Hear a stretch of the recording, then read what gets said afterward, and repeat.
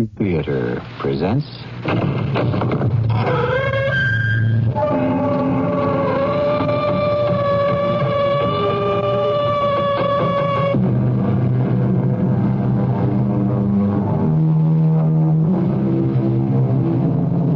in. Welcome. I'm E.G. Marshall. This is a very special occasion for me. I'm to be a little more than your host. This time, I will not only be introducing the story, but telling it to you, acting it out. The Mystery Theater's special Christmas story this year, Charles Dickens' immortal classic, A Christmas Carol, with Guess Who as Scrooge. Bah, humbug.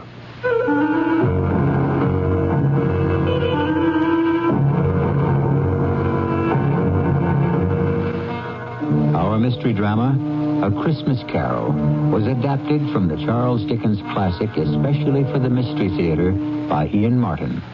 I'll be back shortly with Act One.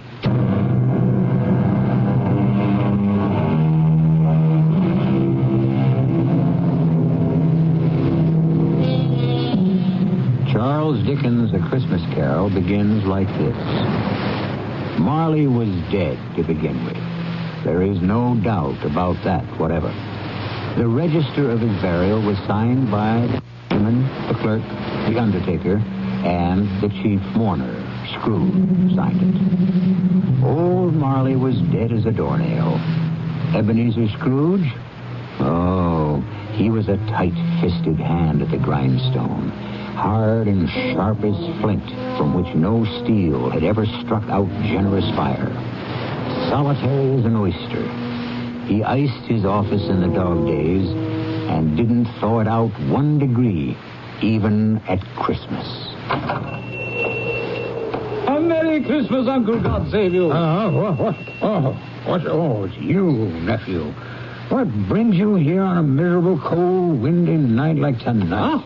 Cold and windy, yes, and the snow falling softly. A perfect Christmas Eve to say, Merry Christmas, Uncle. Humbug. Christmas, a humbug? Oh, you don't mean that, I'm sure. I do. Merry Christmas. What right have you to be merry, or the world at large? What reason have you yourself to be merry? You're poor enough. Oh, come then. What reason have you to be dismal? What reason have you to be morose? You're rich enough. Don't you taunt me, Fred. Bah! Don't indulge yourself in expectations. Humbug. Take me as I am, Uncle, and as the season is, and don't be cross. Where else can I be when I live in a world of fools? Christmas. Phooey. What's Christmas time to you but a time for paying bills without money? Time for finding yourself a year older and not an hour richer. If I could work my will, every idiot who goes about with Merry Christmas on his lips should be boiled in his own plum pudding and buried with a stake of holly through his heart. Oh, come along, Uncle. Can you not let down for once and enjoy yourself? Come along, nephew. Keep Christmas in your own way. Let me keep it in mine. Yes, but you don't keep it. Leave me alone, then. Much good it may do you. Much good has it ever done you? Oh, there are a lot of things, Uncle, from which I've never profited. Christmas among the rest. Except that when it comes around, who can resist it? A kind of forgiving time of year when men and women seem by one consent to open up their hearts freely. So then I say, Uncle, though it never put a scrap of silver or gold in my pocket, I believe it has and will do me good, and so I say, God bless it. Who's that? What's all that there? I'm sorry, Mr. Scrooge. It's just that it is a holiday, and my hands were so cold. Yes, let me hear another word from you, Bob Cratchit, and you keep your Christmas by losing your employment. Oh, please, sir, I humbly beg your pardon. It was just an action on the spur of the moment. Just apply the spur to goad you into finishing your work, Cratchit, and let's hear no more from you. Yes, sir. Well, nephew, why are you here? To ask you to dine with us tomorrow. Dine with you? Never. There's nothing more ridiculous than all the fuss and expense over Christmas dinner. Oh, Uncle, I want and ask nothing from you. Why can't we be friends? Good afternoon. And with all my heart, I'm sorry to find you so resolute. But at least, I wish you a Merry Christmas. Good afternoon. And a Happy New Year. Good afternoon. And be sure to make the front door fast. No wasting of heat here. No extra logs on the fire. Yes, Uncle. Mr. Cratchit. Yes, sir. May I wish you a Merry Christmas and a Happy New Year. The first I am sure of, and I thank you. The other... Who knows what the future holds? Be of good hope. The nerve of all of them. My nephew, Westwell, and Bob Cratchit on 15 shillings a week with a wife and family talking about a Merry Christmas. It's enough to make a man retire to Bedlam. They're all mad. Begging your pardon, Mr. Scrooge, a gentleman to see you. Yes. Scrooge and Marley's, I believe.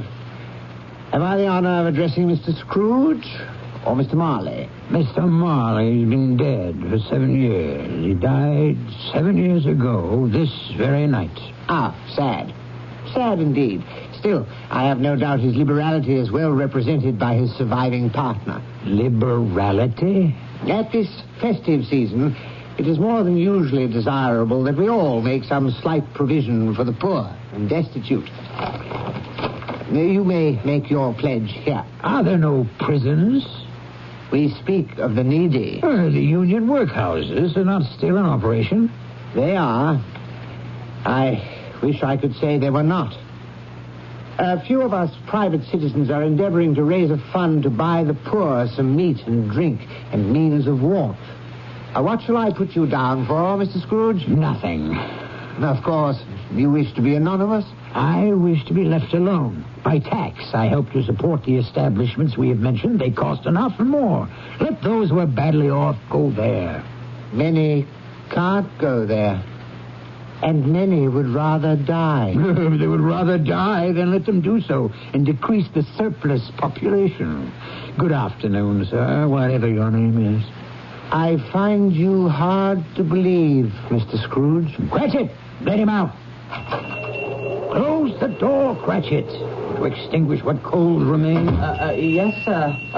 No, sir. Come here. Coming, Mr. Scrooge. You'll want all day tomorrow, I suppose. It's quite convenient, sir. It's not convenient, and it's not fair. If I was to stop half a crown for it, you'd think yourself ill-used, I'd be bound. Well, sir, And yet you don't think me ill-used when I pay a day's wages for no work. I would not presume to have an opinion, but then it is only one day a year. Poor excuse for picking a man's pocket every 25th of December. I suppose I have no choice. You must have the whole day. Just make sure you're here earlier the following morning. I dined my usual melancholy dinner in the usual melancholy tavern. Afterwards, climbed the stairs to my living quarters in the gloom. Something about my door knocker stopped me as I was about to put key in lock. For one strange moment, it looked like Marley. Ghostly spectacles turned up on its ghostly forehead. To say that I was not startled would not be strictly true. And even after I was entered and locked in and my candle lit, I did pause irresolutely before I dismissed it with humbug. Humbug. Still, I was uneasy. Trimming my candle, I walked through all my rooms to make sure all was well. Sitting room, bedroom, lumber room, all as it should be. Small fire in the grate, spoon and basin ready, little saucepan of gruel, since I had a cold. What's that? The front door. The side door. The bell by my bed. The one on the mantel and on the sideboard. What do they herald? Who rings them? The cellar door. And that noise. What? I won't believe it. It's humbug still. Grim Spectre, what do you want with me? Much. Who are you? Ask me who I was. Who were you then? In life, I was your partner, Jacob Marley. Oh, You don't believe in me? I don't. Why do you doubt your senses? Because a little thing affects them. A slight disorder of the stomach makes them cheats. You may be a bit of undigested beef, a blot of mustard, a crumb of cheese, a fragment of underdone potato. There's more of gravy about you than the grave, wherever you are. Humbug, I tell you, humbug. Unbeliever! So, I unwrapped the bandages from about my head to reveal the rotting flesh, the jaw fallen slackly to my breast, the muscles eaten long since by worms. Now, do you believe me for who and what I am? Yes, oh, mercy, dread apparition. Why do you trouble me? I must. But why are you fettered and bound in chains? I wear the chain I forged in life. I made it, link by link. I girded it on of my own free will. Is its pattern so strange to you? Or would you learn the weight and length of the coil you wear yourself? It was full and as heavy and as long as mine these 7 Christmas Eves ago. And you have labored on it since. My once partner in life. What a ponderous chain you have built to drag you down in death. No, Jacob. Oh, Jacob Marley, speak some comfort to me. I have none to give. I cannot stay. I cannot linger anywhere. My spirit never walked beyond our counting house in life. So, in death, weary journeys lie before me. 7 years dead and traveling all the time? No rest, no peace, the incessant torture of remorse. I am here tonight, Ebenezer, to warn you that you have yet a hope of escaping my fate. Oh, you were always a good friend, Sankey. You will be haunted by 3 spirits. That is the hope you mentioned? It is. I think I'd rather not. Without their visits, you have no hope but to shun the path I tread. Expect the first tomorrow, when the bell tolls 1. But couldn't I take them all at once and have it over? Expect the second on the next night at the same hour. The third, when the last stroke of 12 has ceased to vibrate on your mantle clock. And for your own sake, remember what has passed between us. Passed between us. Jacob, do not leave me yet. But he was gone, as if he had never been. And yet, he had been. And Ebenezer Scrooge would never be the same man again. He fell asleep without undressing upon the instant. A sleep that was destined to be disturbed, as I shall relate when I return with Act 2.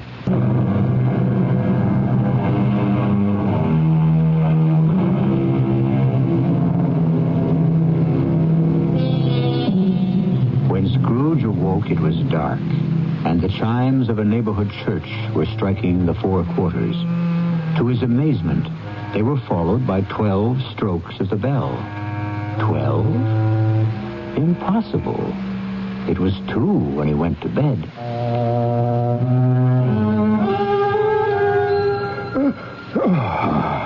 Why, it isn't possible I could have slept through a whole day and far into another night. As I lay, I suddenly remembered that Marley had said a ghost would visit me at 1. Who are you? I am the ghost of Christmas past. Long past? Your past. Don't you recognize me? A strange figure. almost like a child, the outlines dimly seen. It wore a tunic of purest white and a branch of fresh green holly in its hand, in singular contradiction to the dress, which was trimmed with summer flowers. But strangest of all, above its crown sprang a bright, clear jet of light, which illuminated the darkest corner, but obscured the face. And under its arm a cap, which looked for all the world like a candle snuffer. For some reason, I wanted it to put on its cap. The light is blinding. Would you not put on your cap? Would you so soon put out with worldly hands the light I shed? Is it not enough that you are the one who fashioned me this cap and forced me to wear it low upon my brow? Aye. What business brings you here? Your welfare. Well, if you would regard my welfare, you would leave my sleep unbroken. Your reclamation, then. Take heed. Rise and walk with me. I cannot resist your command, but I am an old man, lightly clad and nursing a cold to boot. Do not deny me. Come. Follow me. All of a sudden, I was flying, floating on air. The night had vanished as the city below me, and I was looking down on the country in the clear, cold light of day, with snow dusting the ground. Good heavens! I was bred in this place. I was a boy here. Your lip is trembling. What is that upon your cheek? Nothing. Nothing. The wind makes my eyes water. Lead me where you will. Do you not remember the way? Remember it. I could walk it blindfold. Strange to have forgotten it so many years. Let us set our feet on the road. I will not tell you most of where we wandered as time stood still or raced ahead at a whim. The school where I was a child. The house I grew up in, an orphan. A terrible rush of tears remembering another outcast, a foreigner, an alien who in our mutual loneliness had once befriended me. Poor Alibaba. It's too late now. What is too late? Nothing. There was a boy singing a Christmas carol at my door last night. I should like to have given him something, that's all. What might have been. Let us see another Christmas.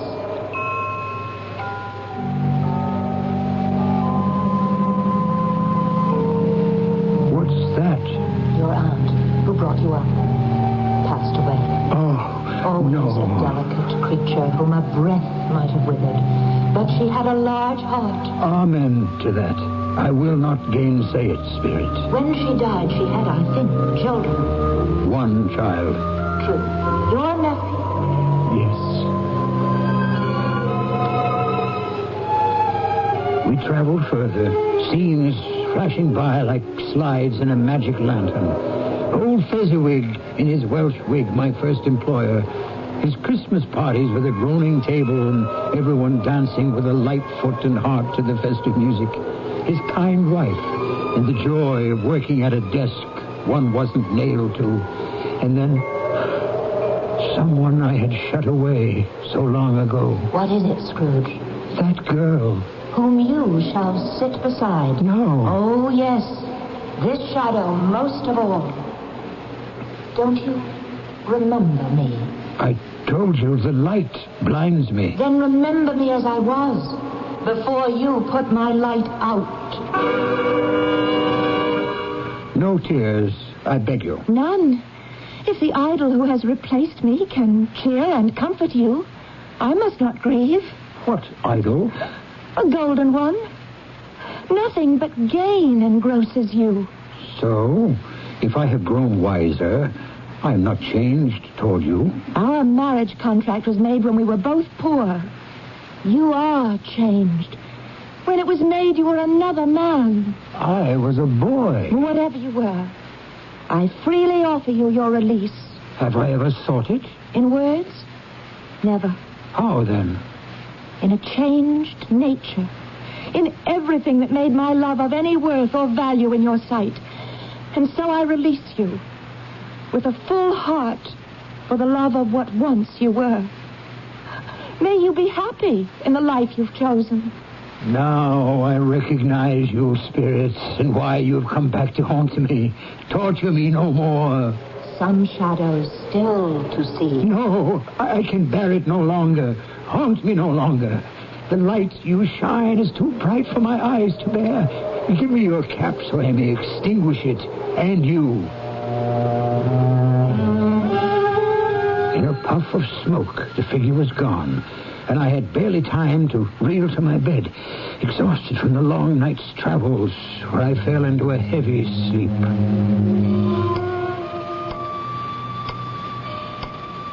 What's that? The clock ticking away.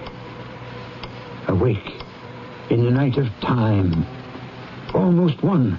When the second messenger Marley sends me from the grave will arrive, what ghastly shape might he take? What hideous form? What torture might this one plan for me? At least I am prepared for anything. Well, prepared for anything, but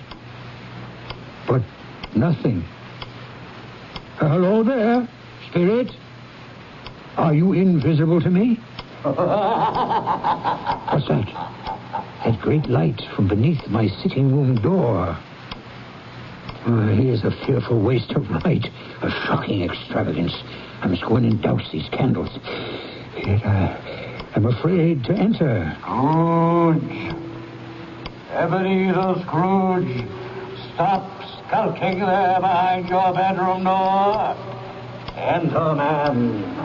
Enter. Why, here's a prodigal spending of light. And a great roaring blaze hot enough to set the chimney flue on fire. Look well on me. Have you never seen the like of me before? Never. It is time your eyes were opened to this and other things. Spirit, I will be no trouble. Conduct me where you will. I went forth last night on compulsion, and I learned a lesson which is working now. Tonight, if you have aught to teach me, let me profit by it. Hold fast to my robe. In the blink of an eye, we were transported to a mean and shabby little house, threadbare but clean as a new washed shirt, and redolent of the mouth-watering smell of goose basking in sage and onion, and aromas of an eating house and pastry cooks next together, which came from the Christmas pudding. Whatever has got your precious father, then, and your brother, Tiny Tim? I never remember him, Martha, as late as this on Christmas Day. What a place is this? House of your clerk, Bob Cratchit. See, here he comes now. That child he carries on his shoulder, with a little crutch in his hand, and his lower limbs bound in an iron cage. The youngest of the Cratchits, Tiny Tim. Why, look at him struggle after the others as his father sets him down. Where are they off to? To watch one of the merriest sights of this merriest of seasons. The golden goose turn on the spit. Shh. Listen. How late you are, my dear, and how cold. Well. Oh, come, sit you down by the fire and have a warm. Lord bless you. After I've had a look at that goose, too. First, tell me, how did Tiny Tim behave through the service? Oh, as good as gold and better. Oh. Somehow he gets thoughtful sitting by himself so much and thinks the strangest things you ever heard. And now, what was it this time? He told me coming home he hoped everyone in the church saw him because he was a cripple. Oh. Because it might be pleasant to them to remember upon Christmas Day who it was made lame beggars walk and blind men see. Oh, I feel so much for you. No. You must not, my dear. Remember the day. Come, let's join the others. Tell me, Spirit, will Tiny Tim live? I see a vacant seat in the poor chimney corner, and a little crutch without an owner. If these shadows remain unaltered by the future, the child will die. Oh, no, kind Spirit. spare him. That from you, recall your own words. If he be like to die, he had better do it and decrease the surplus population. Oh, I am ashamed. And should be, man, if you be man at heart, forbear that wicked cant until you have discovered what the surplus is and where it is. Listen. A toast before we eat to Mr. Scrooge. To me? I'll give you Mr. Scrooge, the founder of the feast. The founder of the feast, indeed. Oh, I wish I had him here. I'd give him a piece of my mind to feast upon, and I'd hope he'd have a good appetite for it. Oh, my dear, the children, Christmas Day. Well, I'll drink to his health for your sake and the day's, not for his. Long life to him. A Merry Christmas and a Happy New Year. Oh, you'll be very merry and very happy, I've no doubt. And now, a Merry Christmas to us all, my dears. God bless us. God bless us, everyone. Yes, Merry. My very name cast a pall upon their happiness. But mark you on the wealth of spirit among them, which thought kindly on a man with as little spirit as yours. In particular, that poor little lad, Tiny Tim. Did you notice how generous he was to end the toast with, God bless us, everyone, including even me? What a valiant little soul, in spite of all his handicaps. Perhaps your eyes are opening at last. But come, you have more to learn. Where now? Your nephew's house. He said that Christmas was a humbug. As I live, he believed it, too. More shame for him, Fred, that my uncle-in-law should speak so. Well, he's a comical old fellow and not so pleasant as he might be. Oh, yes. However, his offenses carry their own punishment, and I have nothing to say against him. And I will have no downturned mouths at this season. So here's a glass of mulled wine to our hands. Let's drink to the old man. Well, he has given us plenty of merriment at that. So, to Uncle Scrooge. A Merry Christmas and a Happy New Year to the old man, whatever he is. He wouldn't take it from me, but may he have it nevertheless. To Uncle Scrooge. To Uncle Scrooge. No, wait. Let me go to them. Explain. Too late for me. The hour grows too late. Away. Where stand we now? This open place. A crossroads where I must leave you. Oh, forgive me what I ask, but I see something strange protruding from the skirt of your robe. That might be a claw for all the flesh there is upon it. Yes. Then see what you must see. From the sanctuary came forth a boy and a girl. Yellow, meager, ragged, scowling, wolfish, but prostrate, too, in their humility. I started back appalled. Spirit, are these yours? They are man's. The boy is ignorance, the girl is want. Beware of them both and all of their degree, but most of all beware this boy, for on his brow I see written doom, unless the writing can be erased. My time is sounding. Wait. Have these pitiful creatures no refuge or resource? I answer in your own words. Are there no prisons? Are there no workhouses? Hold for one moment. Help me. Where should I turn? Turn and face your future. The black phantom that approaches you now. Face your future. Your future.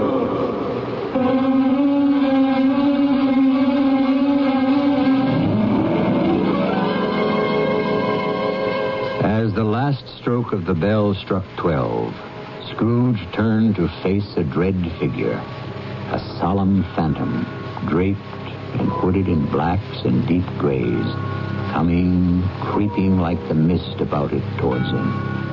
I'll return with Act 3 very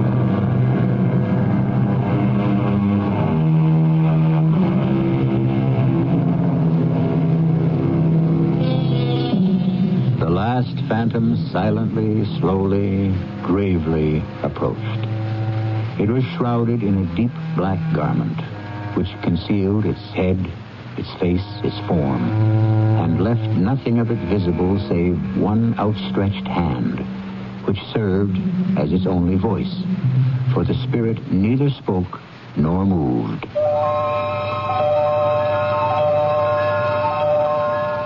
I am in the presence of the ghost of Christmas yet to come. You answer not, but point where we are to go. Lead on, spirit, and I will follow. A great black cloud gathered me and carried me willy-nilly to the streets.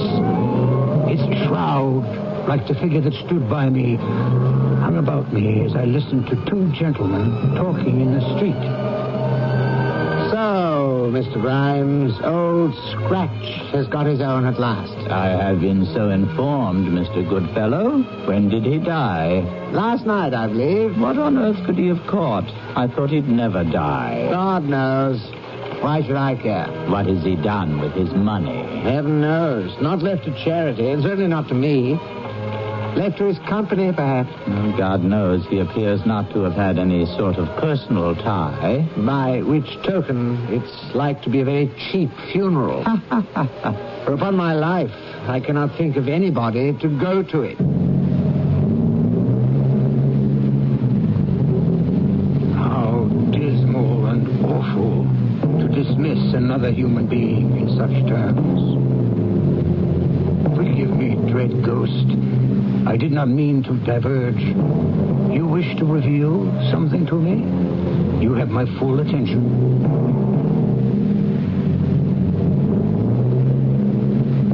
Fred, the news is bad. Bad? We are quite ruined. Oh, no, there's hope for us yet. If he relents. If he forgives or forgave, there might have been. Oh, but it is too late for the miracle. Poor, old, miserable boy. He's past relenting. He's dead. No, wait, spirit, wait. I'm not ready to leave. What else would you have me look on? Tell me again about today. About little Tim on the grave. It would have done you good to see how green a place it is. Oh. But you'll see it often. I promised him I would walk there every other Sunday. My last born. My poor little broken child. Oh, please. I shall break down with you. Oh, my darling. We can all try to be brave, but how can we hide our sorrow? What is more final and dreadful than death? I want to help, Spectre, but something informs me that our parting moment is at hand. Tell me, what man was it I saw lying dead? Very well. You point. Where to this time?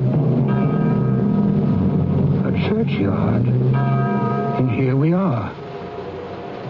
The headstone. You would have me read it? Tell me, are these the shadows of things that will be or may be only? Oh, my own name, Ebenezer Scrooge. Spirit, hear me. I am not the man I was. I will not be the man I must have been from all this intercourse. Why show me this if I am past all hope? For once, you make no motion. Your nature intercedes for me and pities me. Good Spirit, I will honor Christmas in my heart and try to keep it all the year. The three spirits shall strive within me. I will not shut out the lessons that they teach. Oh, tell me I may sponge away the writing on the stone. Give me your hand, I beg you. Give me your hand. I hold you to me. You cannot disappear. You cannot disappear. Oh, bless my soul. What I cling to is my own bedpost. And wait. Perhaps my time is my own to make amends in. Yes, I will live in the past, in the present, and the future. The spirits of all three shall strive within me. Oh, Jacob Marley, heaven and Christmas time be praised for this. I say it on my knees, oh Jacob, on my knees. I don't know what to do. I'm as light as a feather, and I am as happy as an angel. I'm as merry as a schoolboy. I'm as giddy as a drunken man. A Merry Christmas to everyone. A Happy New Year to all the world. Hello there. Oh, hello. Oh, there's the saucepan the gruel was in. There's the door by which the ghost of Jacob Marley entered. There's the corner where I saw the wandering spirits. It's all right. It's true. It all happened. Oh, my God, I don't know how long I've been among the spirits. I'm a baby. I don't know what month it is. Throw open the window and rejoin the world.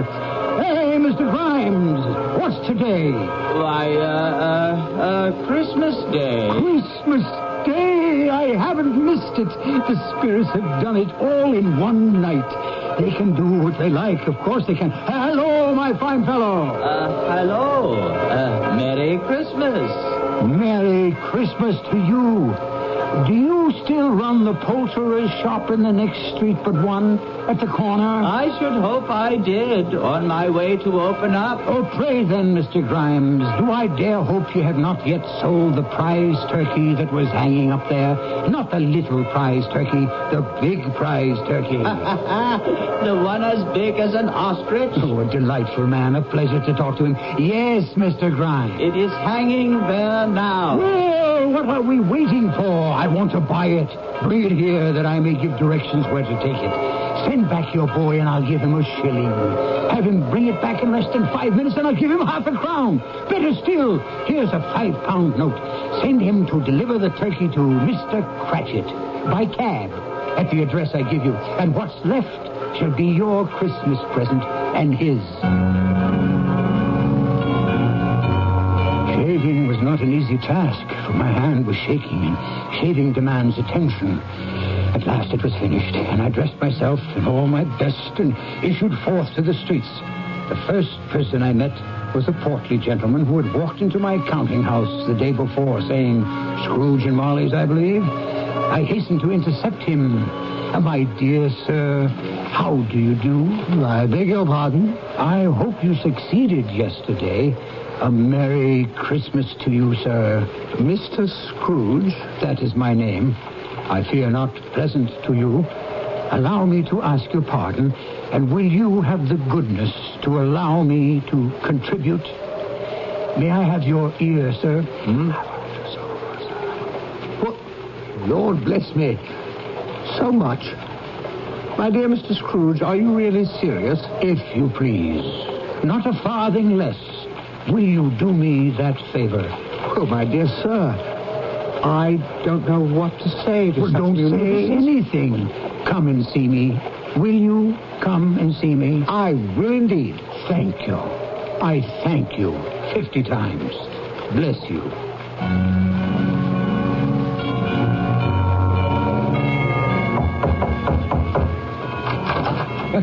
Merry Christmas. By all that's holy, is it you, Uncle? Me, Fred. You did ask me to dinner. Am I too late to take up the invitation? Too late? Will you let me in? Will I let you in? Why, here's the merriest turn a Christmas can take, darling wife.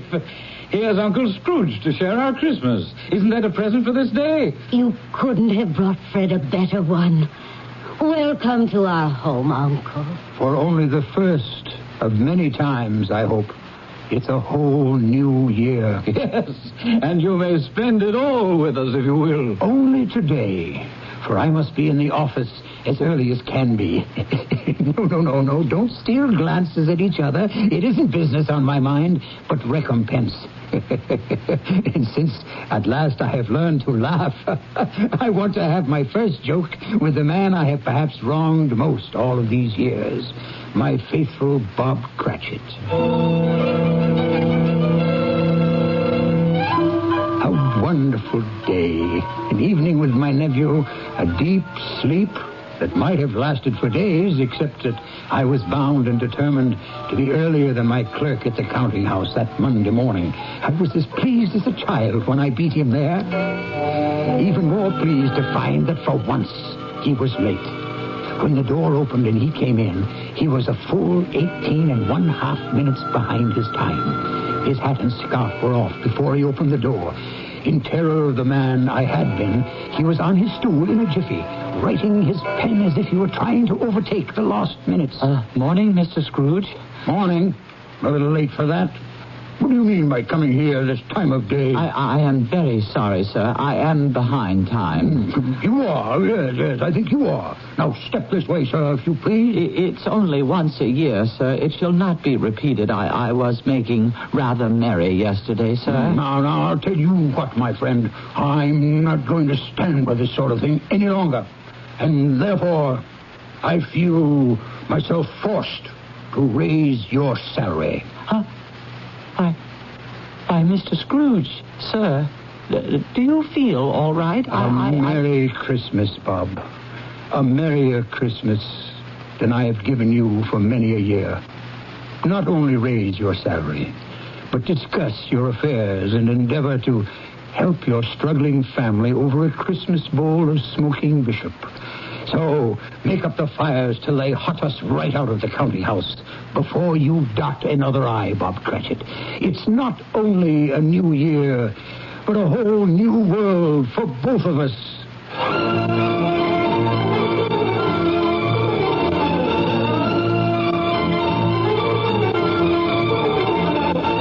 As we all know, Scrooge was better than his word.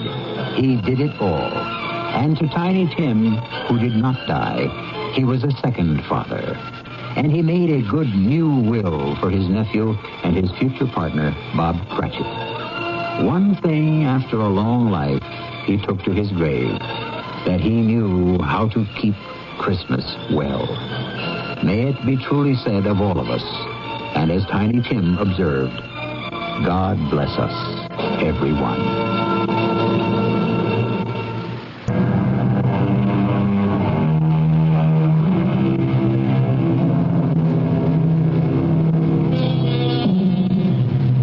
What more is there to say after Dickens' Christmas Carol, except the eternal message it brings?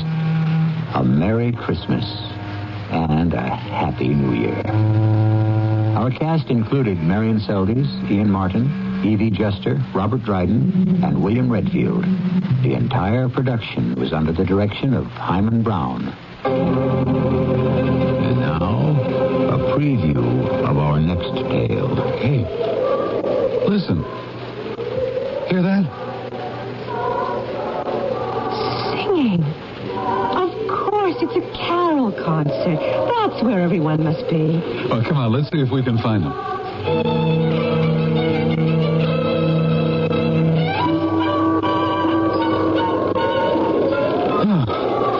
Well, I give up. I don't know where that music's coming from. We've covered so many streets and nothing. Yeah, no one. Oh, hey, honey, you're shivering. I'm scared.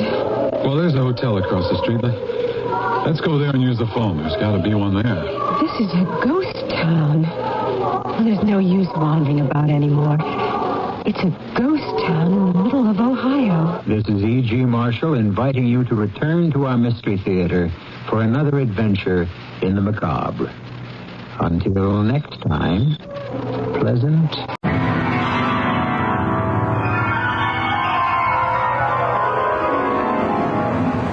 In the dream, you are falling, lost in the listening distance, as dark locks in.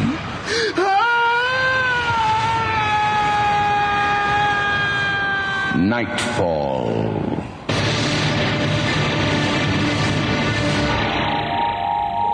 Good evening. Tonight we have a special kind of Christmas story for you. Originally from the precise pen of the English short story writer Marjorie Allingham, our new adaptation is by Don Dickinson and Alan Gutman, and it takes a few liberties with time and place, as well as intent. But the season remains the same. It's 1944, and our setting is rural Ontario. And surely nothing bad could happen on Christmas Day in the morning. All right, now, everybody, here we go for the big finale. Glad to have you with us this year, Judge. We need a good bass. I'll give it my best, Chief. All right, now. 1, 2, 3.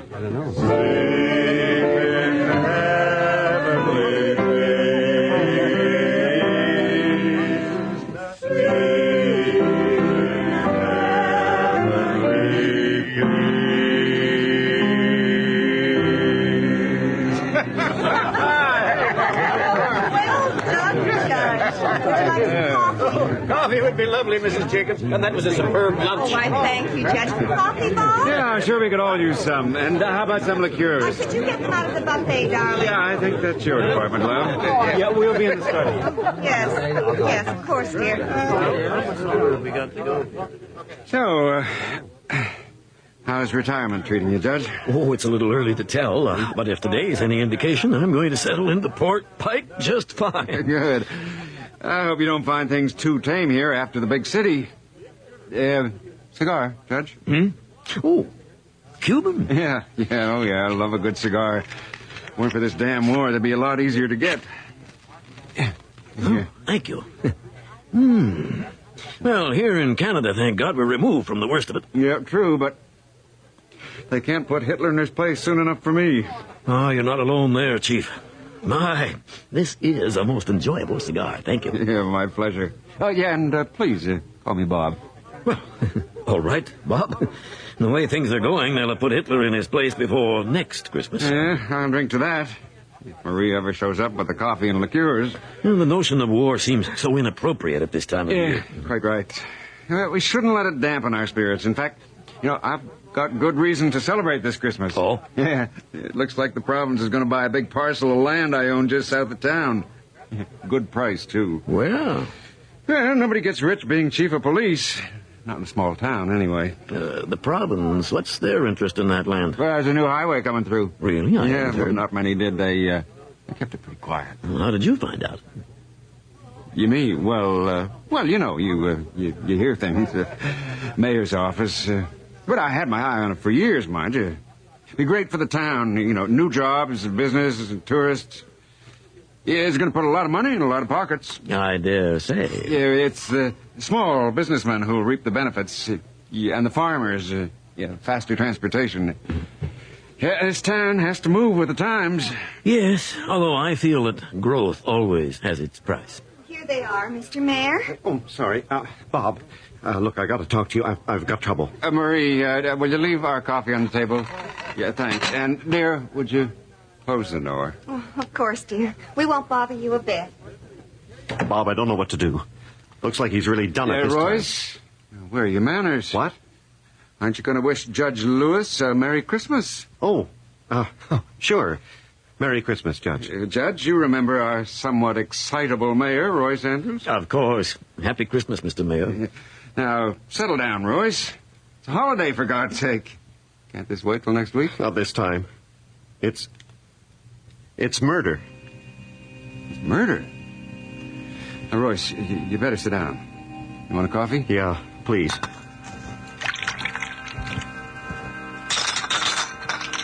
Royce, what? Sorry, Bob. My God, I can't stop shaking. Judge, you'll have to excuse Royce. He's not used to these calamities. I understand.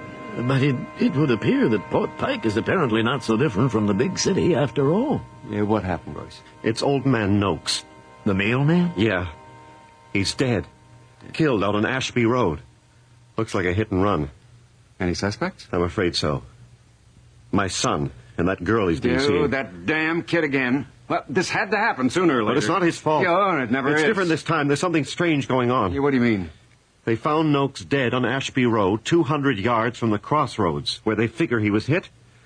But apparently he had just delivered mail to someone a mile off Ashby Road. And what's so unusual about that? Well, do you think he got hit, walked a mile into the bush, delivered somebody's mail, then walked a mile back to the main road to drop dead? That doesn't sound very plausible. Whose mail did he deliver? Some old woman named Marjorie Fison. Lives in the old Benson place. I didn't know anybody lived up there. Neither did I. But she does, all right. A strange one.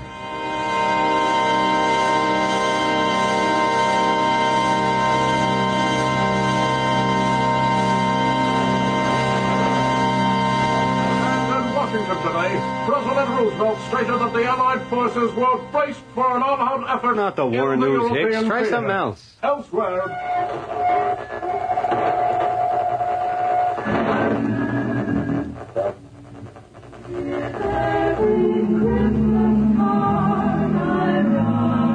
That's more like it.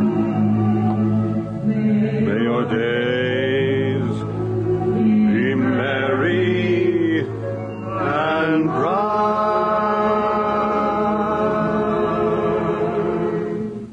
and may all your Christmases be white. Good afternoon, sir. As you were, Benham. Except for the singing. Was Bing Yes, sir. Crosby singing. The radio, White Hicks. Christmas. Stay tuned. Oh, boy, we're going to have to give you a bigger heating budget, Bob. It's freezing in here. You like some coffee? Hicks, get the mayor some. You, Judge? No, thank you. Well, Benham, I understand you were the investigating officer in the Noakes hit and run. Yes, sir. That's correct, sir. Well, get on with it. Tell him about the mail. Tell him about... All right, Royce. Take it easy. Here's your coffee, Mr. Mayor. Hicks, Yes, Chief? we're going to talk to the hit and run suspects. Take them to my office. Right away, sir. Well, Benham, what happened? Beg your pardon, sir, but who's this gentleman? I'm Judge Donald Lewis, retired. I'm here in an unofficial capacity. With all due respect, Judge, I can't see that we really need you. Royce? Well, no, really, Bob. Don't you think this would be better handled as a private police matter? With all due respect, Mr. Mayor, that is your son in custody in there. I'm well aware. And he may be in need of some expert legal advice before the day is out. Oh, I see.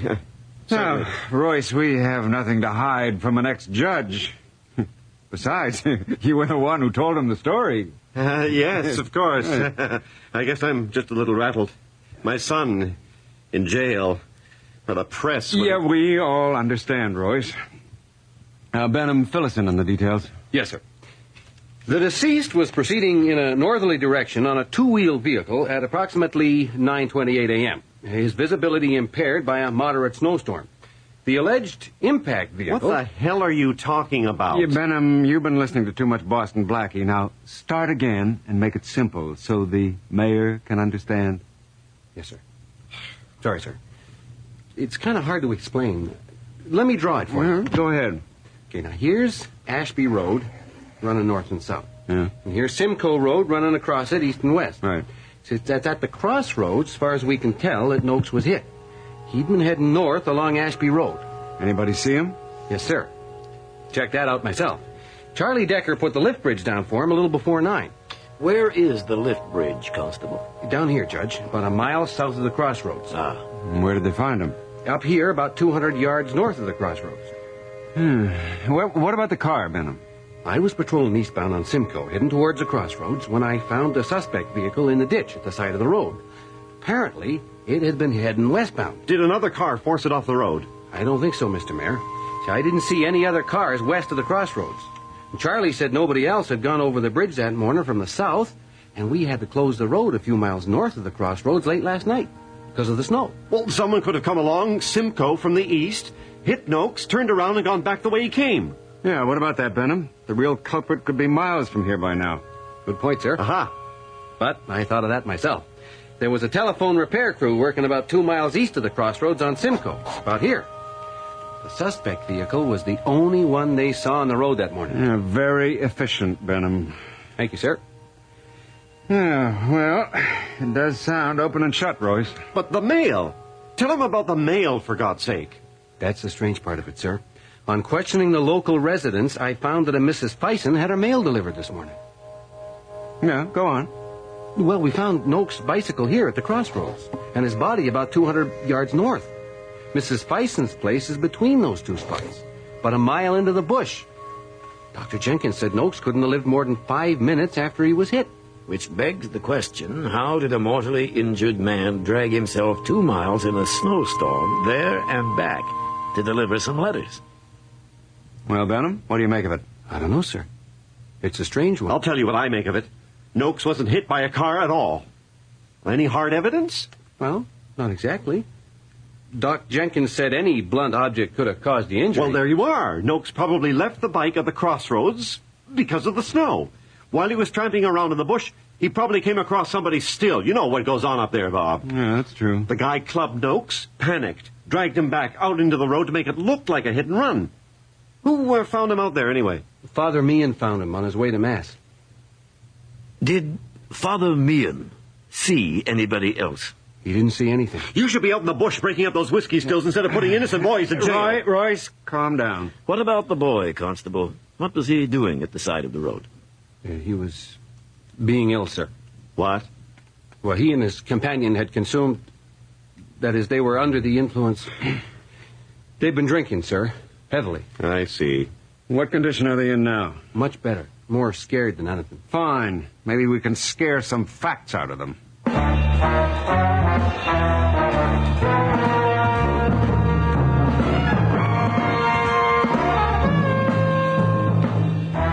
Damn. Look at the time. Probably breaking out the good stuff at the party by now. You want a cigarette? No. I still don't feel so good. Hey, don't worry. We'll be out of here in no time. Get to the party. We'll have a few drinks. Maybe a little fun on the way home. Oh, Jimmy. How can you think about that now? I'm sure we hit him. I'm telling you, we hit the bike. I just keep thinking about that awful thud. We hit him. It was the bike. Now, listen, my dad must have heard about this by now. There's nothing to worry about. Why didn't you stop? Why'd you keep going? 'Cause he was okay. You just keep your mouth shut and everything will... Afternoon, Jim. Carole Ann. Hi. Merry Christmas. Hello, son. Well, Dad, you certainly took your time getting here. Who's this? This is Judge Lewis, son. Hello, Jimmy. He's here to help us. Help us? What do you mean? The car just went off the road. What's the big deal? He's dead, Jim. Now, I know you didn't do it. What are you talking about? Who's dead? Oh, Jim, I knew you should have stopped. Oh, God, what are we going to do? Philip Noakes is dead. Chief, I don't know what you're talking about. I'm telling the truth. Benham, you wait outside, please. What? Oh, yes, sir. I'll be down the hall if you need me. Jimmy, I think you better tell us what you know. I gotta sit down. Well, there's not that much to tell. I admit I saw Noakes. Stupid old man. He's right out in the middle of the road, and he's pushing that crummy bicycle. He pushed it right in front of the car. I sideswiped it, I guess. You guess you sideswiped it? Okay, I hit it. Stupid old... What did Mr. Noakes do? Do? Well, he was mad. He started swearing at me. You should have heard the language. Is that the way it happened, Carole Ann? Well, yeah. Yeah, that's how it happened. So Mr. Noakes wasn't injured at all? No, but he'd have wrung my neck if he'd stuck around. What did I tell you? It had to be somebody else. And then what happened? Well, it was snowing pretty hard. And just west of the crossroads, I must have hit an icy patch and skidded off the road. Were you drunk? No. Judge, you have any questions? Not just now. Then I think we should take a look at the scene of the accident. Bob, these kids have been through a lot today. Sure you're not going to hold them any longer? Yeah, right. I'm sure we could arrange for Pardon them. me, Chief. Perhaps you should examine the spot before you make that decision. Now, see here. No. He's right, Royce. We mustn't show any partiality. I'll have Hicks make you two as comfortable as possible. Benham? Yes, sir. Get my car. We're going out on Ashby Road to have a look around. Yes, sir. Right away. The judge and I'll meet you at the car, Royce. Be right there. You better be telling the truth, boy. The chief has helped me cover up your little adventures in the past, but this time, it's serious. Mr. Andrews, it wasn't his fault. Shut up, you little tramp. I suppose you bought him the liquor. Dad, what are you... Hey, Jimmy! Listen, if this thing goes to trial, there'll be more on the line than your skin. The chief and I have a good thing going. We don't need this kind of trouble. Do you hear me, boy? Yeah. I hear you. And you better pray it's not too late.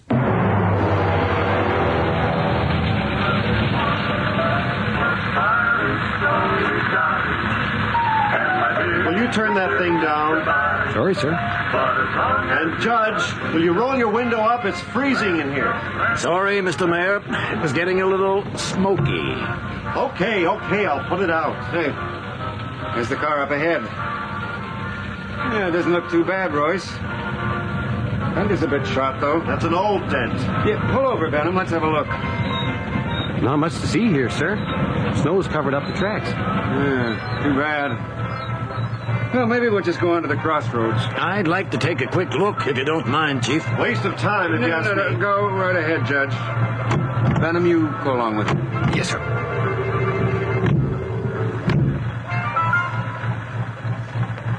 We will continue with our program of Christmas music in a moment. The CBC would like to take this opportunity to wish you season's greetings and a happy, prosperous new year. We now return to our presentation of Christmas music.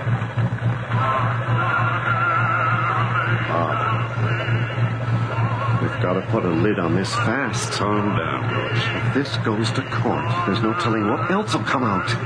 If they find out how we've stretched the law for Jim, it's not much of a jump to uncovering everything else. I think I don't know that. I would you alone could put us away for years. Why have you got that nosy old coot following us around? Listen to me, you idiot. You're the one who shot your mouth off in front of him in the first place. The man was a magistrate. I couldn't get rid of him after he'd heard everything. Okay.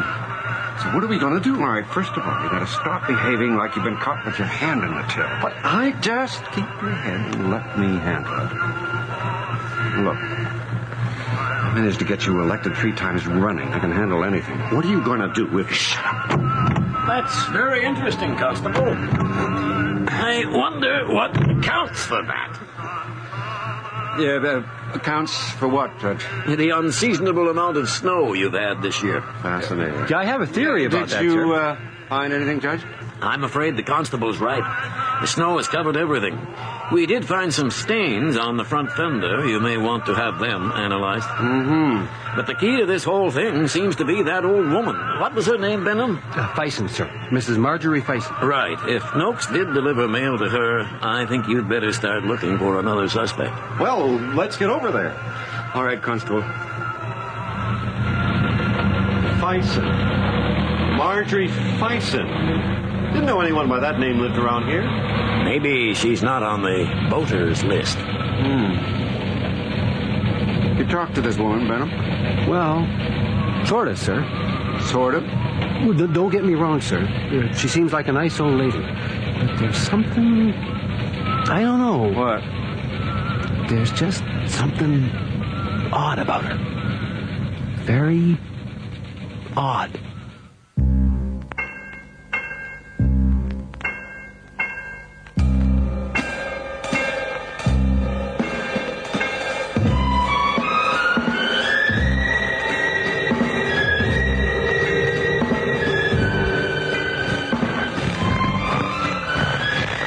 Seems unlikely a dying man could have covered this much ground. Any tracks when you were here this morning? No, sir. The snow had covered everything. You all right, Judge? I'm fine, but I think we're losing the mayor. Hey, my shoe came off. Oh, well, maybe we better wait for him. Is it much farther? Just see the roof behind this hill. Looks a bit run down. Yeah, the place wasn't lived in for years. No wonder. Pretty isolated out here. How close is the nearest house? About 1.5 miles, sir. Damn shoe came off. My foot's wet, and it'll kill me. Where is the place, anyway? Just over the hill. Damn. Probably caught pneumonia out here. Well, this settles my mind. Nobody could make this trip after being struck by a car. Constable, you actually saw the mail Philip Noakes delivered? Yes, sir. They were all Christmas cards. About 15 or 20. Mrs. Fison made a point of showing me each one.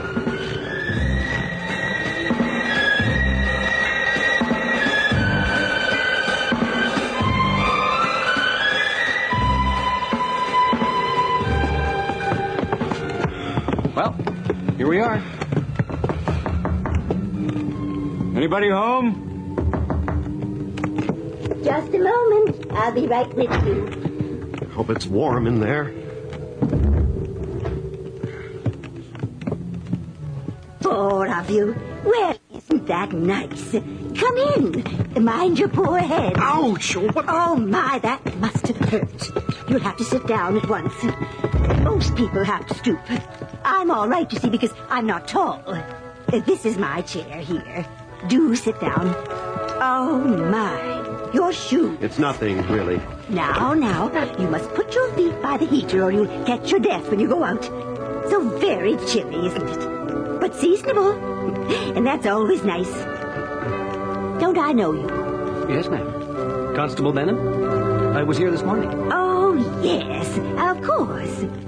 Didn't you have a beard then? No, ma'am. No, of course not. I was thinking of my uncle.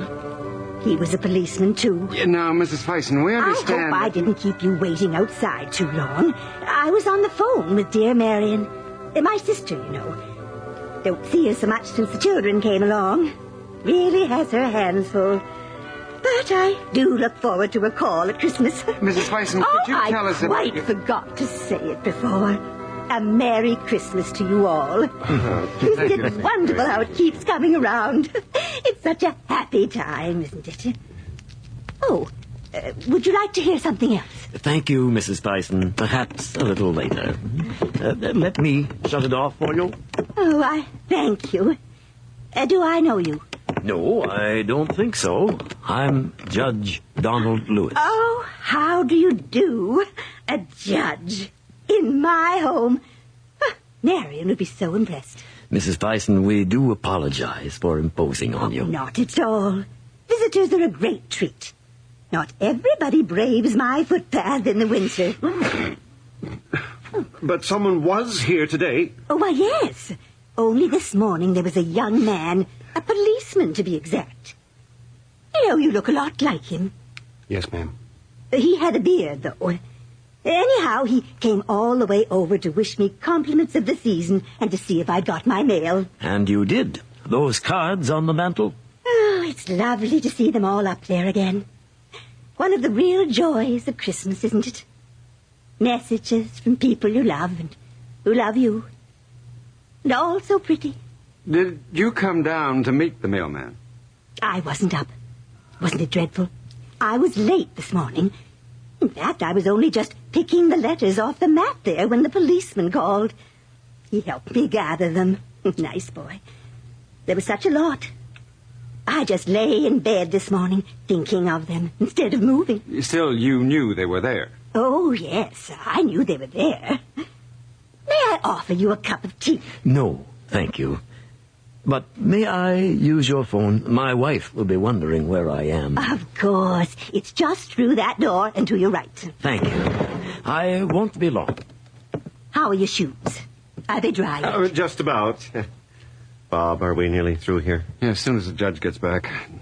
Yeah, living way out here must have its problems. It's not so bad, really. A boy comes out every few weeks with my supplies. A visitor once in a while. And then there are my cards. Don't they look lovely? Yes, quite nice. You were right, young man. That's just the place for them. Thank you, ma'am. You taking up decorating, Benham? That's good. They seem to add so much to the place. This one in particular. It's from my son.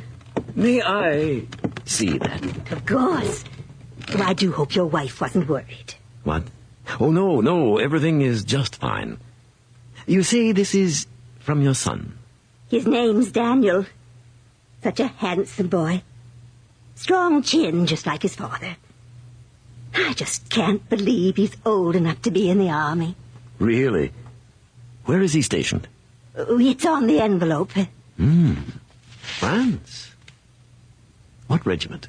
The Argyle and Sutherland Highlanders. I've heard of that one. Well, gentlemen, I think we've taken up enough of Mrs. Bison's time. I'll second that. You watch the beam, Royce. What's that? Duck your head. Thank you for your hospitality, Mrs. Bison. I hope we didn't disturb you. Not at all. Not at all. Here's your son's card. You know, I think I'd like you to have that. What? Oh, no, I couldn't. Your son's card. I'm sure he'd want you to have it, too. Well, Imagine a judge in my house. I don't know what to say. Of course you do. Merry Christmas. A very merry day, indeed. Well, let's go. Yeah, thank you for your cooperation, Mrs. Faison. No trouble at all. Goodbye. Goodbye. Goodbye, Judge. Goodbye, Mrs. Faison.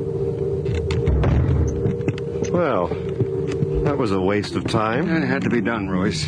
Benham, you better get more men out here and comb the area. Maybe Noak's killer hasn't got too far yet. Right, Chief. If you'd listened to me in the first place, we wouldn't have to come all the way out here. The killer's probably out of the province by now. Not unless he broke out of your jail. I think there's more to this than meets the eye. What? What are you getting at, Judge? Do you see any phone lines? Phone lines? What do you... I thought something was strange when I discovered the phone was disconnected. Mrs. Faison said she had just received a call. You're right, Judge. You can see where the lines used to be hooked up. Yeah, that was the first thing. Then her son's regiment, the Argyll and Sutherland Highlanders. I have a nephew serving with those boys, and they've never been overseas. Not in this war. This war? Take a look at the card. See the date. December 1916. 1916? What's all this nonsense mean? God. It means, Mr. Mayor, that Philip Noakes was nowhere near this place today. What? What we've discovered, gentlemen, is a sad ritual. I guess she'd been putting out the same cards every year from people who are long gone. Poor dear. She probably thinks it is 1916. Then Jimmy... No, shut up, Royce. Yeah, Jimmy did it. And we're going to pay for it. I don't understand, sir. Is something wrong? Leave them alone, Constable. Let them enjoy their Christmas while they can.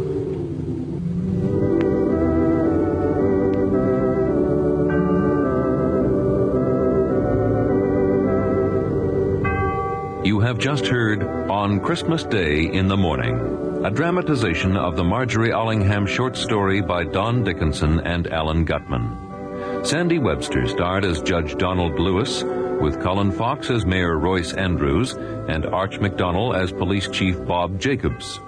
Sandra Scott played Mrs. Faison, and Robert Haley was heard as Benham. Elva Mae Hoover played Mrs. Jacobs as well as Carole Ann. Michael Wincott was Jimmy, and John Stalker played both Hicks and the radio announcers.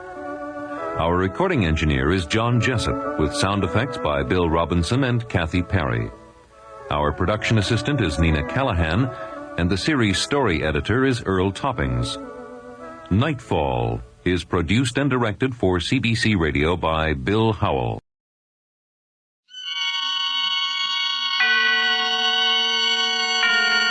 Autolite and its 96,000 dealers present Suspense. Tonight, Autolite brings you Christmas for Carole, a suspense play starring Mr. Dennis Day.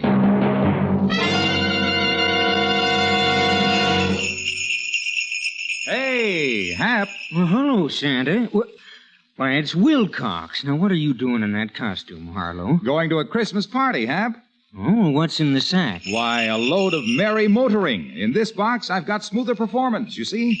Ignition-engineered Autolite spark plugs. Sure, and when you replace worn-out spark plugs with these new Bantam beauties, your car will perform smoother than Santa skidding down a slippery chimney. And what's in this box, Harlow? Fast starts, Hap. Well, these are ignition-engineered Autolite spark plugs, too. You bet. And they're unmatched for quick starts because they're designed by the same Autolite engineers who designed the coil, distributor, and all the other important parts of the complete ignition system for many leading makes of our finest cars. That's why ignition-engineered Autolite spark plugs work as a team with your car's ignition system. And that's why they're world-famous for quality and dependability. And I suppose you're giving gas savings in the third box, eh, Harlow? You guessed it, Hap. So, friends, have your Autolite spark plug dealer replace worn-out spark plugs with ignition-engineered Autolite spark plugs. Choose either the standard or resistor type. And remember, you're always right with Autolite. And now, with Christmas for Carole and the performance of Dennis Day, Autolite hopes once again to keep you in suspense.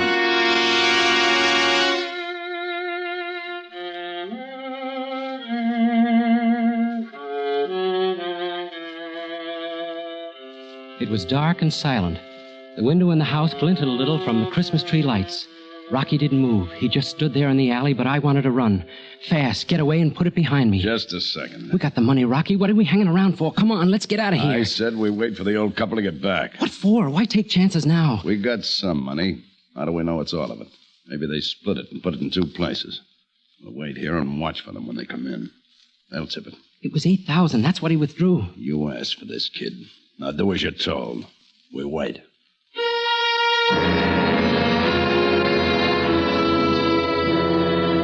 I couldn't help being scared. This was my first job, my first and last. I just wanted that money. I wanted it fast and short, and I wanted to run away from it and forget it. A one shot. That's why I got hold of Rocky Perea. Lucky. I had to be lucky just this once. For Carole, not for me. It was for Carole. Nothing else I cared about, see? It didn't seem possible now that 3 days ago I hadn't known Rocky, hadn't needed him.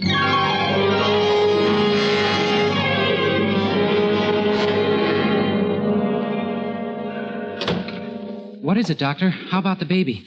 Your wife must remain in bed. Serious? No, not serious, but she's got to stay flat on her back. A nurse. You should have a nurse with her all the time. Oh, but it's 2 months away, Doctor. It's just a question of keeping her relaxed and quiet, not letting her do any work around the house, lift things, or even walk. Okay, Doctor, and she'll be all right? There's one other thing.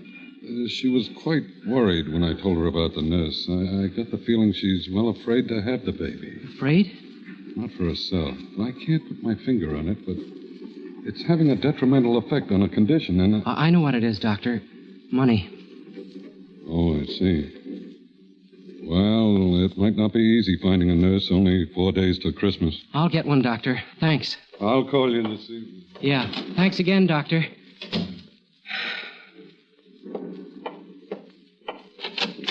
Paul? Sweetheart, it'll be all right. I'm going to get the nurse to take care of you. I'll be able to get up and around in a day or two. Not if you want that, son.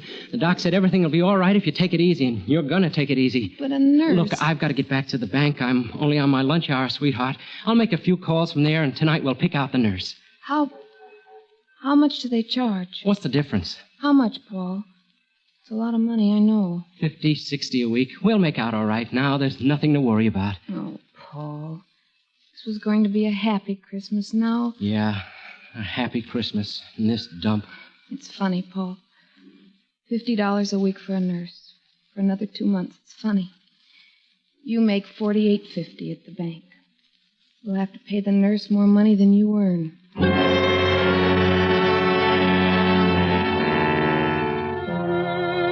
Yeah, more money than I earn. You know how it is being a bank teller? Feeling, seeing, handling money, taking in money, paying it out. When I went back to work, I was seeing it for the first time with something more than a detached feeling. Thinking, I need this money, I need this money, I need this money. How I need this money. For Carole and the baby. It was almost 3 o'clock when Eddie the bookie came in. Hi, Paul. Good day yesterday. And big action in a few days. Santa Anita opens. Yeah, people like to throw their money away. They throw it, I catch it. Eddie, could I see you later? You ready to make a deal? I want to talk to you. What time you through? 5 o'clock. Meet you outside at 5 o'clock.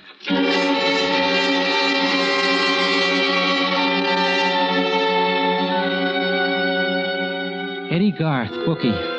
He quit school in the 7th grade. I held out and went through college. And all these years he's tried to get me to go in with him, to run his office, do the bookwork. He was waiting for me when I finished work.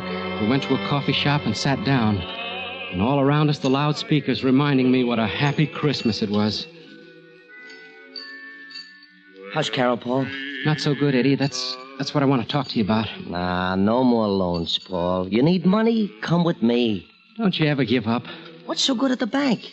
$25 for a Christmas bonus? Look, Eddie... Come in with me, now. With Santa Anita opening. I can work the outside, get new accounts. Eddie... And I'll give you 10% of those accounts, Paul. But I won't lend you the money. I'd be a sucker to lend it to you. I'll give it to you if you come in, but I won't lend you anymore. Okay, Eddie. Forget it. I'll get it some other way. I don't get it. What's wrong with my deal? Look, Eddie, how many times have you been rousted by the Vice Squad? Plenty. Well, and every that time they book you and they fingerprint you and take your picture. So what? They never have anything on me. It's on your record, Eddie, as long as you live. Ah. Sure, I need money. Maybe I'm getting close to the time when I'm not too choosy about the way I get it. But it won't be your way. What are you talking about? If I ever break the law, it's going to be with the right guy and it's going to be the right job. Now, you're dreaming, Paul. You'll still be in that cage 10 years from now. I'd hit and run. One job with enough out of it to make it worthwhile. That's the way to be, Eddie. A one shot. There is no such thing, Paul. You do something like that, you're stuck in it. And you're worse off than if you came with me. Think about it, Paul.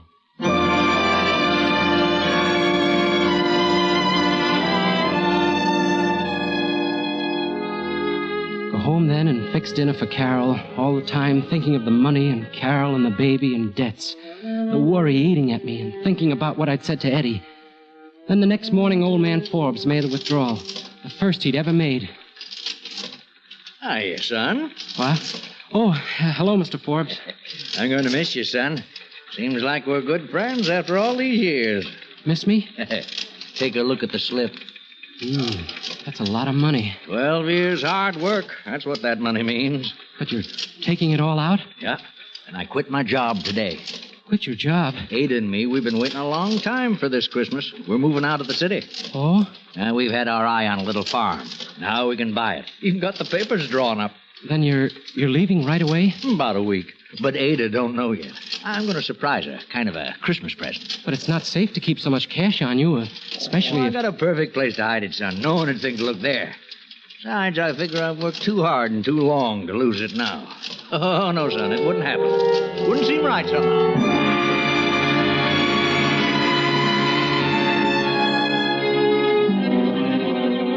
It stayed with me and it grew.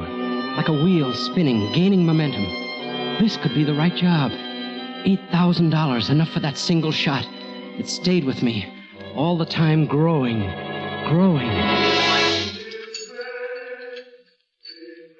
Yeah, lunch is on me, Paul.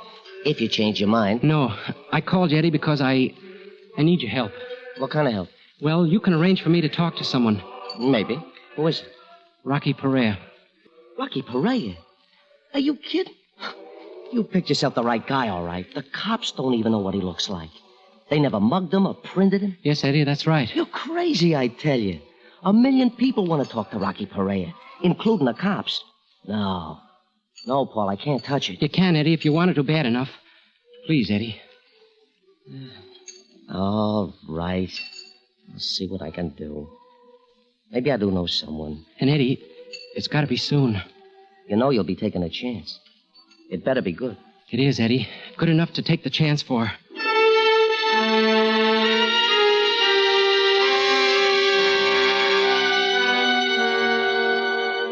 That was 2 days ago, and this morning Eddie came through. A certain friend, Rocky's only outside contact, told him to keep an eye on a house on Hoover Street. Eddie gave me all the dope, what Rocky looked like, how he'd act, what to expect. And early this evening, I told Carole I was going out for a while, that I'd borrow the money from Eddie, and we wouldn't have to worry about paying it back for a while. That's what I told her, but that wasn't the answer. The answer was at the house on Hoover with Rocky Perea.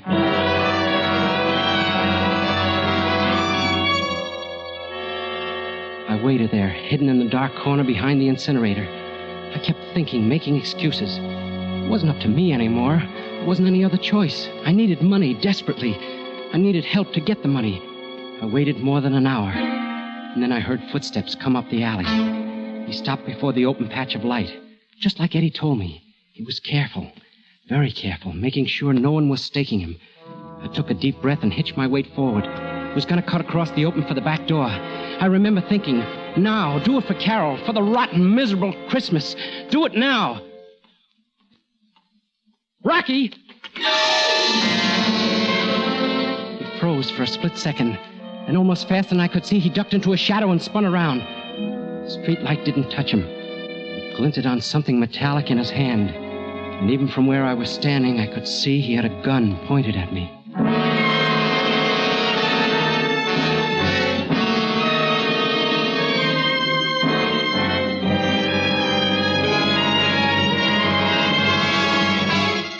Autolite is bringing you Mr. Dennis Day in Christmas for Carole. Tonight's production in radio's outstanding theater of thrills, Suspense.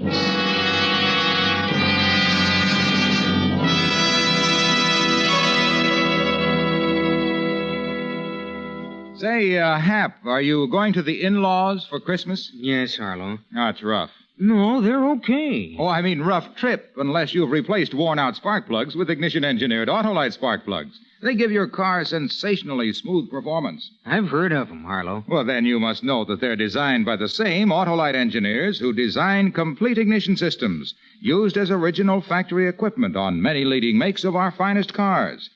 That's why ignition-engineered Autolite spark plugs work perfectly with your car's complete ignition system. The folks really treat us right. You mean the Autolite spark plug dealers, eh, Hap? Well, they'll replace worn-out spark plugs with ignition-engineered Autolite spark plugs for smoother performance, quick starts, gas savings. After we visit them, we always find... Find what, Hap? That you're always right with Autolite, Harlow. And now, Autolite brings back to our Hollywood soundstage Mr. Dennis Day in Elliot Lewis's production of Christmas for Carole, a tale well calculated to keep you in suspense.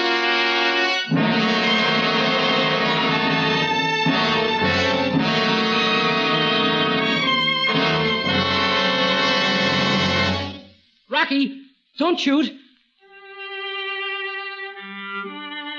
It was a good thing I'd said it. His gun was aiming front and center. He crouched there looking at me, his eyes flat and hard, then his voice deep and tight and deadly. Who are you? I'm not a cop, Rocky. Come close so I can see you better. Sure, Rocky. I just want to talk to you. You call me Rocky. You been talking to anyone? I've been watching you. I know you're Rocky Perea. You've been watching me? What for? You're wanted, Rocky, and you need money. Who are you? Where'd you come from? That doesn't matter, Rocky. This is a business deal. I figured it out very carefully. You need money, well, so do I. And I got a way to get it. Just like that, eh? And, Rocky, I'm not staying. This is a one-shot deal. A one-shot? There's no such thing. That's the way it's got to be. We do this job together and we're through. We never see each other again. I sure ain't gonna go looking for you. But you won't quit. Not if it comes off easy. I'll quit, Rocky. What's in this for me? Half. $4,000. Huh. Well, kid, you ain't dumb by any means, staking me out like this. Almost smart enough to be a copper. You got guts, too. Tell me, you got a family? There's no one to stop me. I have a job that doesn't pay enough. This'll raise my salary. You want this one haul, then it's back to your job, eh? Yeah. Is it a deal? What's the job? I have a car. I'll tell you on the way. If you go for it, okay. If not, we forget the whole thing. Okay, kid. I'll listen to it. Let's go driving.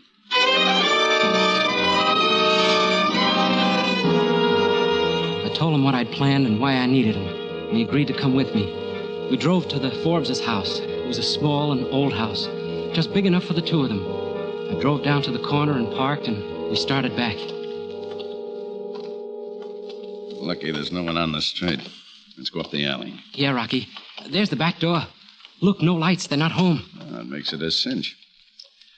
Okay, go on, take it. It's your baby. Rocky, I'll have to break a window. Yeah. You want me to hold your hand? I'll wrap my jacket around my fist. That'll keep the noise down. Why don't you write me a book? Okay, I'm going.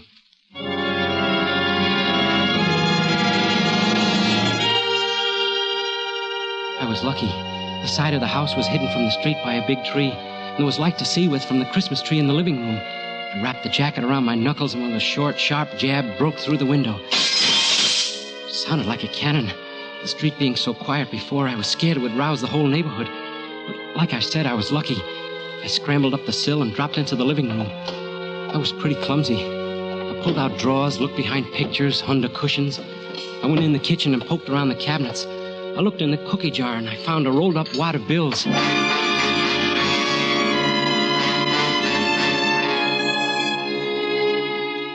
It was money, all right, but only $40. The old lady's secret treasure. I put it back and went into the living room again. Looking around, nervous, I stumbled on the Christmas tree and knocked it over. And then I remembered what the old man had said. A Christmas present for his wife. And I knew it was somewhere on that tree. There were Christmas stockings and favors and little red boots in and around the tinsel and the lighted bulbs. and I found the $8,000 hidden deep in one of the stockings. Got it, Rocky. Let me see it. It's there, Rocky. It's all there. Yeah, $8,000. I guess I'll hold it. Come on, let's go. Take it easy. We're going to stick around for a while. Stick around? What for? Well, we got some money. How do we know it's all of it? Maybe they split it and put it in 2 places. We'll wait here and watch when they come in. They'll tip it. It was $8,000. That's what he withdrew. You asked for this, kid. Now do as you're told. We'll wait. I couldn't help being scared. My first job. My first and last. A one-shot. I wanted to get away fast, run and put it behind me. But Rocky just stood there, like he didn't have a worry in the world. Listen, kid. They're ringing for us.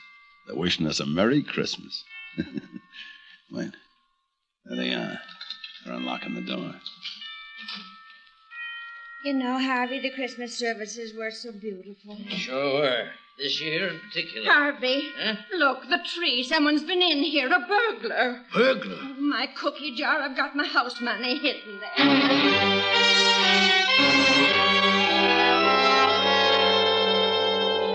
The old lady ran to the kitchen, but Forbes knew where to look, and he knew it was gone. Rocky was grinning, his face lit up like floodlights. Let's go, Rocky. We've seen enough. No, hold on a minute. It's all here, Harvey. I wonder what he was after. Ada, it's gone. All the money. All what money? $8,000. I took it all out of the bank. Ada, I quit my job. It was going to be a surprise. No. Every penny we had in the world. Oh, Harvey. All that money. No, it'll be all right, Ada. Oh, 12 years you worked so we could have something. Well, I can keep on working, Ada. I'll do it all over again. Oh, you can't work anymore. The doctor. Oh, what's a person to believe? You work so hard and we do without things for 12 long years, and for what?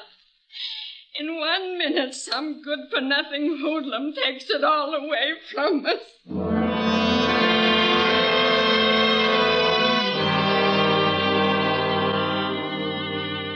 I looked at Rocky standing there next to me, his face split by that grin. It was funny to him, something to laugh about, to gloat over. That's why he'd stayed. Suddenly I knew I couldn't go through with it. Me, the guy who needed the money so bad, the guy with the bright one-shot idea. Quite a show, eh, kid? Come on, let's go. He moved off a few steps, but I just stood there, knowing what I was going to do. Come on, I said, let's go. Knowing what I was going to do. No, Rocky, we're not going. Huh? I said we're not going, and neither is the money. What's that? Don't, Rocky. I've got a gun, too. What's got into you? I'm going to give that money back, Rocky. I can't stomach this. Give it back. You're crazy. No, Rocky. I just didn't see deep enough. Old people like this. This was your idea. I ain't responsible for it. I know, Rocky, but I can make it right. Suppose I don't give you the money. Then I'll kill you, Rocky. Okay, kid. You got the gun.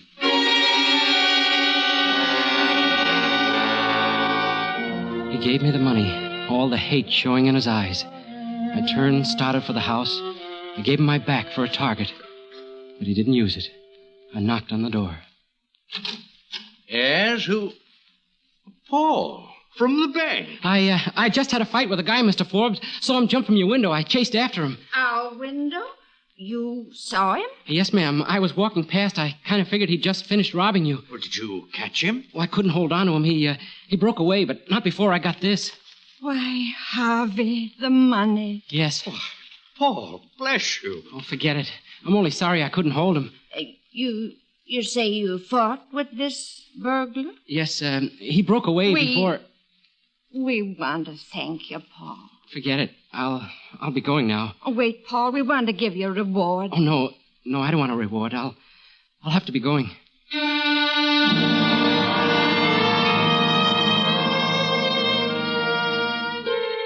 I stopped there on the porch for a minute, afraid to go back to Rocky. Suddenly terribly afraid of what he'd do to me. The old couple was still talking, loud, like old people do. Yes, it all happened so fast. I'll always wonder about that boy. What made him bring the money back? He's honest, Ada. I know him from the bank. Oh, fiddlesticks, Harvey. He didn't fight with anyone. What do you mean, Ada? Well, his clothes, why, the whole story he told us. Your young friend took the money in the first place. Ada, I believe you're right. Of course I'm right. Now, what on earth made him change his mind like that? It's Christmas, Ada. Merry Christmas.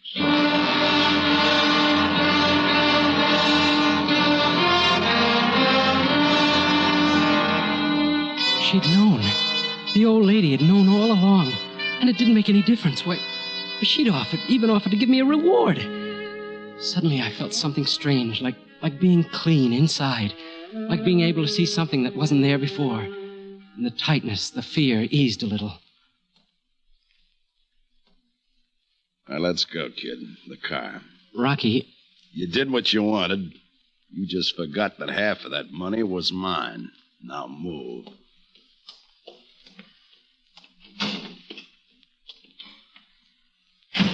Get it moving.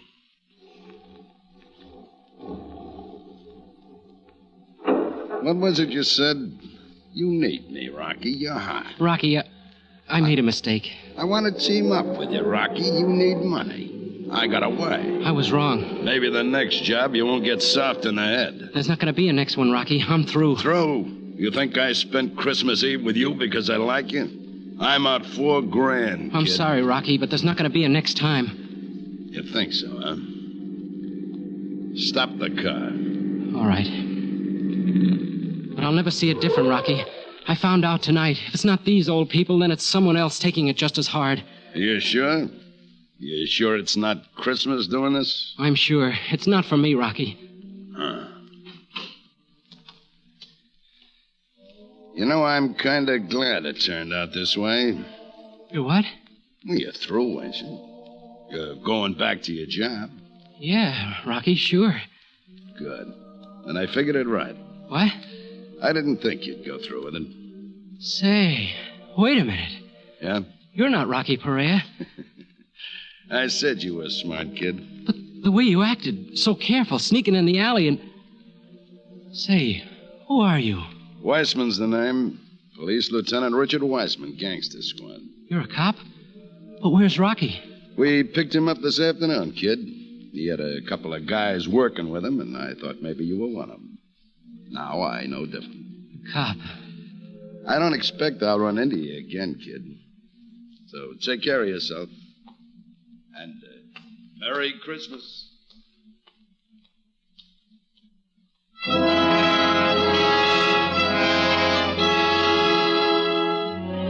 Lucky. All the breaks. But I was no better off than this morning. There was still money, 2 months paying the nurse. There was still the worry for Carole.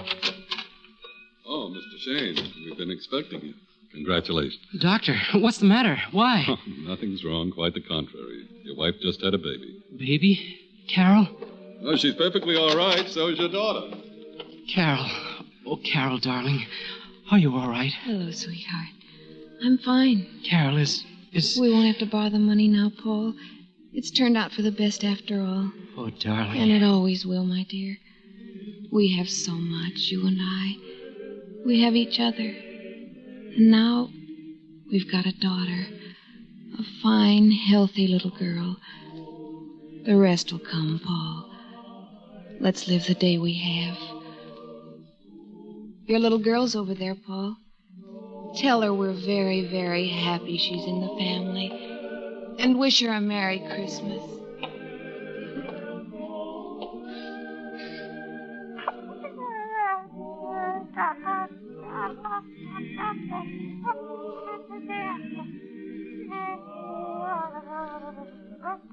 The first Noel, the angel did say, was to certain poor shepherds in fields as they lay, in fields where they lay keeping their sheep on a cold winter's night that was so deep. Look, Carole, look. She's smiling.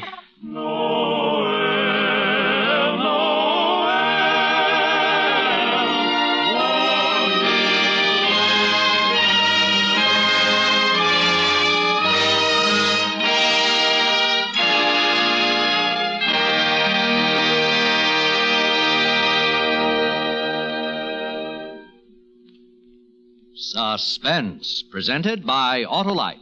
Tonight's star, Mr. Dennis Day.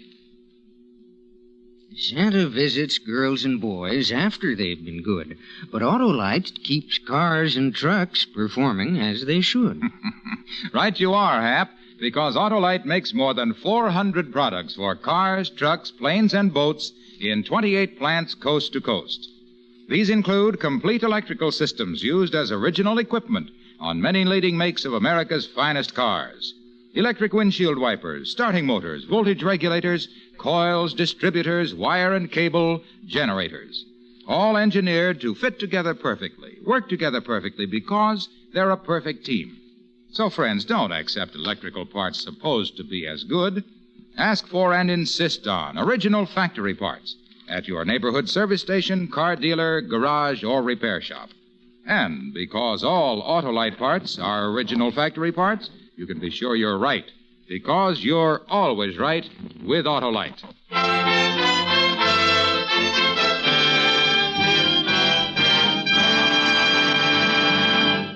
Next week on Suspense, Mr. Cornell Wilde, a star of A Ring for Maria. And in weeks to come, you will hear such famous stars as Mickey Rooney, Ginger Rogers, Eve Arden, and Ezio Pinza, all appearing in tales well calculated to keep you in suspense.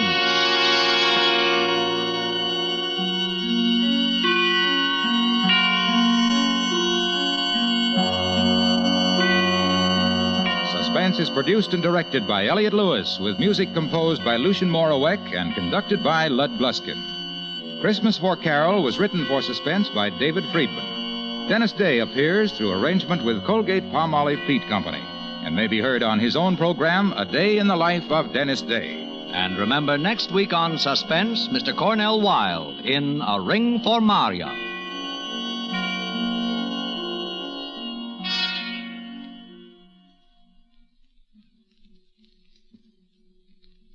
This is Harlow Wilcox again.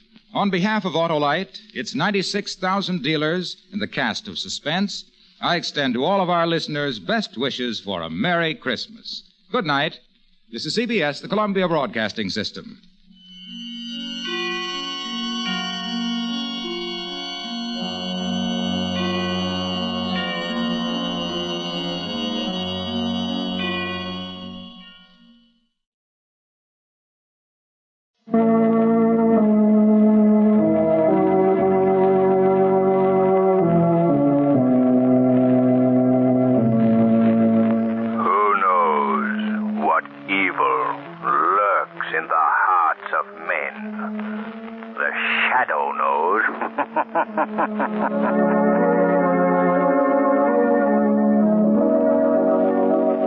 Ladies and gentlemen, as we near the start of the happy holiday season, the Blue Coal Dealers of America wish you, the members of their vast unseen audience, the merriest Christmas ever. And they present as their special Christmas gift to you a heartwarming Yuletide adventure of the Shadow.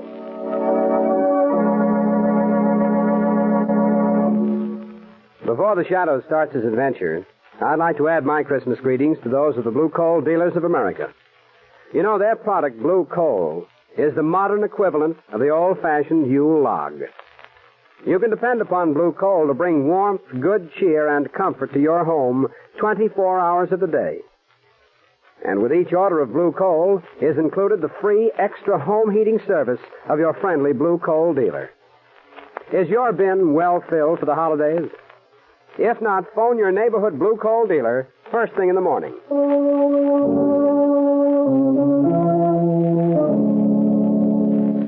The Shadow, mysterious character who aids the forces of law and order, is in reality Lamont Cranston, wealthy young man about town. As the Shadow, Cranston is gifted with a hypnotic power to cloud men's minds so that they cannot see him. Cranston's friend and companion, the lovely Margot Lane, is the only person who knows to whom the voice of the invisible Shadow belongs. Today's drama, Joey's Christmas Story.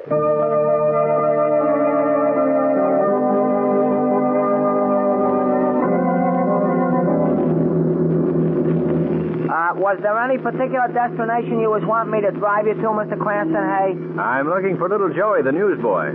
Oh, well, if it's a paper you want, I could stop at any... No, we're looking for Joey, Shrevey. We have a special date with him that we keep every Christmas season. Oh, you mean like a rendezvous, huh? That's right, Shrevey. Every year for the past 3 seasons, we've taken Joey on a tour of the toy sections of all the department stores. Oh, well, now, ain't that nice?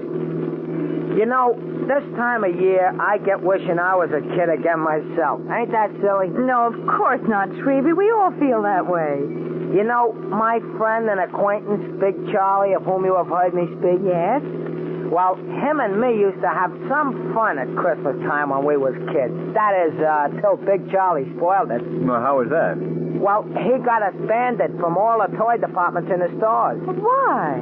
Oh, just on account of one peachy little thing he used to do. Well, what was it? Giving Santa Claus a hot foot. That was a fine thing to do. Oh, look, come on. There's little Joey on the corner. Stop your cab, Shrevey, will you? Hey, Mr. Cranston. Gosh, I thought maybe you wasn't coming. Well, how are you, Joey? I'm fine, thanks. Hello, Miss Lane. Hello, Joey. Are you all set for our little excursion, Joey? Well, I still have a couple of papers left. Oh, well, how many papers have you? Let's see. 2, 4, 6, 8, 10, 11. 11 I got. 11, eh? Well, do you think $5 would pay for them? Gosh, $5. Gee, Mr. Cranston, you shouldn't give me that much sister. Now, throw your papers away and we'll hop into the cab. Well, would you mind if I don't throw them away? Well, I mean, it's being almost Christmas and everything. Well, I like to give them away to some certain people who couldn't maybe afford to buy one. Why, sure. Go ahead, Joey. Gosh, thanks again, Mr. Cranston. Hey, Willie, here's a paper. Compliments to Joey. Oh, he's a swell kid. Look at him. You'd think he was giving away $1 million. That's just about what it is to him, too. Yeah, that kid is a regular character. I hope he saves a paper for me, hey? Oh, Shrevey, I don't think you're on his charity list. That's what I get for owning a cab. I got rid of them all but one, Mr. Cranston. Well, good. Let's get into the cab. Okay. That's it. Well, why'd you save the one paper, Joey? Oh, that's me old friend Hobo Sam. He gets a lot of good out of a paper. Really? How's that? Well, when he finishes reading it, he wears it inside his shirt to keep warm. And the evening record's the warmest paper in town. They should advertise that. As I says before, that kid's a character, huh? Hey? Well, you tell us where Hobo Sam can be found, and we'll stop off there before we go to the stores. He's down the street away. Hey, look, there's my pop. Hey, would you please go slow past this corner, Mr. Shrevey? Oh, sure thing, sure thing. Every little bit helps, thank you. Hiya, Pop! Hello, son. Pop, gee, doesn't he look nice, though? I bet you that he's the best-looking street corner Santa Claus in the whole world. Joey, how long has he been doing that job? Oh, ever since the holiday season started. He kind of needed a job, too. You see, he ain't been able to get much work the last couple of years. Well, it's good that he's found something at Christmas time anyway, Joey. Yeah, that's what I told him. But the money he's been making on this job is going out for back rent and bills and things. It ain't really Christmas money. Oh, so your prospects for Christmas are still none too bright. Well, Mr. Cranston, I ain't worried. Pop will find some way for us to have a good Christmas. You see, when he's worried like of anything, me and him take a walk down by the docks. We sit on the pier and watch the water going by. You know, Pop says that watching the water like that makes him all easy inside again. See, I like going down there with him. You know what I mean? I know what you mean, Joey. Well, I figured you'd probably... Hey, look! There's Hobo Sam. Hey, will you stop a minute, Mr. Shrevey? Yeah, to be sure, to be sure. Hey, Sam, wait a minute. I got something for you. Excuse me, please. I'll be right back. All right. I got a paper for you, Sam. Lots of ads in it, too. It's practically an overcoat. Oh, Lamont. I wish there was something that we could do for Joey's family as well as for him. We will, Margot. We will do something. But it can't be charity. They're much too proud to accept that. There must be some way to help, though. We'll find a way. Leave it to me. Okay, I'm ready, Mr. Cranston. Well, how did Hobo Sam like the paper? I say, was he glad to get the paper? Oh. Hobo Sam. Oh, Hobo Sam, yeah. Well, what's the matter, Joey? You seem worried. Well, I just found out something from Hobo Sam. Oh, what? He just told me that the father of one of the kids I run around with was on his way to a house on Water Street to murder a guy. What? A guy murdered, did he say, hey? Did you get the address? Yeah, 18 Water Street. Well, we better notify the police at once. They ain't time for that, Mr. Cranston, but you could help. How? Well, you got a reputation as a gentleman detective, like, and you could do something about this yourself. Well, What is a guy being murdered, Mr. Cranston? Very well. Shrevey, 18 Water Street, and hurry.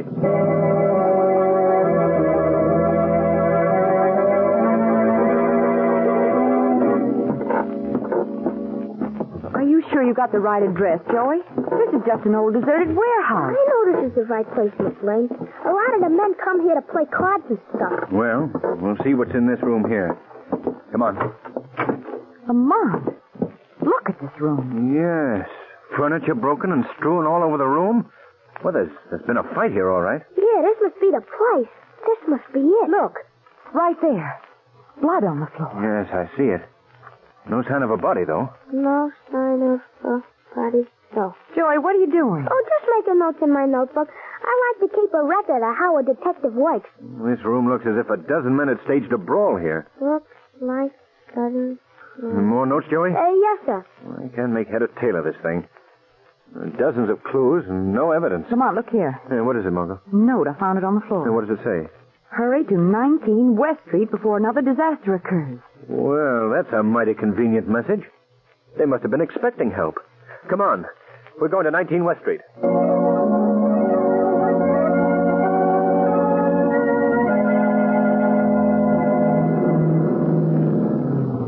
There's the number. 19 West Street. And I am attempted to add in a very unusual neighborhood this address is in. Yeah, it's just an old boarded-up tenement house. Well, let's have a look. How can we even get into the place? The doors are all barred. Yes. We may have trouble forcing an entrance. Hey, you think maybe the body's in there, Mr. Cranston? I never make predictions in a case like this, Joey. No predictions. Hey, how do you spell predictions, Mr. Cranston? Oh, please, Joey. Forget your notebook for a moment, will you? Yeah, but it's all in a line of duty, Mr. Cranston. Lamont, look up there by that window. There's a piece of paper tacked to it. Oh, yes. Get it for me, will you, Joey? Yes, sir. Lamont, what is all this about? Margot, I haven't the slightest idea. Here you are, Mr. Cranston. It's a note, all right. All right, let me have it. Please come at once to 66 Broome Street. Urgent. Hey, that's my address. That's where I live. Hurry, will you? Hurry!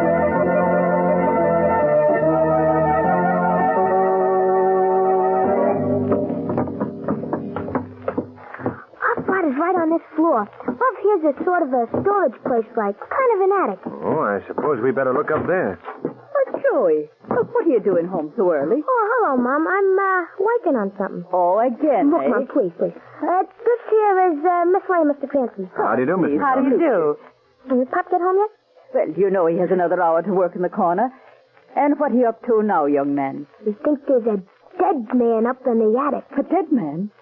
Glory be to heaven. No, don't be alarmed, Mrs. McNulty. It's just a superstition. Well, whatever it is, I don't like it. Oh, don't you really think that there's a dead guy up there, Mr. Cranston? No, I don't think so, Joey. Yeah, but them notes and the blood and everything in the warehouse. What about them? Well, don't that mean somebody's dead? Not necessarily. But it does in all the detective stories. You read detective stories, do you, Joey? Well, sure. I'm surprised at you, Mr. Cranston.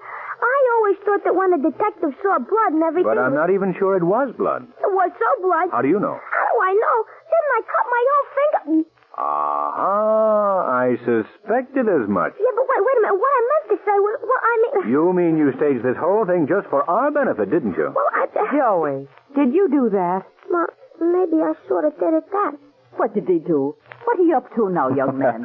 Just a little game that Joey played on us, Mrs. McNulty. A game that sort of backfired. Oh, gee. And I thought I had it planned so good. You did, Joey. You just made one mistake. Only one? What? Those notes were all in your own handwriting. The same handwriting you used in your notebook. What do you know? Am I a dope? What was that? Joey, is this part of your game? No, I don't know nothing about that. Well, we better have a look up here in this attic. Wait there, Margot. Hey, I'm coming with you. That's the door right ahead. Oh. Gee, it's Mr. Murphy. Oh, he's been hit on the head. Say, that's a nasty wound. Who is he, Joey? Well, Mr. Murphy's sort of the rich guy here in the neighborhood. And he's He's the meanest and stingiest one, too. I see. What happened? What happened to you, sir? It's hit on the head. Well, who did it? I don't know. Blow came from behind. Hit me, robbed me. Hey, look, here's his pocketbook on the floor. Let me see it, Joey. Here you are. Well, there's still some money in it. $10. How much money did you have, Mr. Murphy? $75. Oh, that's strange. If it was robbery, why did your assailant leave you the $10? I don't know. Hey, he's passed out again. Well, I wonder how the person who attacked him made his getaway. There are no windows in this room, and we were at the only door. Gosh, then it must have been... Oh. Huh? What were you going to say? Nothing. It must have been who, Joey? I didn't say nothing. Well, very well. If you'd rather not tell me, we'd better get Mr. Murphy down to your apartment at once.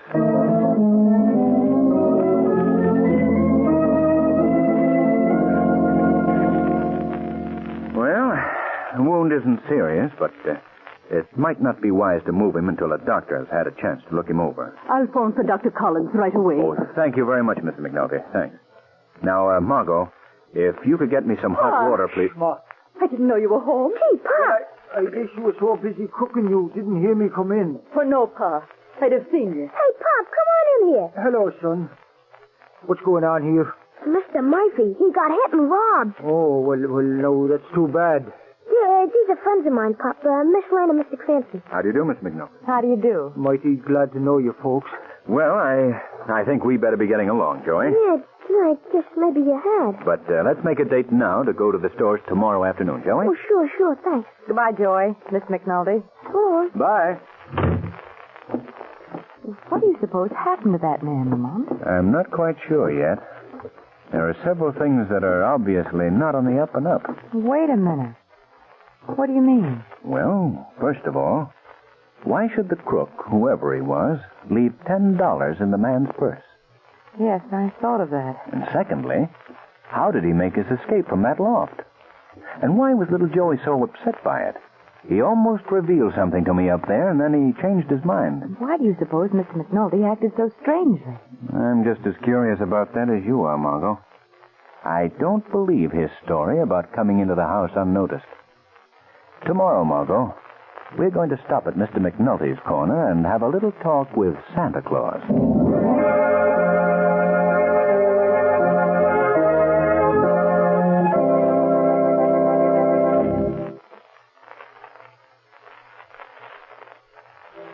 Before Lamont Cranston interviews Santa Claus, put yourself in his place for just a moment.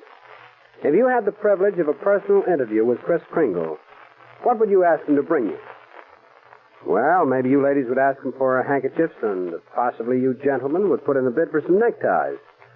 But if Santa Claus should bring you a sack full of blue coal, that would bring real Christmas cheer to ladies and gentlemen alike. For blue coal is America's finest hard coal. It burns better, banks better, distributes steady, long-lasting, convenient heat from cellar to attic of your home. And then supposing you got a blue coal automatic heat regulator, neatly done up in a special holiday wrapping. Then you'd be doubly lucky, for you'd have the perfect heating combination for economy and comfort. Blue coal and a blue coal automatic heat regulator. But if you don't get the opportunity to interview Santa Claus personally, here's the next best thing to do. Phone your friendly blue coal dealer. You'll find him willing and eager to help you with any home heating problem. His name is listed in the Where to Buy It section of your classified telephone directory under the words Blue Coal. And now back to Joey's Christmas story.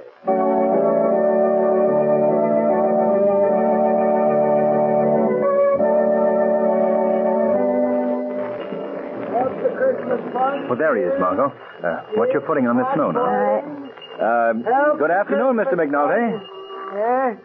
Oh, I beg your pardon. I thought that this was Mr. McNulty's corner. Well, it was till this morning.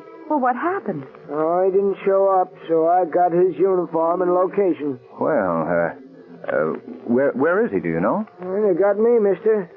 Maybe he's up at the North Pole getting the reindeer ready for the big run. Keep the pot boiling. Stuff him for over the mantelpiece. face. Well, Lamont, what do you suppose has happened to him? I don't know. Something is wrong, though. I think that the shadow has a call to make at the McNulty flat.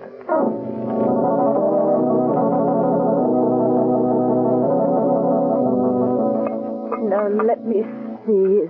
Is that 2 cups of flour or 1 cup of flour? Oh, dear. Mrs. McNulty. Who is that? Now, don't be alarmed, Mrs. McNulty. I've come here to talk to you. But where are you? Who are you? I'm called the Shadow. Don't try to find me. I'm standing right here beside you. But by my power, I've hypnotized your mind so that you cannot see me. I don't understand. What do you want of me? I've come here to help you. How? How? Where's your husband? I don't know. Please have confidence in me. He's in trouble, isn't he? Yes. Tim is in trouble. Is it about money? Yes. Oh, yes, you do know, don't you? Not the whole story. No, Tim's a good man, believe me. And what he done because, well, because of me and little Joey. Tell me about it, please. Well, last night, after the doctor come and took Miss Murphy home, Tim made me a present of $65. Did you know where the money came from? No. I mean, I wasn't sure. I asked him about it. I asked him where he come upon such a sum of wealth, and he avoided my question. I see. All he could tell me was that this Christmas, Joey and I were going to have all the things he couldn't give us in the past. I understand, Mrs. McNulty. And this morning, after he went to work, I found this note from Tim sitting on the kitchen table. What does the note say? It says that he was the one that robbed Mr. Murphy. Oh, my Tim done that. My poor Tim. Did he explain why he did that? Oh, yes. That the money had been owed to him by Mr. Murphy for several years. He tried many times to collect it from him, but Mr. Murphy is, well, a kind of a stingy person, you see. So he chose that way of getting the money that was rightfully his. Yes, that was it. Oh, but he knew he'd done wrong in doing it that way. Tim knows that now. He knows that he'd acted in desperation, just for me and little Joey. That was the only reason. I believe that. It couldn't have been anything else. No, he's ashamed. He's ashamed most of all because little Joey knows he done it. You see, there's a back stairway from our flat to the attic, and Joey knows that. And he knew that his pop had used those stairs. Where do you think your husband's gone? Oh, if I only knew. Oh, but that isn't my only worry. Well, what do you mean? I'm afraid little Joey's gone, too. Why? He said he'd be home by 2 o'clock, and it's almost 6 now, and no sign of him. And about an hour ago, one of his little friends come by to find out where he was. He told me that Joey hadn't been on his corner all day. Now, Mrs. McNulty, don't worry, please. I give you my word. They'll return. And everything will turn out all right.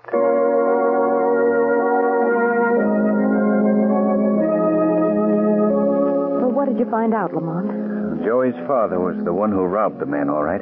Oh, Lamont. Now, both he and little Joey have disappeared. Oh, how awful. Oh, it's not that bad, Margot. I think I can find them on the docks at Water Street.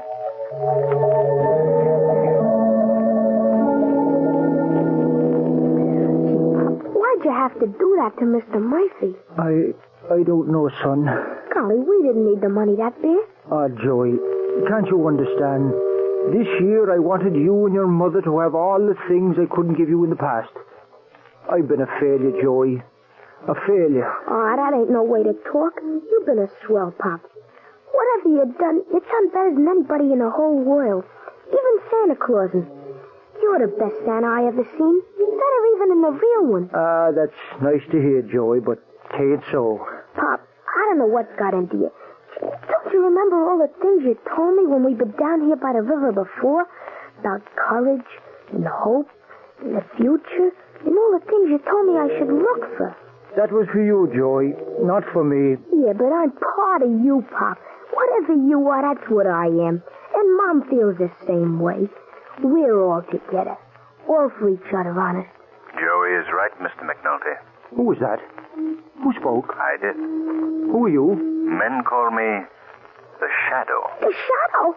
Holy smoke, it's the Shadow, Pop. You heard of him, the invisible guy. Yes, Shadow. If you've heard of me, then you both know that I'm here to help you. Did you hear that, Pop? The Shadow's gonna help us. Yes, but how? I know of the trouble that you're in, Mr. McNulty. I know what you did to Mr. Murphy. Oh, he wasn't to blame for that, honest, Mr. Shadow. Yes, I was. I was, Joey. But Mr. Murphy was a mean old man. He had plenty of dough, and he owed Pop that money for years and years and never paid it to him. That's why Pop done what he's done. I know. I realize that, Joey. Well, what I did was wrong, Joey, and I must pay for it.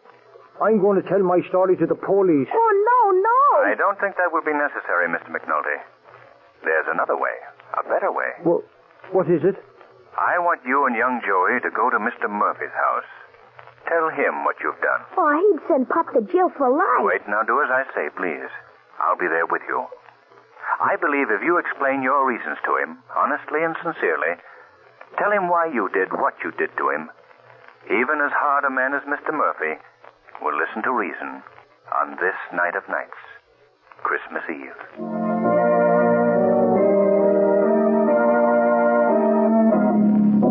I know it. I had a feeling that you'd done this to me from the very beginning, McNulty. But I've come to ask your forgiveness, Mr. Murphy. Yeah. I've come here to ask you to understand why I did it. You robbed me. That was all. That's why you did it. But it was really Pop's money. Makes no difference. Turning you over to the police. We'll tell him it was Pop's money, too. I'll never believe you. I'm the only one who knows about the debt. Remember that. That's where you're wrong, Mr. Murphy. You aren't the only one. Huh?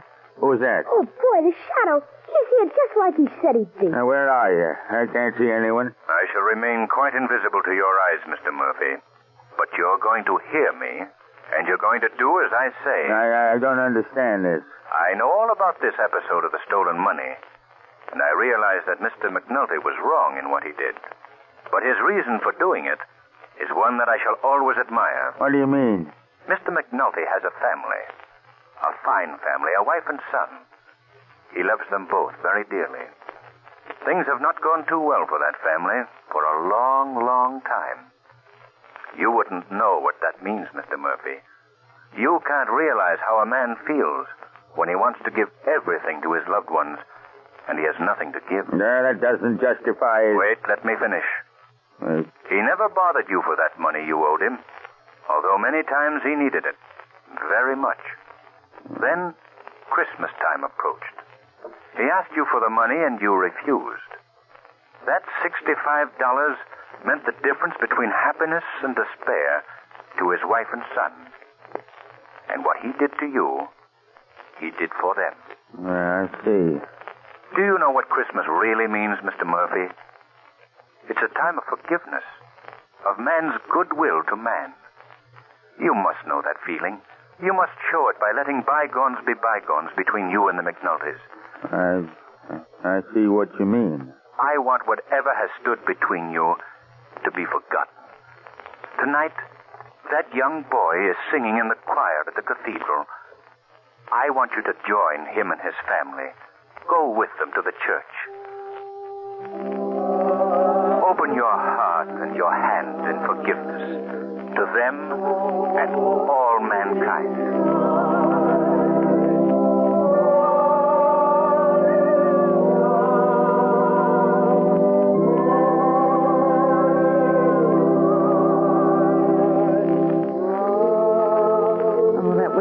Lovely, Lamont. Church, the choir, everything. Yes, it was beautiful. Oh, look, Lamont.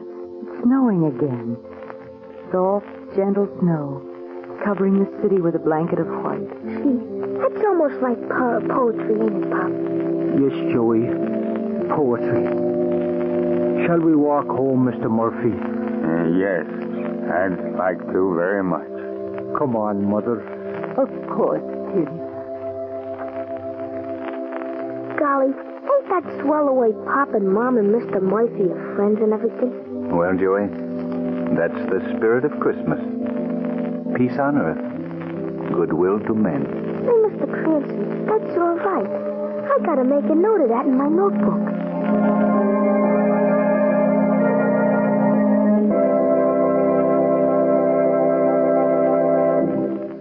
In just a moment, we'll hear once again from the Shadow.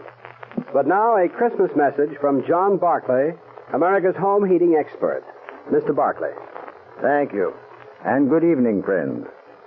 Well, once again, Christmas Day is almost here. As I recall it, our last year's broadcast fell on Christmas Eve. And I'd like to repeat now what I told you then. I wish I could meet each one of you and personally extend to you the season's greetings. But not having that privilege, I do wish all of you, my unseen friends, a very Merry Christmas. And I especially include in that greeting all the John Barclay servicemen who carry the Christmas spirit of goodwill throughout the year by helping thousands of blue coal customers enjoy greater heating comfort. Now, there may be some of you householders who haven't yet completed your Christmas shopping. And to you I offer this suggestion. For a lasting gift that will be appreciated not only on Christmas Day, but throughout the years to come, I recommend a Blue Coal automatic heat regulator. Merry Christmas, friends, and thank you.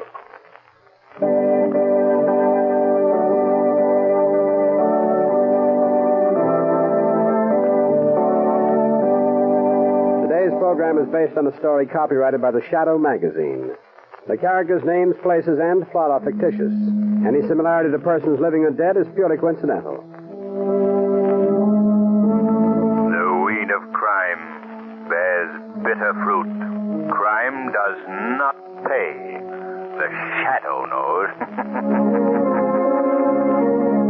Next week, same time, same station, the Blue Coal Dealers of America bring you an adventure of the Shadow chock full of thrills and dynamic dramatic action. So be sure to listen. And be sure to phone your friendly Blue Coal dealer for greater heating comfort at less cost. We wish you a very Merry Christmas on behalf of our entire cast.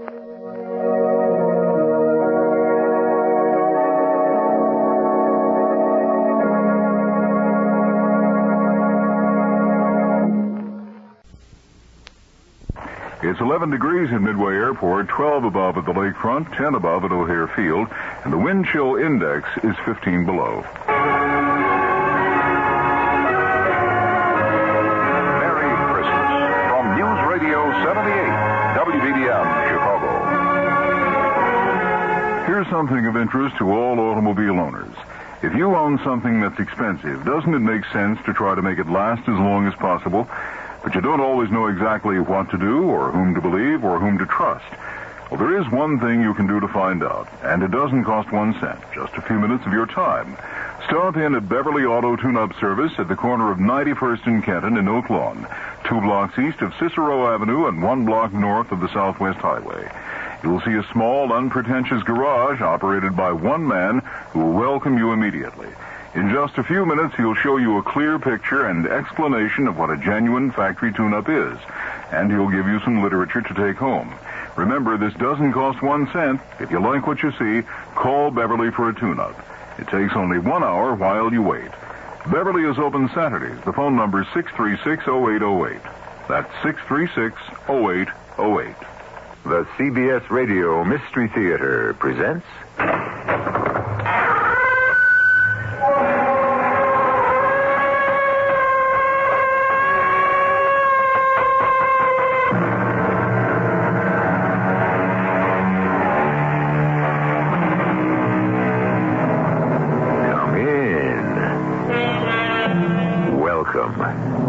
I'm E.G. Marshall with the greetings of the season. I hope you like the tree. I put up a bit of holly, too. And mistletoe, of course, right there over the door. There are so many things to enjoy at this time of year. The warm, friendly spirit, that's most important. The time to be with family and friends. There'll be a lot of holiday traffic, too, as people make the rounds of visits or travelers are making their way back home. On a lonely road in Ohio, 2 such travelers are about to have the most harrowing experience of their lives. Snow's getting heavier, Skip. I wish you'd slow down. I hope we make it before dark. Oh, I sure don't want to get stranded in this, Joan. Oh, no. Skip, what's the matter? We're skidding. I can't control her. Skip, do something. Oh, we're sliding into that boat. I'm doing all I can.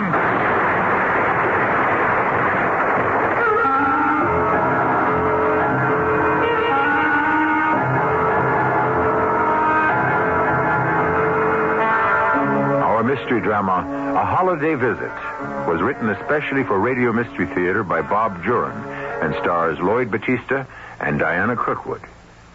I'll be back shortly with Act One.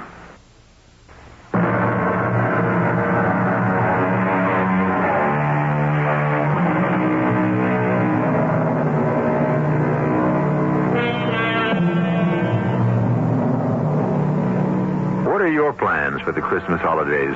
Entertain friends or relatives? Going home to visit parents, perhaps? This is always get-together time, a time when people go home to the families they've left behind as they've made their own way in the world. Joan Bartram made her way from a small town in Ohio to New York, where she worked for a while as a secretary, and then married Skip Bartram, an oil company executive. She hadn't been back to her home in Ohio in 12 years, so it was a particular thrill for Joan when Skip came home one night and said, "How'd you like to go home for the holidays? See your folks." Oh, Skip, I'd love it. But can we afford it? Well, the company's sending me to Toledo for a new training program right after the holidays, so the trip is on them. Oh. We'll just leave a little early and be with your folks for Christmas. Oh, what a surprise. Oh, I'm going to call Mother this minute. You don't want to just drop in on them and make it a surprise? And have them fade away? No. I want to give them something to look forward to. Well, maybe you're right. Oh, it's been 12 years since I've been home, and you've never... Hello? Hello, Mother? Oh, Joan! How are you? Just fine, dear. Mother, are you sitting down? No. Why? Listen, Mother, get Dad over to the phone. I want him to hear my news. Henry, come here. Joan, are you pregnant? Oh, no, Mother. All right, dear. Your father's listening. I'm coming home for Christmas. Coming home? Yes, Skip has to be in Toledo after the holidays, so we're leaving early, in time to be with you for Christmas. That's the best news I've had all day. Joan, Your mother's doing her thing. She's starting to cry. Yes, so am I. I have to hang up now. I'll let you know when we'll arrive. Okay, darling. We'll be waiting. When can we leave? Well, I'd like to get away by Saturday. We'll have to drive. I'll need the car in Toledo. Let's see, we ought to get to Runyonville by, the 23rd.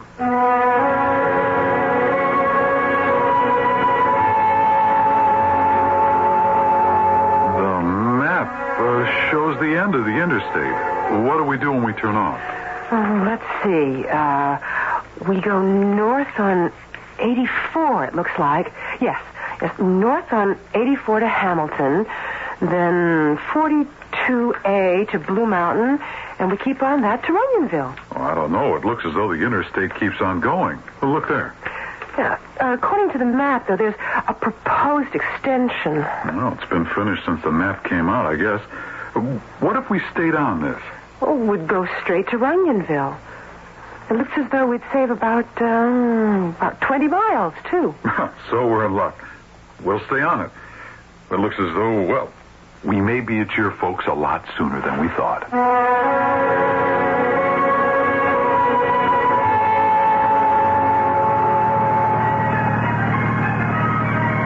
Oh, it's starting to snow. Oh, we're going to have a white Christmas. Well, I hope it doesn't get too thick before we hit your folks' place. Skip, how far have we come on this highway? Oh, about 40 miles. Have you noticed anything strange? You're thinking the same thing I am. There hasn't been a sign or a turnoff since we got on this road. Yeah, I noticed that. And come to think of it, I don't remember seeing any cars passing us in either direction. Doesn't seem natural. Well, if this road's going anywhere, they're keeping it a secret. I'm getting a little uneasy. Maybe we ought to turn back and take Route 84 like we planned. Oh, I hate to do that after we've come this far. Now, this road's got to come out someplace. Let's see, we got about an hour before dark. And the snow is getting heavier. I wish you'd slow down. I hope we make it before dark. I don't want to get stranded in this. Oh, Skip, what's the matter? We're skidding. I can't control it. Oh, yes, Skip, do something. Oh, we're sliding. I'm doing all I can.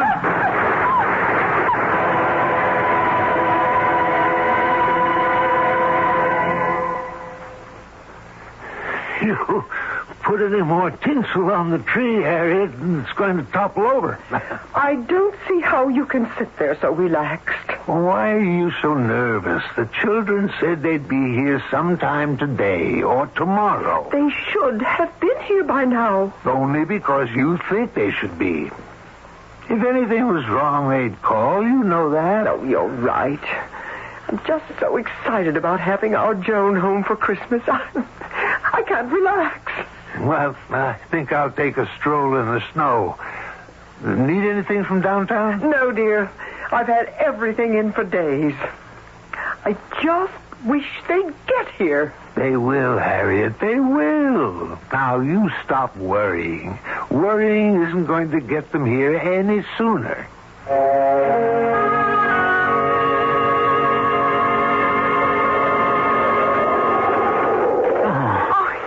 Oh, my head. Joan, are you all right? Well, what happened?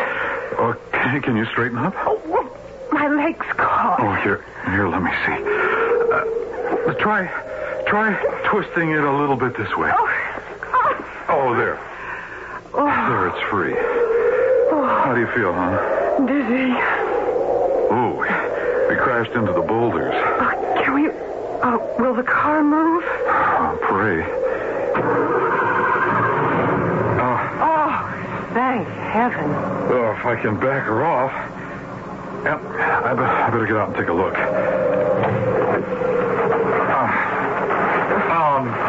That does it. What's the matter? 2 flat tires. Oh, no. And only one spare, naturally. Oh, dear Lord, what are we going to do? We're miles from anywhere. At least the snow's letting up a bit. Oh, we can't just sit here on this ghost road. Well, where will we walk? Hey, Skip, look. A light. Oh, yeah. Oh, about half a mile away, I'd say. It must be a town. Hey, do you think you can make it on that leg? Oh, yes. I'd hop on one foot to get out of here. Well, we can phone your folks. Tell them we'll be a little delayed. We can probably get the car towed in. Well, it looks like we'll have to stay till morning. Or maybe Dad can come pick us up. We can't be far from Runyonville. We can pick up the car tomorrow or the next day. Oh, that's Christmas Day. Oh, that's right. Hey, what are we sitting here chatting for? Come on, let's move.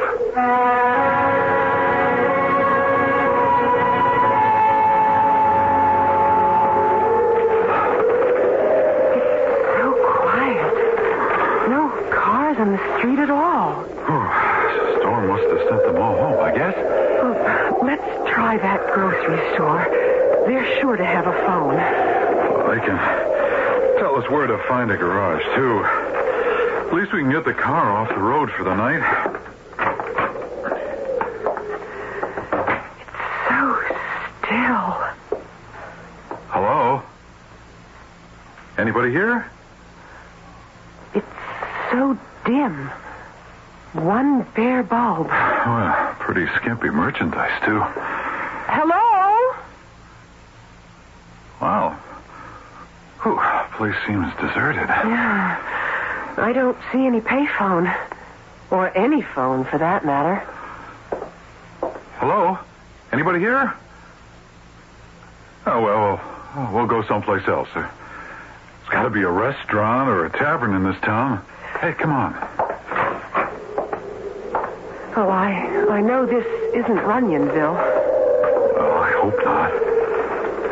Looks like a quaint little place, but awfully deserted. Boy, they must pull the sidewalks in at 5 in the afternoon. Oh, the sky's clear. Oh, look at those stars. Wow, I haven't seen them that bright in a long time. There don't seem to be many stores. Mostly houses. Well, we're not on the main drag. Maybe we better go ask directions at that house there. No sense wandering around a strange town. Yeah, I guess we should. I'm sure they'll let us use their phone. I'll call Dad collect. Hey, listen. Hear that? Singing. Of course, it's a Carole concert. That's where everyone must be. Well, come on, let's see if we can find them.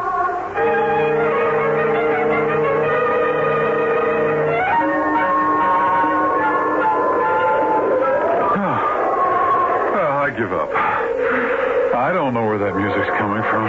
We've covered so many streets and nothing. Yeah, no one. Oh, hey, honey, you're shivering. I'm scared. Well, there's a hotel across the street. Let's go there and use the phone. There's got to be one there. This is a ghost town. Well, there's no use wandering about anymore. It's a ghost town in the middle of Ohio. I wonder. You know, you might be right. It could be one of those restorations.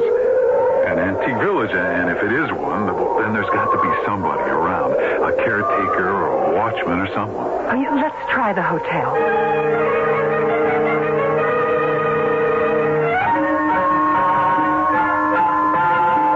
Well, I was wrong, I guess.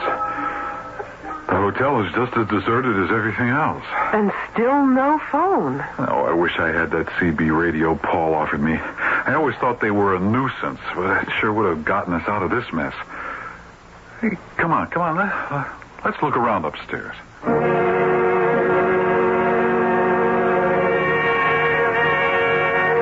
Every room's empty. Not a stick of furniture anywhere. Yeah, it's about what I expected. What was that? Well, it sounded like something hitting the roof. Oh, Skip, let's go back to the car.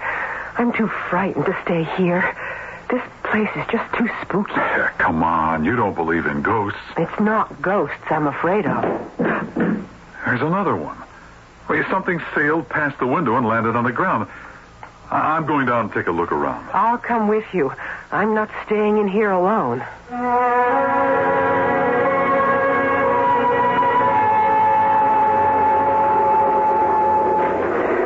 Can you see anything?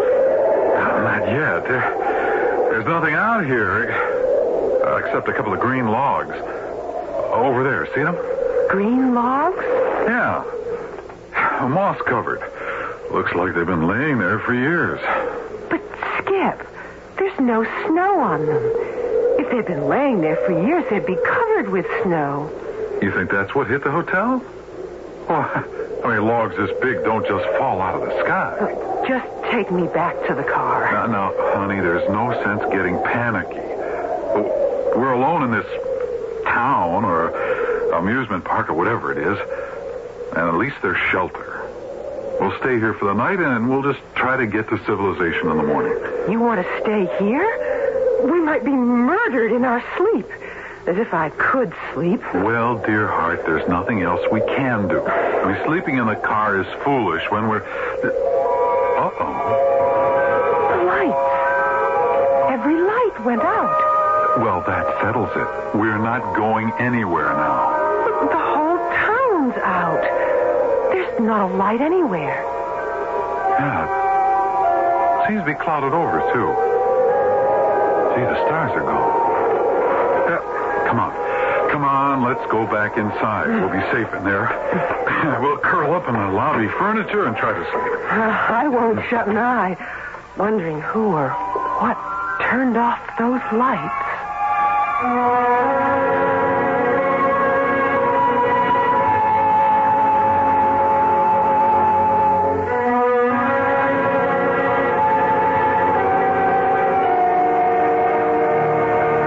Paraphrase a popular joke. Where were Skip and Joan when the lights went out? Not only in the dark, but in a strange Midwestern village. And just 2 days before Christmas, a time when they should have been enjoying the warmth of a friendly fireside, the pleasure of holiday decorations, the music of a Christmas carol, things that most of us are enjoying these days. But for them, isolation in a cold and darkened hotel. We'll learn what this curious town holds in store for them when I return shortly with Act 2.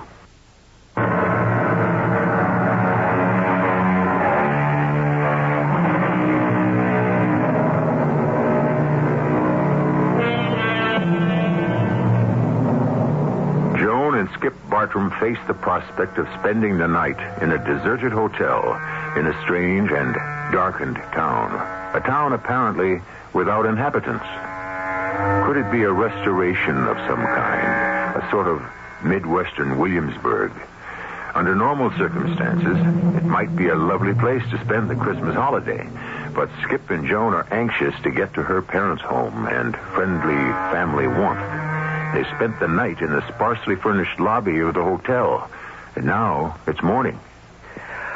Skip. Skip. Huh? Wake up, honey. It's daylight. Oh, my aching back. Oh, that's the hardest couch in the world. I didn't sleep all night. Come outside. I want to show you something. Oh, can't you bring it in here? Oh, stop being silly. There are footprints in the snow, and they're not ours. Footprints? Yeah, look out the side window there. Yeah. Yeah, they go around the back of the hotel. Well, that means somebody's around here. Come on.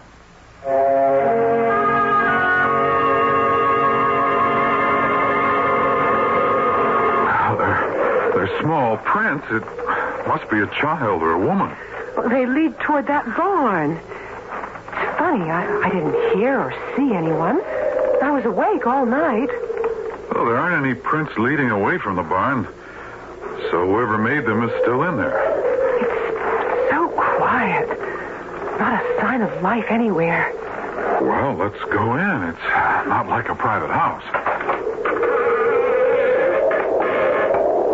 Anybody here? It's so dark and dingy, Skip. Skip, let's go back out. I don't like this. Well, somebody's got to be here. I mean, the footsteps stopped at the door. Then why won't they answer us? Hey, listen. Well, that was somebody's up in the loft. They're coming down those stairs. Who's down there? Oh, good morning, ma'am. We're looking for someone to help us. Mercy. Where did you come from? Well, we had an accident with our car last night. We skidded into an embankment. Oh, my word. We found the whole town deserted, so we spent the night in the hotel. Oh, how curious. There aren't any beds in that hotel, you know. We slept, or rather stayed, in the lobby. I'm Skip Bartram, and this is my wife, Joan. We were wondering... I'm pleased to meet you. I'm Mrs. McKinnon. Well, we were wondering if this is some sort of a restoration. I mean, there were lights on last night. And we heard Christmas carols. Oh, yes. Isn't the music lovely? What do you mean by a restoration? This is Taylortown. But there's no one living here. You're the only person we've seen since last night. Yes, they've all gone. Each season, a few more left. My husband went last year. I'm the last one here. You live here all alone? All alone in a deserted town? It's my home. Could we use your phone, Mrs. McGinnis? Joan wants to call her dad to pick us up, and, well, I've got to get a tow truck for the car. Oh, mercy me, there's no garage or tow truck. Oh, but there's a payphone at the railroad station. We never had phones in any of the houses. And just wait till I finish upstairs, and I'll show you where it is. I don't know if it works, though. I think it's just there for effect. I wonder what she meant by that. Well, who knows? I just feel better now that we've met another human being. She seems friendly enough. But a little strange, don't you think? Naturally. Living alone in a dead town. A ghost town. I wonder how long she'll be. We could find that railroad station ourselves. Oh, let her be hospitable. A few minutes won't matter. Mrs. McGinnis? Mrs. McGinnis, are you almost finished? That's strange. Well, I'll see. Has something happened to her? Mrs. McGinnis? Skip, what's the matter? Well, she's not here. the loft's absolutely empty.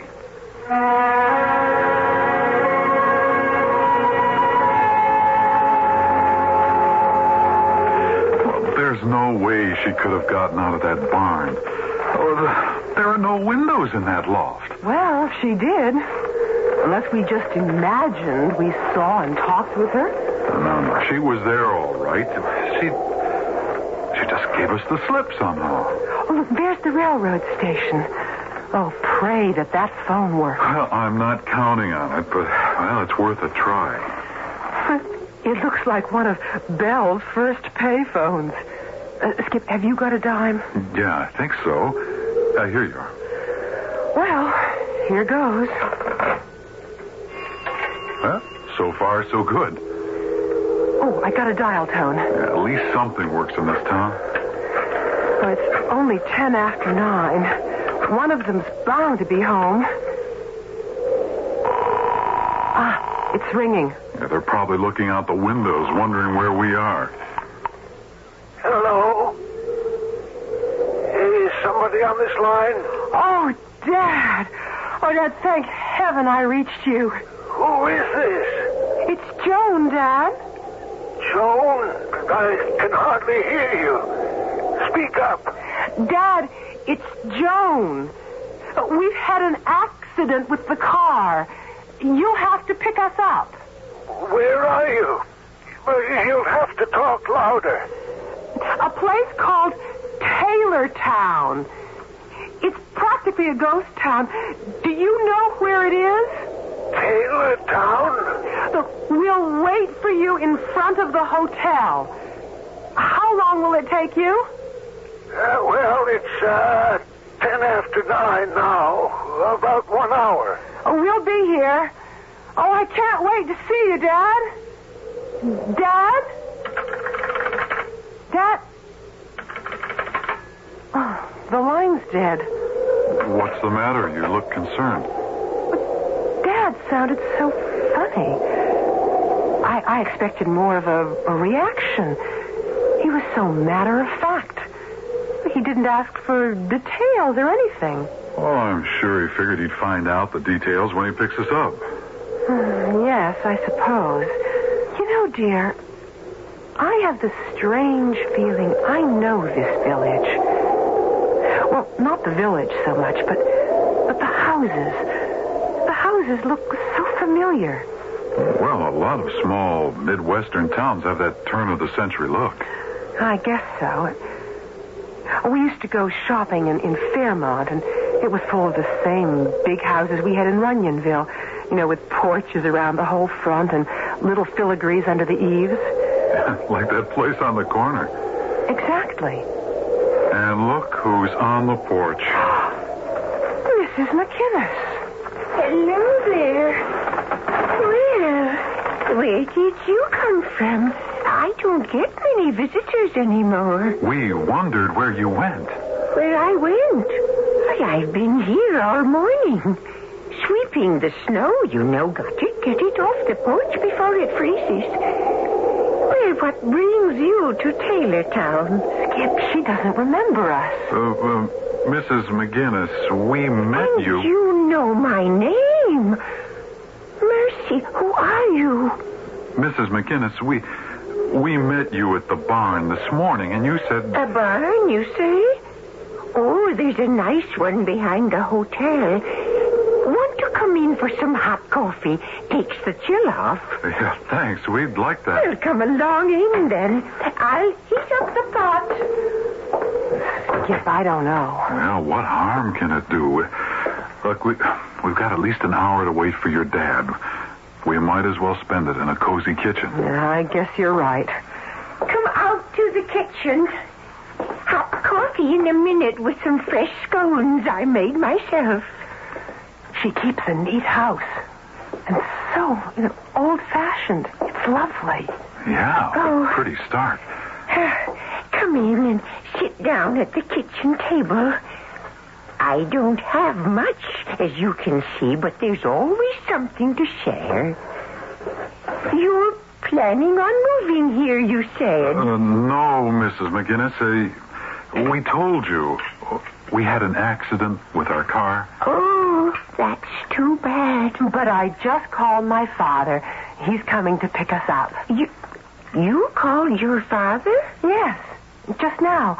On the phone at the railroad station. Oh, mercy, that is a miracle.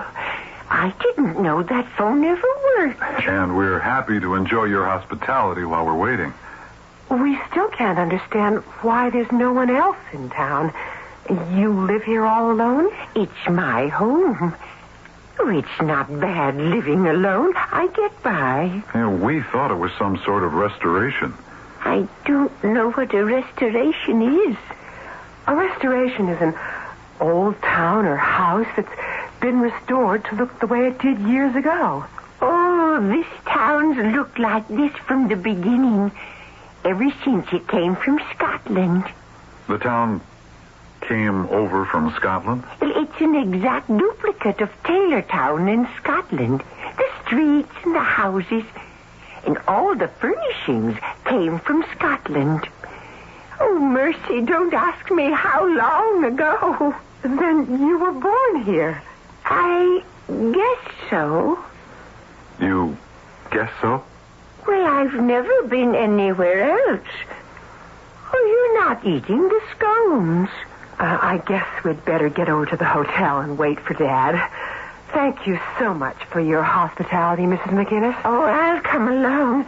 I'd like to see him out in automobile. I'll just get my shawl. I won't be a minute. She shouldn't be living alone like this. It's made her completely confused. Oh, I know. Well, there's nothing we can do, though. And she kept offering us scones, and the plate was empty. Well, she's living in the past. I wish she'd hurry. I don't want to miss Dad. Well, we've got lots of time. If he said an hour, well, we've only been here a few minutes. Oh, I wonder what's keeping Mrs. McGinnis. Look, why don't we just go on? She'll follow us. She knows where the hotel is. Mrs. McGinnis? You about ready? Mrs. McGinnis?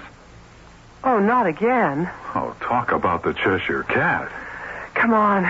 Let's get out of here.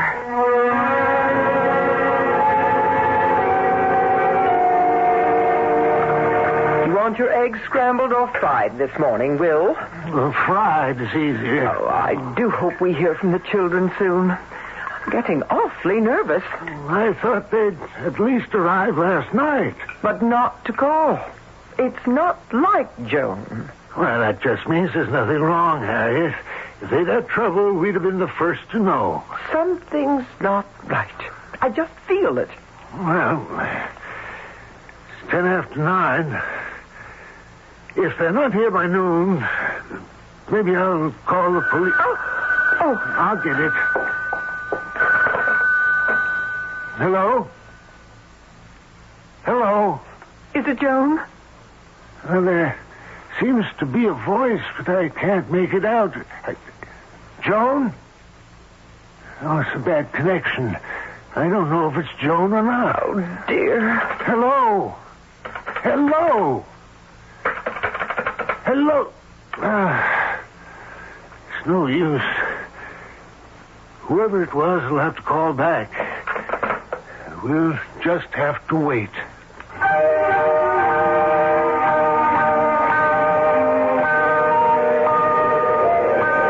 Skip, I'm terribly frightened. I wasn't before, but now I really am. There's something evil here. I mean, no people except that crazy Mrs. McGinnis. But your dad's on the way, huh? I wonder. It's been 2 hours now. Well, maybe he had trouble. At least he knows where we are. Doesn't he? How do I know? All we do is ask each other silly questions. I'm cold and I'm tired and I'm hungry. Joan. We may just die here. Don't you realize that? We may just die here. Stop it. Oh, yeah, I'm sorry, hon. I had to stop you.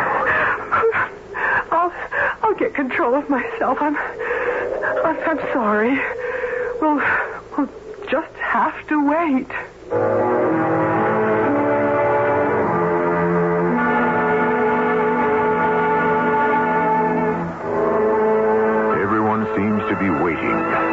Joan and Skip are waiting in Taylortown, expecting her father to pick them up any minute. But Joan's father, as we now know, didn't get the call, and he and his wife are waiting to hear from Joan. It looks as though Skip and Joan won't be with their folks for Christmas after all. Or at all, for that matter. We'll just have to wait to see how it turns out when I return shortly with Act 3.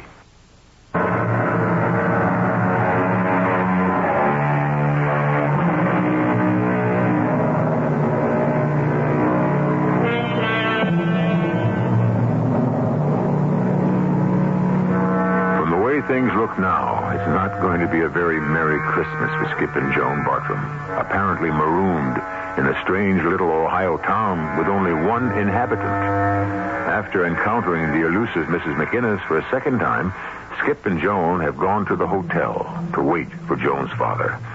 It's a cold December afternoon, and it's been a long wait. What time is it? 10 after 2. I'm going to phone home again.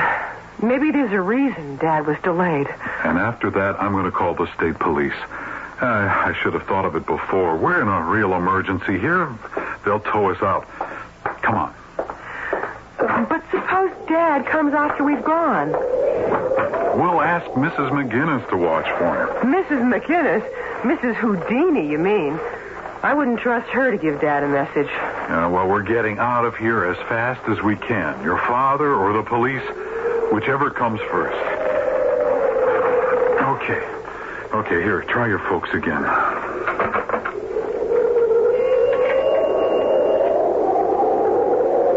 It's dead. There's no dial tone. Nothing makes sense in this place. Oh, it's no use. It's as dead as... Hands up! Stay right where you are! She's got a gun! You'd better be taking off. Mrs. McGinnis, why the gun? How'd you know my name? A lucky guess. Why are you pointing that gun at us? I want you out of here now. I don't trust strangers. Mrs. McGinnis, you were so hospitable to us before. Why are you... Before? I've never seen you before in my life. Now get out of here. Start walking. Where to? To wherever you come from. I don't allow strangers here. This is a nightmare. You don't scare us, because I know in a couple of minutes you're going to disappear. What are you talking about? You've been popping up and vanishing all morning. In a few minutes you'll just disappear, poof. So we are waiting right here. Well, come on, Joan, she means it. But where can we go? Back to the car. She wouldn't really shoot us. She couldn't. Keep going. We're not taking chances with that crazy old woman. But we'll freeze out here, and Dad won't find us. You'll have to pass the car on the highway. Nothing makes any sense here. Skip, look back. You were right. She's gone.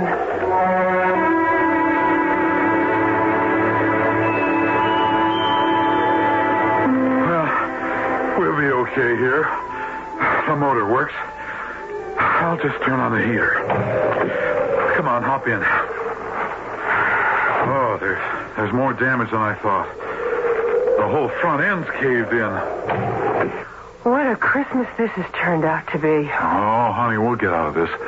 Let me get the heater going. We might as well get some holiday spirit if the radio still works. I'm so bushed. Oh, you didn't sleep all night.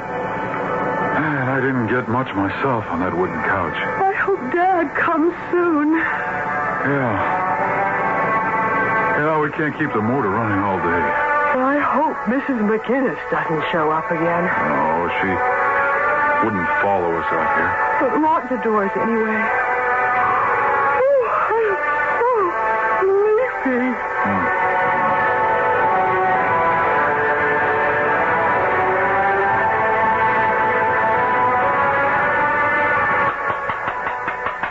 Hey, you all right in there? Hey, you two. Huh? Who's that? What's the matter? Are you two okay? Oh, it's a state trooper. Oh, we fell asleep. Oh, my leg. Oh, are we glad to see you? Anybody hurt? No. Oh, no, we must have dozed off. Dozed off and ran off the road. The helicopter spotted your car and called us. Oh, thank the Lord for that. How'd you get on this road? It's officially closed. Well, there weren't any signs about that. It connected with Interstate 40, and we just stayed on it. Had the bad luck to skid into boulders. This extension isn't due to open until next summer. Where are you heading? Runyonville. My parents live there. We're going home for the holidays. You wouldn't have gotten there on this route. It ends about 100 yards up ahead. I'll radio for a tow and get you folks to Runyonville. When did you go off the road? Last night. You been here all night? Well, no, we went into Taylortown. Taylortown? Yeah, right up the road. But it's a ghost town except for a crazy old woman who lives there. I better get you folks to the hospital first. Just a checkup. You know, possible concussion. Oh, no. We're all right. My wife's ankle was twisted, but once we got out of the car, she was okay. We do not need a hospital. You say you spent the night in a place called Taylortown? Yes. There is no Taylortown around here. I've lived here all my life. And there just isn't any place called Taylortown. But right up the road. I mean, look for yourself. We were there all night. I'm sorry, ma'am. Maybe you'd better look. Oh. There's nothing there. There's no village at all. No, ma'am. The road ends at that vacant field. Not a town as far as you can see.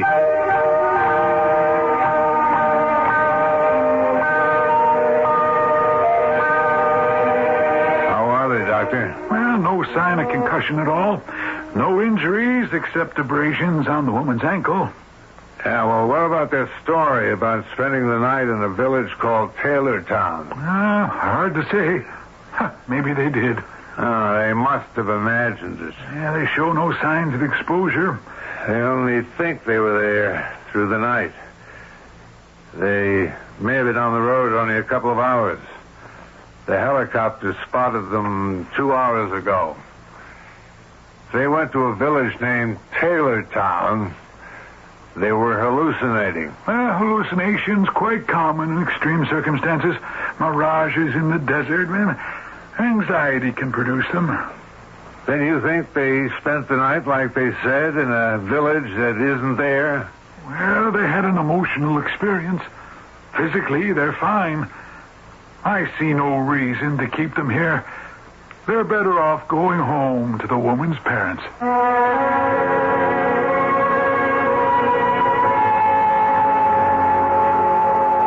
Will, they're here. A police car's driving up.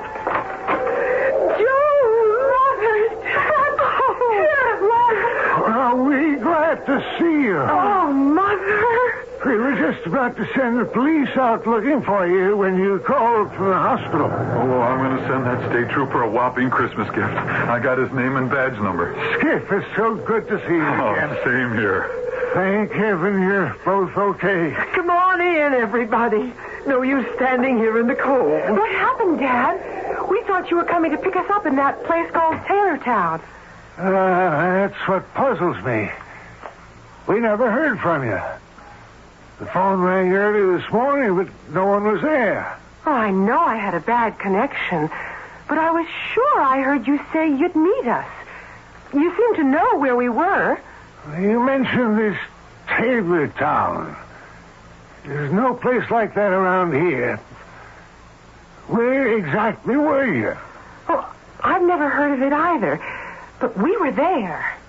I know the trooper thought we were loony. Oh, I don't know what to say about all this.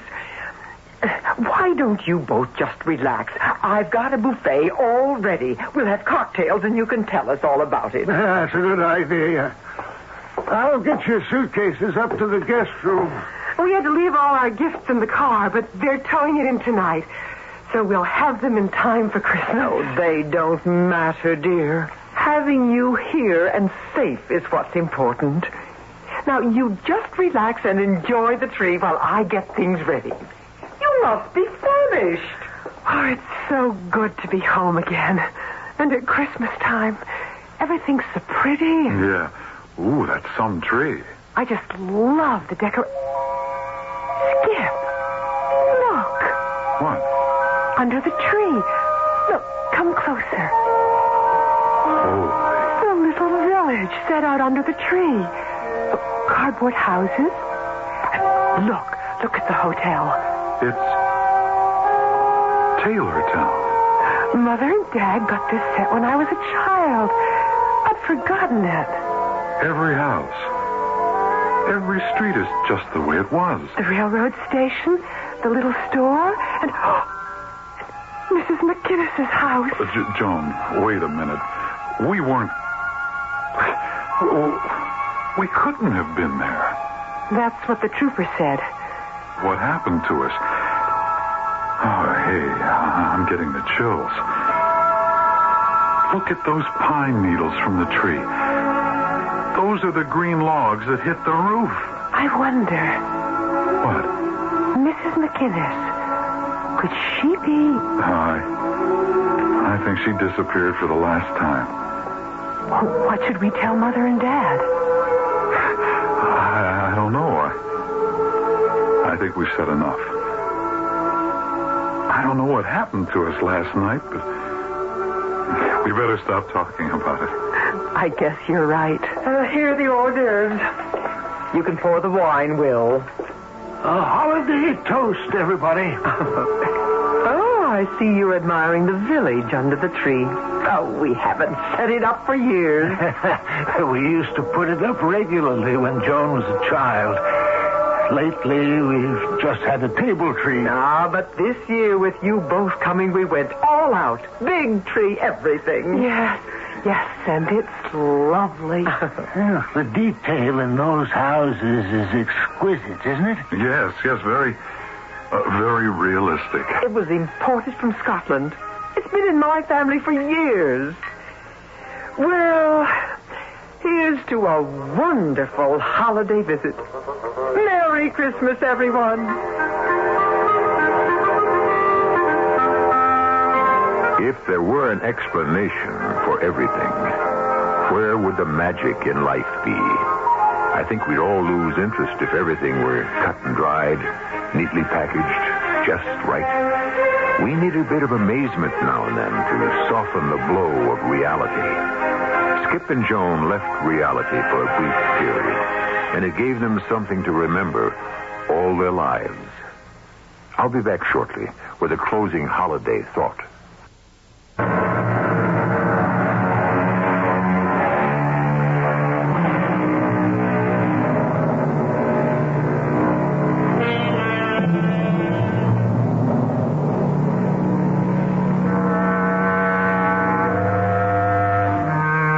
Holiday lights are twinkling everywhere. Every city, town, and village sports its holiday decorations. Busy shoppers push through the stores, and children wait wide-eyed for that.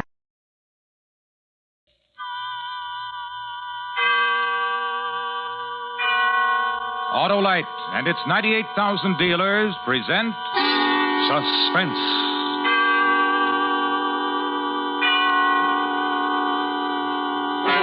Tonight, Autolite presents a special program for this holiday season.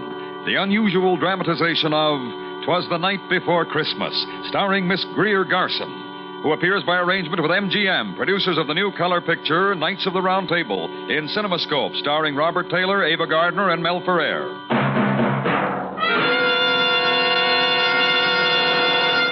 Good evening. This is Harlow Wilcox speaking for Autolite. Tonight, as a special Christmas presentation from the worldwide Autolite family, we bring you Miss Greer Garson in a story about a certain little girl on a certain Christmas Eve.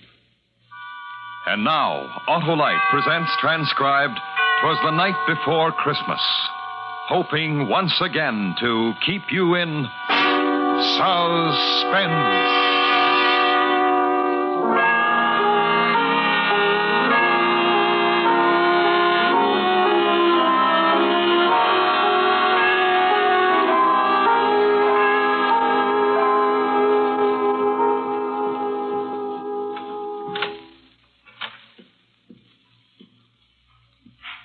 Kathy. Kathy, honey. Come on, wake up. Wake up, Kathy. It's the day before Christmas. Oh, and there's so much to Miss Buff, it's light out already. You said you were going to wake me really early today so we could go to the airport and meet them. Come on, up you get. Let's get you dressed. Buffy, they're going to be waiting for me and you didn't wake me. I know what. They're home already. Kathy. Mommy! Daddy, where are you? Daddy! Mommy? Buffy, they're not in their bedroom. Where are they? Kathy. I know. I'll bet they're in the kitchen already having their coffee. Mom.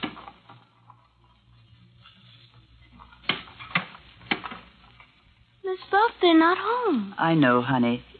The clock in the kitchen said 8:30. Kathy, here, put this on, dear. You told me you wanted to wear this dress today, so that's why I ironed it for you. Miss Buff. Yes, dear?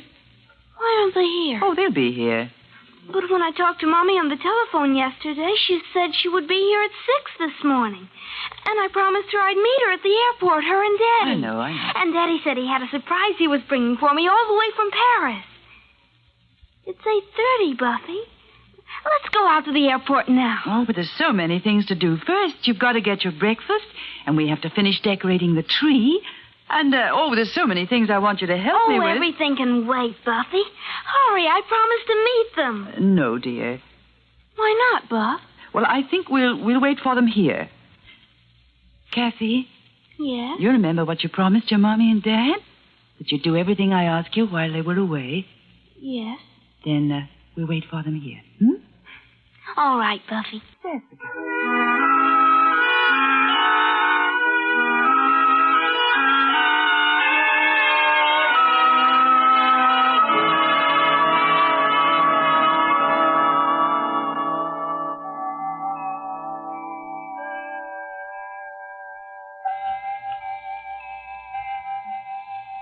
It's noon, Buffy.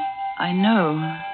Don't you think they might have called and told us they'd be late? Oh, I'll go and make our lunch. You must be very hungry. No, I'm not. Oh, you didn't eat your breakfast, Kathy. Miss Buff, I'm not hungry. Look.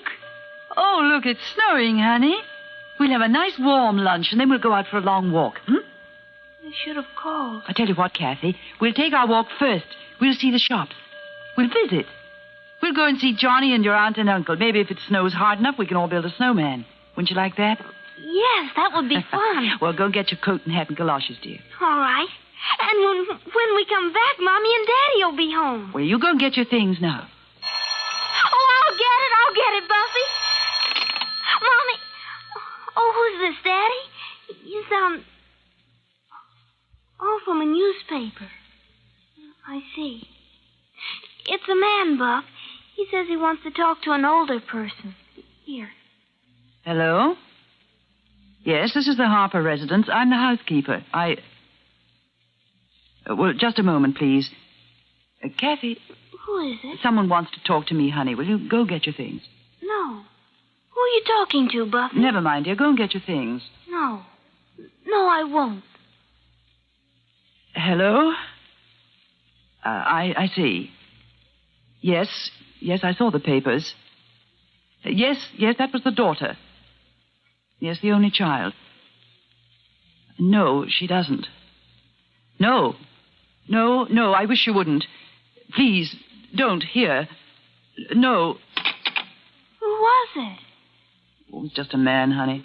It was from the newspapers. Why? What did he want? Nothing. He asked about me, didn't he? Why? Honestly, honey, it was nothing. It was about Mommy and Daddy. Oh, it wasn't anything important. Well... Yes, dear? I don't know. Look at that snow coming down, Kathy. Get your things, dear. Go on.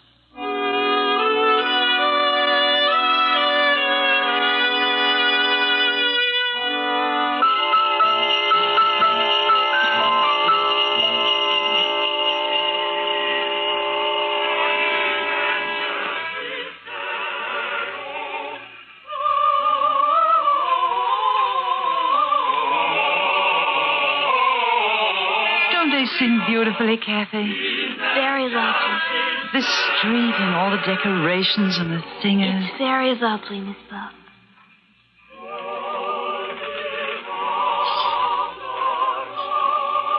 Honey, here, give this to the man. Oh, thank you. Thank you, Missy. Merry Christmas. Merry Christmas. Let's go home now. In a little while, don't you remember? We were going visiting, too. Mommy and Daddy are probably home right now waiting for me, wondering where I am. And we'll build a snowman together, like I said. Come on, honey.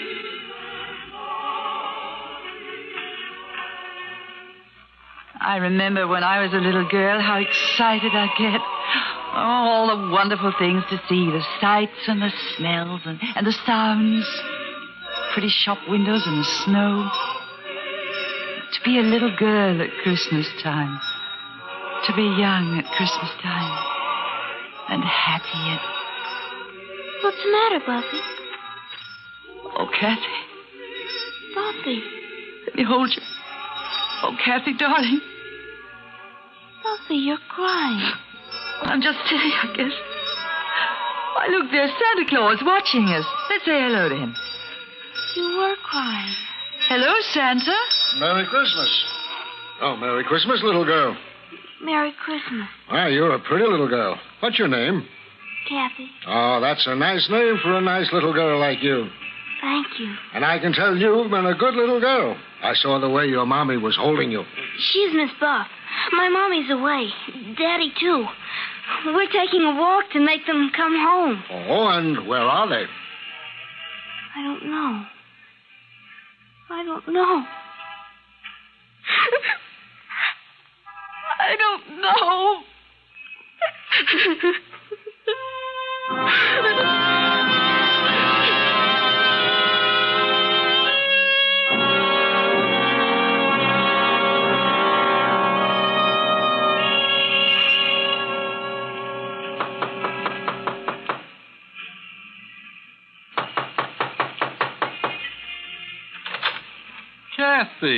Kathy, come in, darling. And Miss Buff, how are you? Come in.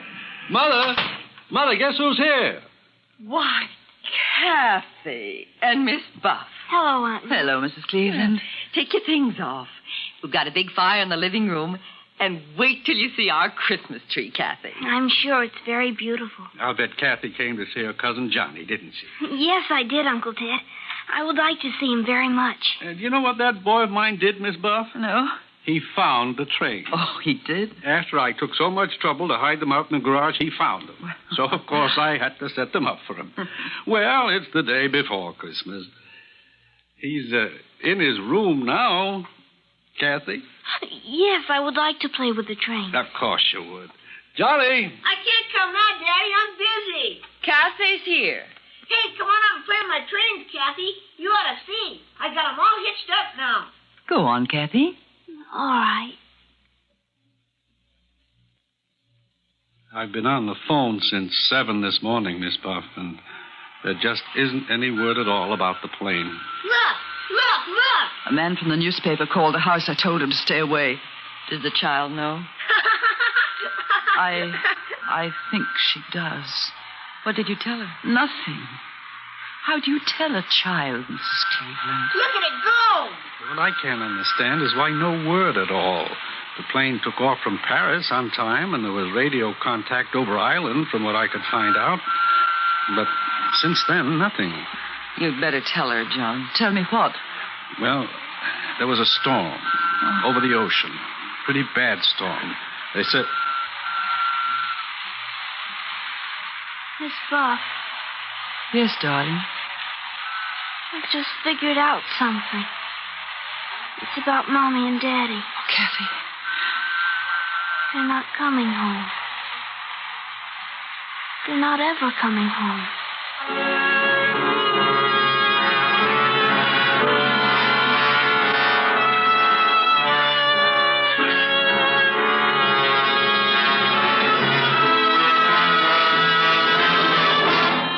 Autolite is bringing you Miss Greer Garson with Anne Whitfield as Kathy in 'Twas the Night Before Christmas.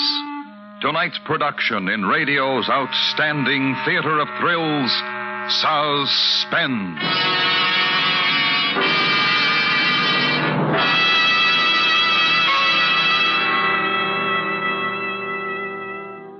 This is Harlow Wilcox again with a message from Mr. Royce G. Martin, President and Chairman of the Electric Autolite Company.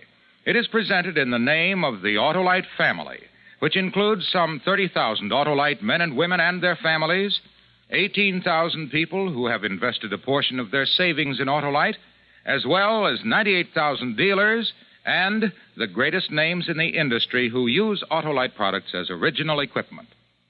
This is the message from Mr. Martin. In our America, we are especially blessed this Christmas with a free country. We are surrounded with freedom-loving people who appreciate the word Christmas. We are grateful for what this day means to all of us and for what it meant to our great forefathers. We will never forget the one whose holy birthday we are about to celebrate. We thank him for the word freedom and the happiness that he has given us. We of the Autolite family wish you and yours a very Merry Christmas and a new year filled with health and happiness. And now, Autolite brings back to our Hollywood soundstage Miss Greer Garson in Elliot Lewis's production of 'Twas the Night Before Christmas. A tale well calculated to keep you in suspense.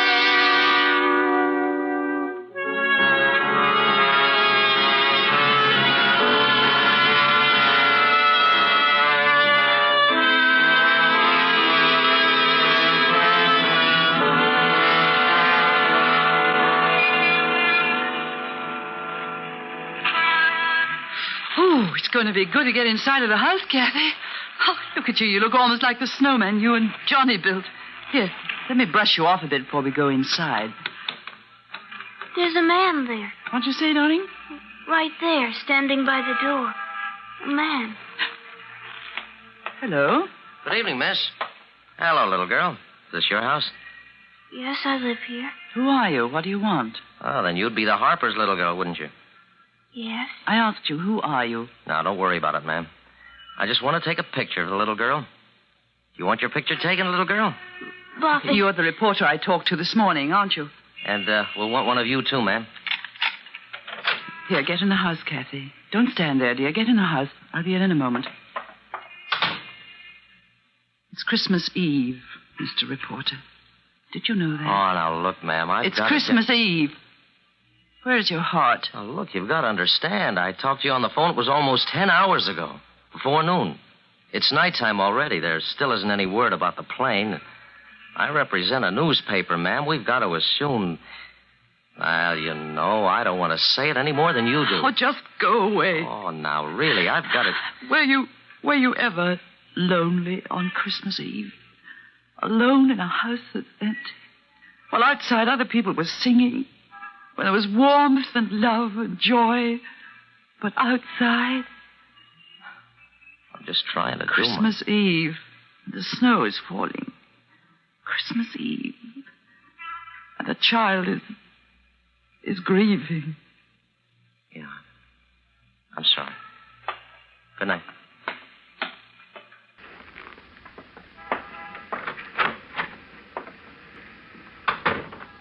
Kathy? I'm in the living room, Buffy. I just had a wonderful thought. Yes? Let's have a secret. What, Buffy? Let's not wait till tomorrow. What do you mean? We go to our tree and open some of our presents now. Maybe just one. We'll choose the one with the most beautiful wrapping. You can open it, and you can play with it now while I go and fix something for you to eat. I'm not hungry, Buff. Honestly, I'm not. Or just some milk and cookies, honey. You haven't eaten All right. Well, let's choose. Go ahead, pick one. All right. That one. It's from Mr. and Mrs. Anderson next door. Open it. You open it, Buffy. Very well. Oh, look. Very nice. A carousel. Well, I'll wind it for you. And we'll put it down here. Now. Oh, that's sweet. You watch it. When it runs down, you can wind it up again. I'm going into the kitchen.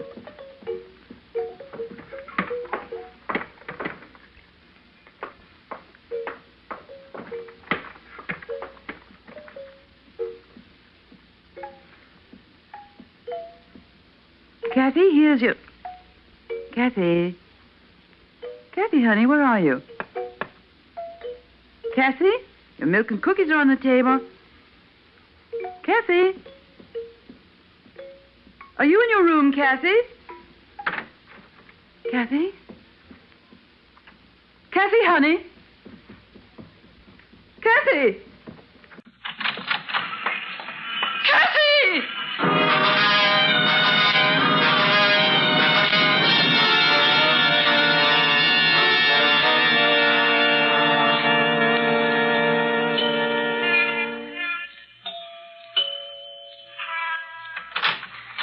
Why, Miss Buff. Mr. Anderson, is Kathy here? Well, no. Would you mind asking Mrs. Anderson if Kathy's here? Maybe she came in through the back way. Well, Mrs. Anderson and I have been sitting in the living room for the last hour. Why, what's the matter, Miss Buff? Kathy ran out of the house. Oh, poor child. I can imagine how she must feel. I thought she might have come over here next door. She just ran out of the house. I don't know where she is. Oh, a child like that, and what's happened to her today? Wait, I'll get my coat, Miss Buff. I'll come with you.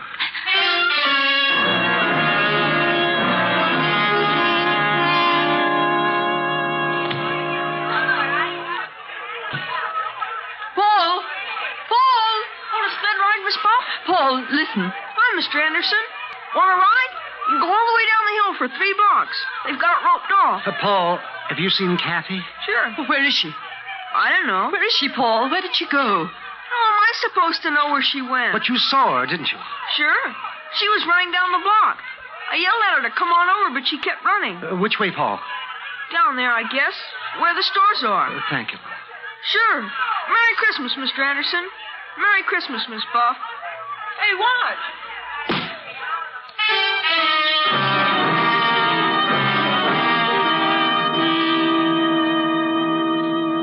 She hasn't been in my store, Miss Buff, and I'm the only one on the block who's open. Last-minute Christmas rush, you know. Thank you, Mr. Ruxton.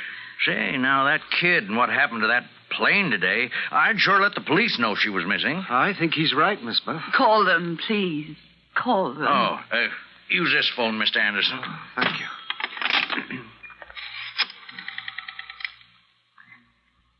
Hello, operator. Give me the police. Hello, police. I want to report a little girl who's missing. Kathy Harper. Well, she's got blonde hair and blue eyes. And... wait a second. I'll find out.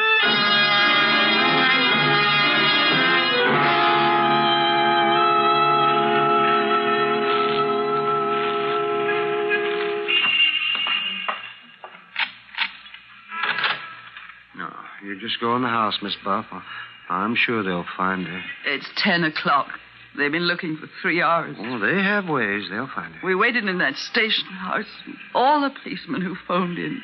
None of them. Well, you just go in the house. Now, I'll send Mrs. Anderson over. No, really, I'd rather you wouldn't. Well. Good night, Mr. Anderson, and thank you.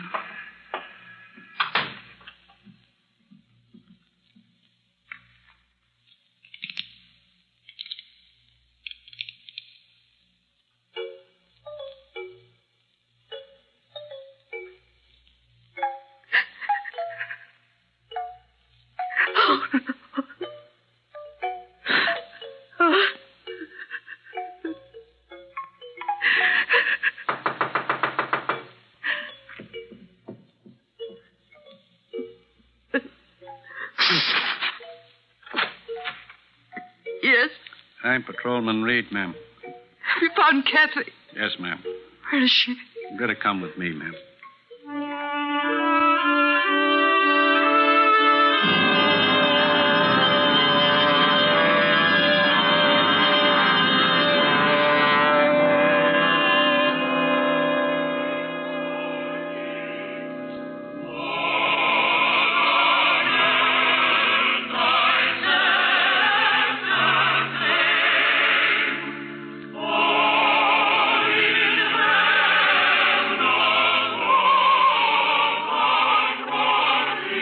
There she is, ma'am, in the second pew.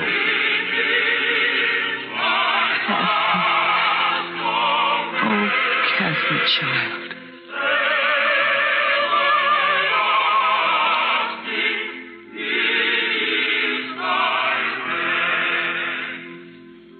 Christmas Eve. Church should have been the first place we should have looked for that kid.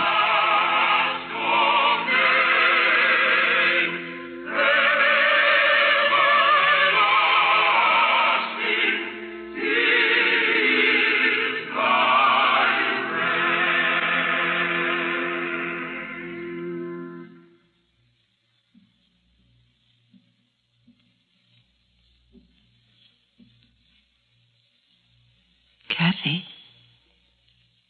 let's go home now, darling. All right.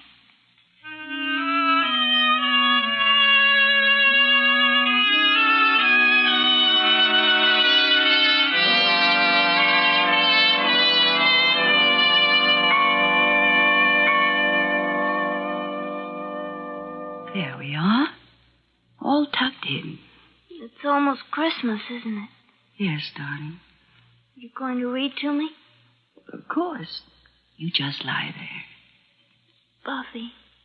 Yes, darling? Nothing. Just read to me.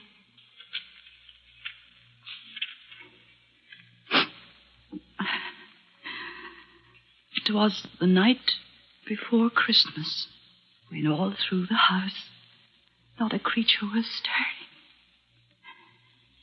Not even a mouse. The stockings were hung by the chimney with care, in hopes that St. Nicholas soon would be there. The children were nestled all snug in their beds, while visions of sugar plums danced in their heads. And Mamma in her kerchief and I in my cap had just settled down for a long winter's nap, when out on the lawn there arose such a clatter, I sprang from my bed to see what was the matter. Way to the window I flew like a flash, tore open the shutters and threw open the sash. The moon on the breast of the new-fallen snow gave a luster of midday to objects below, when what to my wondering eyes should appear but a miniature sleigh and 8 tiny reindeer with a little old driver, so lively and quick, I knew in a moment it must be St. Nick. More rapid than eagles his coursers they came, and he whistled and shouted and called them by name.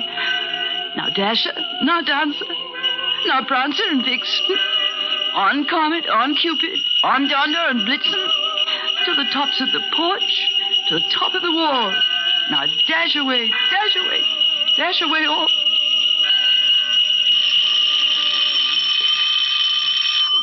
Buffy!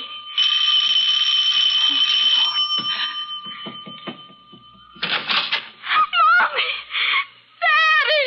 Merry Christmas, Kathy. Kathy, baby. Oh. Hey, it's Christmas. We don't cry on Christmas. I thought, oh, baby.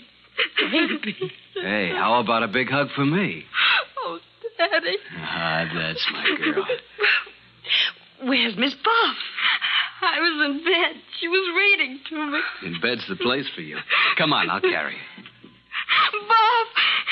It's Mommy! It's Daddy! I know, darling, I know. Hello, Buffy. Merry Christmas. Merry Christmas, Buff. We had to make an emergency landing in Newfoundland. Small field communications were shot. That storm. Yes. Let's not talk about it anymore now. Buffy was reading me a wonderful thing about the night before Christmas. Here. I'll put you in bed, Kathy. There you are. Read it to us, Buffy. To all of us. Oh, well, I lost my place. Read it, Buffy. As dry leaves that before the wild hurricane fly when they meet with an obstacle, mount to the sky, so up to the housetop the coursers they flew with a sleigh full of toys. And St. Nicholas, too. And then in a twinkle, I heard on the roof the prancing and pawing of each little hoof. As I drew in my head and was turning around, down the chimney, St. Nicholas came with a bound. He was dressed all in fur from his head to his foot, and his clothes were all tarnished with ashes and soot. a bundle of toys he had flung on his back and looked like a peddler just opening his pack. His eyes, how they twinkled. His dimples, how merry. His cheeks were like roses, his nose like a cherry. His droll little mouth was drawn up like a bow, and the beard on his chin was as white as the snow. The stump of a pipe he held tight in his teeth, and the smoke, it encircled his head like a wreath. He had a broad face and a little round belly that shook when he laughed like a bowl full of jelly. He was chubby and plump, a right jolly old elf, and I laughed when I saw him in spite of myself. A wink of his eye and a twist of his head soon gave me to know I had nothing to dread. He spoke not a word, but went straight to his work and filled all the stockings.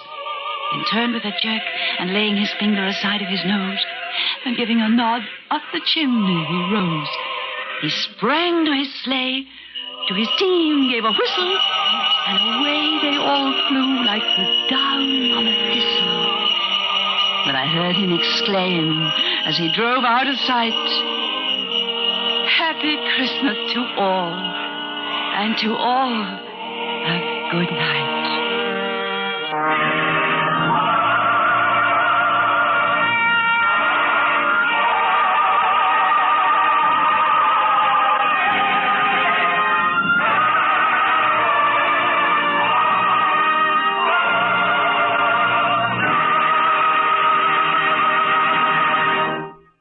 Ladies and gentlemen, you have just heard Miss Greer Garson in a dramatization of Twas the Night Before Christmas, tonight's production in Autolite's Suspense. Miss Garson will return in just a moment. Next week on Suspense, our star will be Mr. James Mason, who, as Lord Essex, plots to capture Elizabeth's throne. It's called The Queen's Ring. Suspense is transcribed and directed by Elliot Lewis, with music composed by Lucien Morawick and conducted by Lud Gluskin. Chorus was under the direction of Roger Wagner. 'Twas the Night Before Christmas was written for Suspense by Morton Fine and David Friedkin. In tonight's story, Anne Whitfield was heard as Kathy. Featured in the cast were Harry Bartell, Irene Tedrow, Mary Lansing, Charles Calvert, Howard McNear, Herb Butterfield, Johnny McGovern, Sidney Miller, Joseph Kearns, and John Ramsey Hill. And here once again is our lovely star, Miss Garson. Harlow, thank you very much. And thank you, Anne Whitfield. While I have these few moments, may I join the Autolite family in sending holiday greetings to our friends everywhere. Merry Christmas, Harlow. Merry Christmas, Greer. A Merry Christmas to all. And to all, a good night. This is the CBS Radio Network.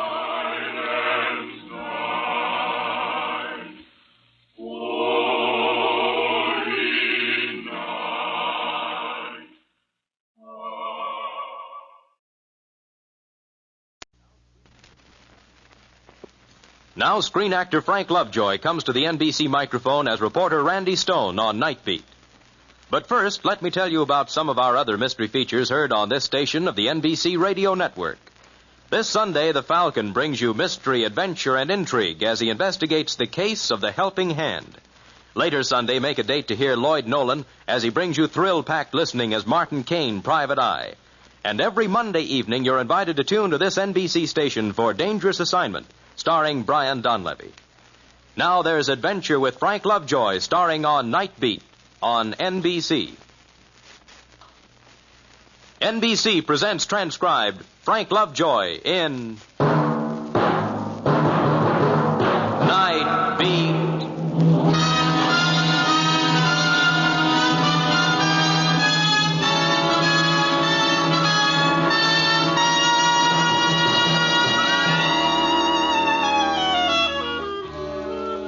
Hi, this is Randy Stone. I cover the Night Beat for the Chicago Star. Christmas Eve. Jingle bells, silent night, boughs of holly. Yeah, they say there's a warmth about Christmas that spreads out like a fan and touches everyone. The holiday spirit, it's called. But right at the moment, I'm thinking of one character who was nearly left out in the cold last Christmas. None other than yours truly. Me, myself, Randy Stone.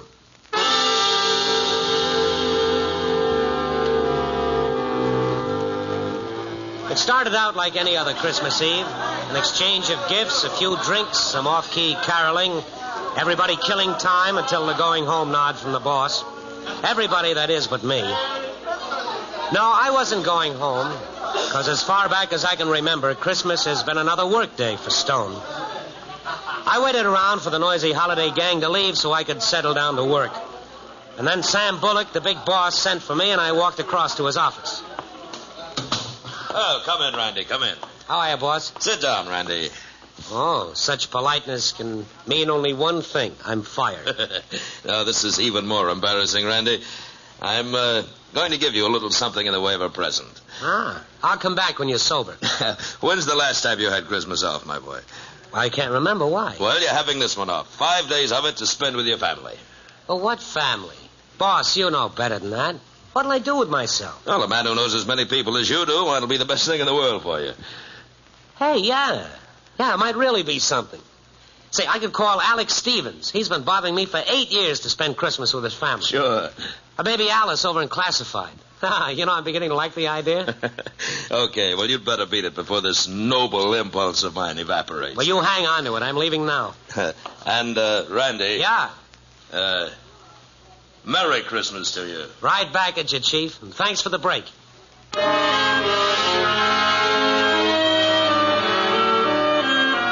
The revelers had gone now, and the office was empty except for one man. Old Ed Collins sat watching the teletype machines. He looked up when he saw me. Thought you'd gone, Randy. No.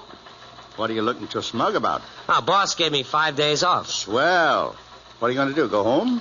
Home is a bachelor apartment on 7th Avenue. No, Collins, I'm going to call my old pal Alex Stevens in Decatur and tell him to meet the morning train. Good idea.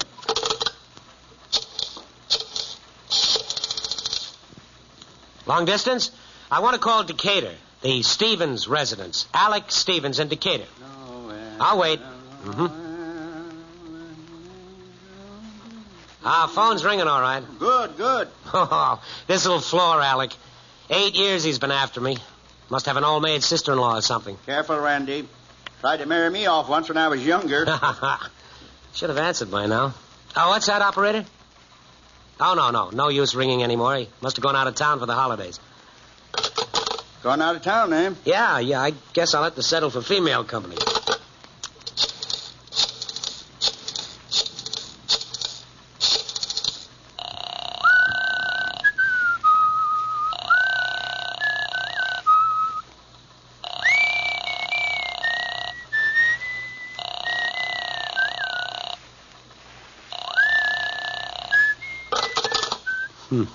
Not home either? Well, that was a screwy idea. I don't know why I went for it. Phoning people at the last minute like this. Guy, with the friends you have... Oh, sure. The friends I have, millions of them till I go looking for one. Oh, there's a Christmas card for you on my desk. Keep forgetting to give it to you. I'll get it later. Hey, my folks only live 40 miles out. Boy, would they be glad to have you spend a few days with them. I could call them. No, Ed, forget it.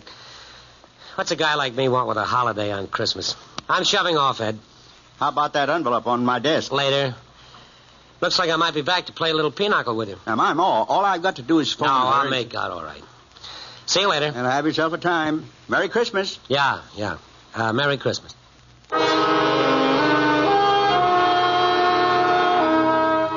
I didn't want to make any more calls in front of Collins, so I headed for the nearest phone booth.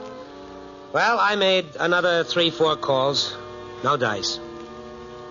Randy Stone, a guy who couldn't walk a downtown block without saying hello to half a dozen people, couldn't find one lousy bum would be his friend tonight, Christmas Eve.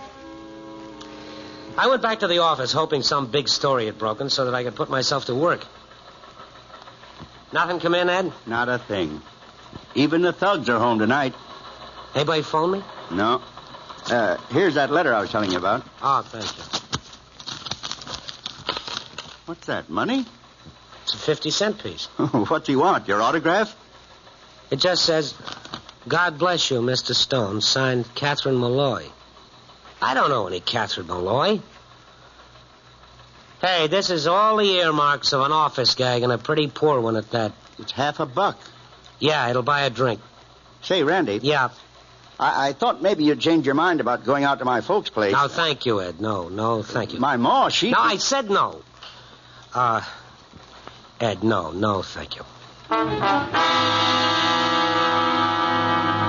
I Outside it was snowing, light and fluffy, like it had been specially ordered for the occasion.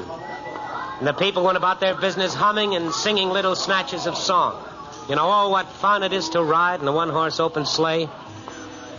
Yeah, there was warmth and good feeling everywhere. But my mood was more than a match for it, and I was beginning to feel sorry for myself. Like an unwanted cat, I took my mood out to get it drowned at Bobby's bar. Randy, how are you, boy? How are you? Wow. What's with this place? It's like a morgue. Well, haven't you heard? It's Christmas. Yeah, I've heard. Will you put a dime in that thing and get something snappy? Okay.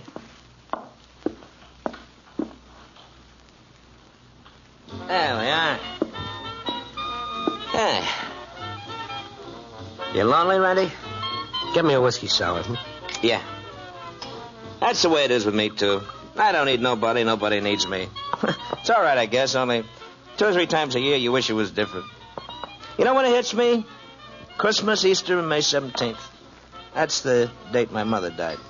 But Christmas and Easter was a big time in our house. You know, we had 11 kids. Look, why don't you write a book? You act like this was something new to you. To me, it's like this every Christmas. You know, the important thing is don't be alone. How much do I owe you? 50 cents. Here. You know, when you try and fight it, you gotta lose. Randy, are you going into a new business? What do you mean? Well, I thought maybe you might have gone into manufacturing. Manufacturing what? Coins. But, brother, if you are, you got a lot to learn. This is about the phoniest $50 I ever saw. Phony? Yeah. Give it to me.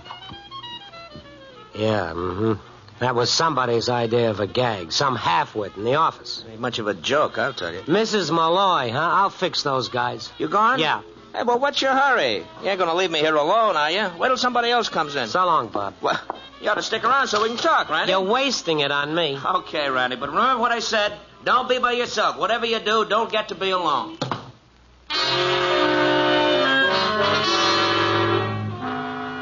I stopped at the corner drugstore and bought a couple of magazines and went to my apartment ready to spend a quiet holiday.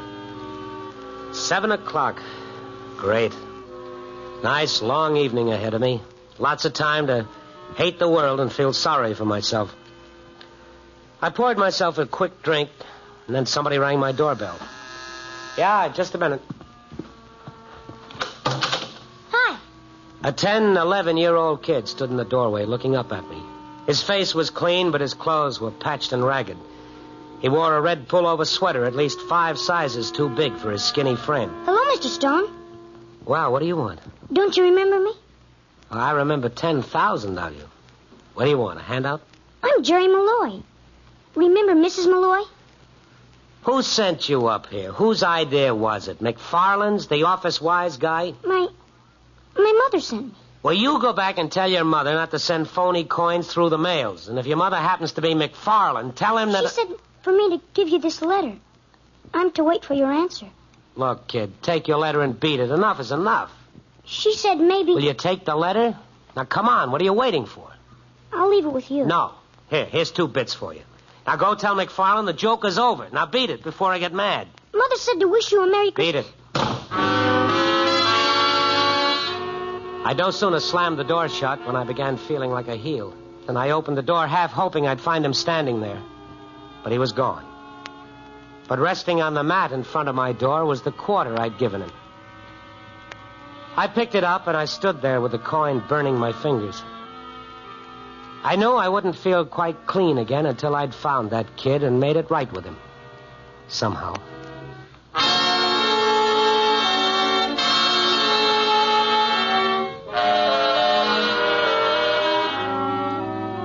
I had to get to the kid, but how? The logical starting point seemed to be the newspaper office. I put my coat on. I was about to leave when a sharp knock sounded on my door. I opened the door and a policeman came in. Mr. Stone? Oh, yeah, come in. Thanks. I'm Lieutenant Saunders. Know anything about this? Well, this envelope's addressed to me. Where did you get it? Do you recognize it? A kid came in here about 15 minutes ago and wanted to give it to me. You sure this is the same letter? Well, the writing's the same as another letter I got at the office. Why? What happened? The boy who brought you this letter. What's his name? I don't know. He said it was Malloy, but I don't think it is. Give me a description. Oh, he's, 10, 11 years old. 95 pounds, light brown hair, wearing a faded red sweater, patched trousers. What's this all about? Hit by a car. Driver picked him up and took him away. Hit? How bad? Nobody knows. Woman who saw it from a window thinks the kid was dead. The car got away? Yeah. She didn't see the license number. When we got there, we found this letter on the street. And the kid may be dead? Yeah, it looks like it. Said his name was Malloy, huh? Yeah, that's what he said. Can I see that letter? Maybe there's something in it. Sure. What's it say? It's kind of hard to read. Looks like some kid wrote it. Dear Mr. Stone, we're hoping that you'll come out to have Christmas dinner with us. I've told Jerry not to leave till he brings back your answer saying yes. It's signed Mrs. Catherine Malloy. I don't know a Catherine Malloy. Well, maybe they mistook you for somebody else. I thought it was part of an office gag, and I still think so. Let me go back there and check. I'll call you later. Where do you work, Mr. Stone? Chicago Star. Oh, you're that Randy Stone. Well, look, if you get any information, phone it into the precinct.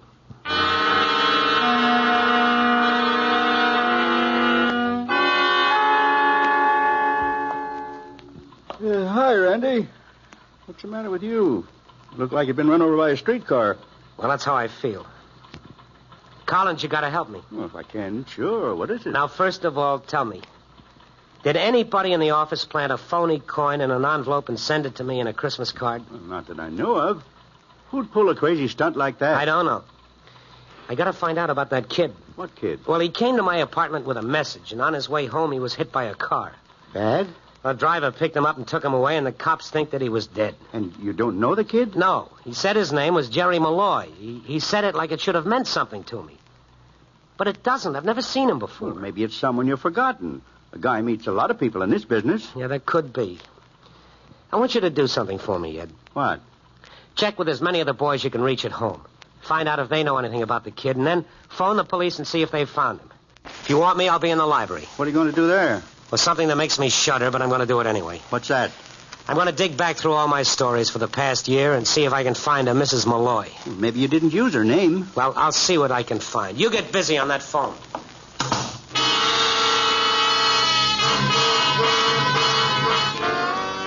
Collins left me alone, and I went to work. It's funny how inane some of the stuff you write seems after it's been buried. Only 3 of the bits offered any idea of who Mrs. Malloy might be. One about a woman who'd refused to leave a cat in a burning house. Another about a middle-aged lady bookie. And the last about a woman and her family who were being evicted from a slum apartment for lack of rent money. The story was about the bystanders and how they dug into their pockets and raised $40 so the woman could get back into her place. How you doing? Well, I'm not sure, but I think I've got something. Well, I called the boys. They don't know anything about the kid or the letter. You phoned the police? Yeah. Well? They want you down to headquarters. Me? What for? To identify the kid. They think they found him.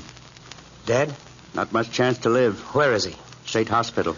It's a pleasant chore for Christmas Eve, isn't it? Dandy. Well, then I guess they want me to go and see his mother and say, guess what I brought you for Christmas. Oh, snap out of it, Randy. It wasn't your fault. Yeah.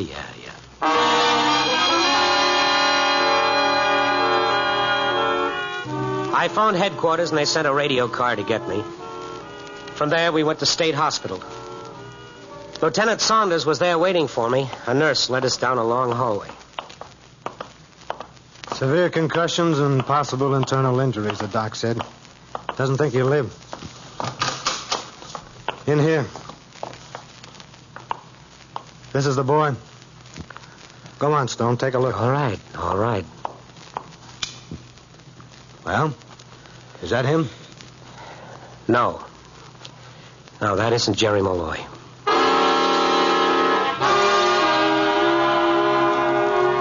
For a minute, I felt a sense of relief, but I knew I was kidding myself. Sooner or later, Jerry's body would be found. And until then and after then, I'd feel the guilt to be mine.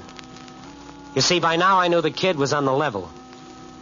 He'd been sent to me with a message offering me a home for Christmas, and in my blind stupidity, I sent him away. Nice guy, this Randy Stone. The cops dropped me off at the paper and told me they'd keep in touch. Well? No, it's not him. What are you going to do? I'm going to find Mrs. Malloy. That 50-cent coin, that's what makes it interesting. Why money in a Christmas card and a phony coin at that? Well, maybe she didn't know it was phony. All right, then. She didn't know it was phony, but why was she sending you money? You lending the stuff out at 15%? What? Hey, wait a minute. You got something there. Maybe she did owe me some money. That woman that was tossed out on the street, $40 we raised for her, she took my name and said she'd send me my $5 back. Well, can you remember where she lived? It was on the south side. I remember the building. Yeah, I can find her. Collins, I can find that kid's poor mother. Well, isn't that what you wanted? I don't know. You know what I really want? I'd like to start this whole evening over again. Think you could arrange it for me?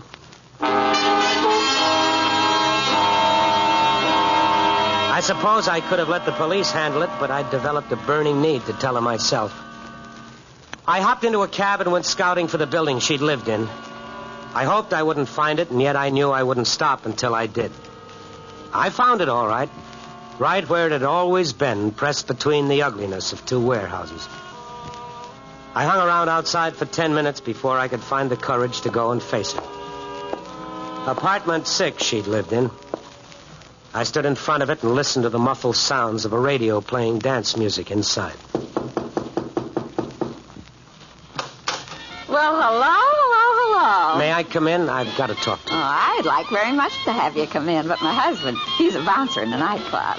Maybe some other time. Look, Mrs. Malloy, I've got to talk to you. What about Christmas Eve? Go away. Hey, what Mrs. did you say I was? Malloy, Catherine Malloy. I'm not Mrs. Malloy. It never was, never will be. My name's Mrs. Manty, Carole Manty. You know, the more I look at you, the more I wish I was your Mrs. Malloy. But I'm not. I'm really not. How do you like that? Well, I like it a lot more than you'll ever know. You know where I can find her? She lived in this apartment 4 or 5 months ago. Never heard of her.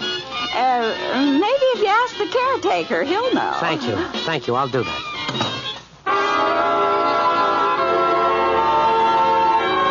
I was glad this woman wasn't Jerry's mother. I'd built a picture of Mrs. Malloy that didn't jive with a slightly tipsy frump staring at me out of hazy eyes. I called him the caretaker. Yes, Mrs. Malloy lived here, but she'd moved a couple of months ago, and he didn't know where to. He told me to try Kozlov's grocery store. The storekeeper there was a living city directory. Mr. Kozlov? None other. What can I do for you? I'm looking for a Mrs. Malloy who used to live in the Elkin Apartments. I was wondering if you knew where she'd moved to. Malloy? Uh-huh. Oh, yes, I remember her, but I don't know where she moved to. A good woman. Didn't owe me a penny when she left. I've got to find her. She was working steady when she moved. Wages every week makes difference. You think some of her neighbors would know where she moved to? Oh, they do a big turnover in some of those places. But with wages coming in regular, I think I know how you can find her. How? It's a pattern people follow. When things can't be worse, then they live in places like the Elkin Apartments. But when they're working and a little money is coming in, they move up a notch. That's the way it works. Where is this notch, this step up? It's a gamble. But if I was you, I'd try Blake Avenue, somewhere around 20th. That's the way it goes, from Elkin to Blake. Sometimes back to Elkin. Sometimes not.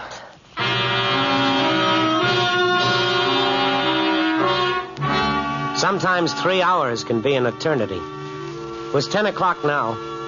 3 hours since the kid had knocked on my door. The streets were full of happy, smiling people, and the snow made everything look like a Christmas display window in one of the big stores.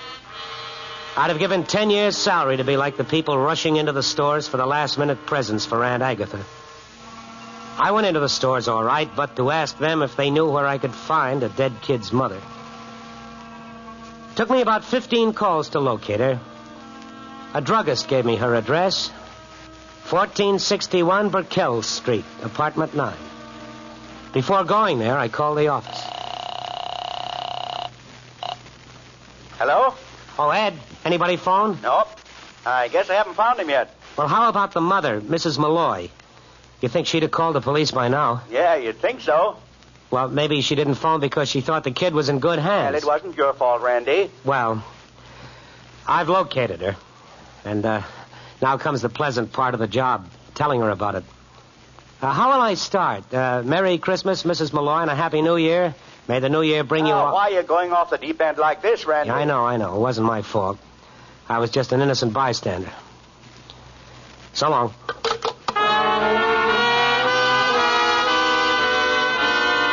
I made another call, police headquarters. They had nothing new on it. The kid would turn up, they said. He'd be pretty dead, but he'd turn up. I told him I was going to see the kid's mother, that I'd located her. Lieutenant Saunders thought that would be a swell idea. I walked down the street to Mrs. Malloy's apartment house, and I stood there a minute. From where I was standing, I could see the sign on top of the Chicago Star building. Mrs. Malloy lived only 3 blocks from my smug little tower. From Star to empty apartment to Malloy and back to the Star. But that's the way it looked geographically as well as symbolically. Another 20 minutes wouldn't matter much, I thought. So I walked the couple of blocks it took me to get back to Bobby's Bar and Grill. Hi, Randy. You're not making the rounds of the bars, are you? No. Make it a double bourbon. Water. Double bourbon? Yeah, double. Not much trade tonight. Later they come. Randy, why is it hitting you so hard? You scratch a little of the veneer off, and what do you find? A sentimental slob. What's bad about that? Well, then you find that you can't do things that have got to be done. Like what? What needs being done tonight? Like telling a woman that her young son is dead and that I had a lot to do with it.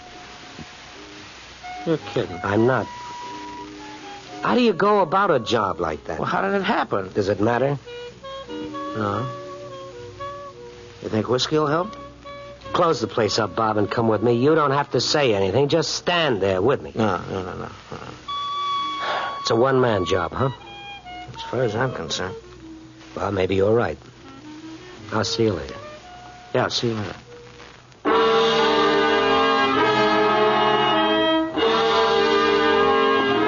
I climbed up the creaky old stairs.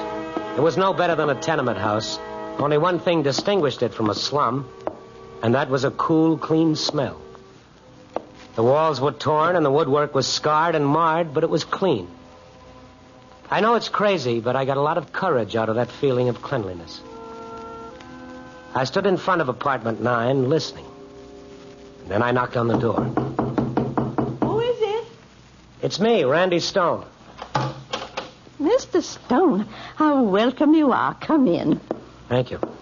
I'll close the door to the children's room. They are only fallen asleep, and if they hear us, they'll be sure you're Sunday. She walked away to close the door, and I wondered how I'd ever come to forget Mrs. Malloy. Her face was overflowing with a deep spiritual beauty that lighted up the whole room. She came back and sat down near me. I'm so happy you hadn't forgotten me, Mr. Stone. I was afraid you might have. Then when I was able to make a small payment on that loan, I thought I would ask you to come to see us. God will never let me forget what you did for us that night, Mr. Stone. Mrs. Malloy, I don't mean to embarrass you, Lily, I don't. But I knew if you possibly could, you would share some part of Christmas with us. I knew that the old and shabby furniture would make no difference to you. This humble home... Well, Christmas began in a humble home. Yes, that's what I told Jerry. Mrs. Malloy, about Jerry, I don't know how to say it. Say what? What is it, Mr. Stone? Well, about Jerry not being home. I don't understand. The bedroom door opened and a boy walked out. I caught my breath and held it.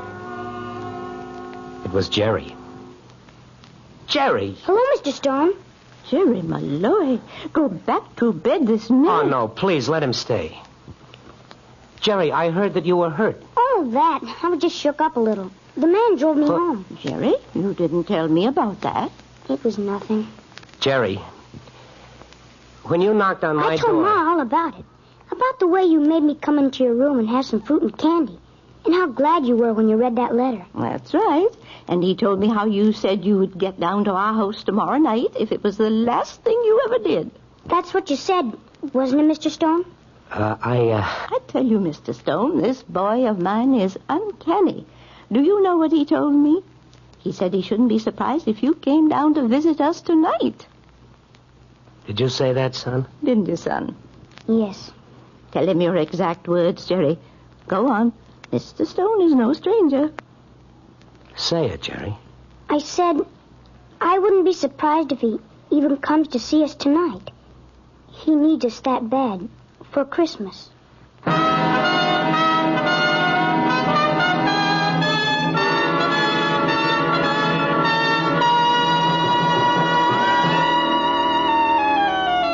In those 3 little rooms on the edge of the city's slums, I learned that human beings can find happiness.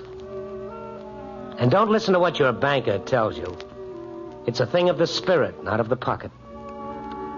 In that shabby little apartment with a cracked linoleum and a threadbare sofa, I learned the magic of the words. Merry Christmas. Copy, boy.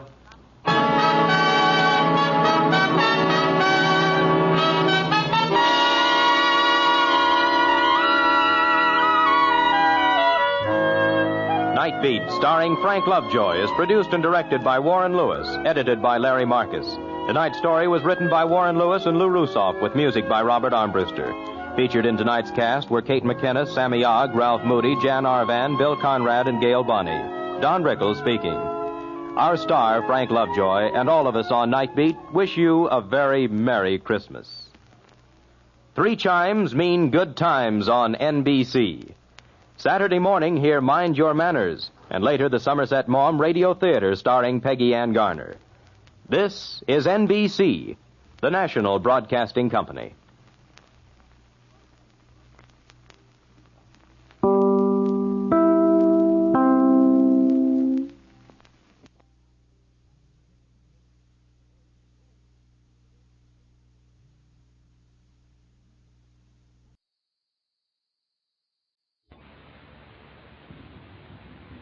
It was the week before Christmas, and all through the house, a creature was stirring. And boy, what a rat.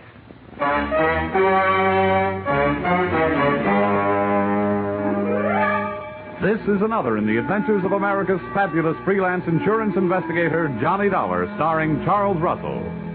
At Insurance Investigation, Johnny Dollar is only an expert. At making out his expense account, he's an absolute genius.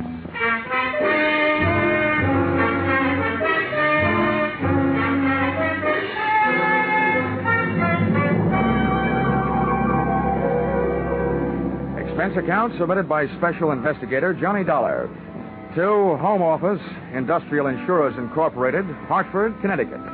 Attention, Mr. Eben Stevens, General Manager.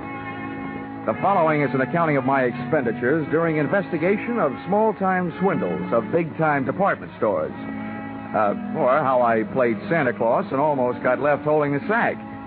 Or going for a sleigh ride without benefit of snow can be tough sledding. Expense account, item 1. $1. Tip to messenger who delivered this assignment writing by hand to my apartment. Thanks, Mr. Dollar. You have never been known as a fast man with a buck, Mr. Stevens, and I must say your note to me also marked you in my mind as an economist with words. Dear Dollar, our client, the Association of Department Stores of Greater Manhattan, has requested help on the following problem. A young man has been making the rounds of New York department stores during the current Christmas rush. Using his equipment and official-looking sales book, he goes to a business department, makes a quick sale on some large item, writes it up in his furious sales book, takes the customer's cash, and disappears. Enclosed find varying descriptions as furnished by victims to date, and check for your usual retainer fee. Please put a stop to this nefarious practice at once. Signed, Eben Stevens, General Manager. Expense account, item 2. $6.21. Train fare, Hartford to New York. Next morning at 7:03 on the Banker's Special. A train very cleverly named that because 75% of its load is made up of bankers. I sat among them in a parlor car, watching them limbering up for the day's chores, slowly shaking their heads from side to side and softly whispering, "No." We arrived at Grand Central at 9:20. The bankers got off and headed for their granite vaults. I got off and headed to face my stone wall. Expense account, item 3. 4 bits, cab fare to offices of the Association of Department Stores of Greater Manhattan.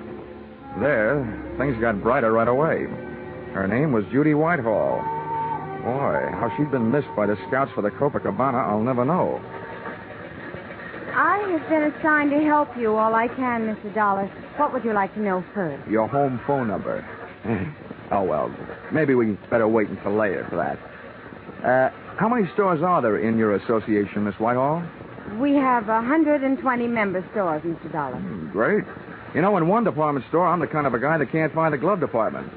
And now I've got 120 stores in which to find someone I don't even know. Well, we do have the man's description. Yeah, as a matter of fact, we have a lot of descriptions, all slightly different. And the regular store detectives are all on the lookout. It's like looking for a noodle in a spaghetti stack. And all the sales personnel have been warned. It's beautiful. What's beautiful? Your face. Well, really, Mr. Dollar. After all. Oh, yeah. Oh, yes, I know. Business. Well, before I start, maybe you'd better give me a letter of identification. If I spend all day moseying around department stores without buying anything, I can stand a good chance of getting picked up as a shoplifter. Right away. Follow me. All right. Oh, just a minute. Hello, this is Miss Whitehall. Oh, yes, Mr. Sandler. Oh, my, that's terrible. My goodness, that's awful. Good gracious, that's worse. Well, the insurance investigator is here right now, Mr. Sanders. We'll be right over.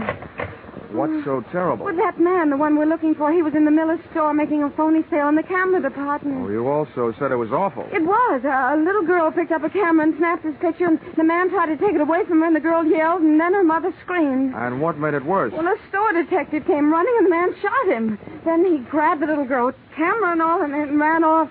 They called the police. Really? I can't imagine why.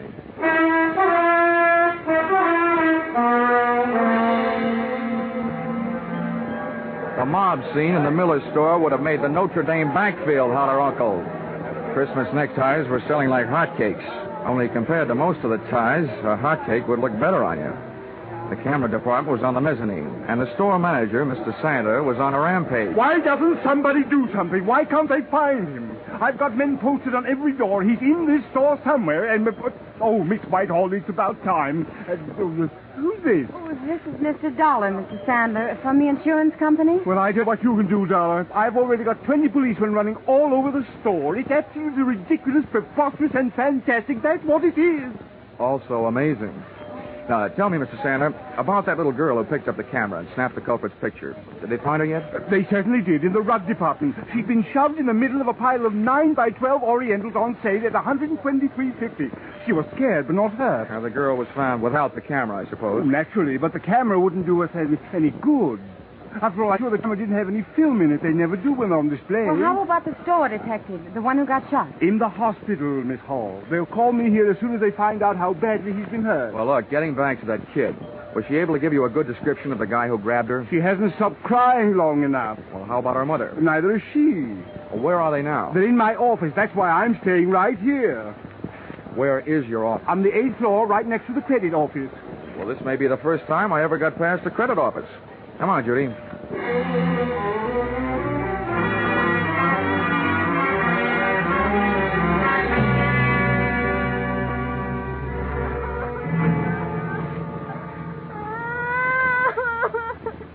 Oh, Bobby, come on.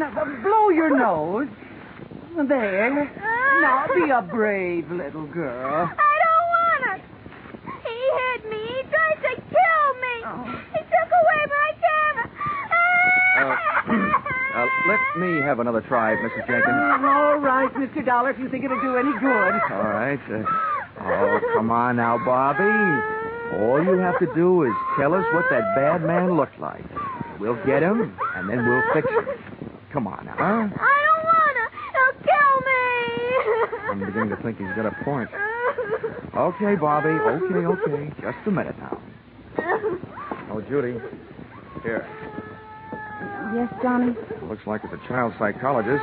I'm nothing. At this point, I feel like telling little Bobby to go out and play with some old razor blades. Got any suggestions? Well, it is almost Christmas. Yeah. And one thing little girls don't want to do at Christmas is get in wrong with Santa Claus. Ah, gotcha. Good gal. Where do we find Santa Claus? In the toy department on the 5th floor. Well, give me about 5 minutes to explain things to Santa, and then bring Bobby down. All right. Oh, Bobby! What?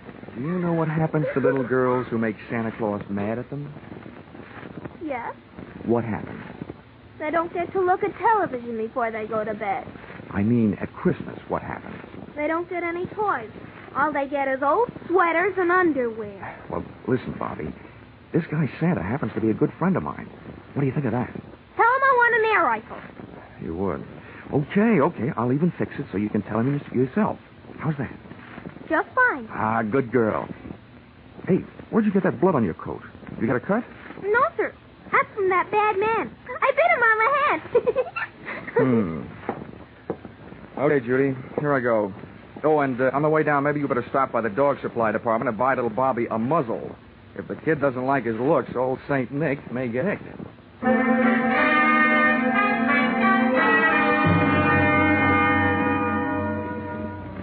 Department stores should have some kind of a congressional medal for salespeople who work in the toy department just before Christmas.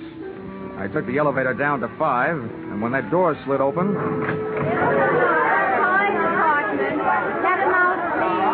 was like stepping into Dante's Inferno, junior grade. First, I got on the house phone and called Santa, who was still in the camera department. He'd had word from the hospital. The store detective had died without regaining consciousness. I was no longer trying to catch a cheap swindler. I was now out to swap blood with a dirty murderer.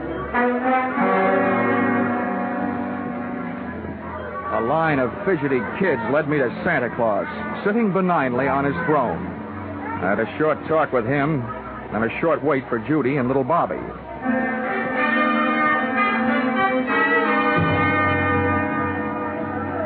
Okay, Santa. Now we've got to make her talk. That is, you've got to. All right, Dollar. All right now, kiddies. You'll have to wait for a moment. We have a special little visitor coming to see me. Hello, Johnny. All set? Yeah, all set. Okay, Bobby, my girl. Now just let me give you a hoist up into Santa's lap. He wants to ask you a few questions. I want an air rifle. Now, you be a good little girl and answer all Santa's nice questions, and you'll get it. But not where I'd like to give it to you. Up you go. Yes. Well, there we are, honey. Now, tell me, what do you want for Christmas? I want an air rifle. Well, we'll see what we can do about that. Tell me, have you been a good little girl? Yes, sir. Well, first we'll just have to look up your name in my little black book and make sure. Pretty good. All but one little thing. What'd I do? I didn't do nothing. Well, that's just it. You see, Bobby, I have a note here that today some people asked you what a certain man looked like and you wouldn't tell them. Is that right? I'm afraid. I don't want to tell. They can't make me. Well, Bobby, maybe you and I had better talk this over. If you won't do something for us now, how do you expect it will happen?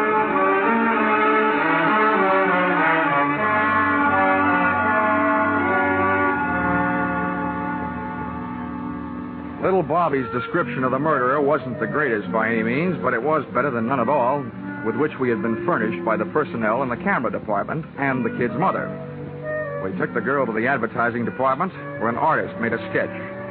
Armed with a drawing, we made a tour of the store exits, showing it to the police posted on every door, giving them a rough idea what to look for. A medium-build, pudgy man with black hair. And when they came across such a character, he was to be issued an invitation to show his hands. If he was sporting Bobby's teeth marks, then they'd really know. Well, this chore out of the way, Miss Whitehall and I sank our teeth in a pair of sandwiches in the tea room. The Shopper's Delight sandwich, to be exact. Cream cheese, walnuts, watercress, and pineapple on whole wheat bread.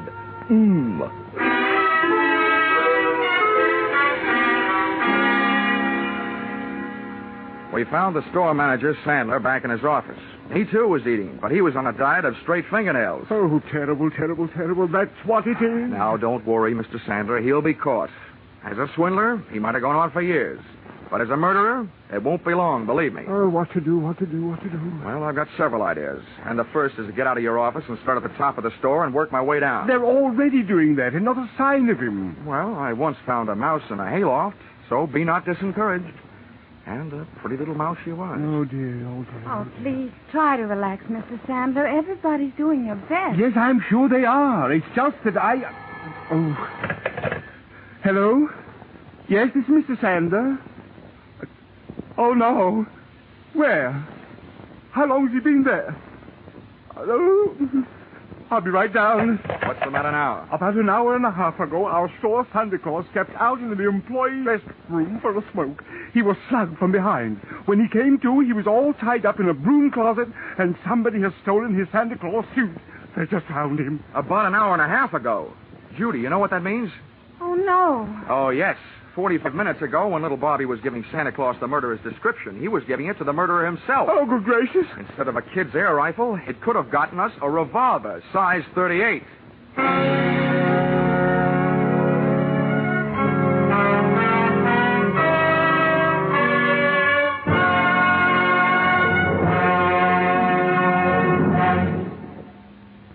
In just a moment, we will return to the second act of Johnny Dollar. But first, CBS is going to bring you one of the biggest presents you ever received from show business tomorrow afternoon, Christmas Day. For a full hour on the entire CBS network, you're going to get all the comedy, all the laughs, and one of the greatest Broadway and Hollywood hits of recent years, The Man Who Came to Dinner. And the man who came will be played by none other than Jack Benny, plus Charles Boyer, Gene Kelly, Dorothy McGuire, Gregory Peck, and Rosalind Russell, plus Henry Fonda and John Garfield as narrators. You'll hear them all on CBS's special holiday hour tomorrow afternoon. Jack Benny, playing the man who came to dinner and breaking a leg, had to stay on and on and on. Now with our star, Charles Russell, we return to the second act of yours truly, Johnny Dollar.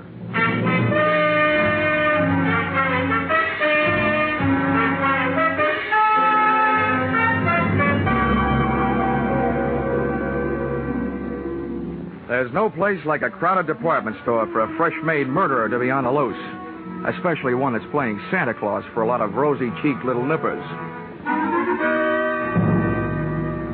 I headed back to the toy department, but when I got there, the cupboard was bare. Our lethal St. Nick had decided to give up his red flannel and white whisker hiding place. We found the empty suit in a storeroom, tossed high on a stack of baby buggies. Oh, Johnny, this is terrible. That man's a murderer. What are you going to do? What am I going to do? Now, listen, Judy. By now, there must be 87 cops sifting through this store looking for that guy. They've got 2 cops on every door. Now, all I'm going to do is help them look. This is one of those everybody's problems. You're right. I guess I'm just getting excited. Well, that you have a right to do. Come on, let's get out of here. I've got an idea. All right, Johnny. I'll do it. Mr. Dollar, thank goodness I found you. Mr. Sandler wants you right away, down on 3. An old lady has just been shot in Junior Mrs. Lingerie. Oh, serves her right for not acting her age. Let's go, Judy.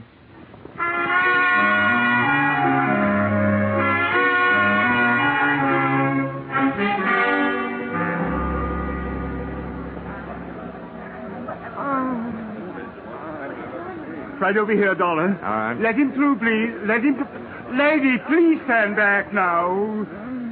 Well, Dollar, Congratulations. Before, this store was only going to sue that company of yours for $1 million. Considering what this shooting will do to our reputation, I'm going to make that $5 million. Mr. Sandler, keep your powder dry. First of all, it's not my company. And second, you can't sue them for something they didn't do. And third, you'd better get this poor old gal to a hospital. How badly is she hurt? And how did it happen? The doctor's on his way, and we've sent for an ambulance. This woman was lost out on the back stairway looking for the ladies' room. That maniac saw her coming toward him and ran down the stairs firing over his shoulder. The bullet just seemed to have grazed her left side. Pretty lucky. Where are the police? They're searching all over the store. Dollar, what are we going to do? This is terrible for business. Well, I suspect that any minute now, the cops will be telling you to do something that's going to be even worse for business. Close the store. Well, but close the store? Yeah. Why, we're staying open late tonight. It's the last-minute rush. I'm just telling you what I think. I think the cops will double the lookouts on all the doors and make you close the store. Then they can go to work. We lose thousands of dollars. They can't make me close the store. If you stay open, you might lose a few more customers. The hard way. Where's that doctor? He'll be here any minute. Oh, Mr. Sam. Well, yes, what is it? Well, they called up from the sporting goods in the basement. That man has been down there and held them up. And he took 4 guns and 6 boxes of ammunition. 6 boxes of... Oh, my... Oh, what's this going to do to our store? If you're not careful, it's going to turn your store into the world's largest shooting gallery with live targets. You know what I suggest, Mr. Sandler? What? What? Tell me what? Don't wait for the police to tell you. Close the store.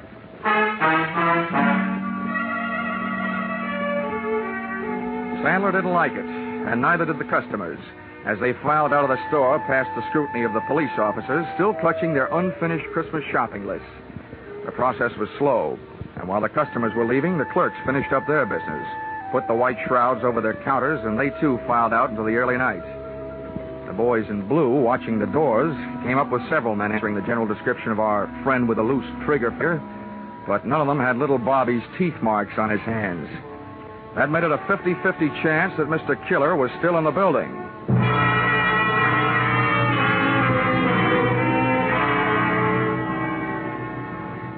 There's nothing more eerie than a department store after closing.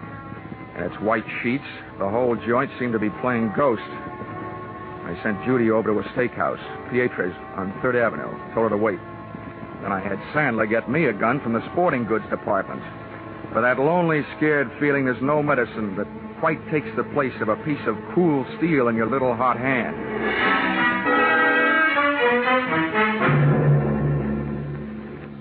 The sergeant, in charge of the police detail, posted men outside all exits. The rest he took up to the roof with him. They were going to run the whole store with their burly blue sieve, floor by floor, counter by counter, inch by inch. Sandler stayed with me down the first floor. Just for fun, I thought I would start working my way up. Dollar, don't you think we should get out of here and leave this to the police? Well, I have several goosebumps that agree with you, Mr. Sandler, but I have a very dangerous habit of trying to earn my money. Oh, this is terrible. Now, look, every counter and post in this store is just the kind of hiding place a sniper would pray for. I get paid for this kind of work. You don't. Now, why don't you go out for a nice, safe walk? It's my duty to stay here. I'm sticking with you. Okay. But remember, 2 of us gave him twice as much to shoot at. No, you did. I had to go and open my big mouth. Get down.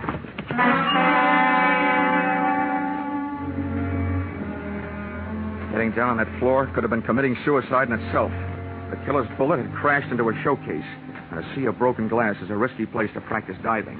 Having to swim out of it was twice as bad, but that's what I had to do. Oh, Mr. Dollar. Now, Sandler, keep your head down. Bury your face in that glass, but keep your head down. Yes, Dollar. Tell me what to do, anything but get me out of here. I have a wife and 3 kids. Well, if you'll do what I tell you to do, your wife will go on having a husband and your kids will still have a father. Yes, just tell me. I don't know exactly where that shot came from, but from the looks of this glass, it must have been from behind us. Now, I'm going to leave you and crawl over near those elevators. While I'm on my way, you rattle around in this glass. Let them hear where you are. Give me about 2 minutes, and then do something to draw his fire. What can I do? Do anything but one thing. Don't stand up. I'll think of something. You'd better. But don't take any chances. No. But what are you going to do? Take some chances.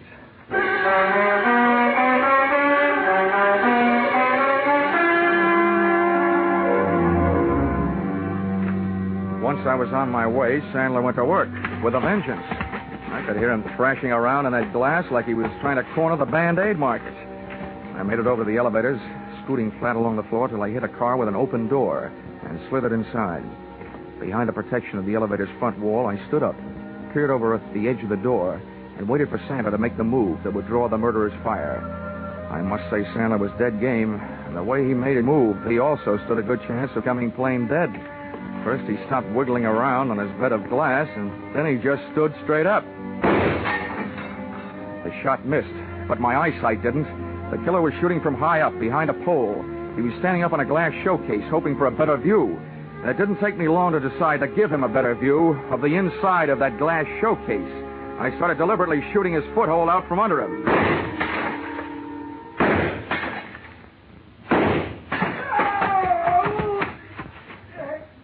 He was bleeding beautifully when I started to run, straight for the back of the store, firing as he ran. As one last souvenir, he threw his empty gun over his shoulder at me. People who live in glass houses shouldn't throw guns. I decided to join the track team and went on the chase. Back out of the main floor, through the employees' entrance, out to the dimly lit shipping department, and its loading dock filled with packages ready for shipment. I could hear him moving around among them. Okay, get your hands up and come out. I'm giving you a chance, but it's not going to last long.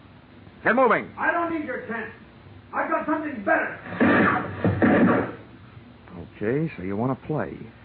I think I'll give you a couple of Yuletide presents early, and I'm sure nobody will mind if I open your head before Christmas.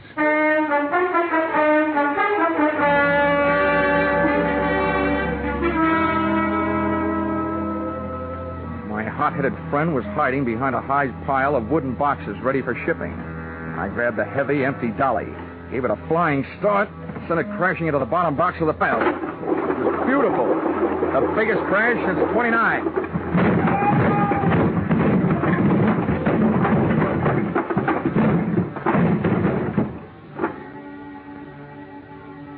It was a tough fight, but, Mom, I don't think I won. At best, it was a draw. About the 15th time I belted him, he belted me right back. Then he got his hands on a hammer, laid it across the side of my head. I got the hammer, did the same for him, and made a hole in one. He fell squarely into a man-sized packing case lying at the foot of the packing bench. I was getting weak, dizzy. I had to hold him. One thing to do. Top a case lying right there. All ready. Nails part way in. Put it on right over him. Nail it on. Good, tight. Good, tight. Good, tight. Everything is going black.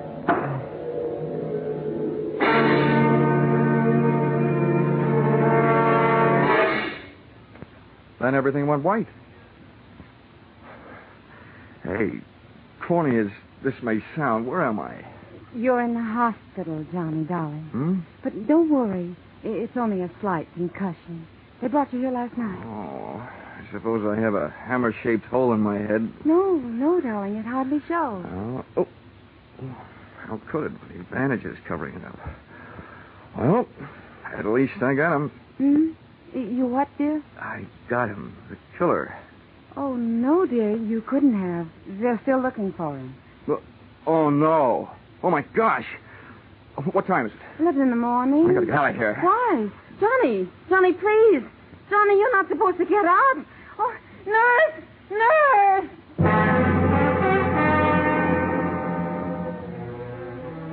If they let him get away after all my trouble, somebody was going to need a doctor.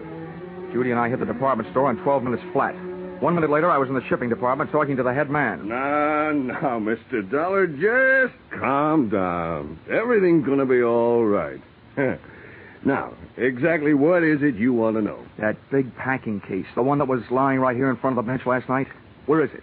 Oh, the great big one? Yes, the great big one. The one about 8 feet long and 3 feet wide? Yes, the one about 8 feet long and 3 feet wide. Well, there was something very peculiar about that case. You're telling me. Where is it? Well, this morning we came to work. The boys saw it all packed up, so they put it on the truck for upper New York State. Oh, no. Oh, indeed they did.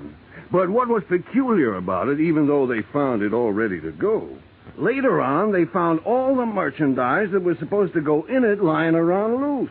It had never really been packed. Well, then quick. The least you can do is tell me where it went. Well, now that I can do. That box was the boss's big annual charity shipment of goods. That particular box is on its way to some of the unfortunates who'll be spending this Christmas away from home. All right, so where is it? By now, it should be at the New York State Prison, up in Ossining.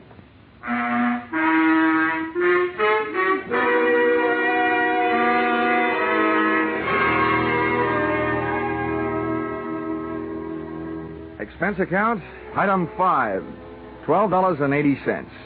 Dinner check at Pietro's, where I had asked Miss Judy Whitehall to wait for me the night before, and where I inadvertently stood her up. Although how a gal can stand up after eating $12.80 worth of food, more than I can figure out. Let's see.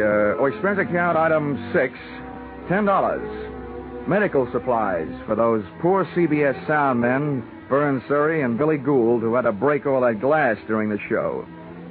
Expense account total, $511.50. You may think this amount is a little high, but isn't everybody at this time of the year?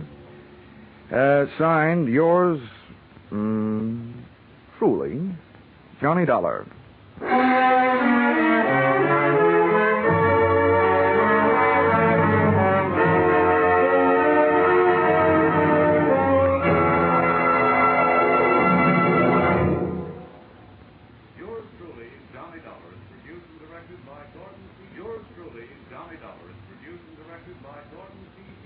Stars Charles Russell.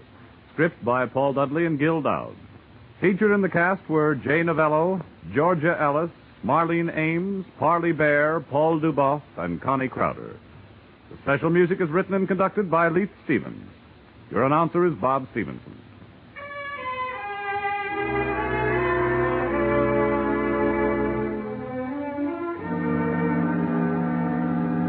Be sure to be with us at the same time next week when another unusual expense account is handed in by yours truly, Johnny Dollar.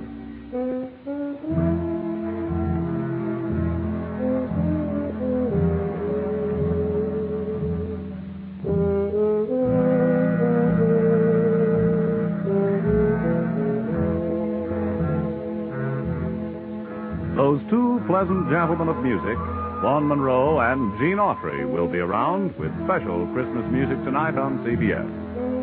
On his caravan, Vaughn will feature a medley of Christmas carols. And you'll hear the maestro and his band featuring Vaughn's new song success, The Jolly Old Man in the Bright Red Suit. Gene Autry will bring you Christmas music and the Christmas Eve story, Western Style. Be sure to hear these two Saturday night CBS stars, Vaughn Monroe and Gene Autry, on most of these same CBS stations. Now stay tuned for Vaughn Monroe's Caravan, which follows on most of these same stations. This is CBS, where yours truly, Johnny Dollar, meets adventure every Saturday night. The Columbia Broadcasting System.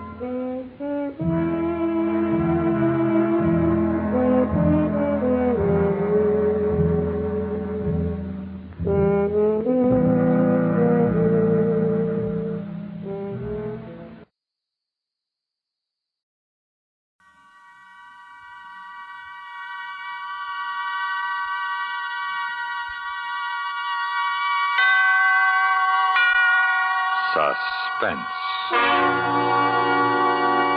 And the producer of radio's outstanding theater of thrills, William N. Robeson.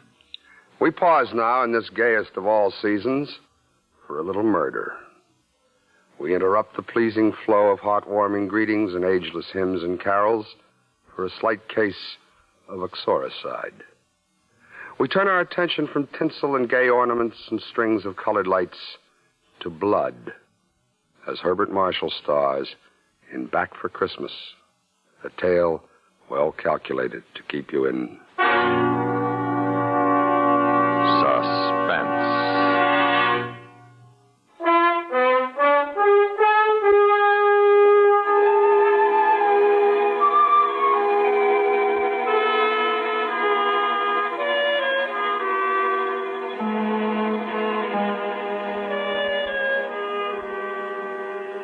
Happy, Mrs. Carpenter? Deliriously, Professor Carpenter. Well, then how about another glass of champagne? Nothing goes better with a happy bride than a glass of bubbly. Nothing? How about a happy husband? That you have. To us. To us. Forever. Darling. Oh, Herbert, I'm afraid it's all a dream, and I'll wake up any minute to find myself back in that drab little bookshop in Leicester Street, searching for obscure volumes for absent-minded professors. Oh, so that's what you thought of me. Oh, not you, Herbert. You were different. I felt it the first time you came into the place. Premonition, second sight. You knew at that minute, I suppose, that I would whisk you off to America and make you my wife. Well, not exactly. But I'm awfully glad you did. Do you think you like America? I love it. I thought perhaps after this lecture tour is over, I might try to find a connection at some college or other and just stay on. What would you say to that? I say, wherever you are is where I want to be. Now, who in the world? Who is it? Bellboy, sir. Just a minute. Yes, what is it? A letter, sir, for Mrs. Carpenter. For Mrs.? Here, let me have it. Here. Thank you, sir. A letter for Mrs. Carpenter? Herbert, you were a widower, weren't you? I mean, Hermione isn't still alive. What? Heavens, no. But that letter. No one back in England knows that I'm married. Let's forget it, shall we? And have another glass of wine. I've often wondered what she was like. Who? Hermione.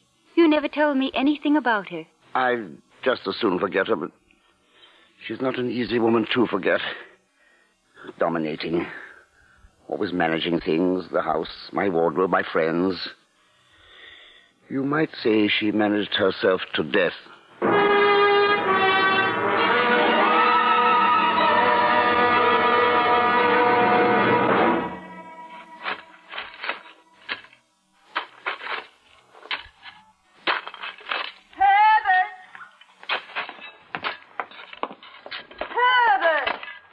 Yes, Hermione. What on earth are you doing down here in the cellar? Putting the finishing touches on this wine bin. Have you taken leave of your senses? Yes, I dare say you have. Look at you, the epitome of the absent-minded professor. Oh, I wouldn't say that. Well, I would. Whatever would become of you if I weren't here to look after you? I wonder. And, well, you might. Have you any idea what today is? Why, Tuesday, I believe. Indeed. And what is going to happen today? Well, according to your plans, we are flying to America on the 9 o'clock plane. Precisely. And the Goodenows are coming in for tea in half an hour. And here you are digging a hole in the cellar. It is not a hole, it's a wine bin. Well, it looks more like a grave to me. Yes, Hermione. Upstairs with you now and get into some clean things. Yes, Hermione. I've already dismissed the cook. You'll have to get the tea things ready while I'm taking my bath. Yes, Hermione. Oh, dear, such a bother to go to. Closing up the house and all, and then having to open it again when we get back for Christmas. Back for Christmas, back for Christmas. Must you keep saying that? Well, why not? We are coming back for Christmas, aren't we? Well, supposing I were offered a position in an American university. Oh, nonsense. Well, they did ask me to come to lecture. That means something. Well, not very much. Americans will pay to hear any foreigner deliver a lecture once. But there's no use building dream castles, Herbert. Nobody's going to offer you a fortune in America. Of course, the extra money you will get will be very handy when we arrive back for Christmas. For Christmas, yes. Precisely. And it's no good you're making a joke of it. Oh, but heaven knows where you'd be today if I hadn't got a sense of time. Yes, Hermione. Now get a move on. And be sure to straighten up the sitting room and get the tea things out. The second best, the Goodenows will understand. Yes, Hermione. Now, I'm going up to have my bath now. Call me when they arrive. Yes, Hermione.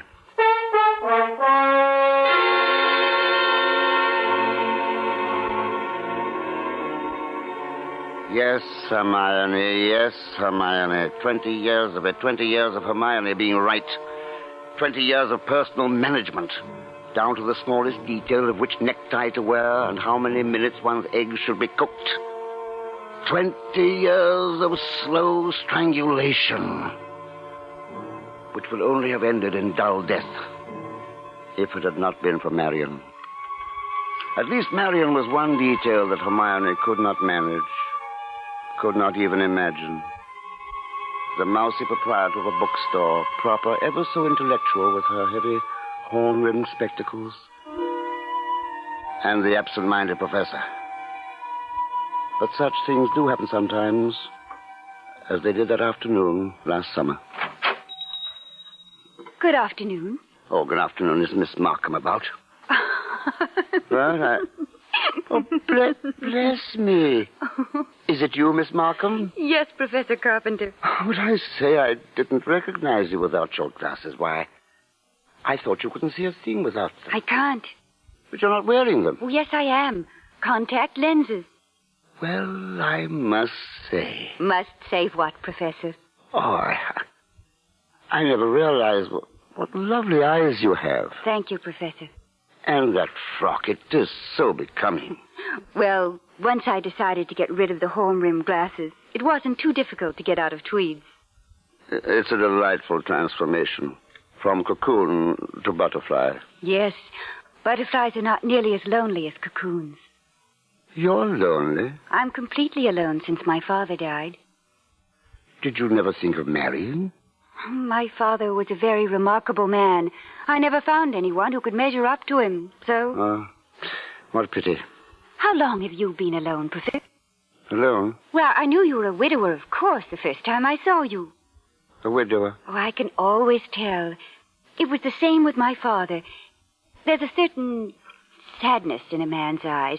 A sweet sadness, I think, when he's been married and then... A widower? I never thought of it quite that way. Oh, I have your books. Books? Yes, the ones you ordered last week. That's what you came by for, wasn't it? Yes, I suppose it is. I'd quite forgotten. The Phytotomy of Phalloid Gamophytites and Coniferous Shrubs of North America. Those are the ones you ordered, aren't they? Yes. Thank you. You're very kind, Miss Markham. Why kind, Professor Carpenter? Oh, not many young ladies in bookshops who go out of their way to look up rare books for an old professor of botany. Oh, why, you're not old, Professor Carpenter. Really, you look... Besides, I adore botany. It's my particular hobby. No, really? You never told me that before, Miss Markham. I was afraid to. You always intimidated me. You seemed so preoccupied. Yes, I suppose I did. Well, you might be interested in some specimens of alpine polyanths that were just sent to me by a friend in Switzerland. Switzerland? Oh, I used to go there always for my holidays before the war. You like Switzerland? Oh, every part of it. The lakes, the mountains, the beautiful spring flowers, especially the flowers. It seems that we have quite a lot in common, Miss Markham. I'm sorry we haven't met before. I am, too. But perhaps we can make up for it in the future. Indeed we shall.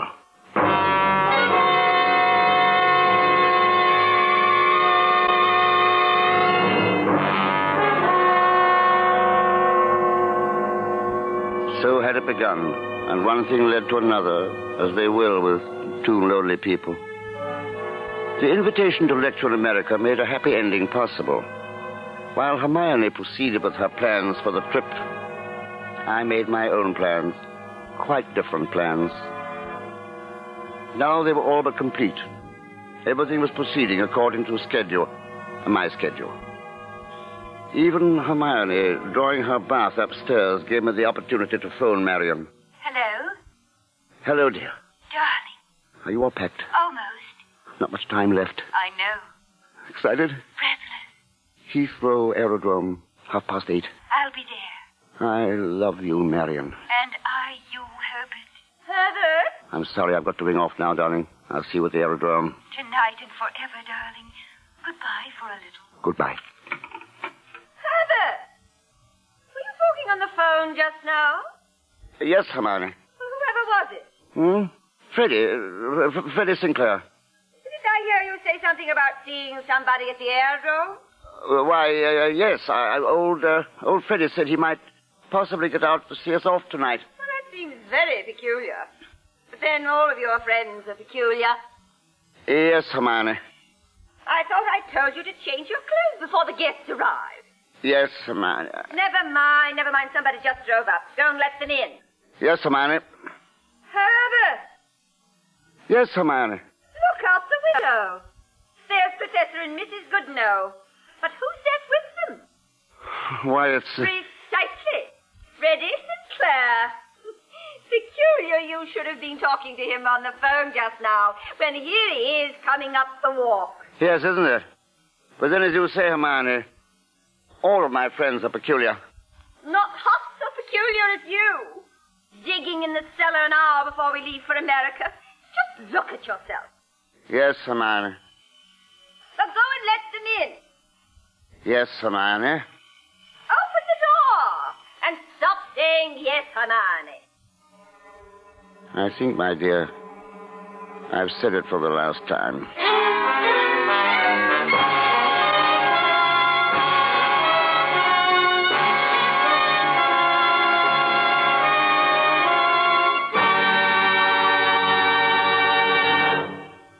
In a moment, we continue with Suspense. Songs make Christmas. And for this Christmas Eve, you have a very special invitation from CBS Radio to raise your voice in all the old familiar songs in A Carole Sing led by Bing Crosby. On this festive hour-long holiday show, you'll also hear Rosemary Clooney, Maurice Chevalier, Sarah Churchill, the Paul Weston Orchestra, and the Norman Luboff Choir. There'll be pickups of voices raised in Christmas song from far-off corners of the world. Whatever you're doing this Christmas Eve, wrapping packages, trimming the tree, entertaining friends, add new joy to the evening as all of you sing with Bing. And now, we continue with Back for Christmas, starring Herbert Marshall. A tale well calculated to keep you in suspense.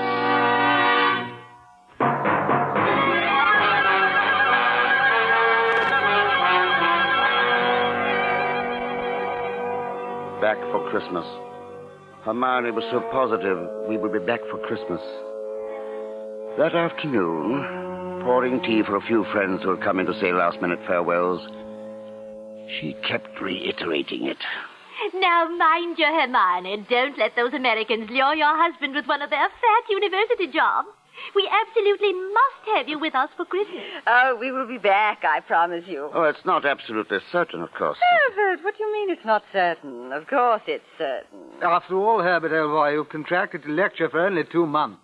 Quite right, Freddie, but then, of course, anything may happen. Oh, Herbert adores being unpredictable. Now, what other man would decide today, the very day, mind you, before leaving for America, to dig a great hole in the floor in the cellar? In the cellar? For a wine bin. He's been talking about putting a wine bin in the cellar for the last 2 months, but he never got around to working on it until the last few days. A wine bin? Whatever for? It's the only way to store wines, you know, in the cellar. Even temperature, all that sort of thing. Indeed. In that damp, they'll all turn. A proper wine bin should be made of concrete. Mine will serve its purpose, I believe. Oh, there you are, my dear. Men. They're impractical little boys at heart, all of them. Oh, I don't know, Hermione. Indeed they are. But not all of them are fortunate enough to have as practical a wife as you, Hermione. Oh, not really. Oh, yes, my dear. I know I could never have done what you've done. I'd just go to pieces. Imagine, Freddie, all the things one has to do before such a journey, and Hermione's done them all by herself. Oh, yes, Hermione is quite remarkable. Well, someone had to do them, and Herbert's no help. He's a lucky man to have you, my dear. You realize that, don't you, Herbert? Oh, indeed I do. You have no idea how well I realize it. Well, we really must be going. So soon? Oh, yes. I'm sure even you have at least a few last-minute things you must attend to. But don't forget, you'll be back for Christmas, if you may count on it.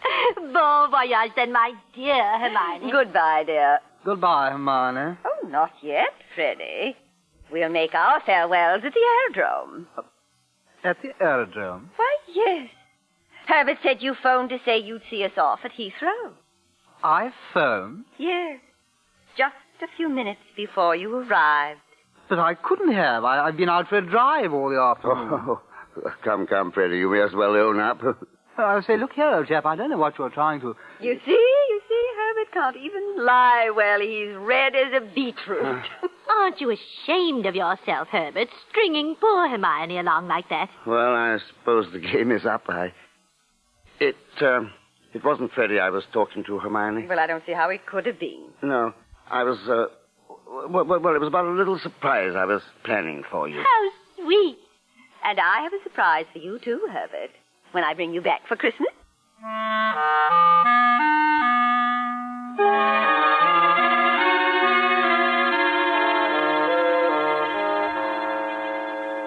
Merciful heavens, I thought they'd never leave. Oh, we still have plenty of time. Well, not if we're to leave the house in proper condition for our return. Now, Herbert, after you get that dust cloth over the davenport, you can help me with the tea things in the scullery. No. Oh, no, not that way. Herbert, you're leaving wrinkles. Well, who's to see it, my dear? Well, I can see it, and I don't like it that way. Yes, sir. Very well. How's this? A little better. Now, let's get at the tea things. There's a dear. Oh, Herbert. Yes? What was all this nonsense about a surprise for me? Oh, well, if I told you, then it wouldn't be a surprise, would it? Oh, come now, Herbert. We're too old to play children's games. What is it? Well, if you'll come down to the cellar, I'll give it to you. In the cellar? Why in the cellar? Because that's where it is. Oh, really, Herbert, you don't make any sense. Now, help me with the tea things. But you will come down to the cellar. Well, later, Herbert, if there's time.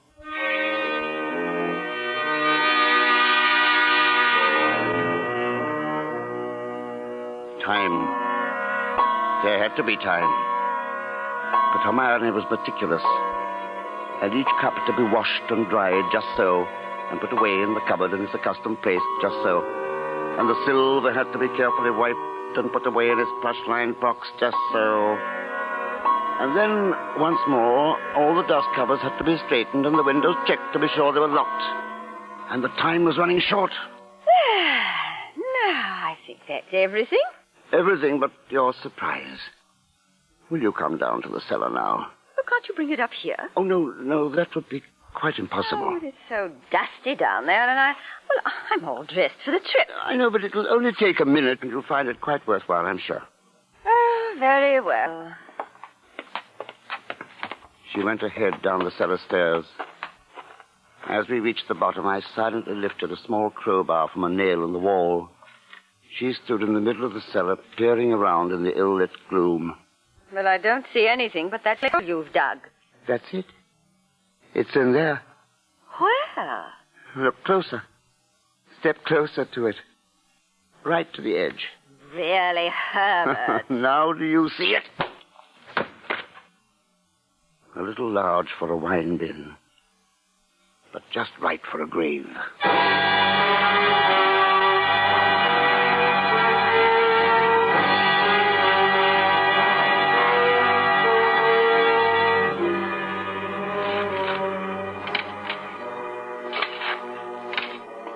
Back for Christmas? No, Hermione. No, Hermione. I'll never be back. You've planned it so well, Hermione. You're so predictable, so practical. Even to typing your letters and signing them with a neat cryptic H that I have learned to copy. I'll be your amanuensis. I'll write your friends for you, Hermione. Through me, you will tell them we won't be back for Christmas. And then you will tell them how much you like America and that you persuaded me to accept a teaching position. You will tell them that you may decide to settle there permanently. And then the letters will come less and less frequently until at last they will hear from me. And I will break the news to them that you have died in America. Then I will have my solicitors put this empty house with its sad associations up for sale. And that will be the end of the matter, Hermione. Back for Christmas? No, Hermione. No.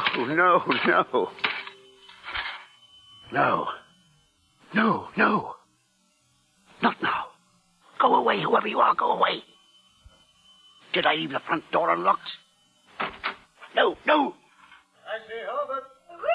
Hermione? Just keep calm, keep quiet.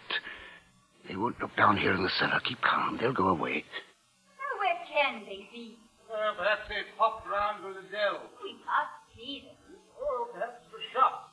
Something at the last minute, huh? Oh, not Hermione. I say, shall I shout? Jones might not be tactful. Oh, there's no harm in a shout. No. Now, let's come in on our way back. Hermione said they wouldn't leave till 7. All right. Only I do want a last drink with old Herbert. You know he'd be hurt. All right. Let's hurry. We can be back by 6:30. 6:30. There's still time.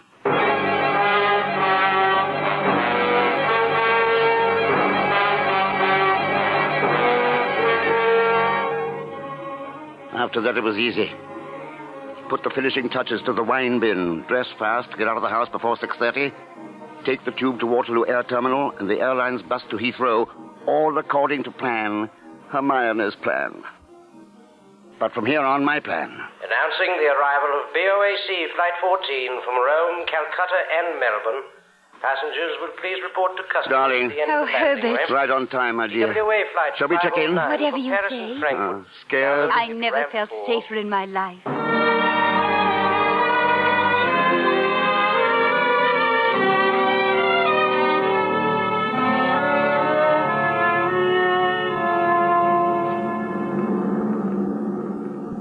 The no smoking sign just went out. Careful a cigarette, darling. Yes, thanks. Ever been on a plane before? No, you? My first time, too. Oh, how nice. To enjoy a first experience together. I was worried. About what? Well, you having been married once, nothing would be new to you. My darling, it will be new. All of it. Is everything all right? Yes, thank you. Would you care for a pillow, Mrs. Carpenter? Were you speaking to me? Yes, Mrs. Carpenter. Would you care for a pillow? No, thanks. I don't believe so. Well, if you want anything, just ring the bell over your seat. Thank you. Herbert, Yes, dear. she called me Mrs. Carpenter. That's right. But I'm not yet. Well, you will be tomorrow this time. But how does she know? Well, that's the way our tickets read, Mr. and Mrs. Carpenter. Why? I wanted you to get used to being Mrs. Carpenter straight off. Oh, Herbert, you're a dear. You think of everything.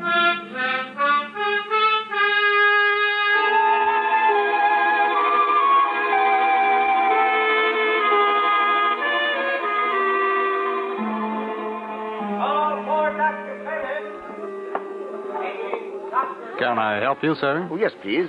Professor and Mrs. Carpenter. We have reservations, I believe. Oh, yes. We've been expecting you, sir. Boy, take Professor and Mrs. Carpenter's luggage up to this suite. You know, frankly, Mrs. Carpenter, you're quite a surprise. Your letter reserving the rooms was so thorough, I was expecting an older, more forbidding sort of person. My letter reserving the room? Oh, I wrote the letter, my dear, and I signed it Mrs. Herbert Carpenter just as a joke. Oh, what a cunning old fox you are, Herbert. Now that I think of it, I am rather.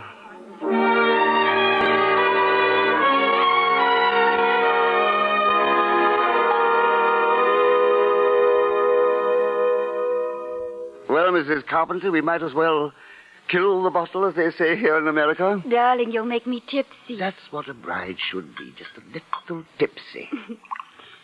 Herbert, this letter the bellboy just brought seems to be a bill of some sort from a building contractor in Kensington. Oh, some mistake, no doubt. And addressed to me? Well, give it here and we'll get to the bottom of the matter.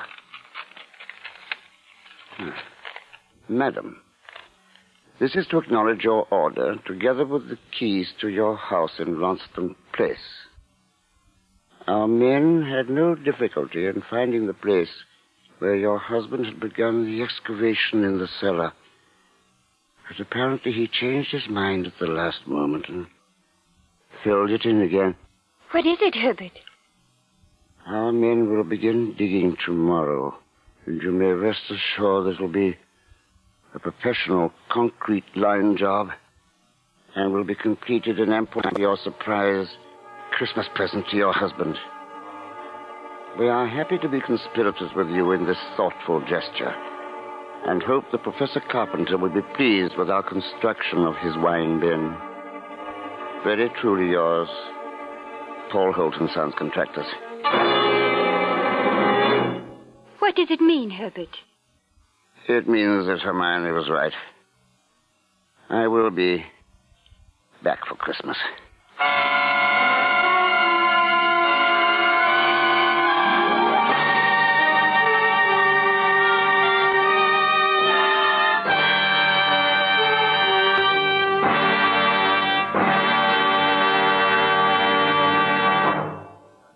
Suspense.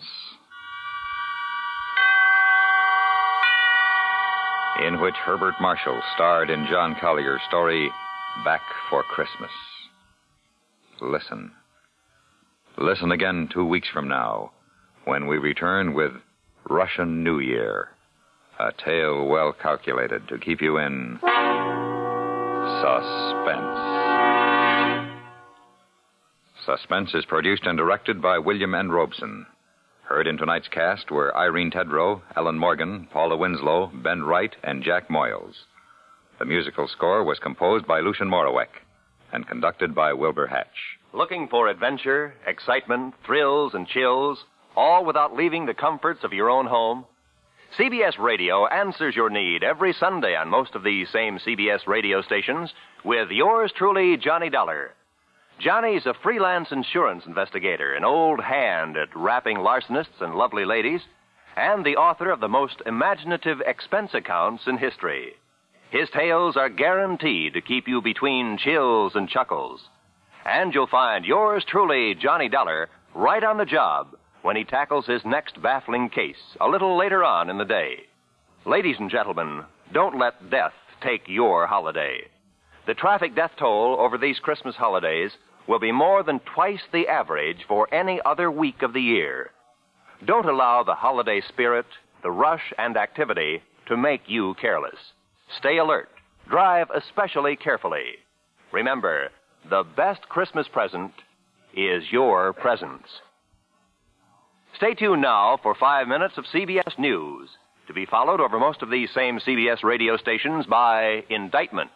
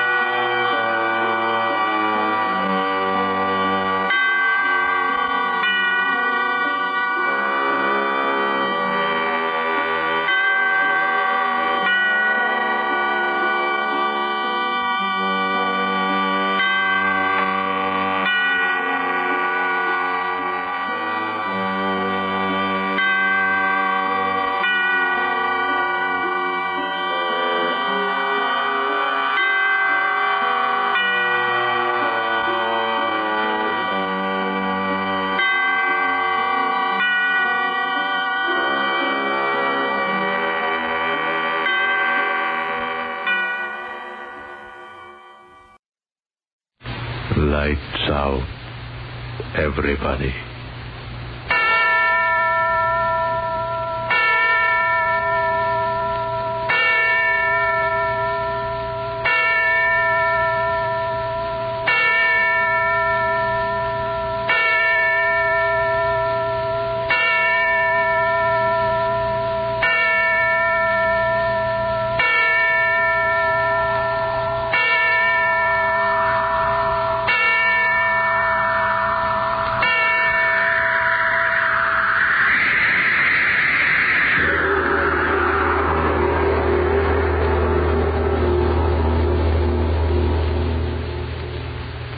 This is a tale they tell of another Christmas.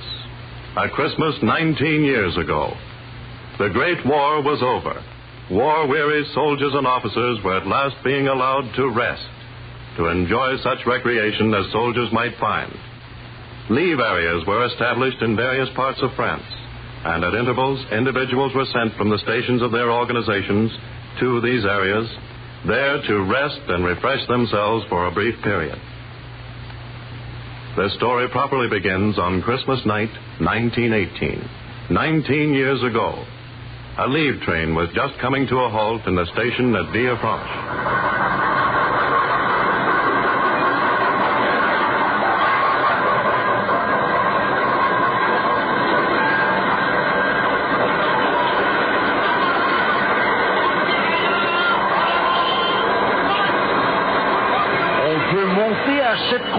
moment-là, monsieur, il y a seulement un officier. C'est un Français.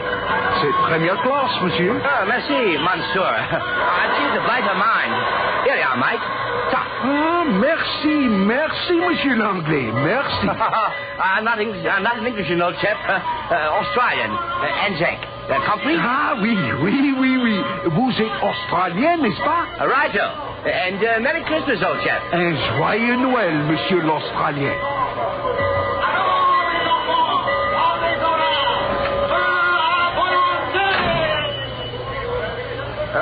Excusez-moi, monsieur, but s'il vous plaît, I would like to venir ici. Oh, blast it, I can't talk the ruddy language. It is not necessary to speak the blasted language, monsieur, since I speak yours after a fashion. Oh, beg pardon, old chap. The station master told me you wouldn't mind if I stowed myself in here with you. I hope. I should be very glad indeed of your company. I am Captain Esme Rochefort de Gascoigne, of the 212th Regiment Artillery, GPS. I'm Lieutenant Horace Ballantyne, of the Australian Light Horse, sir. You are welcome, monsieur. May I help you with your baggage? I'll have it stowed and have top. Thank you. There. Oh, going on leave, Captain? Oui, I am not sure where yet, but c'est la guerre. One never knows where it goes in this war. Too right, Bigger. It's jolly good of you to share your compartment, old chap. I am only too glad. It has been rather a lonely journey so far. I am delighted of someone to talk to. First-class compartments are not too easy to copper, either. A bit cushy, this, isn't it? Not too bad, indeed. You'll pardon me, I know, but I am a bit curious to know how an Australian officer should find his way to Villafranche. I don't quite know myself, Captain. Gascoigne, is it? Yes. And your name is Ballantyne? Right. I must remember. Well, I was at Gallipoli in the infantry with the Execook, the 3rd Officer Division, you know. Got a bit of a crack in the head, and the first thing I knew, I found myself transferred as town miser, a village a few miles east of here. Nothing but Americans in it. Ah, the Americans. They are good soldiers, eh? They're dinkum. And now you find yourself bound for leave on Christmas night. Righto, and jolly glad of it. Where are you going, do you know? Report to the RTO at Isle of Bane. That's all I know. You have the same difficulties in your army, I see. One never knows where one goes. You are a long way from home, my friend. Righto, a bloody long way. Halfway around the world, you know. And you have come to fight for France. I salute you, monsieur. It's been fun. Oui. And now it is over. And our young men lie dead under the stars out there. We lost a few, too. Our young men, monsieur. French, British, Australian, American. Not to mention a few German chappies. Quite. Eh bien, one cannot make the omelette without breaking the eggs. A bloody lot of good eggs, friend Gascoigne. Oui. I wish the blasted train would start. It is always a mystery how they control these trains. Particularly when one wishes to go somewhere in a hurry. Oh, American chap out there. Looking for a place, I fancy. Perhaps we could invite him in here if you do not mind. Why not? If it's all right with you. He is a comrade and there is little room on the train. Righto. Oh, Yank. Yank there. This way, Yank. He comes? But strike me pink now. The blighter's black. And an officer, too. So? I have heard that the Americans have 2 divisions of Negroes, and they have many officers who are, as the Americans say, colored also. But I have never seen one. You don't mind if I ask him in? My dear Ballantyne, why should one mind? Is he not a man, an ally, an officer? Do we dislike one another because I am French and you Australian? Good chap. We've lots of blacks in our units. What the devil's the difference? What difference does it make what color the blighter's skin is? Oh, yes. Room here. Do you mind awfully, Lieutenant? Not much room anywhere else, old chap. Oh, come in. We've room for one. Thank you. I was afraid I was going to be left behind. My name's Ballantyne, Lieutenant Australian Light Horse. I'm Captain Melbourne, 370th American Infantry. Delighted, Captain. And this is Captain... I have to help the chap out, Captain. I am Captain Esme Rochefort de Gascoigne of the French Artillery, Captain. Welcome. Gentlemen, thank you. Oh, here. Give me your musette. I shove it up in the rack. Oh, thank you, Lieutenant. Feels good to get that thing off my shoulder. Sit down, Captain Melvin. Thanks. Been standing around there all day long on one foot and then on the other waiting. Finally, when the train did pull in, I thought I was still going to stand there. Good of you to take me in. We are delighted. Right, sir. You're an Australian, eh, Lieutenant? Right, sir.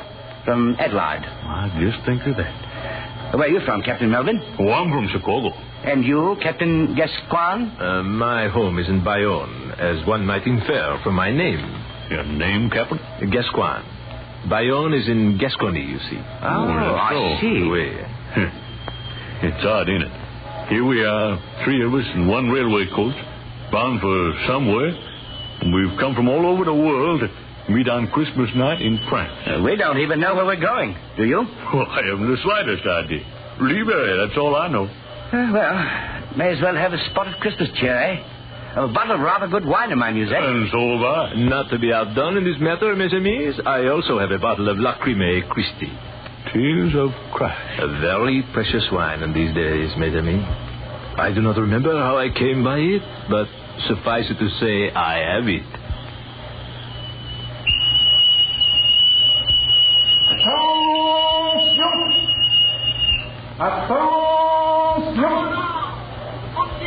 We are about to start, huh?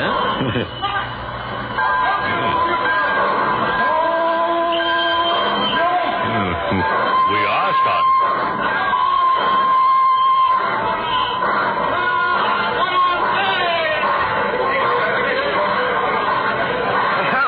A ruddy happy crowd out there at the station. For Christmas. We steal Christmas, despite the fact that most of them all want to get out of the town and go somewhere.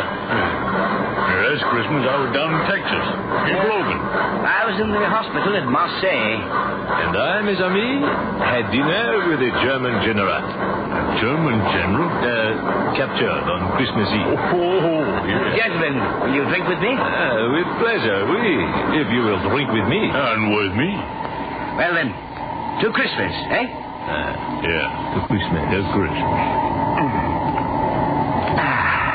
You know, my musette's so bloody full of junk of all sorts. I was afraid I might have lost the bottle. Souvenirs, huh? Oh, yes. Silly toys and things that I picked up. Given to some kid somewhere. Lord knows they have few enough. I have gifts, too, in my musette. There is no one left of my people to give them to, but it is a sentiment for Christmas. Suppose we all do that. Mine's packed with odds and ends. I didn't know if I'd ever get back to that outfit after this leave, so I got some souvenirs together. Shall I drink, mes amis? Oh, not now, thanks, Captain. I'll wait a while. I think I shall, too. Why? It is a beautiful night, eh? Yeah, clear. You know, if the war was still on, I'd expect to hear someone shout, lights out, jerry's up. Have a lot of bombs land in our laps. I hope we are done with that, monsieur. Amen. No moon, though. Yeah. But look at them stars. Oh, see that one over there? You might imagine it to be the Star of Bethlehem. Very bright, isn't it? Oui. Nearly 2,000 years ago. I wonder if that same star still shines upon the earth. If it does, we wouldn't know it. Not us. Fight wars and deny the name of the man that was born under it. Oh, religious chap? No. No, not at all, Lieutenant. A long way from it. I'm not a religious chap either. But used to have some jolly times as a kid at Christmas time, though. Church things and all that. Candles, whatnot. One is not religious, save when one sees the star shining down on him. I wonder if that could be the star. And why not, my friend? Our earth changes, but the everlasting stars change not. Yeah. Be funny if it is, wouldn't it? Bonjour. Oui. But our journey is long, gentlemen. If you wish to sleep... Sleepy, Captain?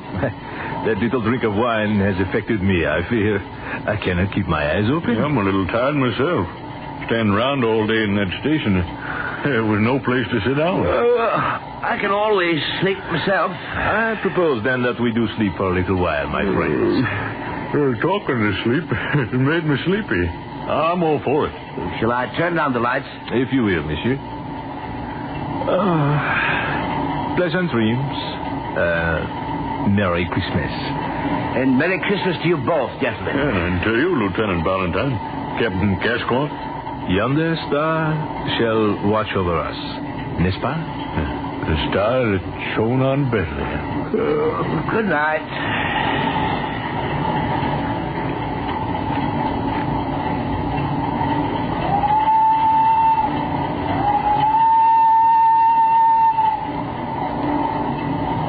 Are you asleep? I'm not. Nor I. Almost, though, I must say. I was thinking. It seems that I have met you both before. Somewhere. That's really odd. Why, my friend? I was thinking the same thing. I was, too. But it couldn't be. One from France, one from Australia, one from America. Oui, it is so. Good night, my friends. Good night. Good night.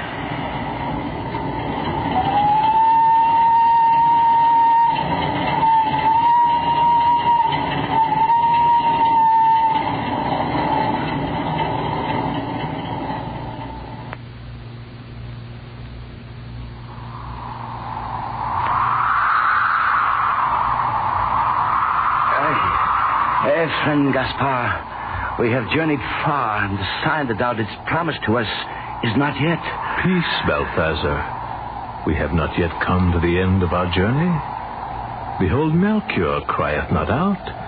Canst thou not study his patience to be like unto him? Yet thou art tired, Melchior. I am tired and weary. Yet must we go on. No man knoweth what the end of his far journeying shall bring him. Dost thou see, Balthazar? Thou must needs have faith. I have faith, friend Gaspar. Yet my burden upon my shoulder is cruel heavy, and I would fain rest. Have faith, O Balthazar. Have faith, I conjure thee. Faith. I lead on, O Gaspar. Whither thou goest, there will I follow thee. And also I, Gaspar. For I know that thou art inspired of God, that his hand doth lead thee. Yet not even I know what miracle he will do before our eyes. No matter. We will follow, and thy road lead to death. Now, which road takest thou? That to the right hand or to the left? I know not. Wilt thou not call upon God, Gaspar? Aye. Kneel down, brethren. O Lord, Father God, lead us, thy servants, in the way thou didst set out for us. For know, Lord, Father God, that we are poor, and our eyes know not the right, and we would follow the way that thou wilt have us follow. Therefore we pray thee humbly, dear Father. A miracle. Miracle? What sayest thou, Balthazar? Behold, Gaspar, a sign from the Lord Father God. There is no sign. Behold, in the sky, a sign. A star that burneth brighter than all the stars of the heavens. O Lord God, we thank thee. The way is before us. We follow thy will. Behold, Gaspar, the star shineth upon the pathway to the left. Forward, forward, brethren, for the end of our far journeying is at hand.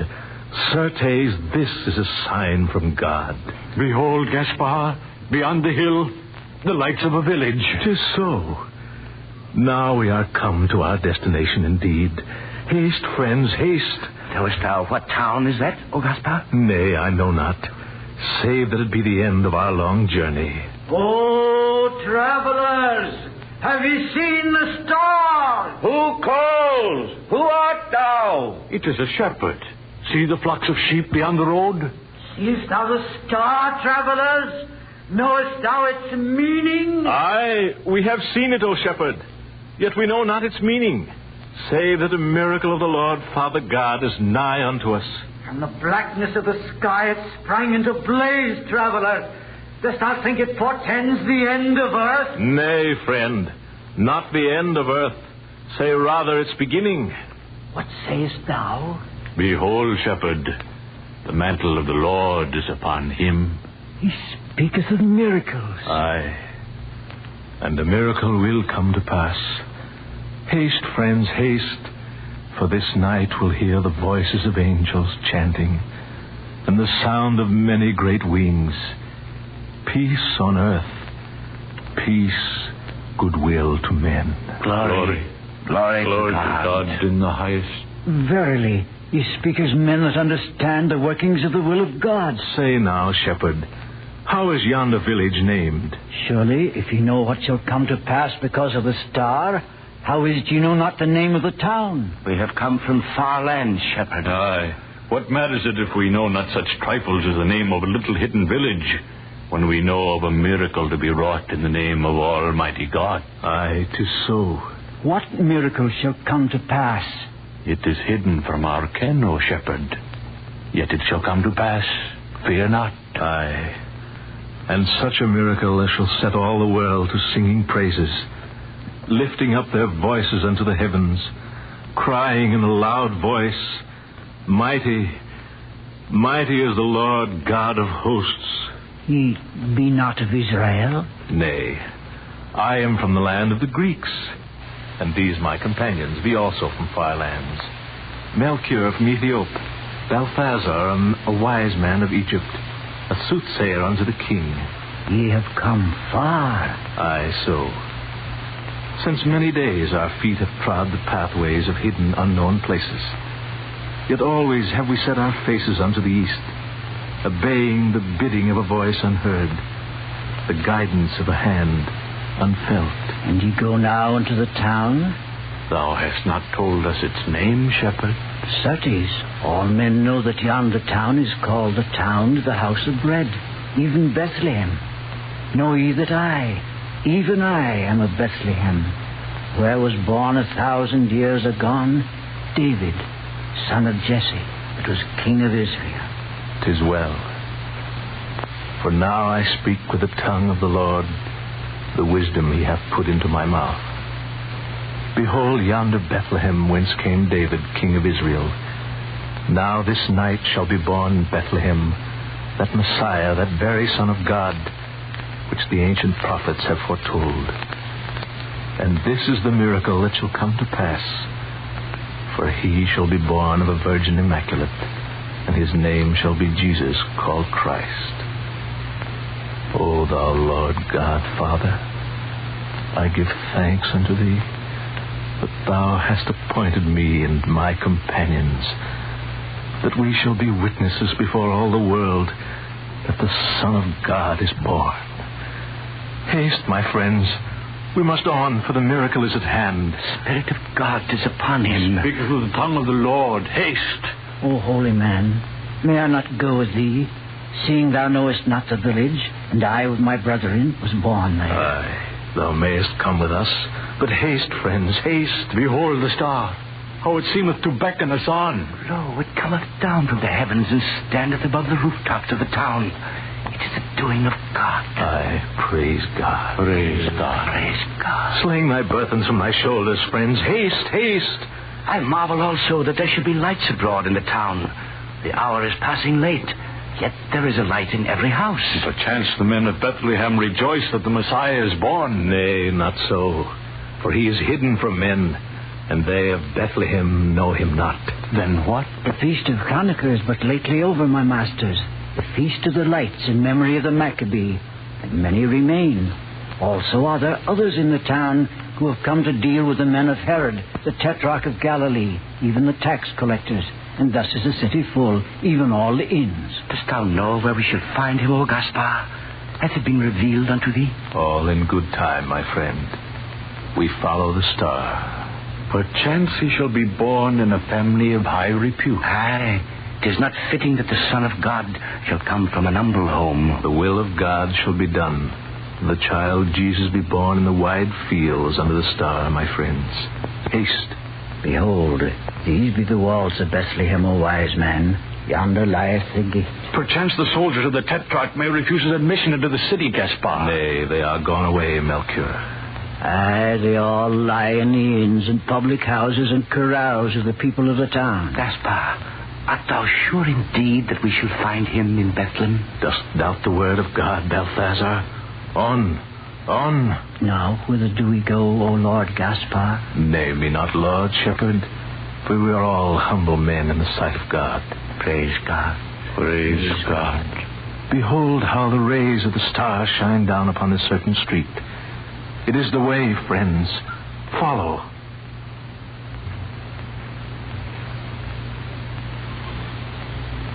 Lo, one comes, Gaspar. In haste. Aye, but so... Perchance he knoweth. Hold thou, men. Whither goest thou? Who art thou? Stand aside that I may pass. Who art thou? Know that I am citizen, even as thou art. If indeed thou art a citizen and not a strolling player or hawker of false jewels. Oh, speakest thou thus to me, who am the great physician? Know, man, that I am Balthus, the leech, the learned, the clever, skilled in cupping and the arts of the chirurgeon, the saver of lives, the bringer of babes into the world. Peace! Thy tongue clacketh like the Sayest thou art chirurgeon, O man of Bethlehem? Aye, I am that. I am Balthus, wrestler with the angel of death, sometime physician under great Antipater himself. Hold, I pray thee. Hast thou attended woman this night that was brought of child? And how didst thou know that, stranger? Wilt thou say aye or nay? Aye, I have done so. And look ye now. This night have I come upon a miracle, a very marvel, a prodigy of nature. Never before in all my time have I... Cease thy clacking and speak, leech. And who art thou thus to... Speak of the marvel that thou hast witnessed, man. Behold, not 2 hours have passed since one came post-haste, crying before my door, O Balthus, O most noble surgeon, O saver of lives, come down and haste. And I, setting down the goblet of sack posset wherefrom I did drink, flung open the window and looked down. To thy story, leech, to thy story. Behold, crieth the man in the street, behold, Balthus, a woman hath need of thee in the stable, nigh unto the inn of the 2 oxen. In the stable? Aye, the stable. Now I am a man of charity, and always ready to answer the call when sickness stalketh abroad. In the plague that came upon Bethlehem 9 years ago... Aye, thou art always ready when thou dost smell the smell of gold, leech. Say on, and quickly. If thou wilt but be still and let me. I spoke of a marvel. Say on. I flung my cloak about me, and I came in haste, as ill becometh a man of my age and girth, and yet I am charitable, I say, and... Behold, in yonder stable was a woman couched in the straw of a manger, brought to bed of a child. Surely women have been brought to bed of a child in stables before, chirurgeon. Aye, so. But mark me well now. This woman was a virgin. Nay. I swear it by the holy phylactery. By my father's beard I swear it. Verily was a child born unto her, and she a virgin.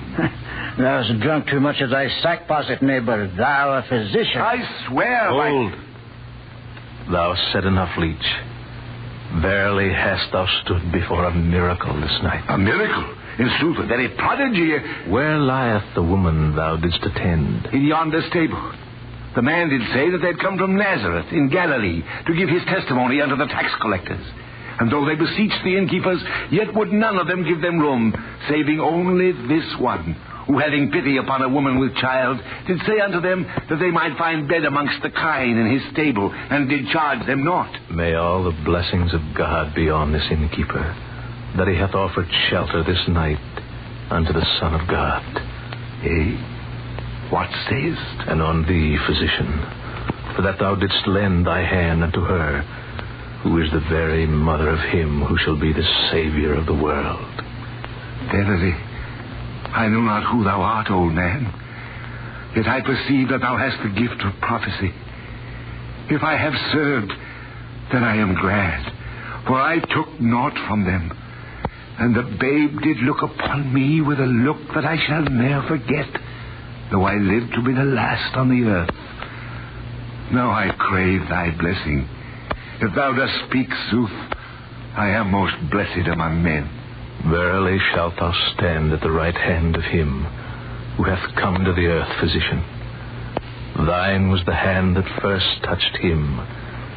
Verily art thou blessed. I thank thee for thy grace, friend. Go now inside the stable. I go to the temple to render thanks unto God. For verily, I believe thee. Now, my friends, 'tis the end of our long journey before us. Come with me, I pray, each of you. Come and fall down and worship the infant Jesus, Son of God, which will be called the Christ. Praise unto him. Praise unto the Son of God. I will not go in. I am not worthy. Nay, shepherd, there be none of us worthy to touch his hand. Yet there be none too humble to do him reverence. Come. Aye, come, shepherd.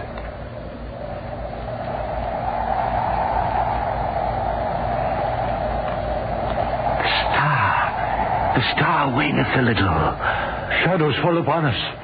The star paleth before his glory. Nay, Gaspar. Behold in the sky a sign. A sign. Oh, Father, Lord God. A sign. The shape of a man crucified upon a cross.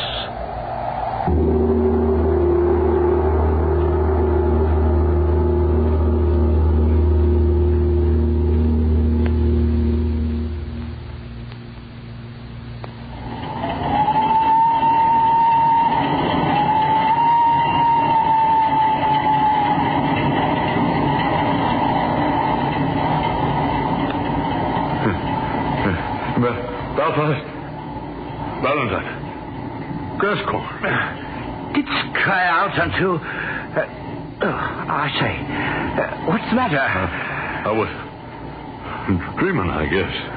Well, where are we?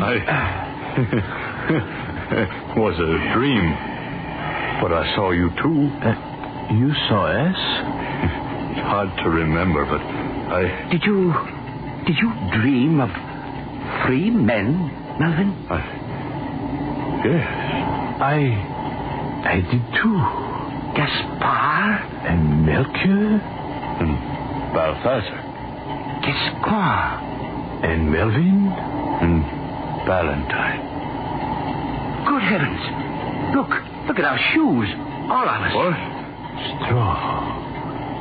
Where did... Straw. From a stable. And that smell. What? Gentlemen, I have been in the East. I know what that smell is. It is myrrh and frankincense.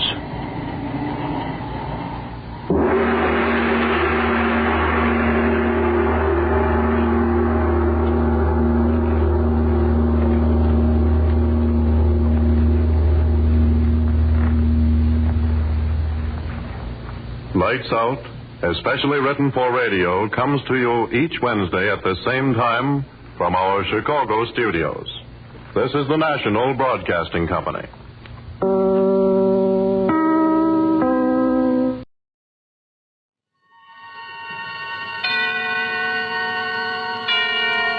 Suspense.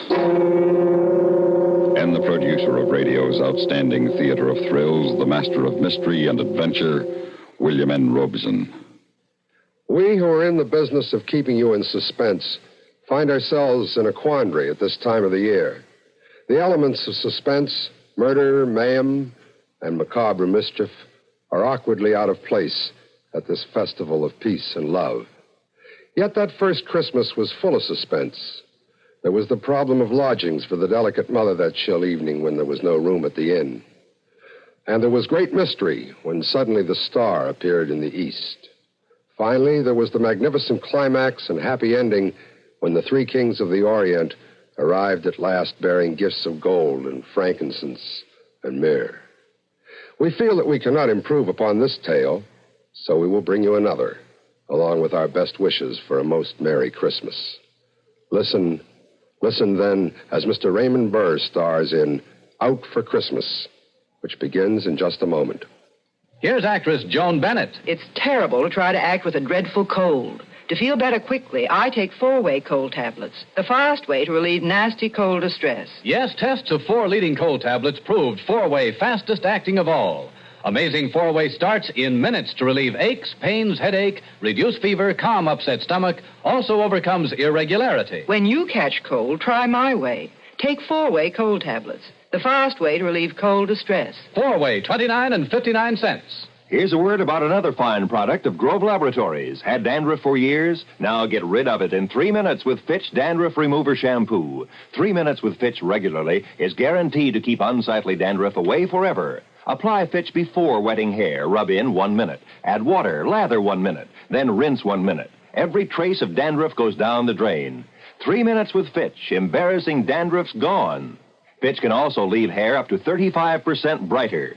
Get Fitch Dandruff Remover Shampoo today.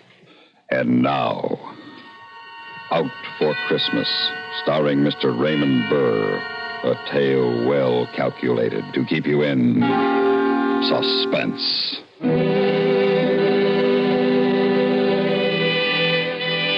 I hadn't figured on being out for Christmas, but my prison record paid off. Takes a lot of good behavior to knock time off and a armed robbery and assault rap, but I was a good boy, model prisoner. Took everything they threw at me with not exactly with a smile. I don't smile much. But I took it without griping, so I'm out for Christmas. And Christmas is as good a time as any for what I gotta do. The town looked cruddy. We got phony tin Christmas trees and the lampposts along the main drag and colored lights all over the joint and Christmas carols screeching at you from loudspeakers everywhere. Even the saloons got red and green streamers all over the place and the bar mirrors all frosted like snow. And a big bowl of slop called Tom and Jerry they're pushing. Merry Christmas. Yeah. What'll it be? A little Christmas cheer? Hot Tom and Jerry, maybe? Ain't you got any whiskey? Oh, sure. We got whiskey. Give me a straight shot. Okay. Can't you get anything on that jukebox but them Christmas carols? What's the matter? Don't you like carols? Oh, they stink. You won't think so after you get a couple of belts under your belt. Do you think so? Sure. It's Christmas, man. Yeah, so I heard. That tastes good. Real good. Say, you look sort of familiar. Don't I know you from someplace? I was wondering how long it'd take. The voice is familiar, and your eyes sort of... Joe Watson. Joe! I heard you was going to get out soon. Charlie Jones told me. But I didn't know you'd be out for Christmas. Yeah, they got big-hearted. Say, you put on a little weight. Yeah, that's why I didn't recognize you. 30 pounds, prison chow. But you look real good, Joe. Real good. Yeah. Hey, where is Charlie? He been in tonight? Not yet, but he'll be around probably. Gotta see him. You know where he's living at? Yeah, he's got a room over on 4th Street. Room? I figured he'd be living in a flop house. Oh, not Charlie. He's doing okay since he got out. Got a steady job. How about you, Joe? You got a job lined up? Yeah, I got a job lined up. A good job? It'll be good. As good as I can make it.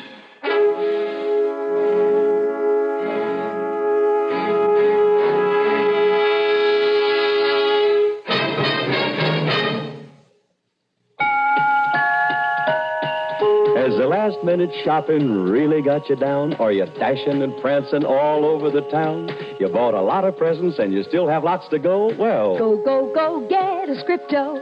You don't have to know a size. You don't worry about the fit. A new Scripto pen or pencil always makes a hit. For Mom or Dad or sister, Aunt Jane or Uncle Joe. Go, get a Scripto. Go, get a Scripto. Get a Scripto. Here's the easy, convenient way to finish all your Christmas shopping in a matter of minutes with Scripto pens and pencils, available at stores everywhere. All Scriptos, costing $1 or more, are handsomely gift-boxed. See the famous Scripto Satellite. The Satellite outwrites any other pen you've ever used. Costs only $1.95. Enjoy one-stop gift shopping. Go, get a Scripto. Give a Scripto. Scripto. And now, starring Mr. Raymond Burr, Act 2 of Out for Christmas.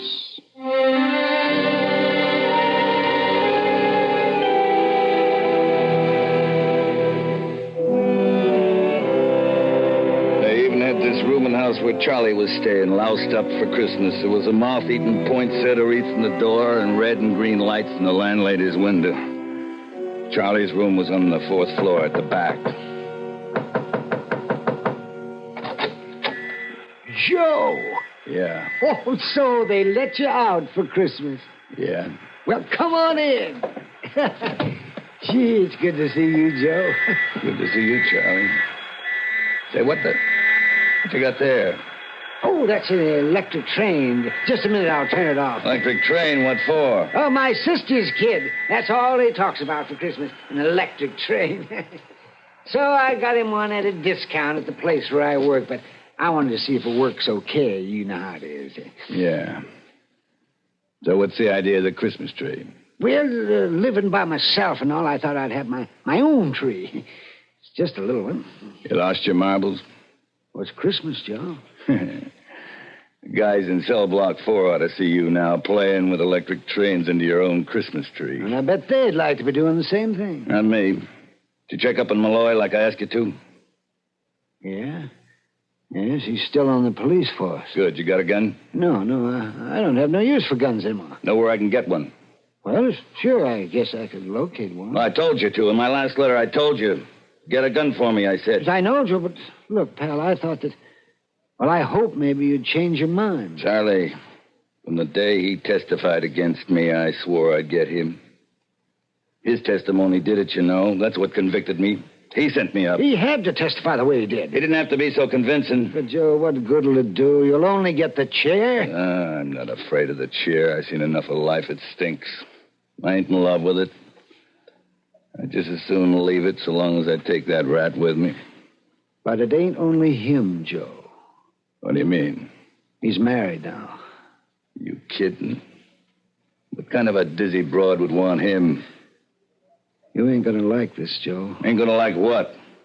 The dizzy broad that married him is Lucille. Lucille? My Lucille. That's right. I'm sorry, Joe. Funny. It's real funny. She wrote me. She couldn't wait for me no longer. You remember when I got the letter. I remember. But she didn't say who it was. She never answered my letters after that. Oh, that lousy double cross. Well, you went up for 10 to 20, Joe. Yeah.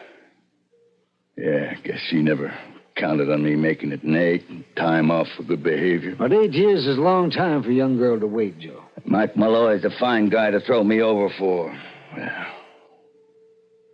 makes it dandy. Double dandy. It'll be a pleasure to kill them both. Oh, how can you talk that way, Joe?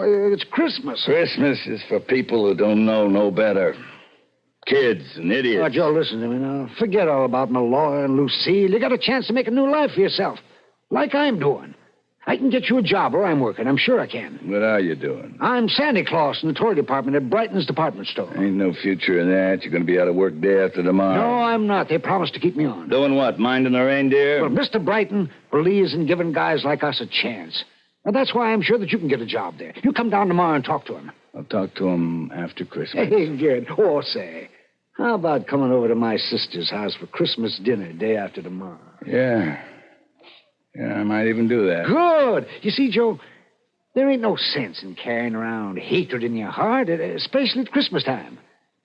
So let Malloy and Lucille have their Christmas in peace. They'll have their Christmas, all right. Their last Christmas. But then it'll be your last one, too. I just got to figure different. Never mind the gun. I'll get my own gun tomorrow. But there is one thing I want from you. What's that, Joe? Tomorrow night, I want to borrow your Santa Claus suit.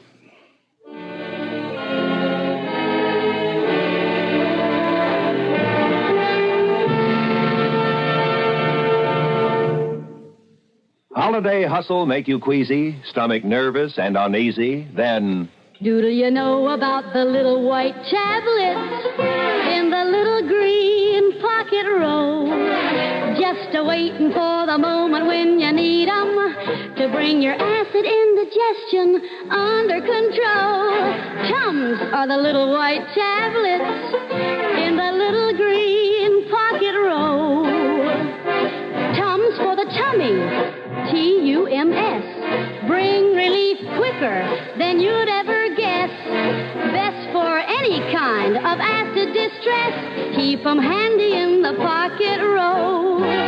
Keep your tummy under Tums control. Yes, during the busy, bustling season, get quick relief from annoying acid indigestion. Always carry Tums, 10 cents. 3-roll pack, a quarter. Or get the new 6-roll pack with free metal carrier, 49 cents. And now, starring Mr. Raymond Burr, Act 3 of Out for Christmas.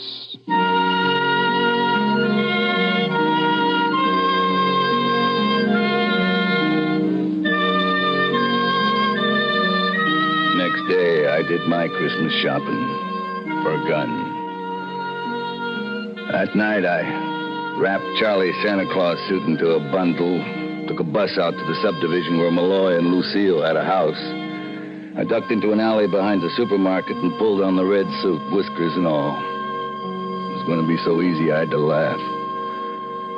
You couldn't want a better disguise on Christmas Eve for murder.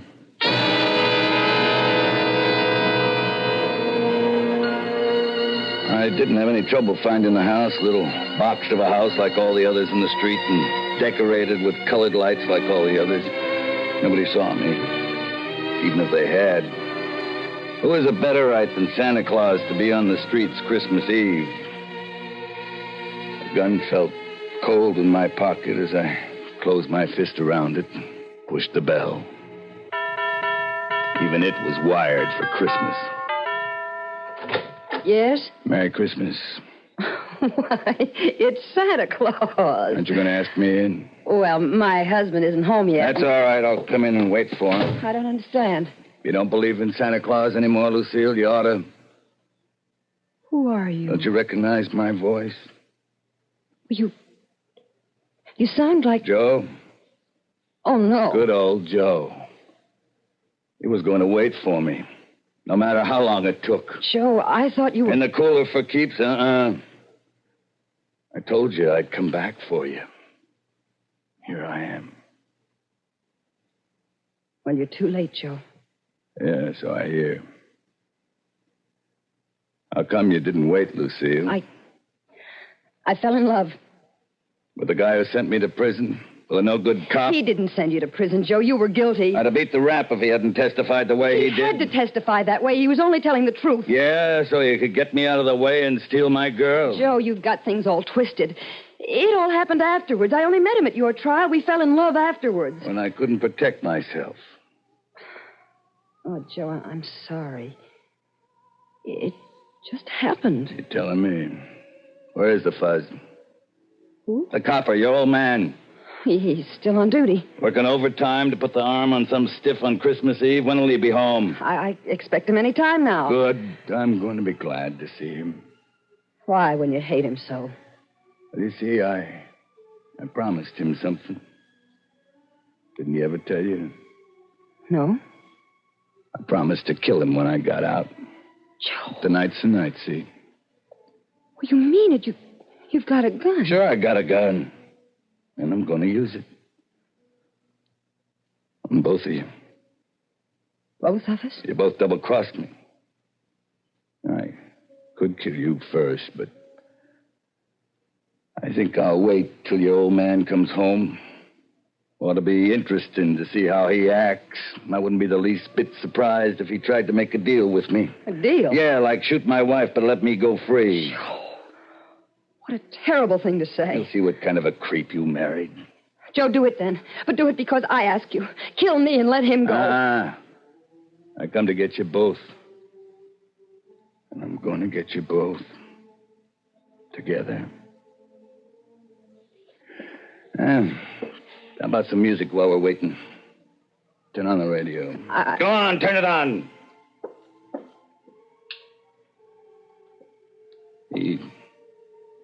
He made you happy, Lucy? Yeah, Joe. Very. You made him happy? I hope so. That's nice. Because tonight you're both going to make me happy.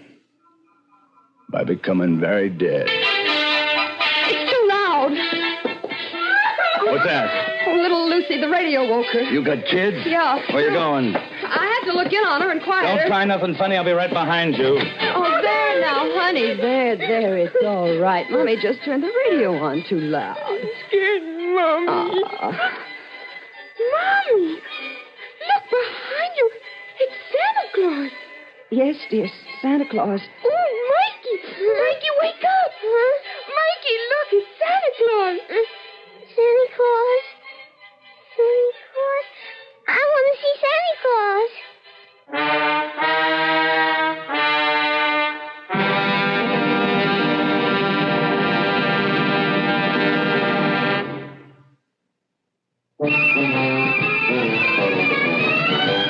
Of all leading filter cigarettes, Kent Filter's best.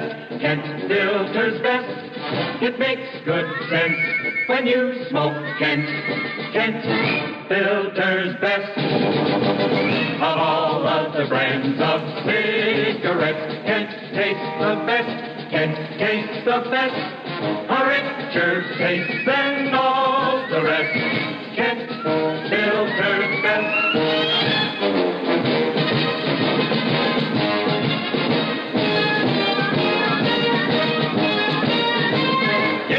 Good sense when you smoke Kent. Of all leading filter cigarettes, Kent Filter's best. And now, starring Mr. Raymond Burr, Act 4 of Out for Christmas.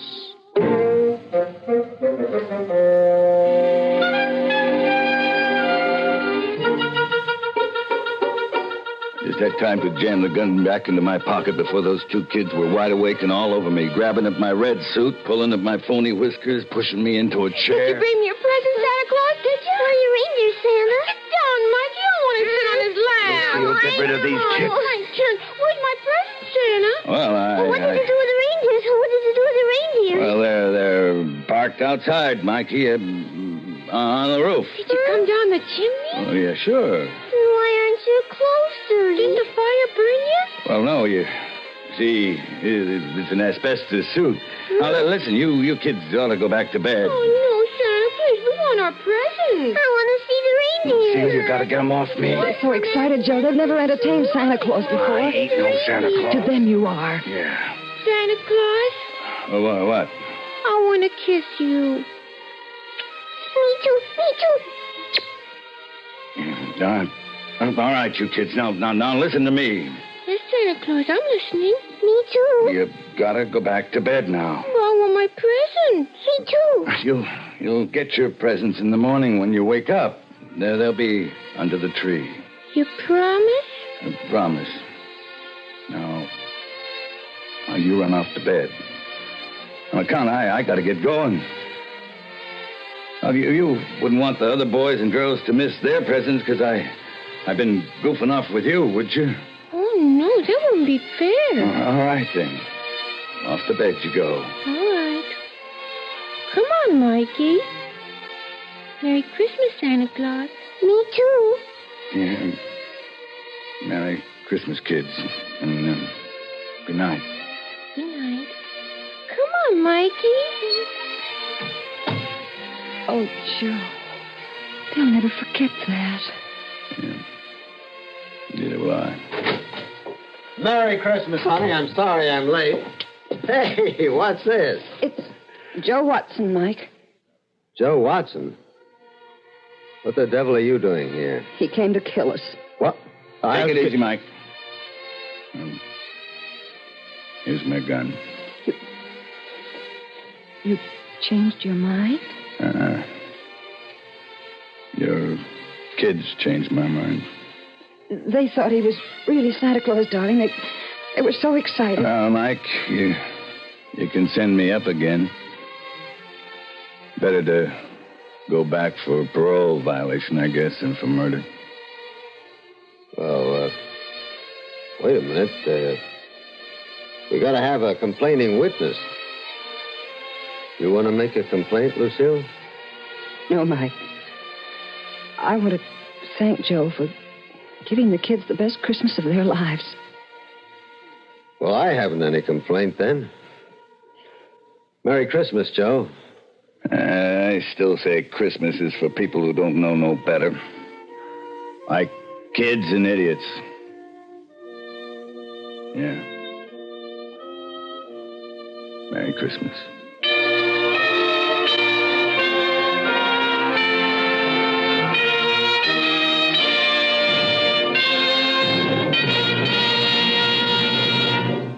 Suspense, in which Raymond Burr starred in Out for Christmas. Written, produced, and directed by William N. Robeson. In just a moment, the names of the supporting players and a word about next week's story of Suspense. Christmas Eve on CBS Radio, Bing Crosby invites you to celebrate Christmas with the world on our 4th annual Christmas Sing with Bing. With Bing as your guide and CBS Radio as your magic carpet, you'll visit Rome to hear the Vatican Choir. There, too, you'll hear the sound of the bells of St. Peter's as they ring for the holiday Mass. On our Christmas Sing with Bing, you'll visit New York and Salt Lake City, Canada, Australia, Holland, France, even places like Hawaii, Alaska, and the Fiji Islands, where carolers and choirs will be waiting to sing the traditional Christmas songs with you. To add to the excitement this year, Mrs. Bing Crosby, Catherine Grant, will be at her husband's side. Whether you spend Christmas Eve at home or out on the highway heading for a holiday destination, join us right here on CBS Radio, as most of these same stations present our 4th annual Christmas Sing with Bing. Supporting Raymond Burr in Out for Christmas were Joan Banks, Lillian Baeff, Charles Seal, Carl Swenson, Howard McNear, and Dick Beals. Listen. Listen again next week when we return with Mr. Frank Lovejoy, starring in The 32nd of December. Another tale well calculated to keep you in suspense. This is the CBS Radio Network.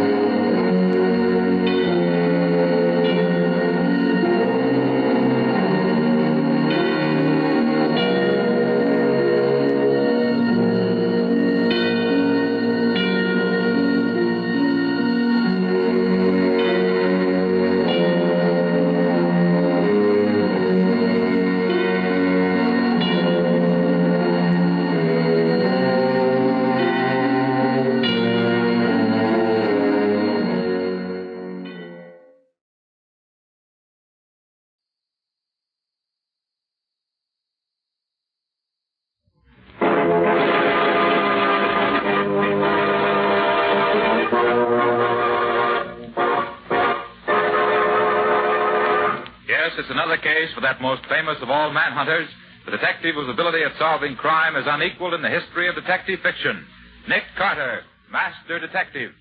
Tonight's curious adventure, a special Christmas story. Nick Carter's Christmas Adventure, or the mystery of the reluctant contributor.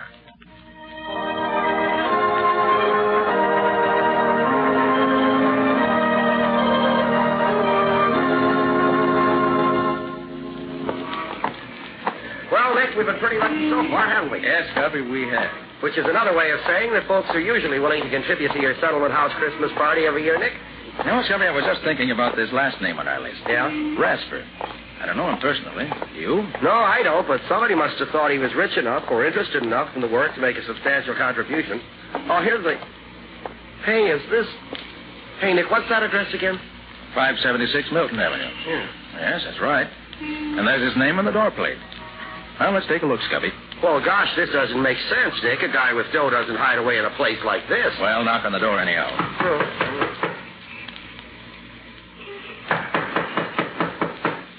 Doesn't seem to be anybody here, Nick. No, hold it, Scubby. I hear someone coming. Who is it? I'm Nicholas Carter.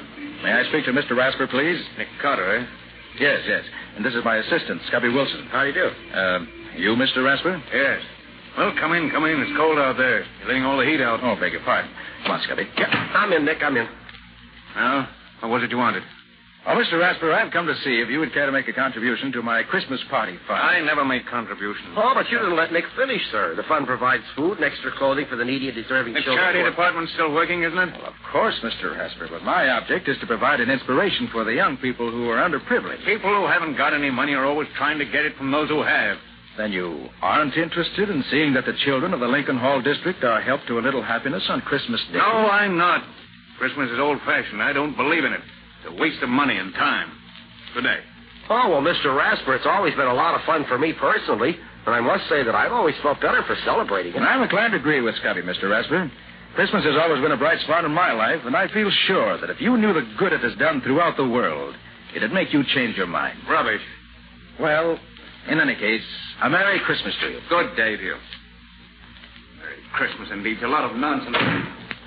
Come on, Nick. Let's get back to civilization. You know, Scubby, that man's wealthy, no doubt about that. And yet he's soured on Christmas and everything it stands for. You said a mouthful, Dick. You know, Scubby, there must be a reason why he thinks that way. And I'd like to find out what it is. Yeah, but you haven't anything to work on, Nick. Oh, no, Scubby, I haven't, not yet. But look here. I can finish up whatever has to be done this afternoon. Suppose you hop down to the newspaper office and go through the files there. There might just be something we could learn about Rasper that way. Okay, Nick, I'll be glad to. Then I'll have Riley check through the files at headquarters.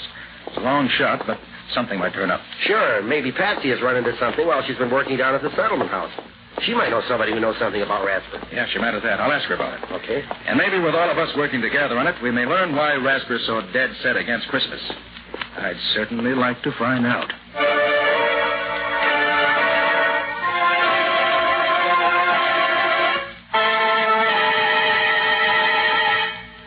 Hello, is that you, Nick?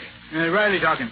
I've been through my files here, and I can't find anything charged against a man named Ben Rasper. Oh, he was licensed to do business with a man named Howard Lowe, but Lowe died some years ago. Otherwise, Rasper is just a successful businessman. Yeah, that's right. I'll tell you what, though, Nick. There's an old fellow named Fred Anderson who used to be on the force who knows Rasper. Sure. You can find him at Lincoln Hall, where you're giving the party. Oh, he's the watchman there now. Okay, Nick, that's all right. See you tomorrow.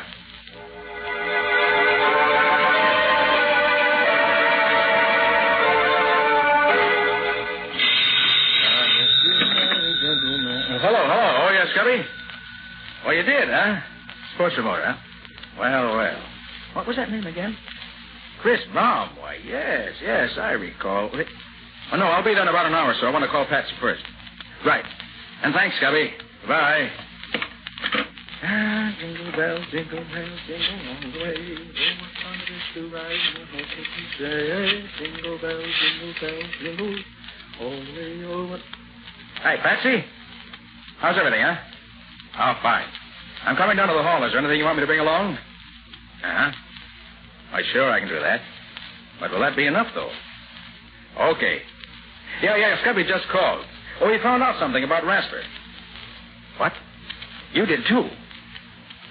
How old is he? Name's Jimmy, huh? And he's coming to our party? Oh, fine, Patsy. Okay, I'll see you in a little while. Bye.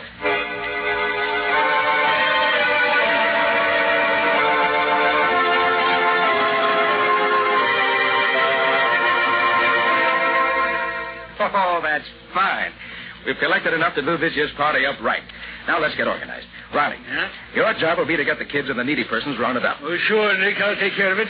I got your list and the list from the social worker and from the church down there. And there are plenty of others who'll need a lift this year, believe me. I know it, Riley, and I'll depend on you. Scubby, it's your job to see that the tree and decorations and gifts are taken care of. Don't worry, Nick. Decorating is my middle name. I'll make Lincoln Hall look like $1 million in cash. Good boy. And Patsy, you'll see to it that there's plenty to eat and drink for the party, so I won't have to worry about that. I'll take care of the bills, and you have the letters of credit the stores gave us. You know how to do that. Sure thing, Nick. I've been through it with you often enough before. I ought to know what you want by this time. What are you going to be doing, Nick? Me? Well, Riley, I'm going to do a little detecting. I'm going to look into those tips you, Patsy, and Scubby gave me about those people who know Ben Rasper. And by the time I'm through, I hope to find out why it is that he hates Christmas the way he does. And then, maybe I'll be able to do something about it.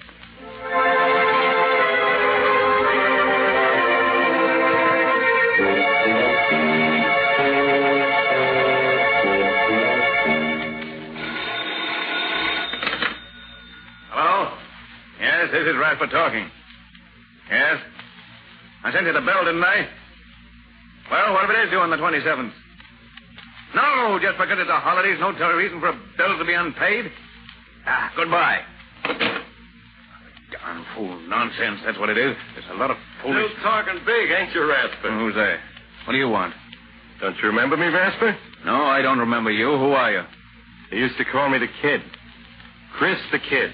Chris? Sometimes known as the Human Flash. Chris, you? Oh. Well? It's been a long time, Rasper, hasn't it? How'd you find me? Who sent you here? A fellow named Nick Carter told me I'd find you here in your office, even if it is Christmas Eve. Nick Carter? Oh, yes. Wanted me to give him some money for some fool party. Oh, for the party at Lincoln Hall, I guess. Hey, he's never asked me for anything. Just gave me what I needed, when I needed it. Yeah, so he hired you to come here and take up my time to get... No, he didn't send me here. Just said I'd find you here, that's all. I came here on my own accord, just to wish you a Merry Christmas. Thought you'd say that. Well, I don't mind, because it's on account of Nick Carter that I can stand on my own feet again. Not on account of you. What's that? You mind if I sit down? It was on Christmas Eve that we won our first fight, wasn't it? Fight? Oh, yeah, a long time ago. Yeah, it was a long time ago. I can remember the noise of the crowd, the glare of the lights, and the smoke curling around, and the brightness over the ring, and you leaning over me with that wet towel. You got him going, Chris. Another one like that last round, and you'll have him in the ropes for the count. How do you feel now, kid? Come on, kid, Rasper. Just let me at him. I don't have to wait anymore. It's my meat right now. You take your orders from me, kid. I'm the brains here. When you get the signal from me, you give it to him. Okay, Rasper. You're the boss.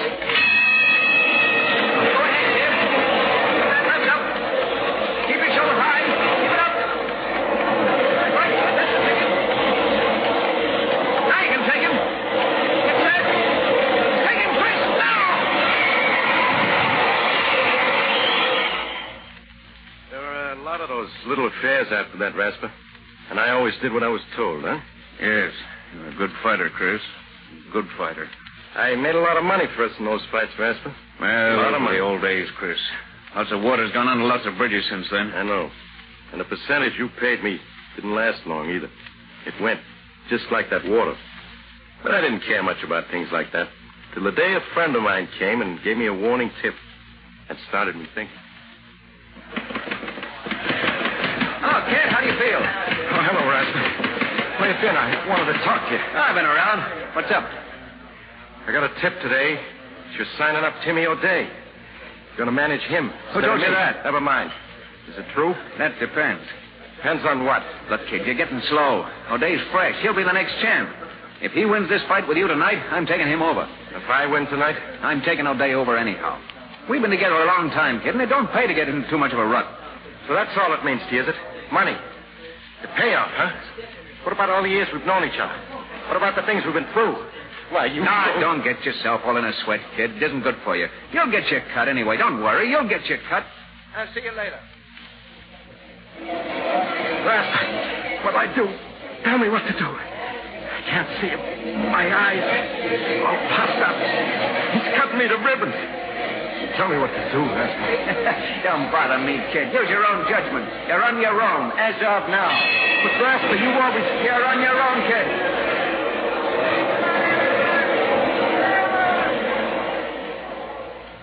I can still see it sitting there in the ring corner, laughing at me. But that was the last thing I saw for a long time. O'Day saw to that. You must have coached him pretty thorough about my style. And then you really cashed in. Well, I haven't got much myself, but I'm still able to wish you a Merry Christmas, Rasper.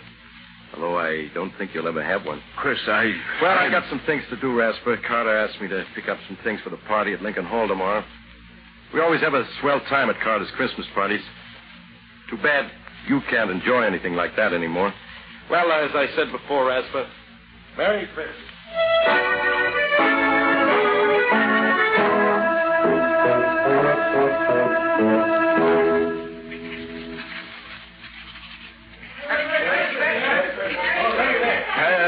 How can a man work with his mind whirling like a merry-go-round? Christmas Eve. God, it's a fine excuse for people to go around yelling at each other in the streets. Disturbing a man when he wants to get some work done. Oh, I might as well close the office and get some rest. Would have been home by now if the kid, if Chris hadn't taken up so much time. What Chris does for a living now. Wonder if... that's none of my concern. Get home and get some sleep. That's what I need. Who's that? I'm closing out. Come back tomorrow morning. Oh, I'm glad I got here before you left, Ben. Who is it? It's Nina, Ben. Oh, Nina. I only stopped by to speak to you for a moment. It's getting quite late, and Well, sit down for a moment, Nina. Oh, thank you. Here, let me get your chair. I suppose it's rather bold of me to come after all this time, but Why, no, Nina, no. I'm glad you did. Is there something you want? Oh, no. No, there's nothing you can do for me, Ben. Jimmy and I are doing very nicely. I just wanted to wish you a Merry Christmas. I was in the neighborhood doing some shopping for the party that Mr. Carter's giving at Lincoln Hall tomorrow, and How is he, Nina? Jimmy, I mean. Oh, he's fine, Ben. He's full of life and interested in everything. He has a good head on his shoulders, and he's very handsome, too. Oh, that's fine. Just fine. You're looking a little tired, Ben. Are you feeling well? Oh, yes, of course. I've been working hard, that's all. I don't spend much time at home. Not much reason to. That's the way you wanted it, Ben. Don't you remember?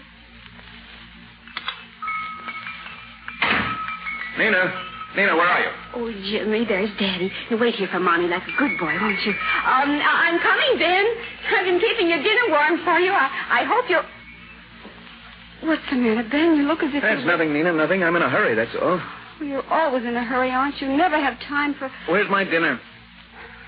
Sit down, Ben. I'll have it for you right away. This plate is hot now. Be careful that you don't burn yourself. I won't. Salt, please.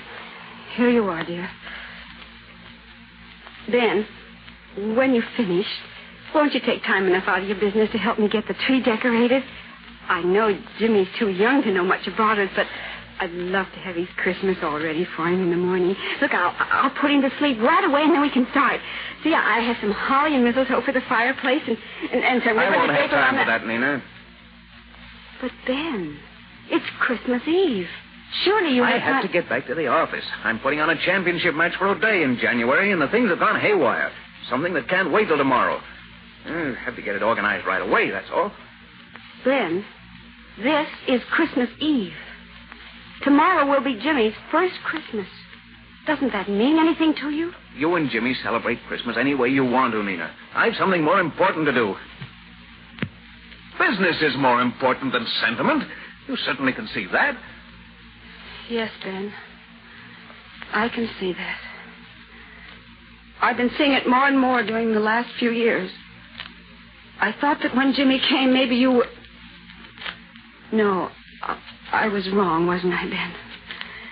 You'd even let your love for business break up our home. Break up our... Oh, don't be melodramatic, Nina. I'm not being melodramatic, Ben. I'm trying to be very calm and quiet about it. I've had a lot of time to think when I've sat alone here night after night. And those days on end when you've been away attending to your business. And what has come out of all this thinking you've done? Just this, Ben. I'm not going on any longer. Either you belong to your family, or your family will get along without you. I have to rush, Nina. Good night. Yeah, good night, Ben. It's goodbye. Jimmy and I are leaving tonight. Look, I haven't time to talk about it with you now, Lena. By the way, this will probably take most of the night. Good night. Goodbye, Ben, and Merry Christmas.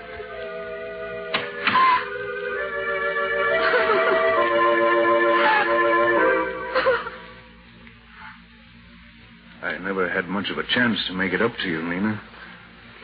You've had all the chance you wanted, Ben. But, Nina, I just dropped by to say hello and to give you a wish for happiness during the holidays. It's hard not to share with you the joy I have with Jimmy. I wish you could see his eyes dance at Mr. Carter's Christmas parties. Unfortunately, on what little I make, we can't very well afford to have our Christmas at home, but somehow we don't miss it. Everybody has such a grand time at Mr. Carter's party, and Jimmy does enjoy every minute that he's there. Goodness, I'll have to be on my way. Jimmy's waiting for me, and I have to make one more stop for Mr. Carter. Good night, Ben, and Merry Christmas.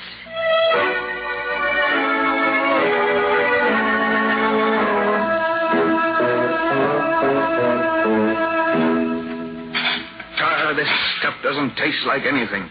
Nothing at all. I can't understand what's got into me. It's good food, fixed the same as it always is. It just doesn't taste right, that's all. What's that? Someone at the door this time of the night? I'm coming.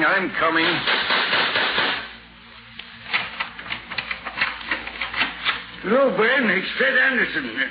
Glad I found you at home. I'm always at home this time of night. Yes, I suppose you are, Ben. Can I come in? Of course. I brought your package, Ben. Nick Carter sent me around with it. Said you'd probably be here alone tomorrow, and he'd like you to have it. Carter? What's Carter sending me? You might open it and see, Ben. I'm no mind reader. There's any reason why Carter'd want to... Bottle of port wine. Let's see the card. Merry Christmas from Nick Carter. What's the idea? You know anything about this, Fred? No, but Nick Carter's a funny duck. Does lots of things people don't expect him to. Why, I don't even know the man. Only saw him once, and then... You want a glass of this wine, Fred? Don't mind if I do, Ben. Seeing it's Christmas Eve, I don't mind at all. There's some glasses here somewhere. Say, how do you open this thing? Here, I'll do it for you, Ben. Yeah, that does it. Now, go ahead, you open it. Yes? Oh, yes, all right. Well, there, ain't you drinking with me, Ben? Huh? Oh. Yes, I will. That's a ticket. Well, here's Merry Christmas for you, Ben. Yes, Merry Christmas. Well, what have you been keeping yourself, Fred? Oh, I've been sort of working around Lincoln Hall since I was retired from the force. I see. You know, while I was coming here tonight, I was thinking about those old days when I walked the beat. Funny, most folks call them the good old days, but I don't. You did all right in those times, didn't you? Oh, sure, I got along. I was just thinking about the different attitudes folks have nowadays toward being given a hand. They appreciate it more, it seems to me. Charity's still charity, Fred. That hasn't changed. Guess it's all in the point of view, Ben. I guess you haven't changed with the times. That night I met you near the bridge. I was sure you were going to see that you were headed in the wrong direction and wake up in time. Remember that night, Ben? It was Christmas Eve. You'd just come from the arena. They'd handed you your walking papers because you'd let them down cold. Merry Christmas, officer. Oh, Merry Christmas to you, sir. Well, what you doing out on a night like this, Ben? I thought you'd be up at the arena getting the New Year's fights lined up. What? Oh, it's you, Anderson. No, I'm not at the arena anymore. That's so. What happened? They decided tonight they'd rather have Davis take over my job. Fine Christmas present that is. Well, that's tough news, Ben. What you going to do now? I don't know. I can't seem to think straight. Oh, that's a crazy way for a man like you to talk. On a Christmas Eve, too? Christmas Eve. That's never been anything but a jinx to me. First I get stuck with that no-good fighter all day. Then Nina leaves me and takes my son with her. And now the arena throws me out. Well, maybe you better stop and find out what it is you're doing wrong, Ben. Maybe you're the one that's to blame, not Christmas Eve. They all take advantage of me. I made all the money I could for them, but I'm not going to do it anymore. Take it easy, Ben. Take it easy. You better go home and think it over. I have thought it over, Fred, and I know what the answer is. I'm going to make money for myself and nobody else. I'll show these people. I'll make so much money they'll come crawling to me on their knees. I won't have to ask for anybody's sympathy. You don't pay to think like that, Ben. You'll regret it. Now, look. I know that Bill Boynton, who runs the shoe store down on Elm Street, is looking for a man to buy in with him. Why don't Me you... work in a shoe store? Not in your life, Fred. I'm going after the big money. Big money. That's the only thing people understand, and I'm going to get it. Well, now you got it, Ben. You're one of the richest men in town. And what's it got you? Why, I don't know. Ben, it's too bad you don't get around and see what nice people there are in the world. People like this Carter fella, for instance. Does a man good to know people like him. Makes you feel there really is a Santa Claus to see him bring the smiles to the kids' faces at those parties he gives down at Lincoln Hall. Oh, well, I'll be getting back there now, Ben. I've got a big day tomorrow. I'm not as young as I used to be. Well, Merry Christmas to you, Ben. I'll tell Nina I saw you. She'll be at the party tomorrow with young Jimmy. Good night, Ben.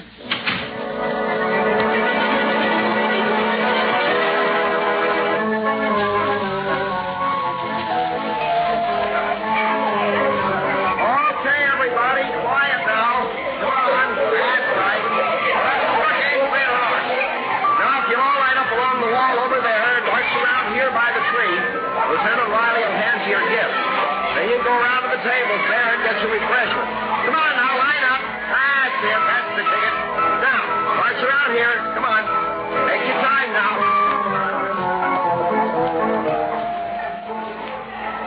Well, Patsy, how's it going? Oh, Nick, it's wonderful. We're having a grand time. Oh, that's fine, Patsy. Hey, Patsy, look. Over there by the door. What do you see? Where, Nick? Oh, well, who's that? That, Patsy, is Ben Rasper. Oh, I hope he's come to join the party. For heaven's sake, so that's the man I've heard so much about. Well, he looks scared to death, Nick. Look, Patsy, will you go over and make him welcome? Well, of course, Nick. Good. Hello there. Merry Christmas. I'm Patsy Bowen. Won't you join us? How do you do? I hope I'm not... Do you mind if I just watch? Well, of course not. Come right in. I wanted to thank Mr. Carter for the gift he sent, and I... Nick's right over there near the tree. Come along. Children seem to be enjoying themselves, don't they? They certainly do. There's Lieutenant Riley handing out the gifts there. And Scotty Wilson with him, standing next to this girl. Yes, I met Mr. Wilson. Little Lieutenant Riley, he's having as much fun as the children. So I see. Oh, there's a nice-looking boy there, Miss... what's his name? Where? That one over there. Oh, that's Jimmy. He's a nice boy. His mother was a big help to me in getting the refreshments ready. There she is over there on the far side of the hall with the table, see? Oh, yes. Her son. Yes. Yes, Nick? I see. Oh, Nick, we have a new guest. Oh, hello there, Mr. Rasper. Merry Christmas. I'm glad you could join us. Thank you, Mr. Carter. I came to express my appreciation for the gift you sent me. I hardly know how to... Think nothing of it, Mr. Rasper. Your being here is thanks enough for me. Mr. Carter, that little boy coming along the line there, Jimmy, I think his name is. Do you think I might give him... could I hand him his gift, do you think? Why, certainly. Riley. Mr. Rasper here wants to lend a hand. Can you use him? Sure thing, Nick. Come along, Mr. Rasper. Thank you, Mr. Carter. Well, you just hand them these packages as they come along, Mr. Rasper. And enjoy yourself, man. I will. There, little girl. Merry Christmas. Oh, thank you. Say, she liked it, didn't she? Well, they all appreciate a little kindness, Mr. Rasper. Now, here's a gift for that little boy there. Oh. Hello. Jimmy? Here you are. And a Merry Christmas, son.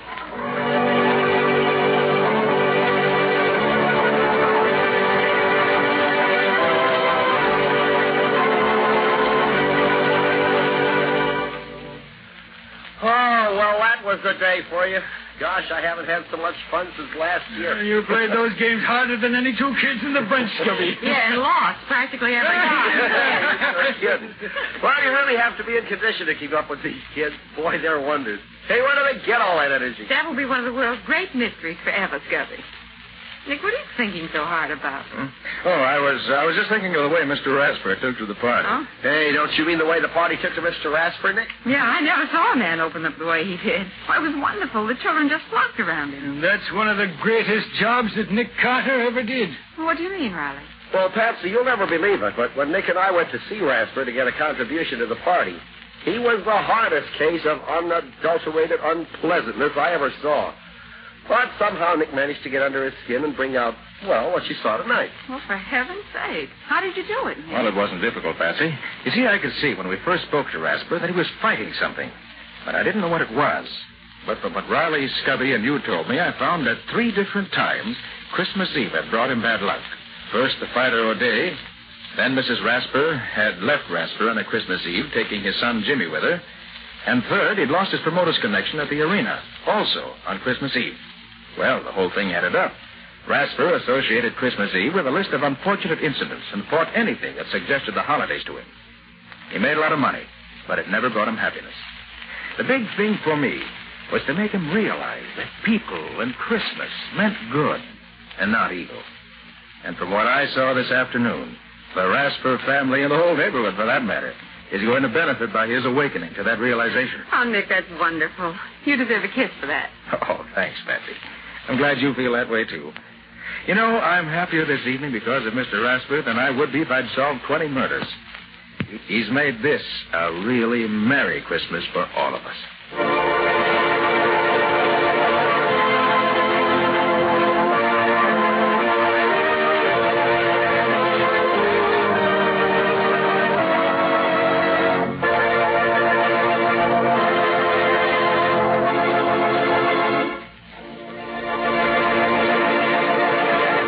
This has been another of the strange adventures of Nick Carter, Master Detective, which are brought to you regularly at this time by WOR Mutual.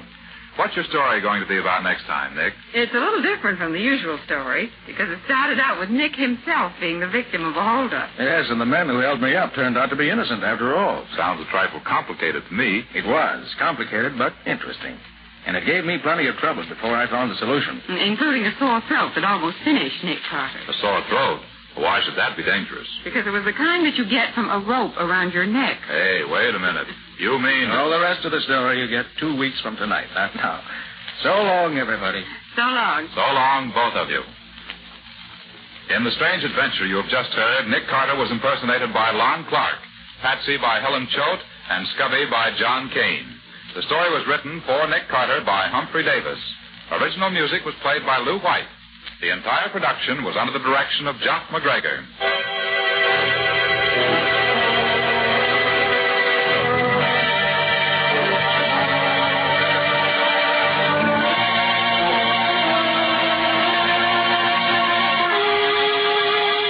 Two weeks from tonight, at the same time, listen to another curious experience of Nick Carter entitled The Double Disguise, or Nick Carter and the Mystery of the Kidnapped Heiress.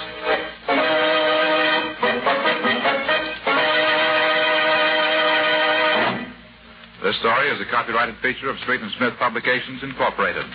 The Return of Nick Carter is produced in the studios of WOR and is broadcast over most of these stations Monday evenings at 9:30 Eastern Wartime. This is Mutual.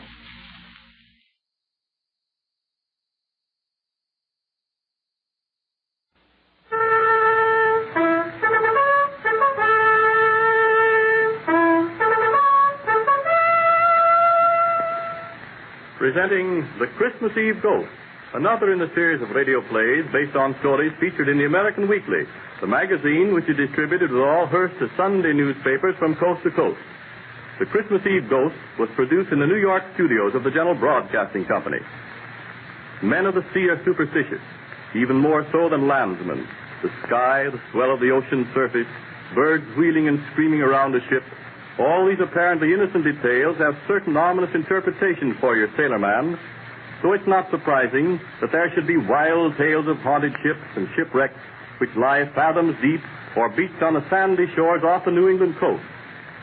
In the middle of the last century, no sturdier, smarter, five-masted schooner ever sailed the seas than the Ruth I. Brown. Her skipper, a huge, brawny seaman named Cobb, as good a captain as ever ordered the foretack heave down, had one outstanding characteristic. He was deeply religious. Too religious to suit his men, he always carried a parson on board ship to hold services. One blustery Christmas Eve, the skipper was sitting in his cabin, reading aloud to himself. And there were in the same country shepherds abiding in the fields, keeping watch over their flock by night. And lo, the angel of the Lord came upon them, and the glory of the Lord shone round about them, and they were sore afraid. Come in.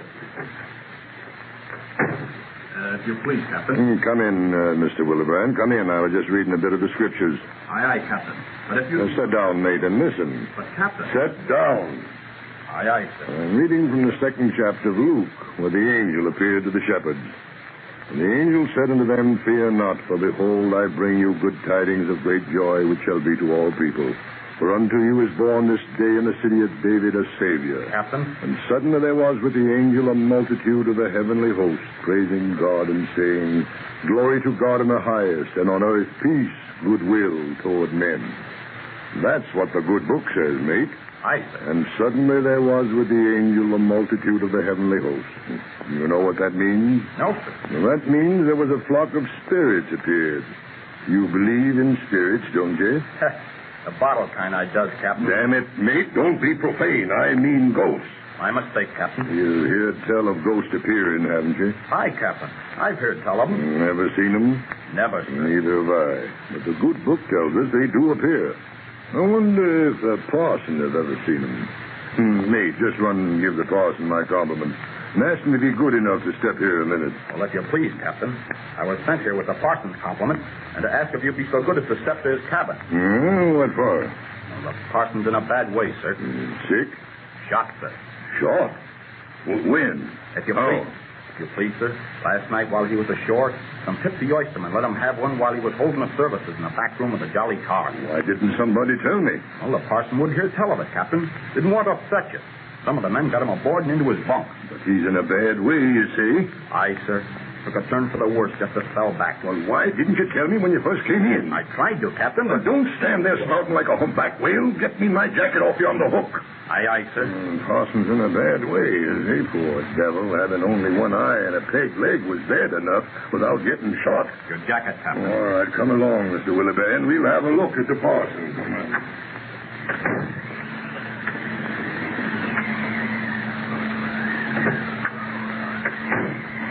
Captain? Yes, Parson. Oh, thank you, sir, for coming. Oh, that's all right, Parson. That's... No. Don't you try to get up now. Lie back and rest. Thank you. I'm pretty weak. Mate, Captain, turn the lantern the other way a little. Light's right in his face. Aye, sir. That better, Parson? Much. Thank you, Captain. Sorry to be so much trouble. Oh, no trouble, man. No trouble at all. But it won't be for long. Why, of course not. Well, you'll be up and about deck in short order. Pardon me for contradicting, Captain, but I'll never pace a deck again. Oh, being six made you morbid, Parson. Now stop thinking that way. My time's come, Captain. I knowed it soon as the bullet hit me. Funny, ain't it? What? How we never know how the end will come. I always hope to die in my home port, but it's to be at sea. Oh, stop talking like that, man. It's true, Captain. I'm dying. My race is run. Hark. You hear that? Hear what? Music. Heavenly music. Where? Here, in this cabin. Do you hear it, Mr. Willibrand? No. Are you sure you heard music, Parson? I heard it. I hear it still. Listen. Can't you hear it, too? Would you like me to read a bit of scripture, Parson? They're coming to take me home. God sent his angels for me. See them, Captain. Now, you lie back and rest, Parson. Oh, Captain, you don't believe me. You think I'm delirious. I'm not. I see the angels and hear their music. Yes, Parson, yes. If you say you do, you do. The good book says God sends his angels, doesn't it? Yes, Parson, it does. Now, what did I tell you, Mr. Willibrand? I was just sending Mr. Willibrand here for you, Parson, when he come for me. I've just been reading about that in the good book. It's true. It's gospel. The Spirit does return. I know that I shall return, too. Yes, Parson. I die strong in the faith that I'll be allowed to return. And then I shall not only preach to men's souls, but I shall heal their bodies. Lantern's getting dimmer, Captain. Will I fetch some more oil? Oh, don't bother, mate. My lantern of life is growing weaker, too. Captain. What is it, Parson? I always preach the truth, ain't I? That you have. You believe what I've told you? don't you? Aye, but come now, lie back now. Don't lean on your elbow like that. I must make you believe what I'm about to say. I know that I shall return the same night, this very hour, to preach to men and heal their bodies. Aye, Darcy. Remember this, Captain. I shall come back to preach and heal their bodies.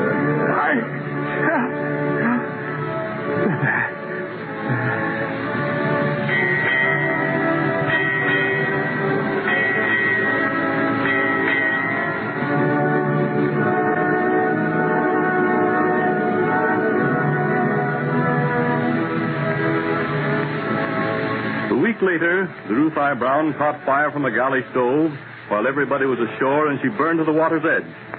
The whole town was interested in the dying prediction of the saintly old parson. Some believed it would come true. Others scoffed at it. But everyone impatiently waited for the next Christmas Eve, the first anniversary of the parson's death. One of the most ardent believers in the prophecy was little Davy, the crippled son of Captain Cobb. He constantly talked of the parson's return and hoped that he might be relieved of his crutches. Although he never expressed his opinion of the whole matter, Captain Cobb took his little son down to the wreck of the Ruthie Brown on the appointed night.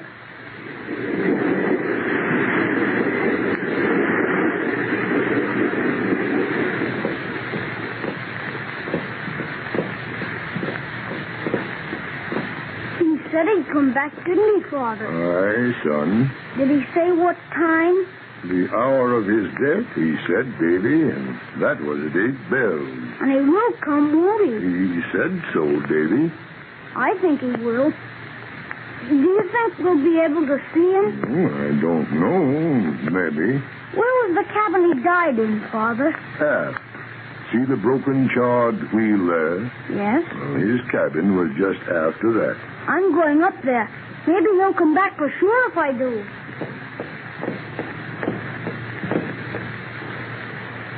Evening, Captain Cobb. Evening, Mr. Willebrand.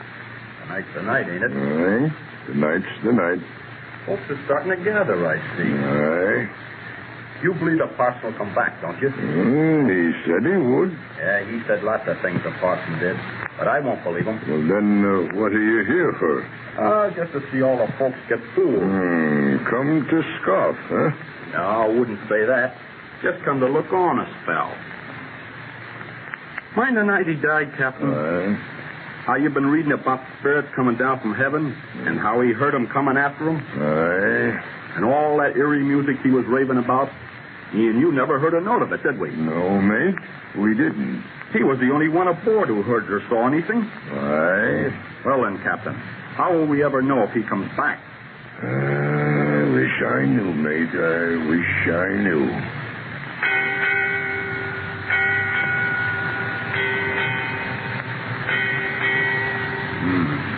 Eight bells, Captain. Aye. 8 bells, mate. Here comes the folks. They expect miracles or something. The parson said he'd come back. Said he'd come back to preach and heal this very hour, mate. But do you think he'll come back, Captain? The parson was a very honest man, mate. Captain! Mr. Willebrand. Oh, he meant well enough, Captain. But this coming back now. Here I am, just as I said, Captain. Mr. Willebrand, listen to me. He was so certain he'd return. Yes, Captain, I promised to return, and here I am. They say dying men have peculiar visions, Captain. Aye, Mr. Willebrand. Don't you hear me? I'm back with you. I've got so much to tell you. That's why I hope I go sudden like when it comes my turn. Don't fear death, Mr. Willebrand. Death is peace. Death is beautiful. Oh, if you could only hear me. Parson died easy. Yes, Captain, I've died easy. He ain't having an easy time getting back, though. I wonder if he will come tonight. I'm here, Captain. I'm here. Can't you see me? I can see you. Don't you hear the music? Wind's getting round to the north.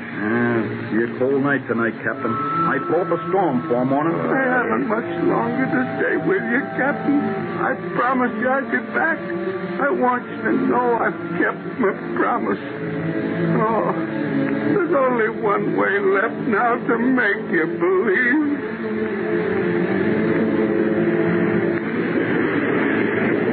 Well, I guess the Parsons failed you, Captain. Might as well get back to where it's warm. I guess you're right, Nate. I guess you're right. Where's Davy? He left me here just a few minutes ago. He went aft for the wheel there. Oh, somebody's coming along the deck now. Is that him? Well, must be. Nobody else up there. Can't be, Captain. Davy'd be on his crutches. He is Davy. And he ain't got his crutches. Captain, you mean? I don't know what I mean. Father! Davy! Be careful. Where's your crutches, son? I saw him, Father. I saw the Parsons. Child imagines things too easily. I shouldn't have brought him. Careful, Davy. I'll come get you, son. You don't have to, Father. See? I'll never need my crutches again. I can walk. Well, I'll be... Davy, my boy.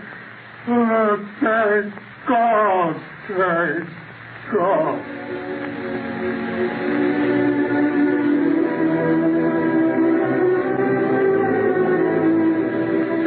Did the old parson keep his promise and reappear?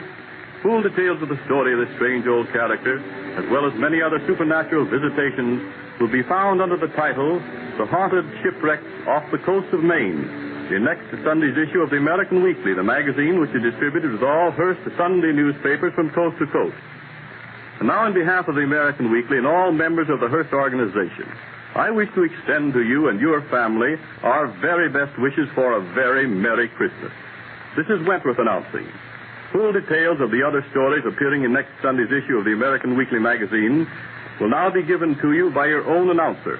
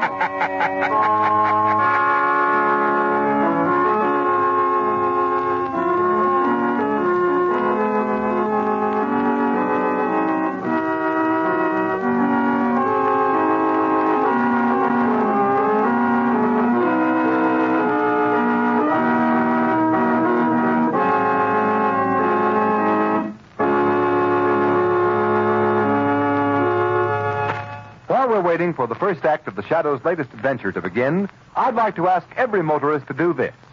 Take a ride on the new Goodrich Safety Silvertown tire.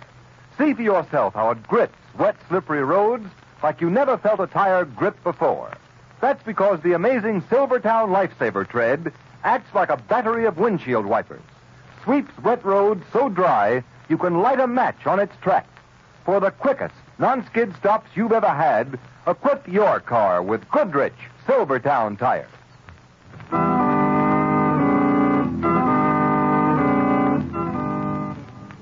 The Shadow, mysterious character who aids those in distress and helps the forces of law and order, is in reality Lamont Cranston, wealthy young man about town. Cranston's friend and companion, the lovely Margot Lane, is the only person who knows to whom the unseen voice belongs. The only one who knows the true identity of that master of other people's minds, the Shadow. Today's story, The Man Who Murdered Time.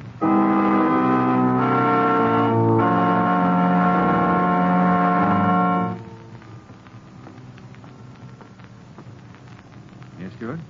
Mr. Cranston, on behalf of all the employees of the club, I wish to thank you for your generous New Year's gift to the personnel. It's quite all right, Stuart. Happy New Year. The same to you, sir. And may I thank you, too, Mr. Hughes, for your gift. You're very welcome, Stuart. Happy New Year. Happy New Year, too. I wish I could have made it more, Cranston, but it hasn't been a terribly good year for me. Well, I'm sorry to hear it, Hughes. Oh, by the way, how is Mrs. Hughes feeling these days? Poorly. Well, the doctors at the sanitarium say she may pull out of it next year.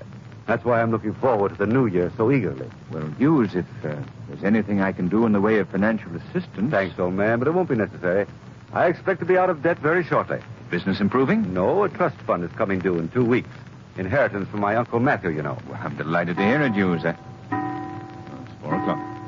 Well, only 8 hours to a brand new year and new hope for all of us. Amen to that. You're coming to my New Year's Eve party tonight, aren't you? Oh, I meant to tell you, Cranston. I'll be late. I got a call this morning from a second cousin of mine. Wants me to come to see him this evening. Brilliant scientist, but I suspect he's losing his mind. Oh? Know what he claims to have invented? A time machine. A time machine? Yes, it's fantastic, isn't it? Well, come, Hughes. Is anything really fantastic in the modern world of science? 30 years ago, the notion that a human voice could circle the Earth without the aid of wires would have been called not only fantastic, but impossible. Radio, electric light, airplanes, all were called fantastic in their time, but today they're accepted facts. Why not the time machine? Well, I'm from Missouri. Anyway, I'm really going to see my cousin, not because of his alleged invention, but, well, because he's dying. Oh, that's too bad. Yes, the poor chap's got an incurable heart condition. He told me his doctors don't give him more than a few days to live. Well, I've got to be off. See you tonight, then, Hughes. Only a miracle will keep me away, Cranston. A miracle like the time machine.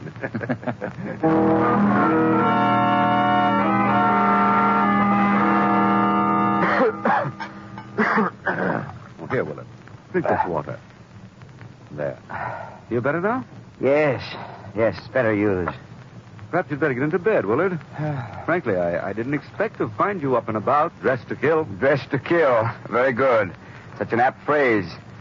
Well, why not? This is probably the last day of my life. Well, I'm sure it's not as bad as all that, Willard. If you take care of yourself. Come, Hughes. I'll never see the new year. That's what you're really thinking. Know what I've done today? What, Willard? The things I've wanted to do all my life. Packed them all into this one long, glorious day. I've smoked $2 cigars, eaten the finest foods, bought thousands of dollars worth of completely useless things just for the fun of indulging myself. Willard, I thought that I'm broke? I am. Then how did you... Borrowed, dear cousin. Spent other people's money, incurred enormous debts. Payable next year. Next year, which will never come. I'm sorry, Willard. What are you sorry about? I'm not. Matter of fact, I've just begun to celebrate. And you must join me, Hughes. Absolutely insist. I bought a marvelous sherry today, a rare vintage. You rang, sir? Really, you needn't bother. The sherry, John. Yes, sir. I have it here, sir. Fine. Put it on the table. Shall I pour, sir? No, I'll do it myself. That's all, John. Very good. Here you are, Hughes. Drink hearty. Thank you. How do you like it? Nectar. Ambrosia, huh? It has a peculiar flavor, hasn't it? Oh, it'll grow on you. Finish it, Hughes.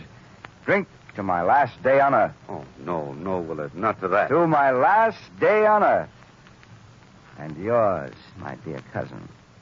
To my last day? Hughes, I told you that today I meant to satisfy every ambition I ever had. Well, I've left for the last my greatest ambition of all. To kill you. To kill me? Why, you're joking. Think so, Hughes? But why? What have I ever done to you? What haven't you done to me? You've been a bone in my throat ever since we were boys together. I believe you're really If it serious. hadn't been for you, I'd have been Uncle Matthew's fair-haired boy, his favorite, his pet.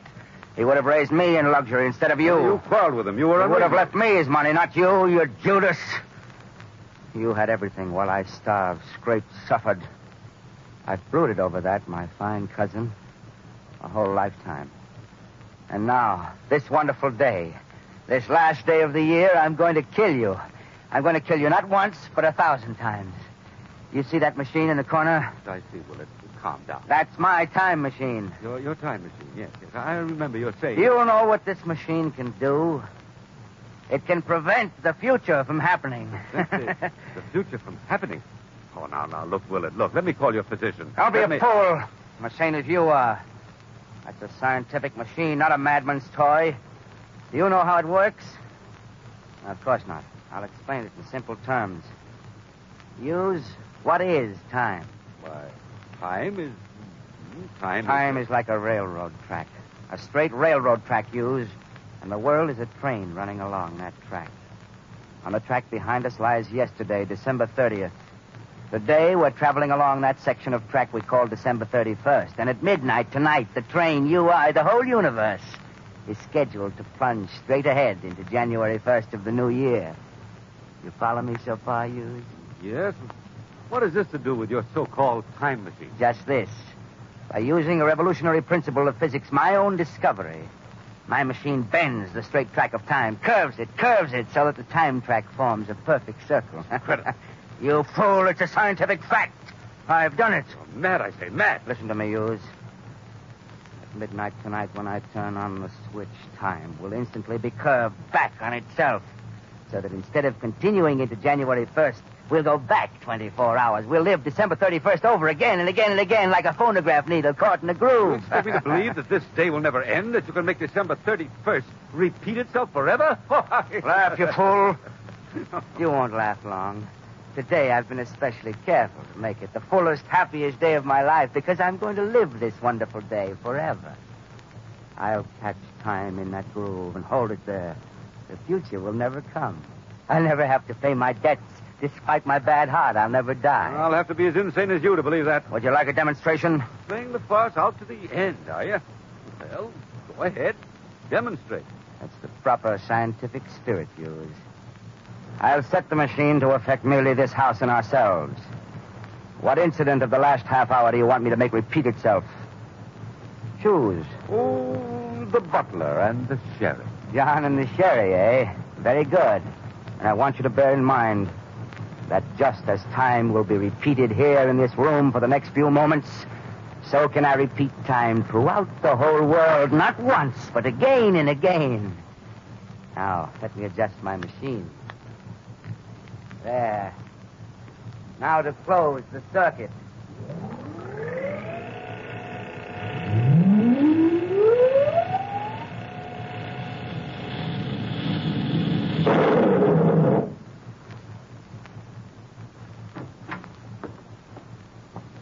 You rang, sir? Really, Willard. You needn't The bother. sherry, John. Yes, I have it here, sir. Fine. Put it on the table. Shall I pour, sir? No, I'll do it myself. That's all, John. Very good.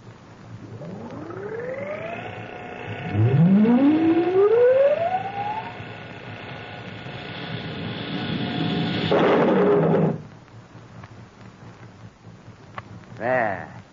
The automatic circuit cut us off, and we're back in ordinary time again. Convinced, Hughes? It can't be. It's impossible. It's a trick, a dream, a nightmare. You'll be saying that for all eternity. I'm getting out of here. Are you, cousin? Try it if you can.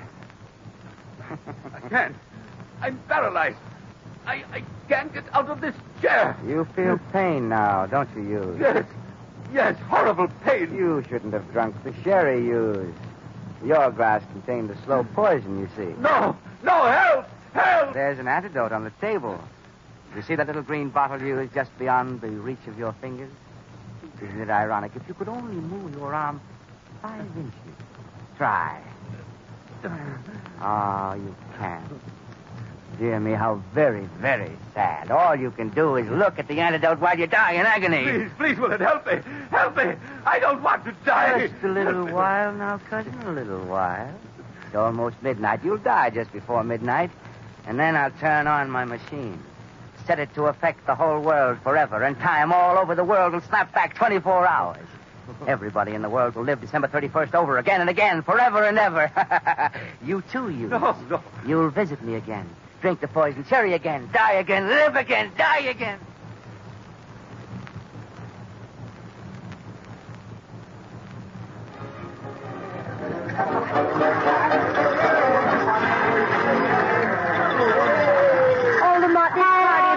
The loveliest New Year's Eve party I ever attended. Margot, you danced beautifully. Thanks, Lamont. I wonder what's happened to yours. He said he'd be late, but I didn't think... Hold it, everybody. Here comes the new year.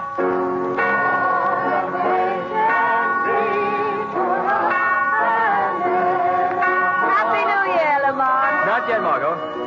8, 9, 10, 11...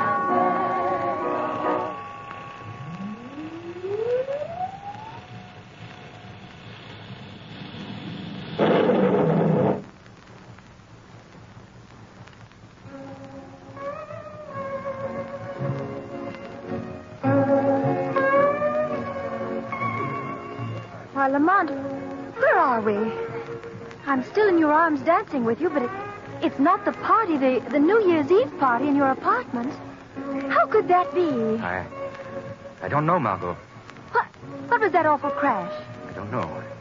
But look around you, Margot. We're dancing in the Honolulu Club. But we were dancing in the Honolulu Club right here last night. Last night at midnight. I mean, 24 hours ago. Oh, I don't know what I mean. Keep dancing with me, Margot. I've got to figure this out. It seems like a dream, and yet... That's it, Lamont. It's a dream. I dreamed through the whole day, December 31st, right up to midnight. Then that crash, and I woke up here in the Honolulu Club. Margot, it wasn't a dream, I tell you. Then what was it, Lamont? I don't know. But something's gone wrong, Margot.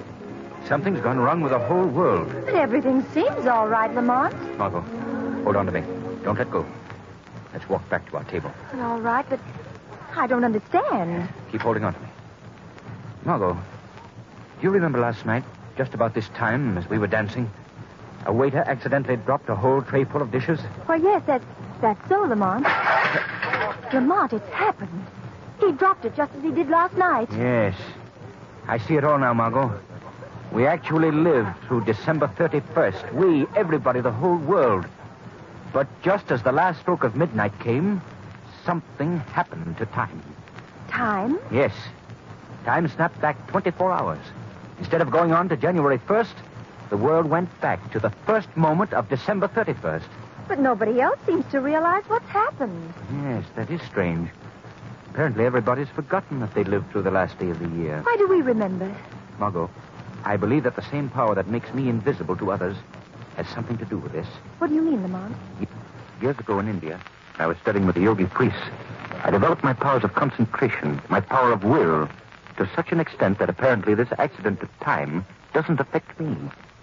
How long I'll be able to fight against it, I don't know. But I haven't your power, Lamont. Why do I remember, too? Margot, because at the instant time flashed back, you happened to be dancing with me. You were in my arms, within the aura of my will, my influence. No. Just so long as you're touching me, you'll remember, too. Oh, Lamont, I can't believe it. I can't. Well, then try it. Let go of me. Go on, let go, Margot. Well, all right. You're right, Lamont. You remember the Higgins, don't you? Margot. Yes, that's the family. Margot, stop. Well, they're very Margot, anxious listen to that me. you and I go south Margot. this year. What am I saying? What happened? Oh, Lamont, you're holding me again. Margot, the instant you let go of me, you said exactly what you said 24 hours before. When I grabbed you, you snapped back, free of the new time spell. Then it's true. Oh, Lamont, I'm afraid. Don't let go of me. Steady, Margot. Oh, but it's horrible. People will go on living through December 31st to eternity, never knowing, never realizing. Lamont, there'll never be a new year.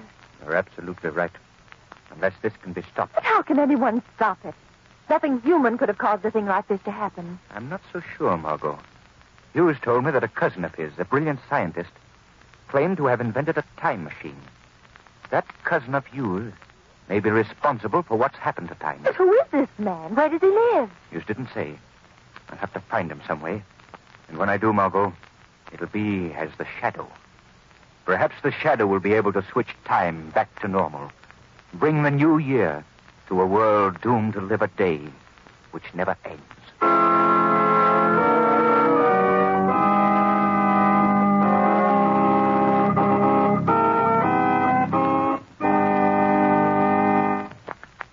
In just a minute, the curtain rises on Act 2 of The Shadow's adventure. Meanwhile, a word to you motorists. Do you slow down passing a school? Do you pass other cars on a hill? Do you come to a full stop at street intersections? The Shadow wonders. The terrific toll of deaths and injuries indicates that too many motorists fail to exercise caution, fail to consider the other fellow. Play safe. It pays. And motorists, here's one thing more. If you only realize the importance that safe tires, too, play in safe motoring, you wouldn't hesitate a minute to put the new Goodrich Safety Silvertowns with the Lifesaver tread on your car. For remember, this new Silvertown is much more than a new tire. It's a new kind of tire safety. On the inside, it has the famous blowout protection of the Goodrich Golden Ply. And on the outside, it has the amazing new Lifesaver tread. The tread that sweeps wet roads so dry, you can actually light a match on its track. Yes, sir, that's plenty dry. So it's hardly surprising that Silvertowns will give you the quickest non-skid stops you've ever had.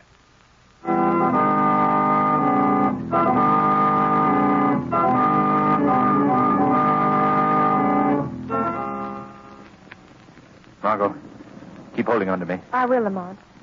We can walk. My apartment isn't far. Oh, why don't you let me come with you? No, Margot. This is the Shadow's job. It may be dangerous.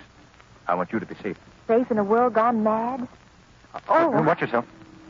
The streets are slippery with ice. Here, hold on to me more tightly. We'll cross here.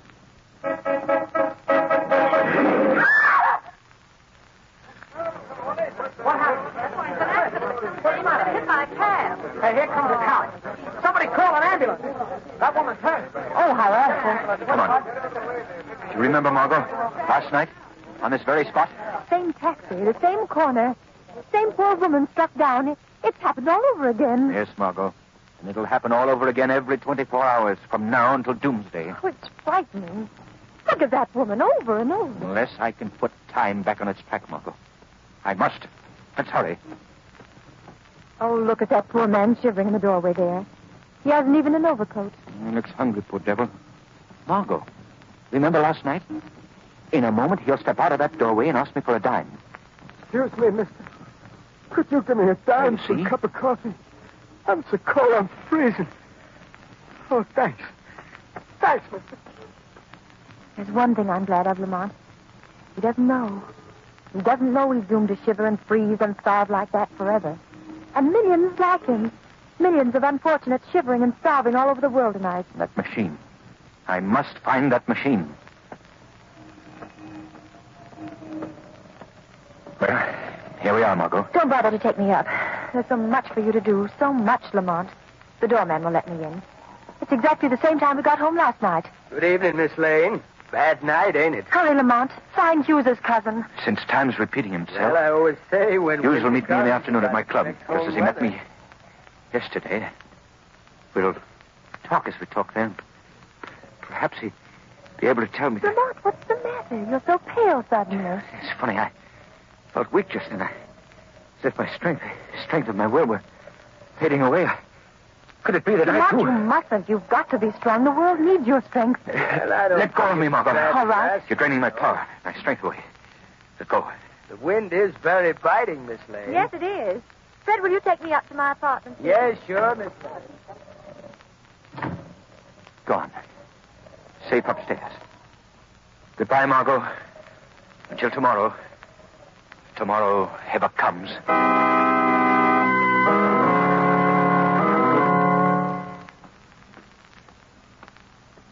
Mr. Cranston, Yes, on sure. behalf of all the employees at the club, I wish to thank you for your generous Stuart, New Year's gift to the listen personnel. to me. Can't you hear? Don't you The understand what same I'm to saying to you? sir. And may I thank you, too, Mr. Hughes, for your gift. You're very welcome, Stuart. Happy New Year. Happy New Year to you. Stuart, stop. I wish I could have made it more, Cranston, but it hasn't been a terribly good year for Hughes, me. let me take your hand. You're merely repeating what you said 24 hours ago. Fully, though Now the listen to me. doctors say she may pull out of it. Who is your next year. cousin? That's why Who I'm is he? looking Where forward does he to live? the New Year so eagerly. Oh, hopeless. He's not attuned to my will. I'll have to follow him. Make him lead me to this cousin of his, to the be time out machine. of debt very shortly. I must concentrate. My willpower seems to be failing. I must hold on until Hughes visits his cousin.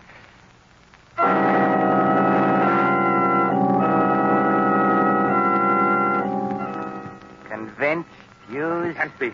It's impossible, Willard. It's a trick, a dream, a nightmare. You'll be saying that for all eternity. I'm getting out of here. Are you, cousin? Try to, if you can. I can't. I'm paralyzed. I can't get out of this chair. Hughes, you can. You're not paralyzed. Now, Yes. don't you? Yes, horrible pain. Hughes, there is no pain. You None. shouldn't have drunk the Hughes, hear sherry, me. Hughes. Your glass contained the slow poison, No, you see. no, help! Help! I have helped you, Hughes. You were not poisoned. I substituted this antidote for the poison in the glass of sherry Willard handed you. You're not poisoned, I tell you. Exert your will, attune it to mine. Try to get out of that chair. Here. Hold me. Hold me. Now try. I've broken the grip of the time spell a little. I made something happen that didn't happen yesterday. You did something just now you didn't do then. You drank the antidote instead of the poison. Try, Hughes. I heard a voice. But there's no one here. No one but... Try, it said. Chair. Out of chair. I'm standing. I'm free. Thank the Lord.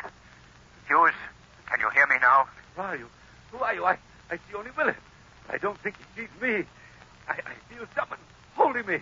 Who are you? Never mind who I am, Hughes. Get out of this house at once. Go to the home of your friend, Lamont Cranston. Yes.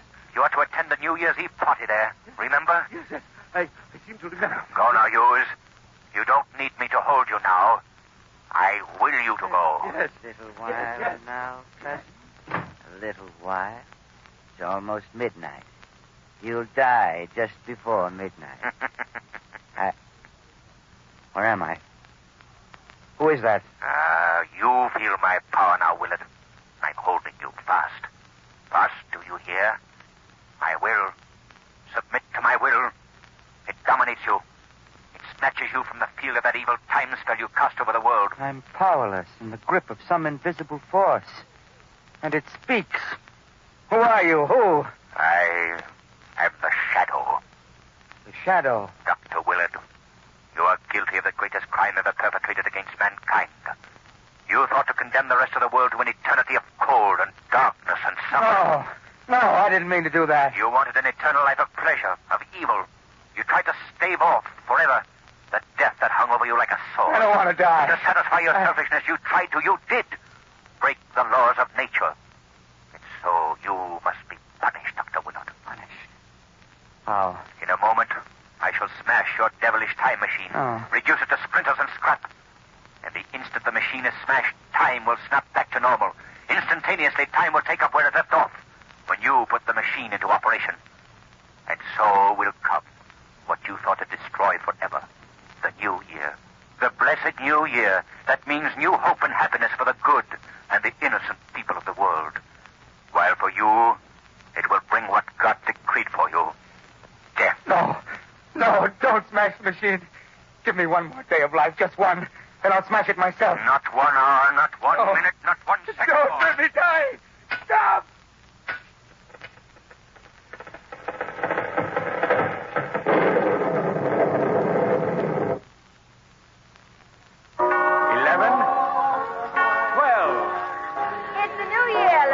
Yes, Margot. The new year.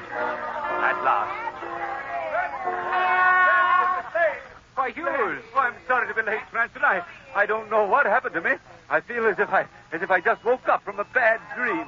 I found myself running up here. Mr. Hughes, you're ill. No, he's all right, Margot.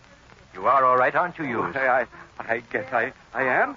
What time is it? It's just past 12 o'clock, Mr. Hughes. Happy New Year. New Year? Yes. Happy New Year, everybody. Happy New Year, you.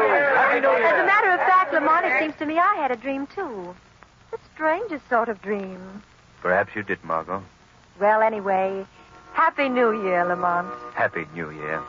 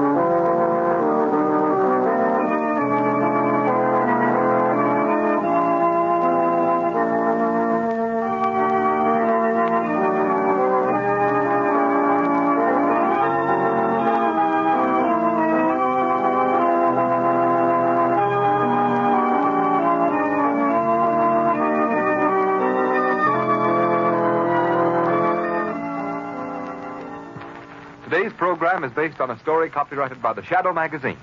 All the characters and all the places named are fictitious.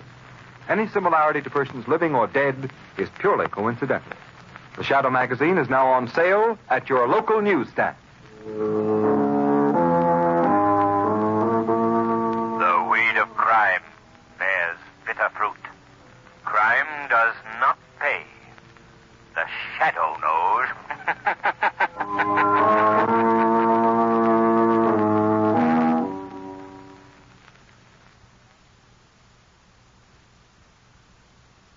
In just a moment, Autolite presents Suspense with Herbert Marshall. 'Twas the night before Christmas, and in Santa Claus' sleigh, the electrical system was plenty okay. The ignition was perfect, worked like a dream, and the sleigh ran so smooth it made Santa beam. Well, what was Santa's secret, Otto? I heard him exclaim as he drove out of sight, "It's no secret at all. It's just Autolite." Now, Harlow. You see, Hap, with all the kids in the world depending on old St. Nick Christmas Eve, he plays safe by replacing old or worn-out parts in his Autolite-equipped sleigh with Autolite original factory parts. Resistor spark plugs, stay full batteries, distributors, starting motors, coils, generators, wire, and cable. All famous for their Autolite ignition-engineered dependability. Santa does it. Why don't you? Harlow, let's switch from Santa to Suspense.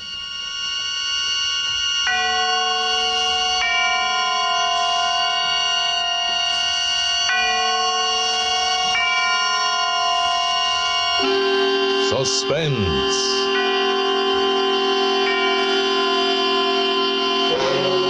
Autolite and its 60,000 dealers and service stations bring you radio's outstanding theater of thrills.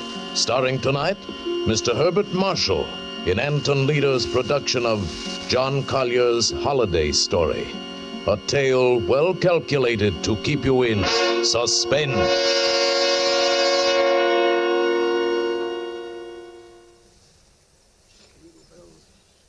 Jingle bells, jingle all the way. Oh, what fun just to ride in a one-horse open sleigh. Oh, jingle bells. Wilfred! Wilfred! Yes, my dear. What on earth are you doing down here in the cellar? Why, just doing a little digging.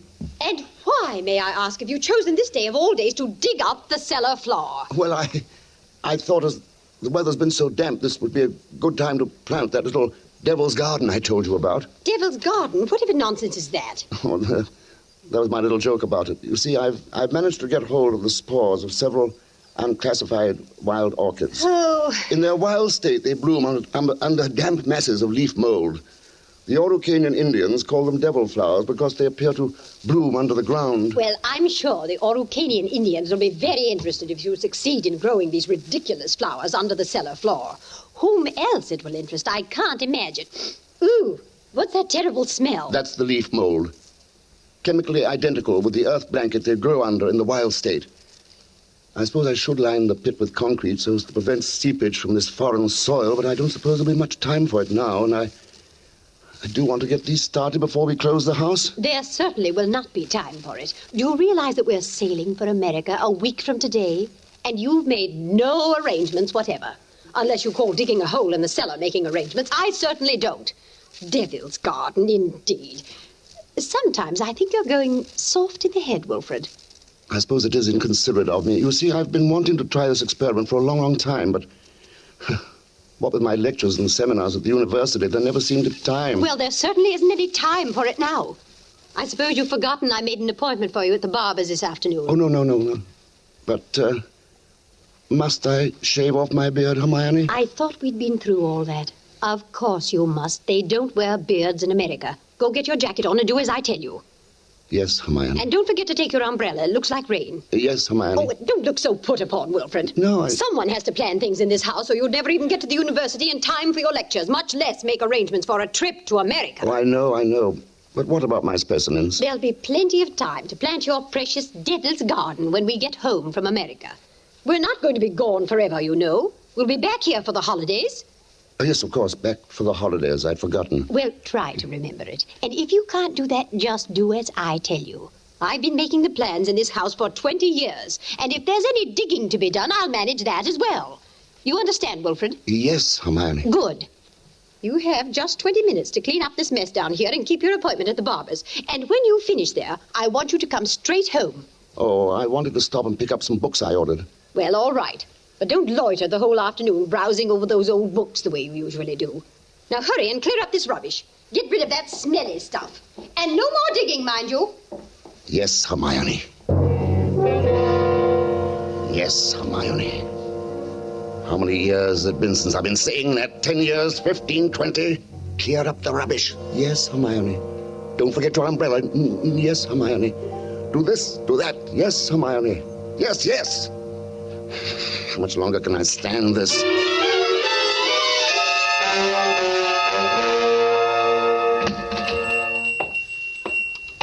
Good evening, sir. Good evening, Miss Markham. Why, it is Professor Carpenter, isn't it?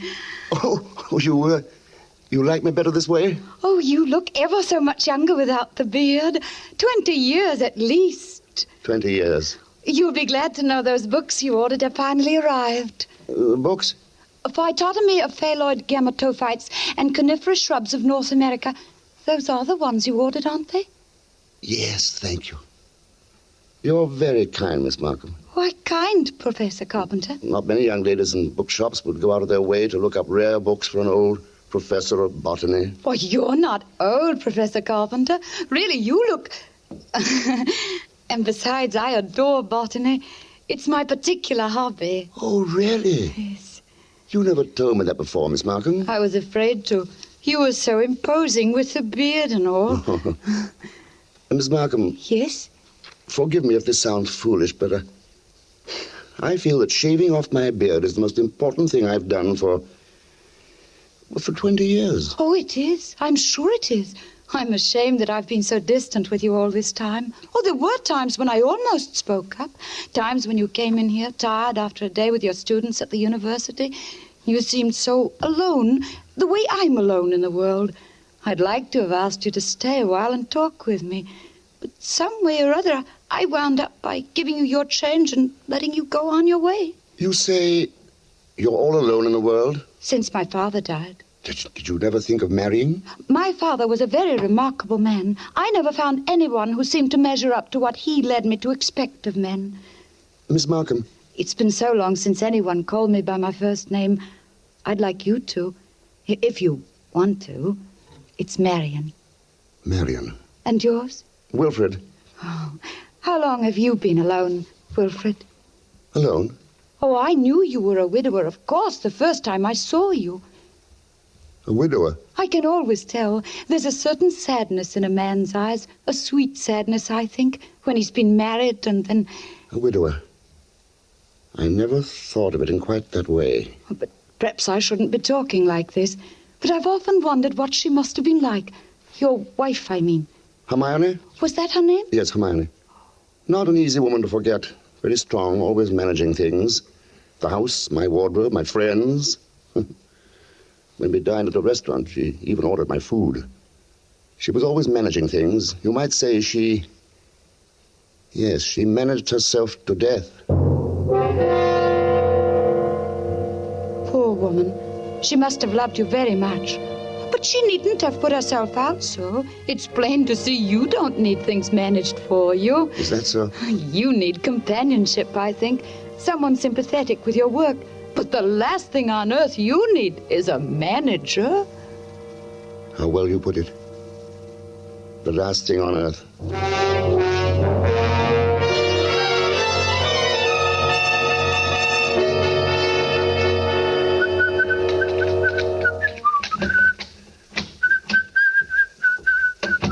Well, at last. You certainly took long enough about it. What are you looking so pleased about? I don't know, Hermione. Getting rid of the beard, perhaps. I feel 20 years younger. Oh, you look even smaller. Your face looks triangular or something. I'd forgotten your chin was so weak. But never mind that. You can grow it back soon enough after the holidays. Where are you going? Down in the cellar. Oh. I just bought this electric lantern, and I thought I'd put it away down there. Now, whatever possessed you to buy a thing like that? I don't know. I rather like this lantern. Might come in handy. Who knows? Now, Wilfred, don't start digging down there again. I've 100 things to do putting the house in order before we leave. I want you to carry these boxes upstairs for me. Yes, Hermione. And if you are going down to the cellar, take this along and stuff it into the furnace. Oh, this is my old bathrobe. I may need it. Nonsense. I bought you a new one. Get rid of it. And don't start pottering down there with that devil's garden or whatever you call it. I'm through digging, my dear. I think the pit is quite deep enough now for my devil's garden.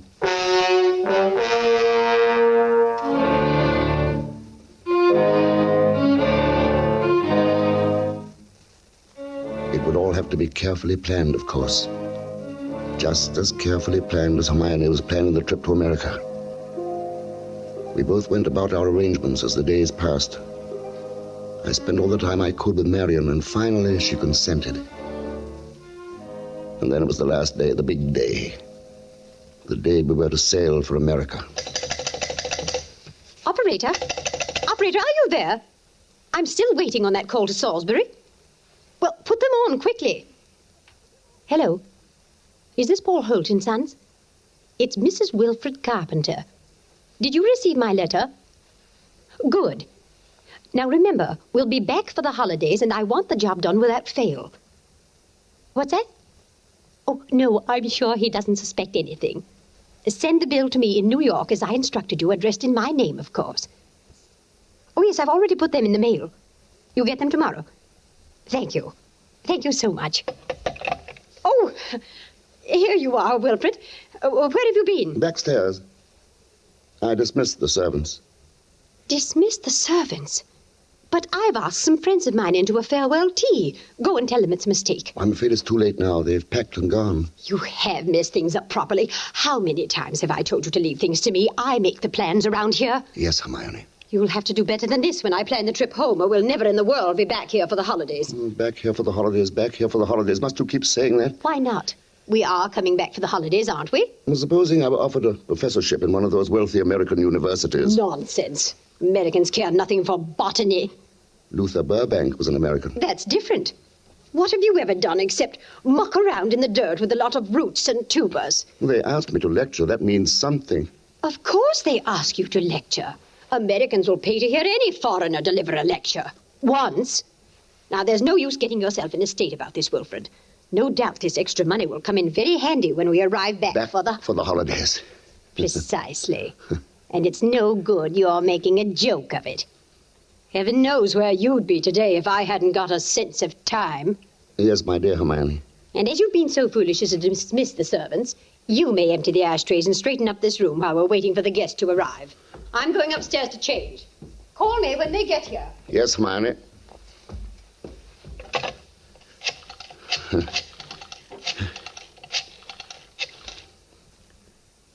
Marion, it's Wilfred. No, my darling, nothing's wrong. My plans are the same, unless you've changed. No. We'll meet in New York and be married there. I'll explain why later. You'll have to trust me. Yes, my darling. Wilfred? Sorry, I can't talk any longer. Yes, I'll meet you in New York without fail. Until then, my darling. Wilfred? Were you talking on the phone just now? Yes, Hermione. Whoever was it? Freddie Sinclair. Didn't I hear you say something about meeting somebody in New York? Oh, yes. He was, old Freddie said he might possibly get over there before we leave. I said, of course, we'd meet him there if he did decide to go. It seems very peculiar, but then all of your friends are peculiar. Yes, Hermione. And just look at your jacket. Have you been digging in that cellar again? Yes, Hermione. Well, there's no need for it. You can't possibly get that devil's garden thing finished. Go and change your clothes before the guests arrive. Yes, Hermione. Oh, never mind. I see somebody coming up the walk now. Go and let them in. Yes, Hermione. Wilfred? Yes, my dear? Look out the window. There's Professor and Mrs. Goodenough, but who's that with them? Huh? Why, it's... Precisely. Freddie Sinclair. Peculiar you should have been talking to him on the phone not 3 minutes ago, and now here he is. Yes, isn't it? But then, as you say, Hermione, all my friends are peculiar. Not half so peculiar as you. Digging in the cellar an hour before we leave for America. Just look at yourself. And now that I think of it...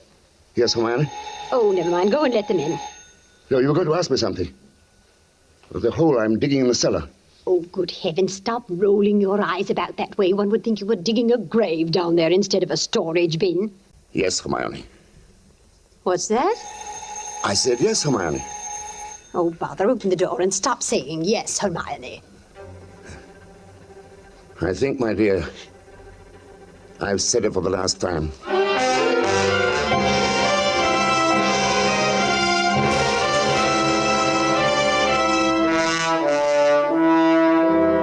For Suspense, Autolite is bringing you Mr. Herbert Marshall in radio's outstanding theater of thrills, Suspense.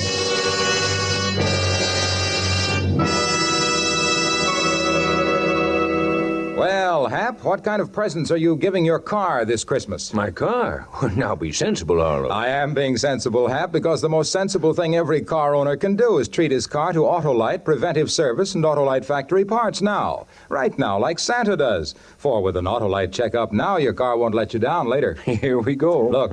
Look, Hap, Autolite parts are original factory parts on many makes of our finest cars. The same as those put in the car the day it was made. Resistor spark plugs, stay full batteries, generators, distributors, starting motors, coils, wire, and cable. Your car uses them all. Autolite makes them all. You know, Autolite parts and your Autolite-equipped car go together, like Damon and Pythias, like Duncan and Fife, like Chip and Dale. What's one without the other? Chip and Dale. So don't accept parts that are supposed to be as good. Get Autolite parts, for Autolite parts are built for your car, Santa's car, everybody's car. Arlo, you're wonderful. Why, you've got Santa and everybody switching to Autolite. So, friends, follow the footsteps of Dasher, Dancer, Dunder, and Blitzen, and whip on down to your nearest Autolite service station or the dealer who sells your make of car, and ask for original factory parts and service. Oh, okay, Arlo. Right now, here's Suspense. And now, Autolite brings back to our Hollywood soundstage Mr. Herbert Marshall, starring in a gripping tale well calculated to keep you in suspense.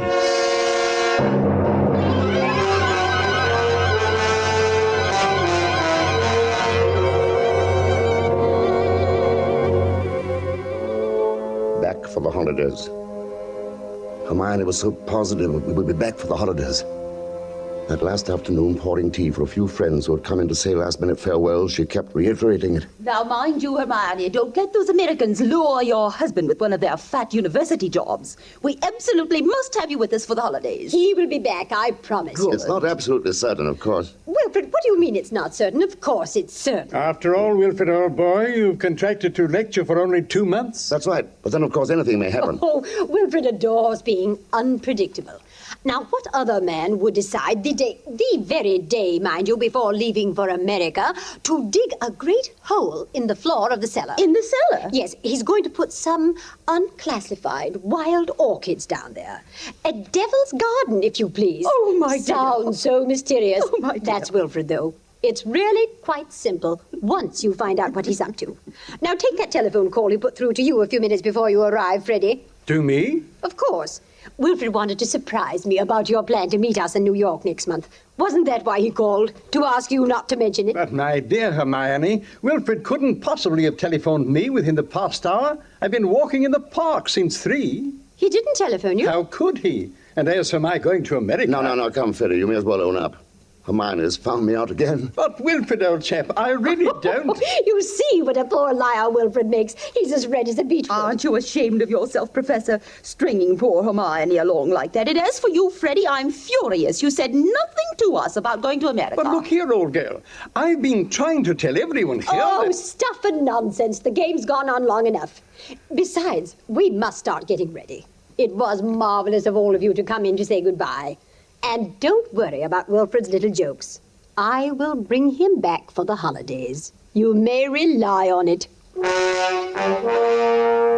They all believed her. For years, she'd been promising me for dinner parties, garden parties, committees. And the promises had always been kept. This time they wouldn't be. I'd seen to that. The servants were gone for good, the farewells all said. I had time to the minute how long it would take to fill in the hole in the cellar, my devil's garden. Upstairs in the bedroom, I undressed, folded my clothes over a chair, put on my old bathrobe. Then I opened the door into Hermione's room. Hermione, have you a moment to spare? Of course, dear. I'm just finished. Then come in here for a moment. There's something rather extraordinary here. Oh, good heavens, Wilfred. What are you lounging about in that filthy old bathrobe for? I told you to put it into the furnace. I'll do it today. Yes, I really will, I promise. Well, high time. Now, what is it you want to show me? It is in the bathroom here. Just look. Who in the world is supposed to drop a gold chain down the bathtub drain? Nobody has, of course. Nobody wears such a thing. Then what's it doing there? Well, I don't see anything. Here. I'll hold this flashlight for you. If you lean right over, you can see it shining deep down. Such a lot of nonsense, just as we're... Well, I don't see it, Wilfred. Go on looking, Hermione. In just a moment... Wilfred, I absolutely refuse... Wilfred, what are you doing? Take your hands off my neck. I will, Hermione, just as soon as I've finished the arrangements for my trip to America. What are you talking about? You thought you were the only one who could plan things, didn't you, Hermione? Well, I've been making some plans of my own this past week. In exactly 1 minute and 45 seconds, you'll be dead. You see, I've planned it very accurately.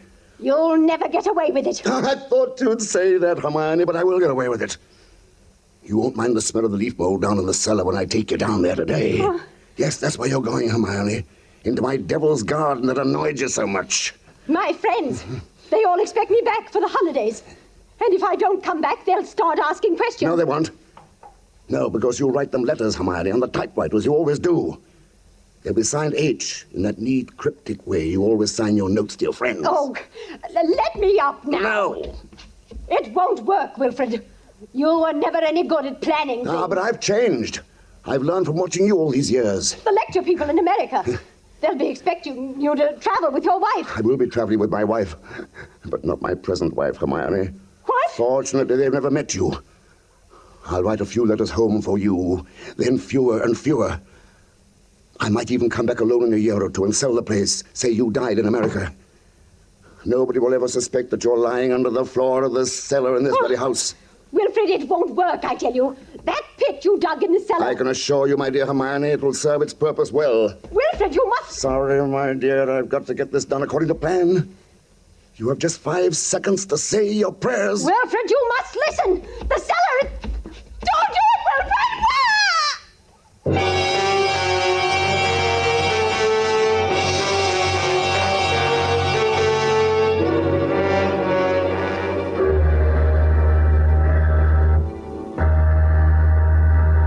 Oh, Stewart. Yes, sir? My wife is indisposed. She'll be taking her meals in our stateroom. For the whole voyage? Yes, for the whole voyage. Well, I trust your wife is feeling better this morning, Professor Carpenter. A little, yes. Not yet well enough to leave her cabin. Oh, I'm sorry. Oh, by the way, here's a copy of the radiogram you sent for your wife last evening. Oh, thank you. I'll just check it over. But look here. What is it? Did the typist make a mistake? No. No, nothing important. She can correct it later. For a moment, I had a feeling that Hermione had been leaning over my shoulder again, correcting what I had written. She always did. I had written a radiogram to Professor Goodenough and his wife. Have not been out of cabin the whole beastly trip. Wilfred well. Doubt will be back for the holidays. The copy read, no doubt will be back for the holidays. Exactly what Hermione would have written. Well, the rest of the voyage was uneventful. And Marion and I met in New York just as I had planned. Just as I had planned.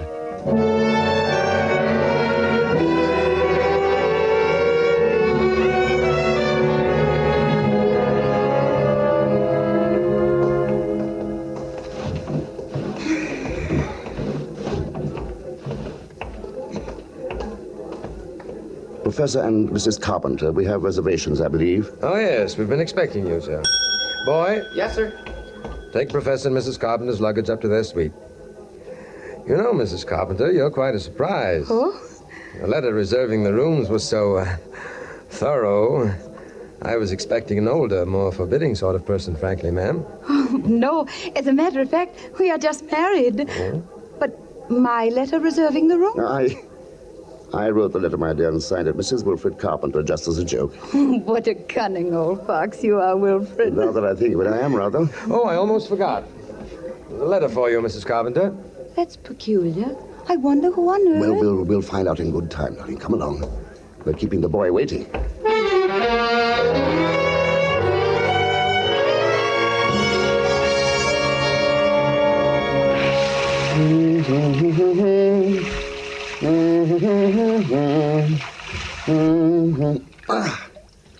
Nothing like a cold, brisk shower to put a man to rights. Wilfred,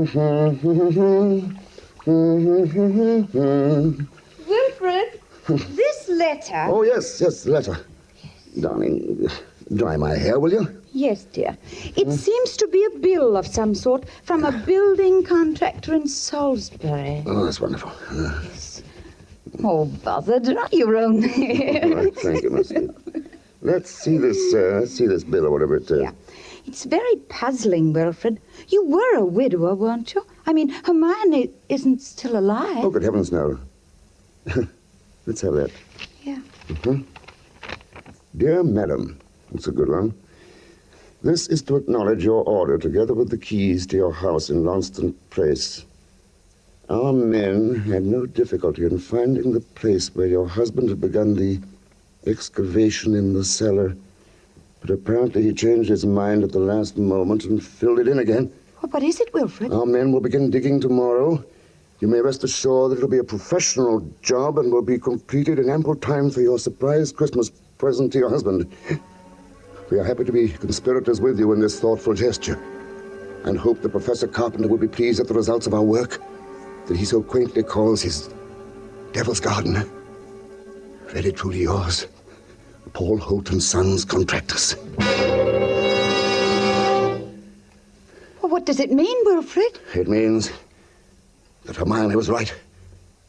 I will be back for the holidays. Back for the holidays. Back for the holidays.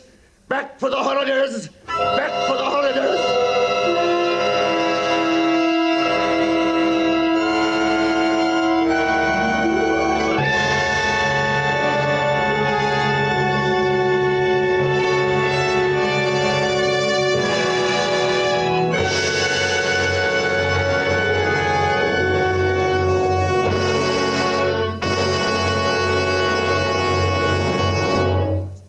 Thank you, Herbert Marshall, for a splendid performance.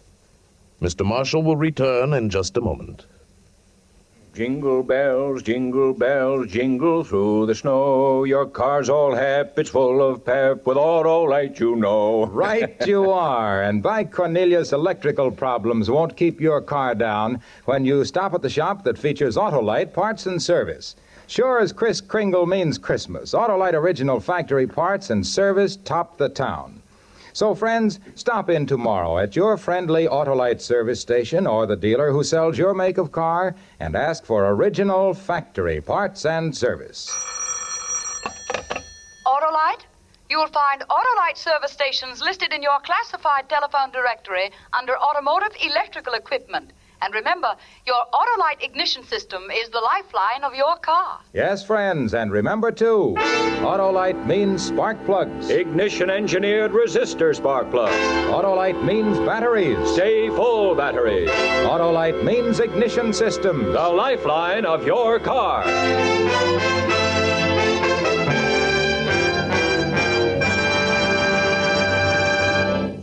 And now, here again is Mr. Herbert Marshall.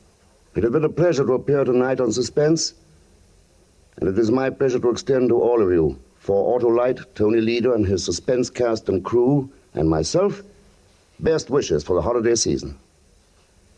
Next week, on radio's outstanding Theater of Thrills, you will hear William Bendix in another gripping study in Suspense. Herbert Marshall will soon be seen with Margaret O'Brien in the Metro-Goldwyn-Mayer production of The Secret Garden. Tonight's suspense play was dramatized by Robert Tallman from a story by John Collier. Music was composed by Lucien Morawek and conducted by Lud Gluskin. The entire production was under the direction of Anton M. Leader. In the coming weeks, Suspense will present such stars as Ethel Barrymore, Dana Andrews, Robert Montgomery, Danny Kaye, and many others. So make it a point to listen each Thursday to Suspense, radio's outstanding Theater of Thrills. And next Thursday, same time, hear William Bendix.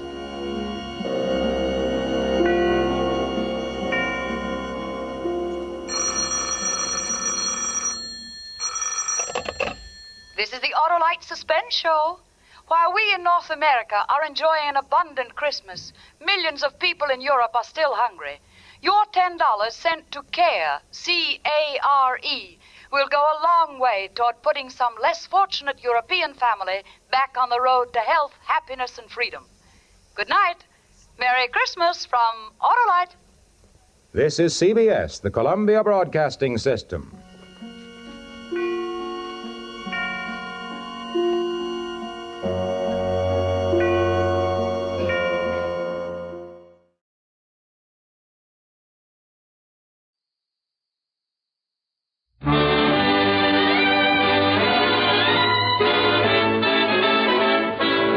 Of Camel Cigarettes present Dick Powell as Richard Diamond, Private Detective.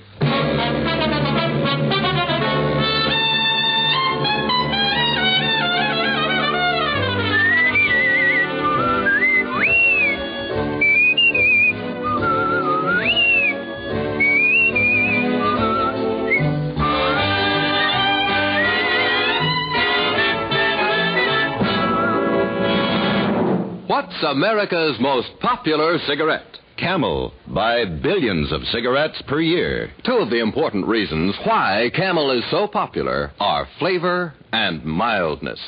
Camel's choice tobaccos are properly aged and skillfully blended to give you a smoke that's rich in flavor. And mildness? Here's conclusive proof. In a coast-to-coast test, hundreds of men and women smoked only Camels for 30 days. Leading throat specialists made careful weekly examinations of the throats of those smokers and reported not one single case of throat irritation due to smoking Camels. Here's a suggestion. Make your own Camel 30-day test. Smoke only Camels for the next 30 days. You'll enjoy Camel's rich, full flavor. And your throat will tell you how mild Camels are. How mild, how mild, how mild, how mild, how mild can a cigarette be? Make the Camel 30-day test and you'll see. Smoke Camels and see.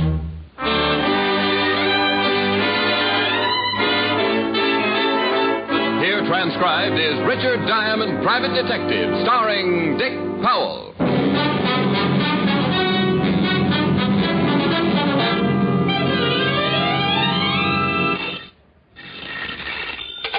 Diamond Detective Agency, we deal in crime, but we're closed now. It's Christmas time. Hello there, this is Diamond. Every year about this time, my business takes a big nosedive. People usually pack up their troubles and start unpacking colored lights and Christmas tree ornaments. So tonight I'm going to tell you my favorite Christmas story, one I always like to tell. A Christmas Carol by Mr. Charles Dickens. Now, I'd better explain something first. This version isn't exactly the way you've always heard it. Because of the particular type of characters I usually get mixed up with, this story is written to fit their talents and characteristics. Different from the Dickens original, certainly, but we feel that this story could easily happen today, anywhere. Like right here in New York on a little side street just off the Bowery. So now I'd like to introduce our characters. Mr. Ebenezer Scrooge will be played by my good friend and guiding hand of the 5th Precinct Homicide Division. Lieutenant Walter Levinson. Walter. Otis. The character of Jacob Marley will be played by one of Lieutenant Levinson's most trusted henchmen. Otis, that's you. Huh? Oh, Sergeant Otis Loveloon. Loveloon. Oh. What? Oh, sorry, Ellen. Tiny Tim will be played by our corner newsboy. Hi, I'm Johnny Rollins. Tiny Tim's mother will be played by my red-headed gal friend, Helen Asher. The rest of the characters will be played by members of the 5th Precinct Police Station. Officer O'Reilly. Officer Leskowitz. Sergeant Miller. The music will be furnished by the 5th Precinct Police Band, directed by Patrolman Worth. Hi. And now, our version of the Christmas classic, Charles Dickens' A Christmas Carol.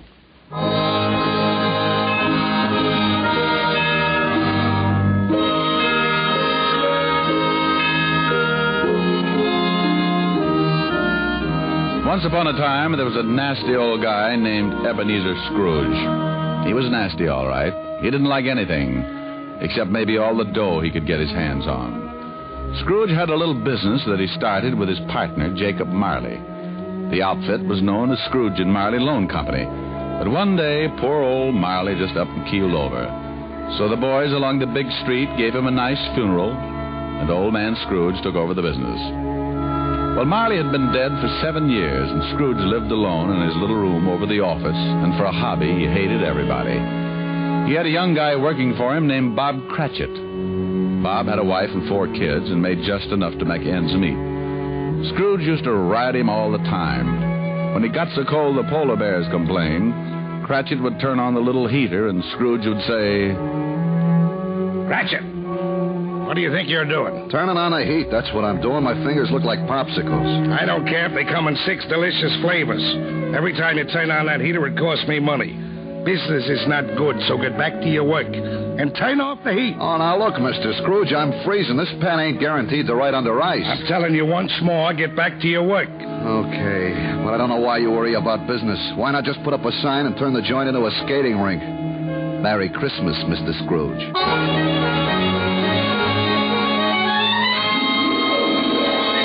Oh, swell. Merry Christmas. Ah, humbug. Humbug? Yes, humbug. My old man didn't like Christmas, and that's what he used to say. Humbug. Okay, humbug. It's still Christmas, and I don't see where you get off not liking it. This is supposed to be the time everybody gets with it. Everything stops. It ain't much good, and you put your arm around the next guy and you tell him Merry Christmas. I'm going to put my arm around you with a hammer on the end of it if you don't lay off this goodwill stuff. Look, what's with you? What have you got against Christmas? You show me a way to make $100 every Christmas, and I'll fall in love with it. You want me to be merry? Well, sure. Then go get some of those joyous clients of mine to pay off their loans. Merry Christmas. Humbug! Okay, then, humbug. But it's still cold in here. Have some icicles, but give them back after the holidays. They're my fingers.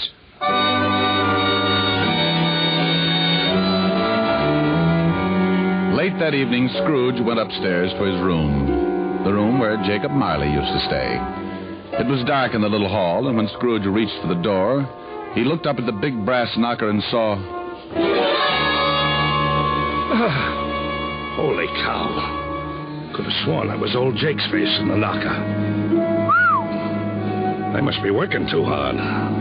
So in he went, a little shaky after seeing Jake Marley's face, but he just passed it off his nerves.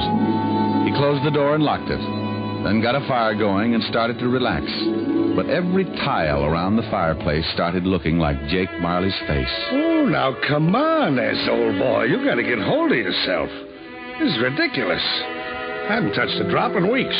He got up and walked around the room a few times, then went back and sat down again. He stretched, rested his head on the back of the chair. From somewhere a bell started chiming, and Scrooge sat straight up in his chair. He heard something else, too, something from downstairs. What the? Oh, now, what is that? What's going on here? Who's that? Come on, who's out there? And all of a sudden, it came right out through the wall. All right. Sit still, Scrooge. Molly. Jake Marley. Oh, no. I gotta stop eating lobster. Ooh, it couldn't be. What's with you? Who are you? Jake Marley. Who else? You're dead. The deadest. But nevertheless, Jake Marley. His ghost. Oh, you are very sharp today, Scrooge, old boy. I don't believe it. You got eyes, ain't you? Yeah, and I got a bad stomach, too. That's who you are. Nothing but a bad case of indigestion. You don't think I'm a ghost, huh? Okay. Maybe a good scare'll change your mind. No. Stay away from me. All right. I believe you. You sold on the idea? Yeah. But why did you come to see me? Regulations. Every man's supposed to live his life and help his buddies. If he don't do it while he's alive, then he gotta do it after he kicks off. Oh, cut it out! Why come to me? Because you're gonna end up just like me, unless we do something in a hurry. Now, I haven't got much time, so you better listen. Oh, I don't want to be like you. I'll listen. Okay. You are gonna have 3 visitors. You are gonna be haunted by 3 spirits. Oh, no. It is the only way you can keep from being like me. When you hear the bell strike 1, the first one will be here. Well, I gotta be going. You won't see me again, but you remember what I told you. So long, Scrooge, old boy. Your goosebumps can relax now. Cut it out!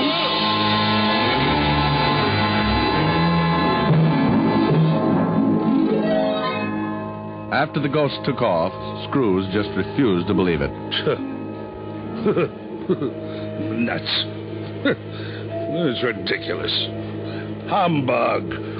Then he climbed into the sack and was soon snoring up a storm.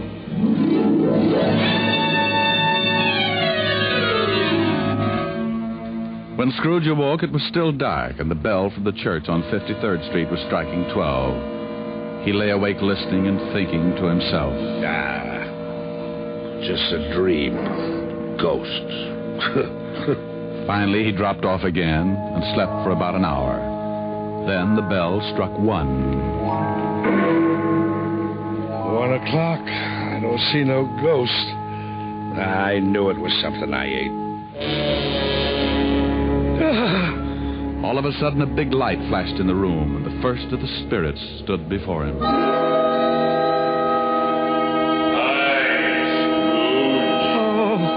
Jake was right. Are you the first spirit that Jake said had come to haunt me? Yeah, you know it. Well, who are you? Me? I'm the ghost of Christmas past. Yeah? How long past? Your past. Come on. We're gonna take a little ride. Well, where are we going? Just relax. I'm running this tour. Well, let me get my pants. You got 'em. Oh, they're on me.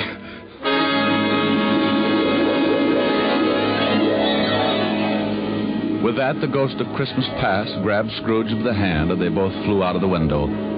Scrooge nearly lost his upper plate, but before he could yell for help, he was standing in front of a dirty, ramshackle old tenement building. You know where you are? Sure I know where I am. This is where I was brought up. Even the garbage cans are the same. You had a pretty tough time when you were a kid, didn't you? The toughest? I wasn't very big. The rest of the kids in the neighborhood were. I had more black eyes than a crow. You want to go in? What for? To see your folks. My folks died a long, long time ago. They're there now. Come on.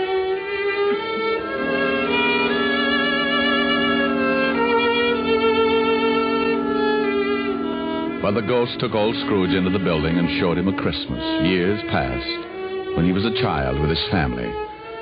Sure, it was tough living in 2 little rooms like that, but Scrooge remembered how wonderful it really was. What's the matter, Scrooge? Huh? Oh, I've got something in my eye. You were pretty lonely when your folks... when they, Yeah. You know, there was a young kid that came around earlier this evening and sang some carols. Gee, I wish... Yeah? What do you wish? Oh, nothing. Come on. I want to show you another Christmas.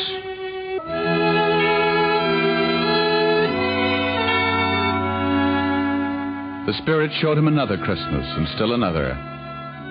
And you know, no matter how tough Scrooge remembered his childhood had been, it always seemed that Christmas was wonderful. And then before he knew it, Scrooge was back in his little room and the spirit was gone.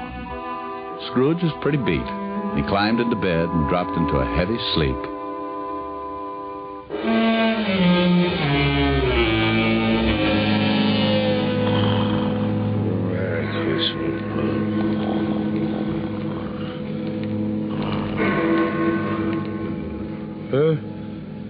What's that? It's 2:00.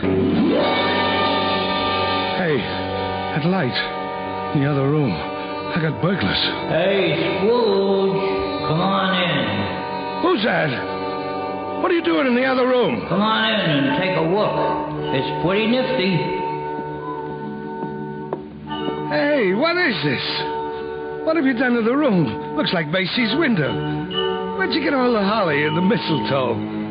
And how did you get in here? Do you like it? Oh, for Pete's sake, a Christmas tree. Who are you? The ghost of Christmas present. Now, don't tell me you don't like the way I fix things up. I work pretty hard. Oh, second ghost. Okay, take me wherever you want to go, but believe me, next time I try the train. Let's go. Now what do you see? I see bright colored lights. People having a lot of fun. Kids on sleighs. See that building over there? The one with the big wreath on the front door? Yeah, that's where Bob Cratchit lives. He works for me. Hey, look, there's Bob now. Yeah, going into the house. Up all those stairs to the 5th floor. He's got his little boy on his back. Tiny Tim. Yeah. He got polio last summer. Pretty sick little boy. I know. Bob said he'd need a lot of care if he was ever going to walk again. Come on. Let's take a peek. Hi. Hello, honey.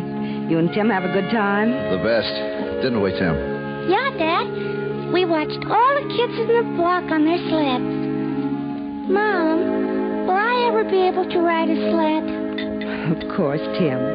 Won't he, dear? Well, sure thing, Roughneck. Next Christmas, you'll be out there doing belly whoppers with the rest of them. Dad, what's the matter? Your eyes are all wet. Nothing, Tim. I just got some snow in them. You want some chicken, Tim? No turkey? No, but lots of cranberries. Okay. Can I sit next to you, Dad? You just bet. Bob, will you say grace, dear? Can I say something first, Mom? Of course, Tim. What would you like to say? God bless us, everyone. What's the matter, Scrooge, old boy? Got some snow in your eyes, too?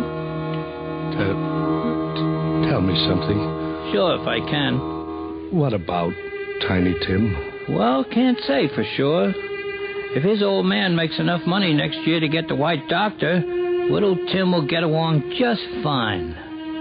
But times are tough, aren't they, Scrooge? Yeah. Now, the spirit of Christmas present took Scrooge to many places and showed him a lot of happiness and a lot of misery. And finally back to his little room, and the spirit was gone. Oh, I don't know whether I can take much more of this.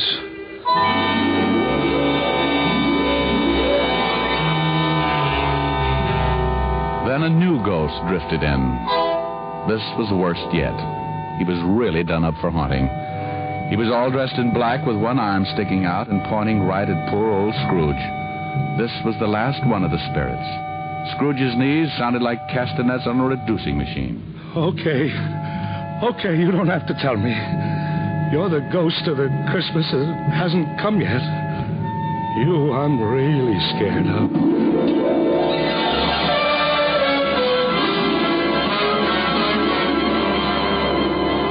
The ghost took off with Scrooge right after him. The city disappeared, and Scrooge found himself on the outskirts of town, standing in the graveyard. The night was howling like it was mad, and as Scrooge looked down, he saw... Hey, what's this? What's this stone? The black spirit stood still and pointed, so Scrooge leaned down, pulled away the bushes, and saw it was a tombstone. There's a name here. Ebenezer Scrooge. Oh, no. Look at this. Believe me, I don't want this. I know I've done wrong, but I'm not kidding. I really know what Christmas means. It doesn't mean just today or tomorrow. It's every day of your life. I swear I'll do better. Only take me away from this. Let me try. Let me try to make Christmas right for me and for everybody else. Please, don't let this happen. Give me another chance.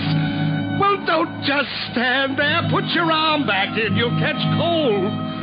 Well, say something. Suddenly, Scrooge dropped to his knees and reached out for the spirit. But something happened. The spirit started to shrink. Then it collapsed. And when Scrooge looked up... What the... My bedpost. My own bedpost. I'm home. Oh, thank goodness. I lived the past, the present, and the future, and now I'm home. Hallelujah! Spirit, wherever you are, believe me, from now on, things are going to be different. Oh, yeah, and thanks. Paper, get your morning paper. Hey, boy! Yeah? What day is this? It's Christmas. What's with you? Christmas! Oh, boy, I haven't missed it. The spooks did it all in one night. Boy!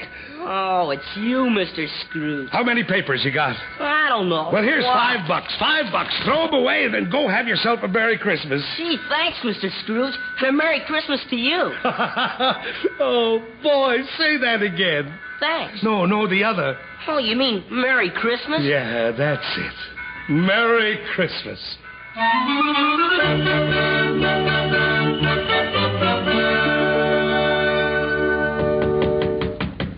Okay, I'm coming. What's the matter with you?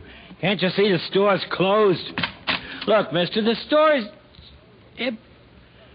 Ebenezer Scrooge. Merry Christmas, Barney. You've been drinking? Not a drop. Well, what's the matter? Ain't you going to wish me a Merry Christmas? Oh, sure. Sure. Come on in. The wife's upstairs with her mother, but I got a bottle in the back.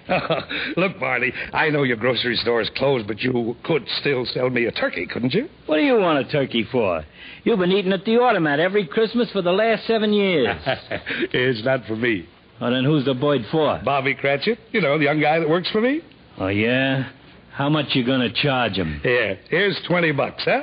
Here's the address. And listen, don't tell Cratchit who sent the thing, okay? Yeah, okay. Merry Christmas, Marty. Yeah. Merry Christmas.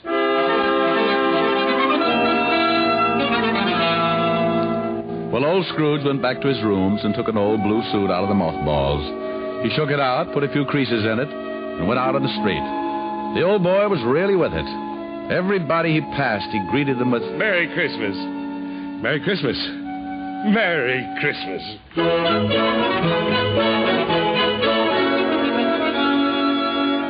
He went to church and gave a large donation, and Father McCarthy nearly forgot his sermon. Yes, for the first time in his life, Scrooge was having a Merry Christmas and arrived early at his office. if he could just catch Cratchit coming in late. And he did. Bob was a good 21 minutes late. Cratchit! Oh, no. You're 21 minutes late. Yeah. I'm sorry, Mr. Scrooge. I had a big evening. Oh, you did, huh? You know what I told you if I caught you fancy-footing it in here late again. Okay, so I'm canned. You think you got it coming? I'm too tired to argue. Jobs are tough enough, and I hate to lose this one, but I'm just too tired. A raise would help, huh? No, that's the silliest question of the year. Then you got it. It's in the envelope. What? Uh-huh. Maybe after we see how the funds are, we might be able to do something about Tiny Tim. Well, yeah. I don't get it. A raise? You want to do something about Tim? I don't get it. Sure you do, Bob. Haven't you heard? It's Christmas. Now go on home, take the day off, take the week off, come back when you feel like it. Merry Christmas. Mr. Scrooge? Yeah? Merry Christmas.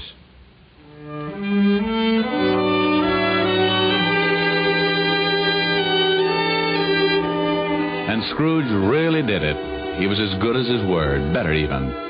He made it the merriest Christmas ever. And later, things got better, and he took care of Tiny Tim. And sure enough, Tim was out on his sled the next Christmas doing belly whoppers with the best of them. Every Christmas thereafter, all along the big street, it was said, if anyone knew how to make Christmas merry, old Ebenezer Scrooge was that one. And I hope that can really be said about all of us. Just like Tiny Tim said. God bless us, everyone. That's it, Tim. God bless us, everyone.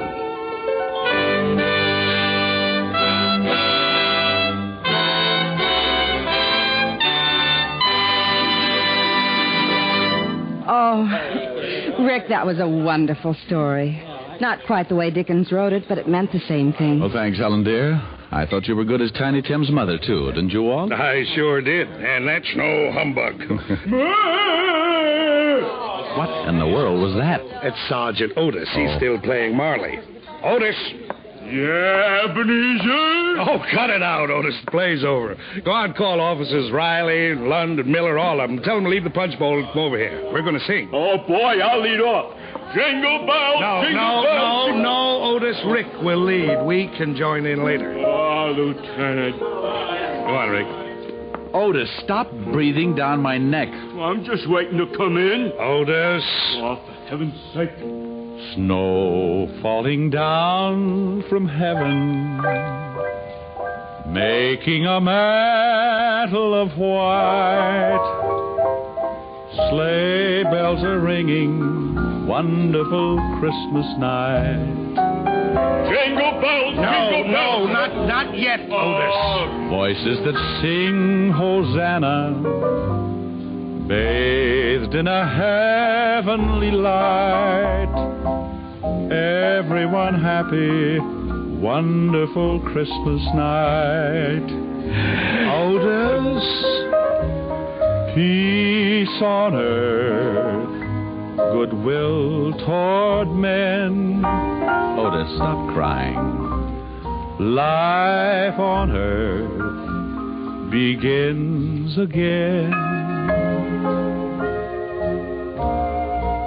Joy in the hearts of children, there in the trees candlelight, all making merry, wonderful Christmas night. Now, Lieutenant? No, Otis. Oh, let him sing, Walt. Come on, everybody. Oh, boy. Jingle bells, jingle bells, jingle all the way. Oh, what fun it is to ride in one horse open sleigh. Jingle bells, jingle all the way. Oh, what fun it is to ride in a one-horse open sleigh. Merry Christmas, everybody.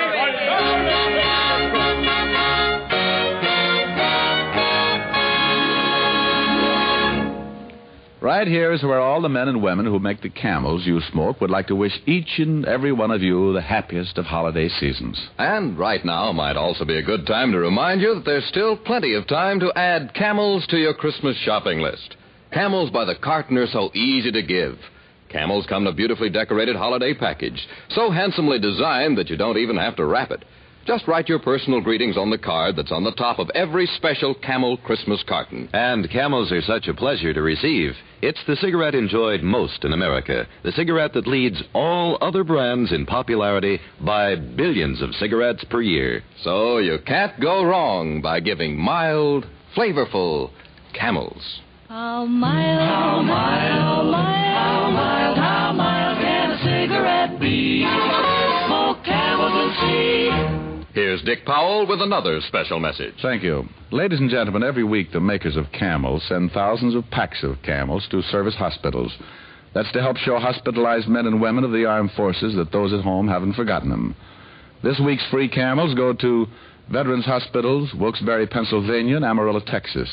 Nellis Air Force Hospital, Las Vegas, Nevada. U.S. Naval Hospital, Naval Medical Center, Guam, Marianas Islands. Now, until next week, enjoy Camels. I always do.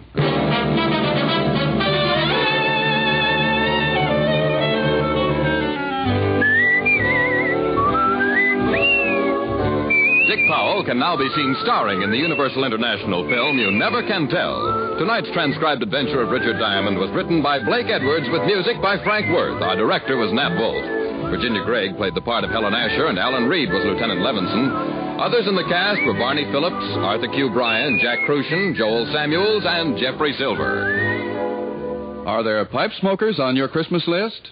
There's still time to make them a present of pipeful after pipeful of the National Joy Smoke, Prince Albert. The Prince Albert 1-pound tin comes in a special Christmas box ready to give. There's a space right on it for your personal greeting. Give Prince Albert. The bite is out and the pleasure's in when you smoke Prince Albert. It's specially treated not to bite your tongue. The bite is out and the pleasure's in. Listen next week for another exciting adventure of Richard Diamond, starring Dick Powell. This is Your FBI. The official broadcast from the files of the FBI follows immediately. Stay tuned. This program came to you from Hollywood. This is the American Broadcasting Company. Quiet, please.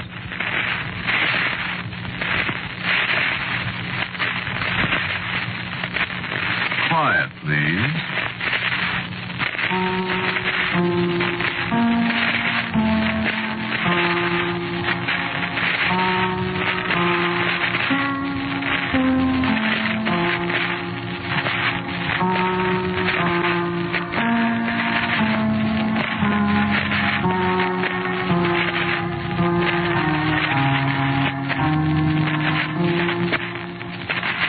Broadcasting System presents Quiet, Please, which is written and directed by Willis Cooper and which features Ernest Chappell.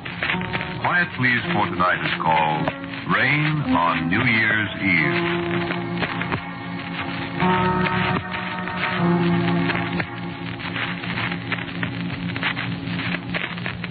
It's raining again. Pretty near New Year's and it's raining again. Back east, it's probably snowing different places. Or maybe the moon's out, shining on the snow, and people are saying, why, it's so bright out you can read a newspaper. You can't read a newspaper by moonlight, only the headlines. Maybe if you take your newspaper out in the yard and stand in the moonlight, you might find a headline with my name in it. It's been there before. Well, anyway, so there's moonlight. Here, there's rain. Like it was that other New Year's Eve. That's what the rain makes me think of. As if I ever thought of anything else.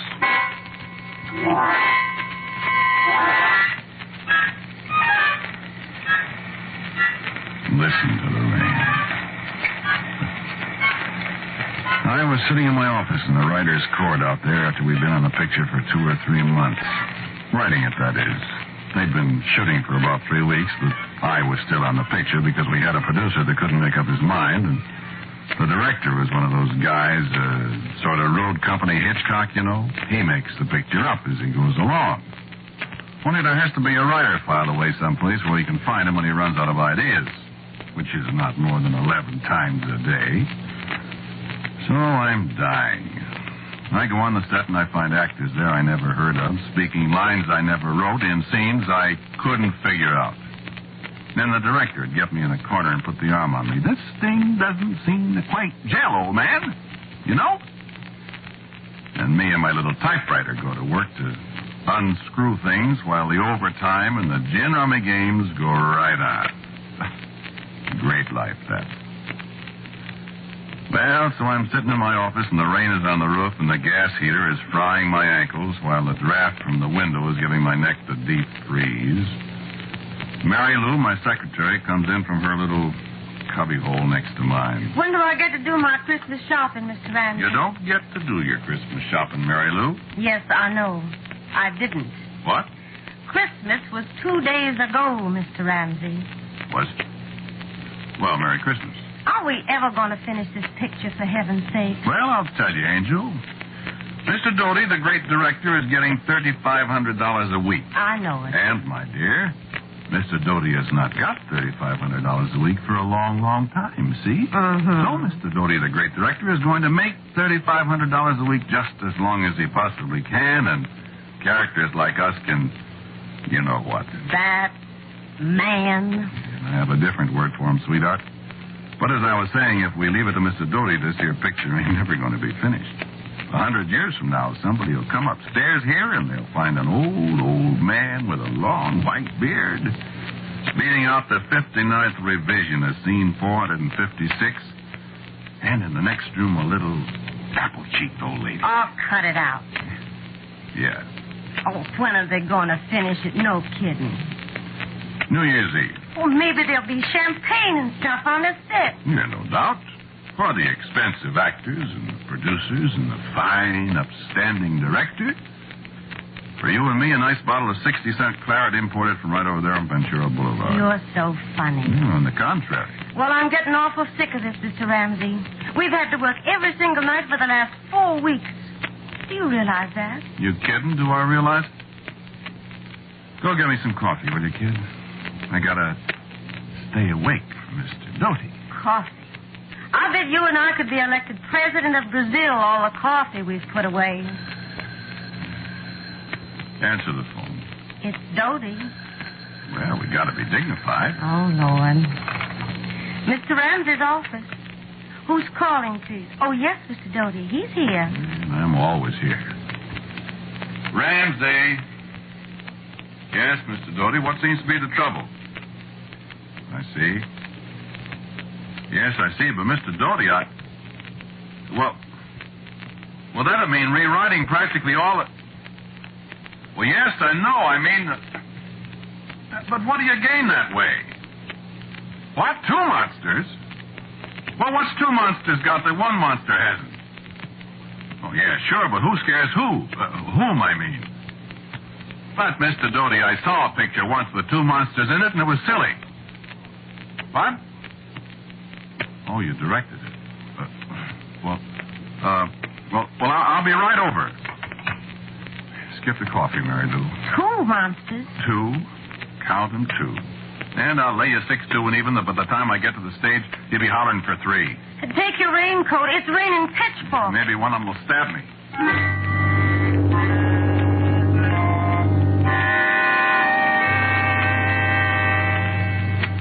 I better tell you about this monster stuff.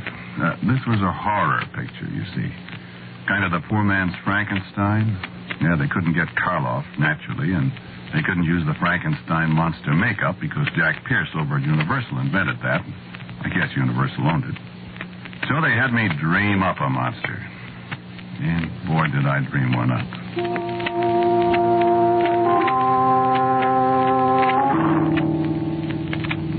There's an old book. It's called... No, I guess I won't tell you what it's called.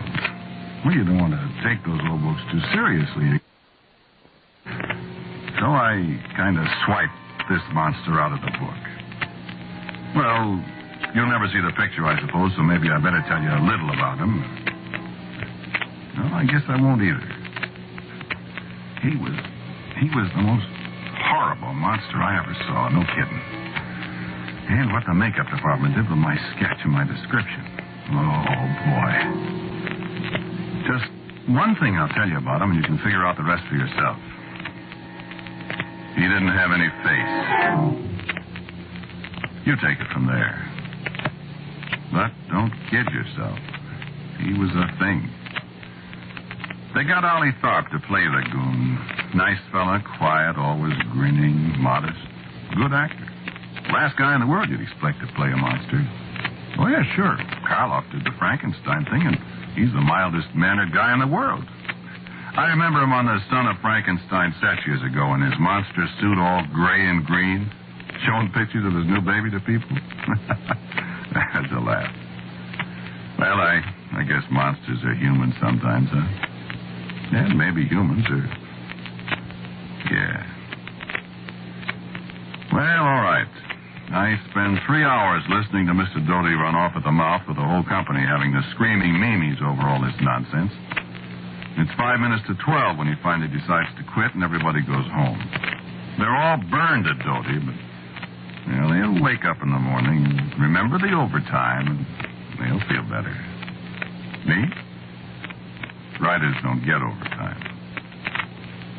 So I get back to the writer's court and the lights burning in the window and Mary Lou is snoring away with her face in a stack of carbon paper. She wakes up and asks me a question. How many monsters now?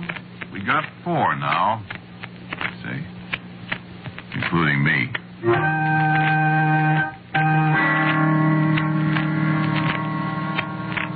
So the next morning it's not raining anymore. The sun is shining bright, and you can see snow on top of the mountains, and it's a very nice day. And monsters are pretty hazy in my mind as I pick up my copy of the Reporter and head for the rickety stairway to my palatial office. I'll tell you how much good the sunshine did me. I was whistling as I climbed up the stairs and opened the door. You might as well turn off the whistle. Mr. Doty's looking for you. And now what? He says it's very important. 2 more monsters. Your coffee's on your desk. Steaming cold, no doubt. I just brought it up. Give me 15 cents. Now, it's your turn to buy this morning. I bought yesterday. All right, all right. Hello, no, he isn't here yet. Go ahead. Mr. Ramsey's office. Yes, Mr. Doty. Morning, Mr. Doty. How are you? Oh? No kidding. Why, that's fun. What? Oh, of course. Yuck. Yeah, sure. What's up? Why, sure, Mr. Doty. Yes, sir, I'll be right over. What? He has to finish the picture definitely by 12 midnight, December 31st. Oh, that's what you said last night. Well, I was kidding. You know how it goes in the story. I forgot. Well, I mean the way it was originally. You know, this monster only has power the last hour of the year. Oh, yes. Remember, it was a New Year's party, the whole picture? It's been so long ago, I forgot how we started. Well, don't you remember our big payoff scene? She thinks the monster is her wicked uncle? Who thinks? You know, the babe with the teeth. The goon girl with a blue dress. Oh, yes. Remember, she thinks the monster is her uncle and she tries to rip his mask off and it ain't a mask? Something like and that. And the house is on fire and he grabs her and runs inside the house and our hero busts in after her and rescues her. Some way I never had a chance to figure out. Well, how would he do it without his glasses? He'd fall over the stoop. What stoop? There's hundreds of them in pictures. Drink your coffee and go see Mr. Doty. Maybe he's changed his mind. I can't change his mind. The front office put the big fat arm on him, or else. Whoopee, baby, 3 days and we can sit down and rest. Away from this place. You can say that again. Tell him I ain't here.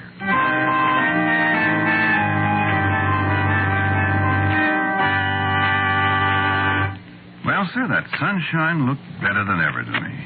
But when the big door of the stage swung shut behind me, the sunshine sure disappeared. Well, Mr. Doty was an unhappy man. Well, 3 more days and there wouldn't be any more of those $3,500 is. And he didn't like it a little bit. And guess who he took it out on? This is the worst story I ever had to work with. It positively smells bad. I didn't say.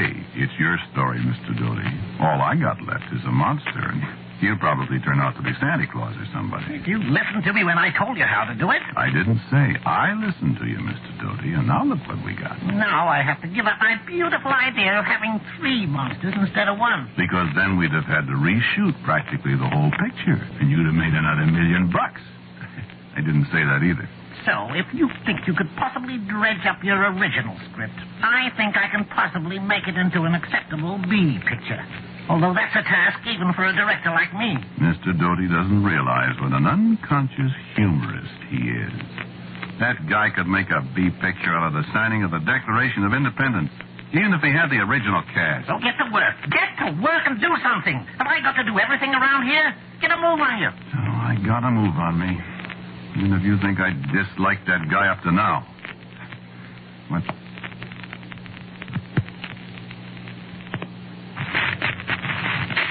The last 2 days. You've got to get some sleep somehow.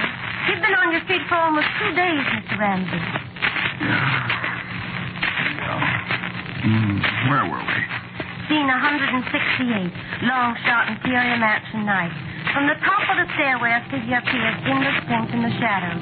We sense, rather than see, the twisted evil form of the monster as he peers over the balustrade. From the foreground right, the butler appears and starts slowly up the stairway. As he reaches the fourth or fifth step, the camera starts to move in to follow him. We crane up the stairs, and the camera holds on the last 3 steps as the butler reaches the top. Cut to... Hey, wake up! I'm sorry. Where were we? Ramsey, you've got to get some sleep. Lie down for 10 minutes. Gee, I'd sure like that. Mr. Ramsey's office. I'm not here. Yes, Mr. Doty. All right. Hello? Yes? Sure. I'll be right over. Oh, Mr. Ramsey, I was... You know what, Mary Lou? Well, put on your coat. It's raining again. You know what? What? I wish I was a monster.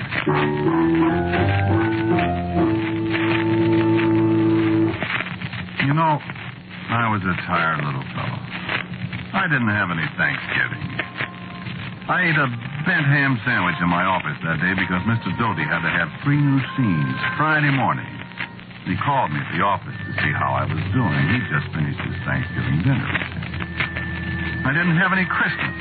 I locked the door of my office and baked my brains out on a whole new sequence Mr. Doty had thought up. All around me, people were drinking whiskey and chasing each other through the corridors and up and down the stairs. I didn't have any Sundays, and I didn't have any evenings. I, my friend, damn near lost my mind. All the time, Mr. Doty. Wow. It's no wonder that by New Year's Eve I was ready to hire a man with a cleaver to extirpate the guy. But I didn't. Nope, I sure didn't.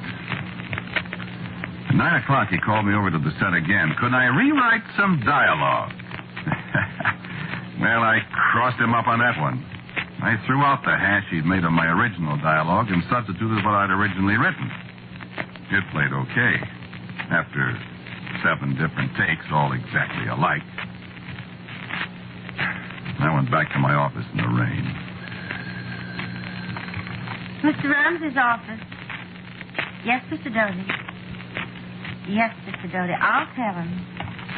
Mr. Ramsey. I heard you. He needs you right away again. Okay. You poor thing. Only another couple hours. Hope I can take it. Take your raincoat. It's raining cats and dogs. You're telling me. That time it was a little piece of action he couldn't get through his ivory head. I explained it in words of 1 syllable, carefully avoiding the 4-letter ones. He thanked me, old boy, and I went out into the rain again. Rain. Oh, what rain in California can do to you. I heard of a fellow that jumped into the Los Angeles River once after a week of rain. Ordinarily, he'd break his ankle, but he drowned. You know, it just comes down steadily. Well, I know I could probably be a lot more graphic than that, but that's all there is to rain in California. It comes down steadily. Ice cold. Steadily. Yes. Of course, it always stops about the time you've decided to start out on foot for the east. The sun shines and poinsettias bloom and the hills are green. Oh, man, it's wonderful. I guess they have the rain like hitting yourself on the head with a hammer. It feels so good when you stop. Yeah, that's a bum gag, but I was a pretty beat-up character. 3 more times that New Year's Eve. In the rain. The guy getting meaner and meaner each time. Well, at least it was going to be over pretty soon. It was 10 minutes to 11 when I came into the office and Mary Lou took my coat from me. You've just got to get a little sleep, Ramsey. Now, you sit down at your desk and put your head down and catch 40 winks. Thanks, Mary Lou. Oh, if I had to see that man just one more time tonight, I would be responsible. I'm not kidding. I know. You go to sleep. Well, kid, you're as all in as I am. Well, at least I don't have to face him. He's got to stop at midnight. As soon as he's through, should you and me go someplace and have a New Year's drink? I don't know whether I could keep awake. Well, let's try, huh? Okay. Anybody ever tell you you're a nice gal? Couple of people. I could marry a gal like you. Don't kid people, Ramsey. I'm not. See how you feel when you wake up. I think I love you. I wish you meant that, Ramsey. I do. Kiss her from me tonight. Ramsey, you're sweet. Kiss me goodnight.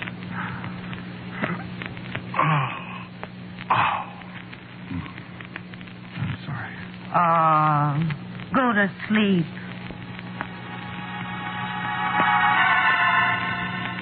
So I went to sleep. And I dreamed. Even when I was asleep, I couldn't get that guy Doty off my mind. I dreamed I was on the set. I dreamed they were shooting the last scene, the one where the monster comes closer and closer to the camera till that head of his without any face fills the whole screen. You know how it is in dreams. You're here. Then all of a sudden you're there, and you're one guy, and then you're another, and it's all mixed up. Yeah. I could see the set, and I could hear Doty call out. Rolling. Action. Then I could see this faceless monster coming out of the shadows. Slowly, right up to the camera where George Robinson was standing, as tired as everybody else. And I thought to myself, if the audience had any idea that little old milquetoast Allie Tharp was inside that monster rig, they'd bust. And in the dream, I saw Doty jumping up and down in one of those silly rages of his, and he yelled, Get back there and fly over. You've got about as much minute as Ramsey over there. Even in the night dreams, he was picking on me. And so they started all over again.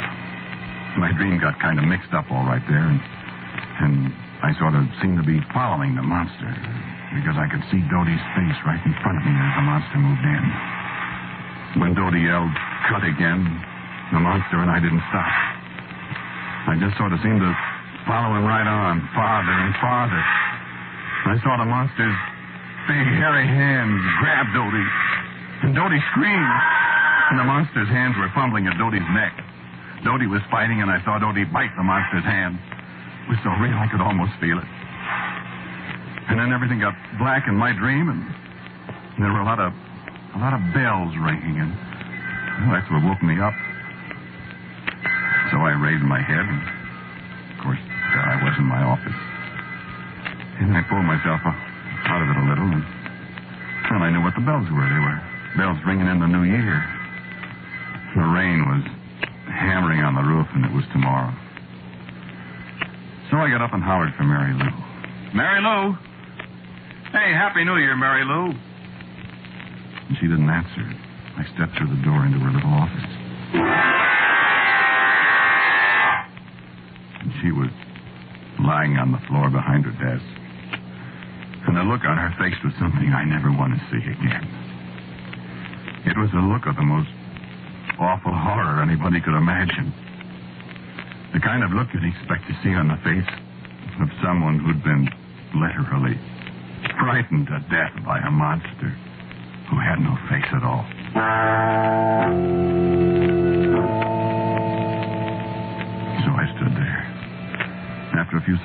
people yelling outside, and I heard somebody yell that Ollie Tharp had killed Doty. Somebody else said, no, Ollie Tharp was dead, too, with a broken neck in his dressing room. And my hand hurt. When I raised my hand to look at it, right across the thick of my palm were teeth marks. Deep, bloody teeth marks where Doty had bit me when I strangled him.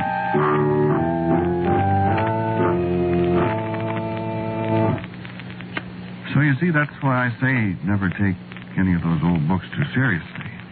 Remember I said I wished I was a monster? Remember what the book said? The monster only possessed his murderous power for 1 hour, the last hour of the year. New Year's Eve again, and it's raining. Got anybody you want murdered?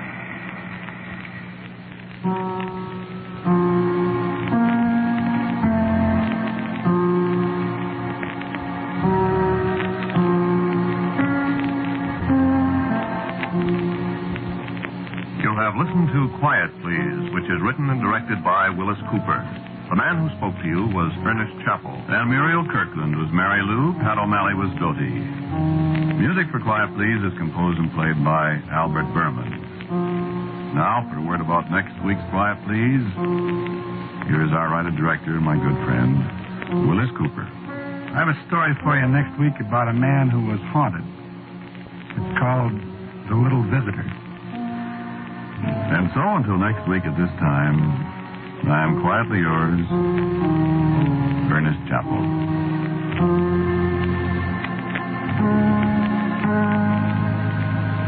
Quiet, Please comes to you from New York. This is the Mutual Broadcasting System.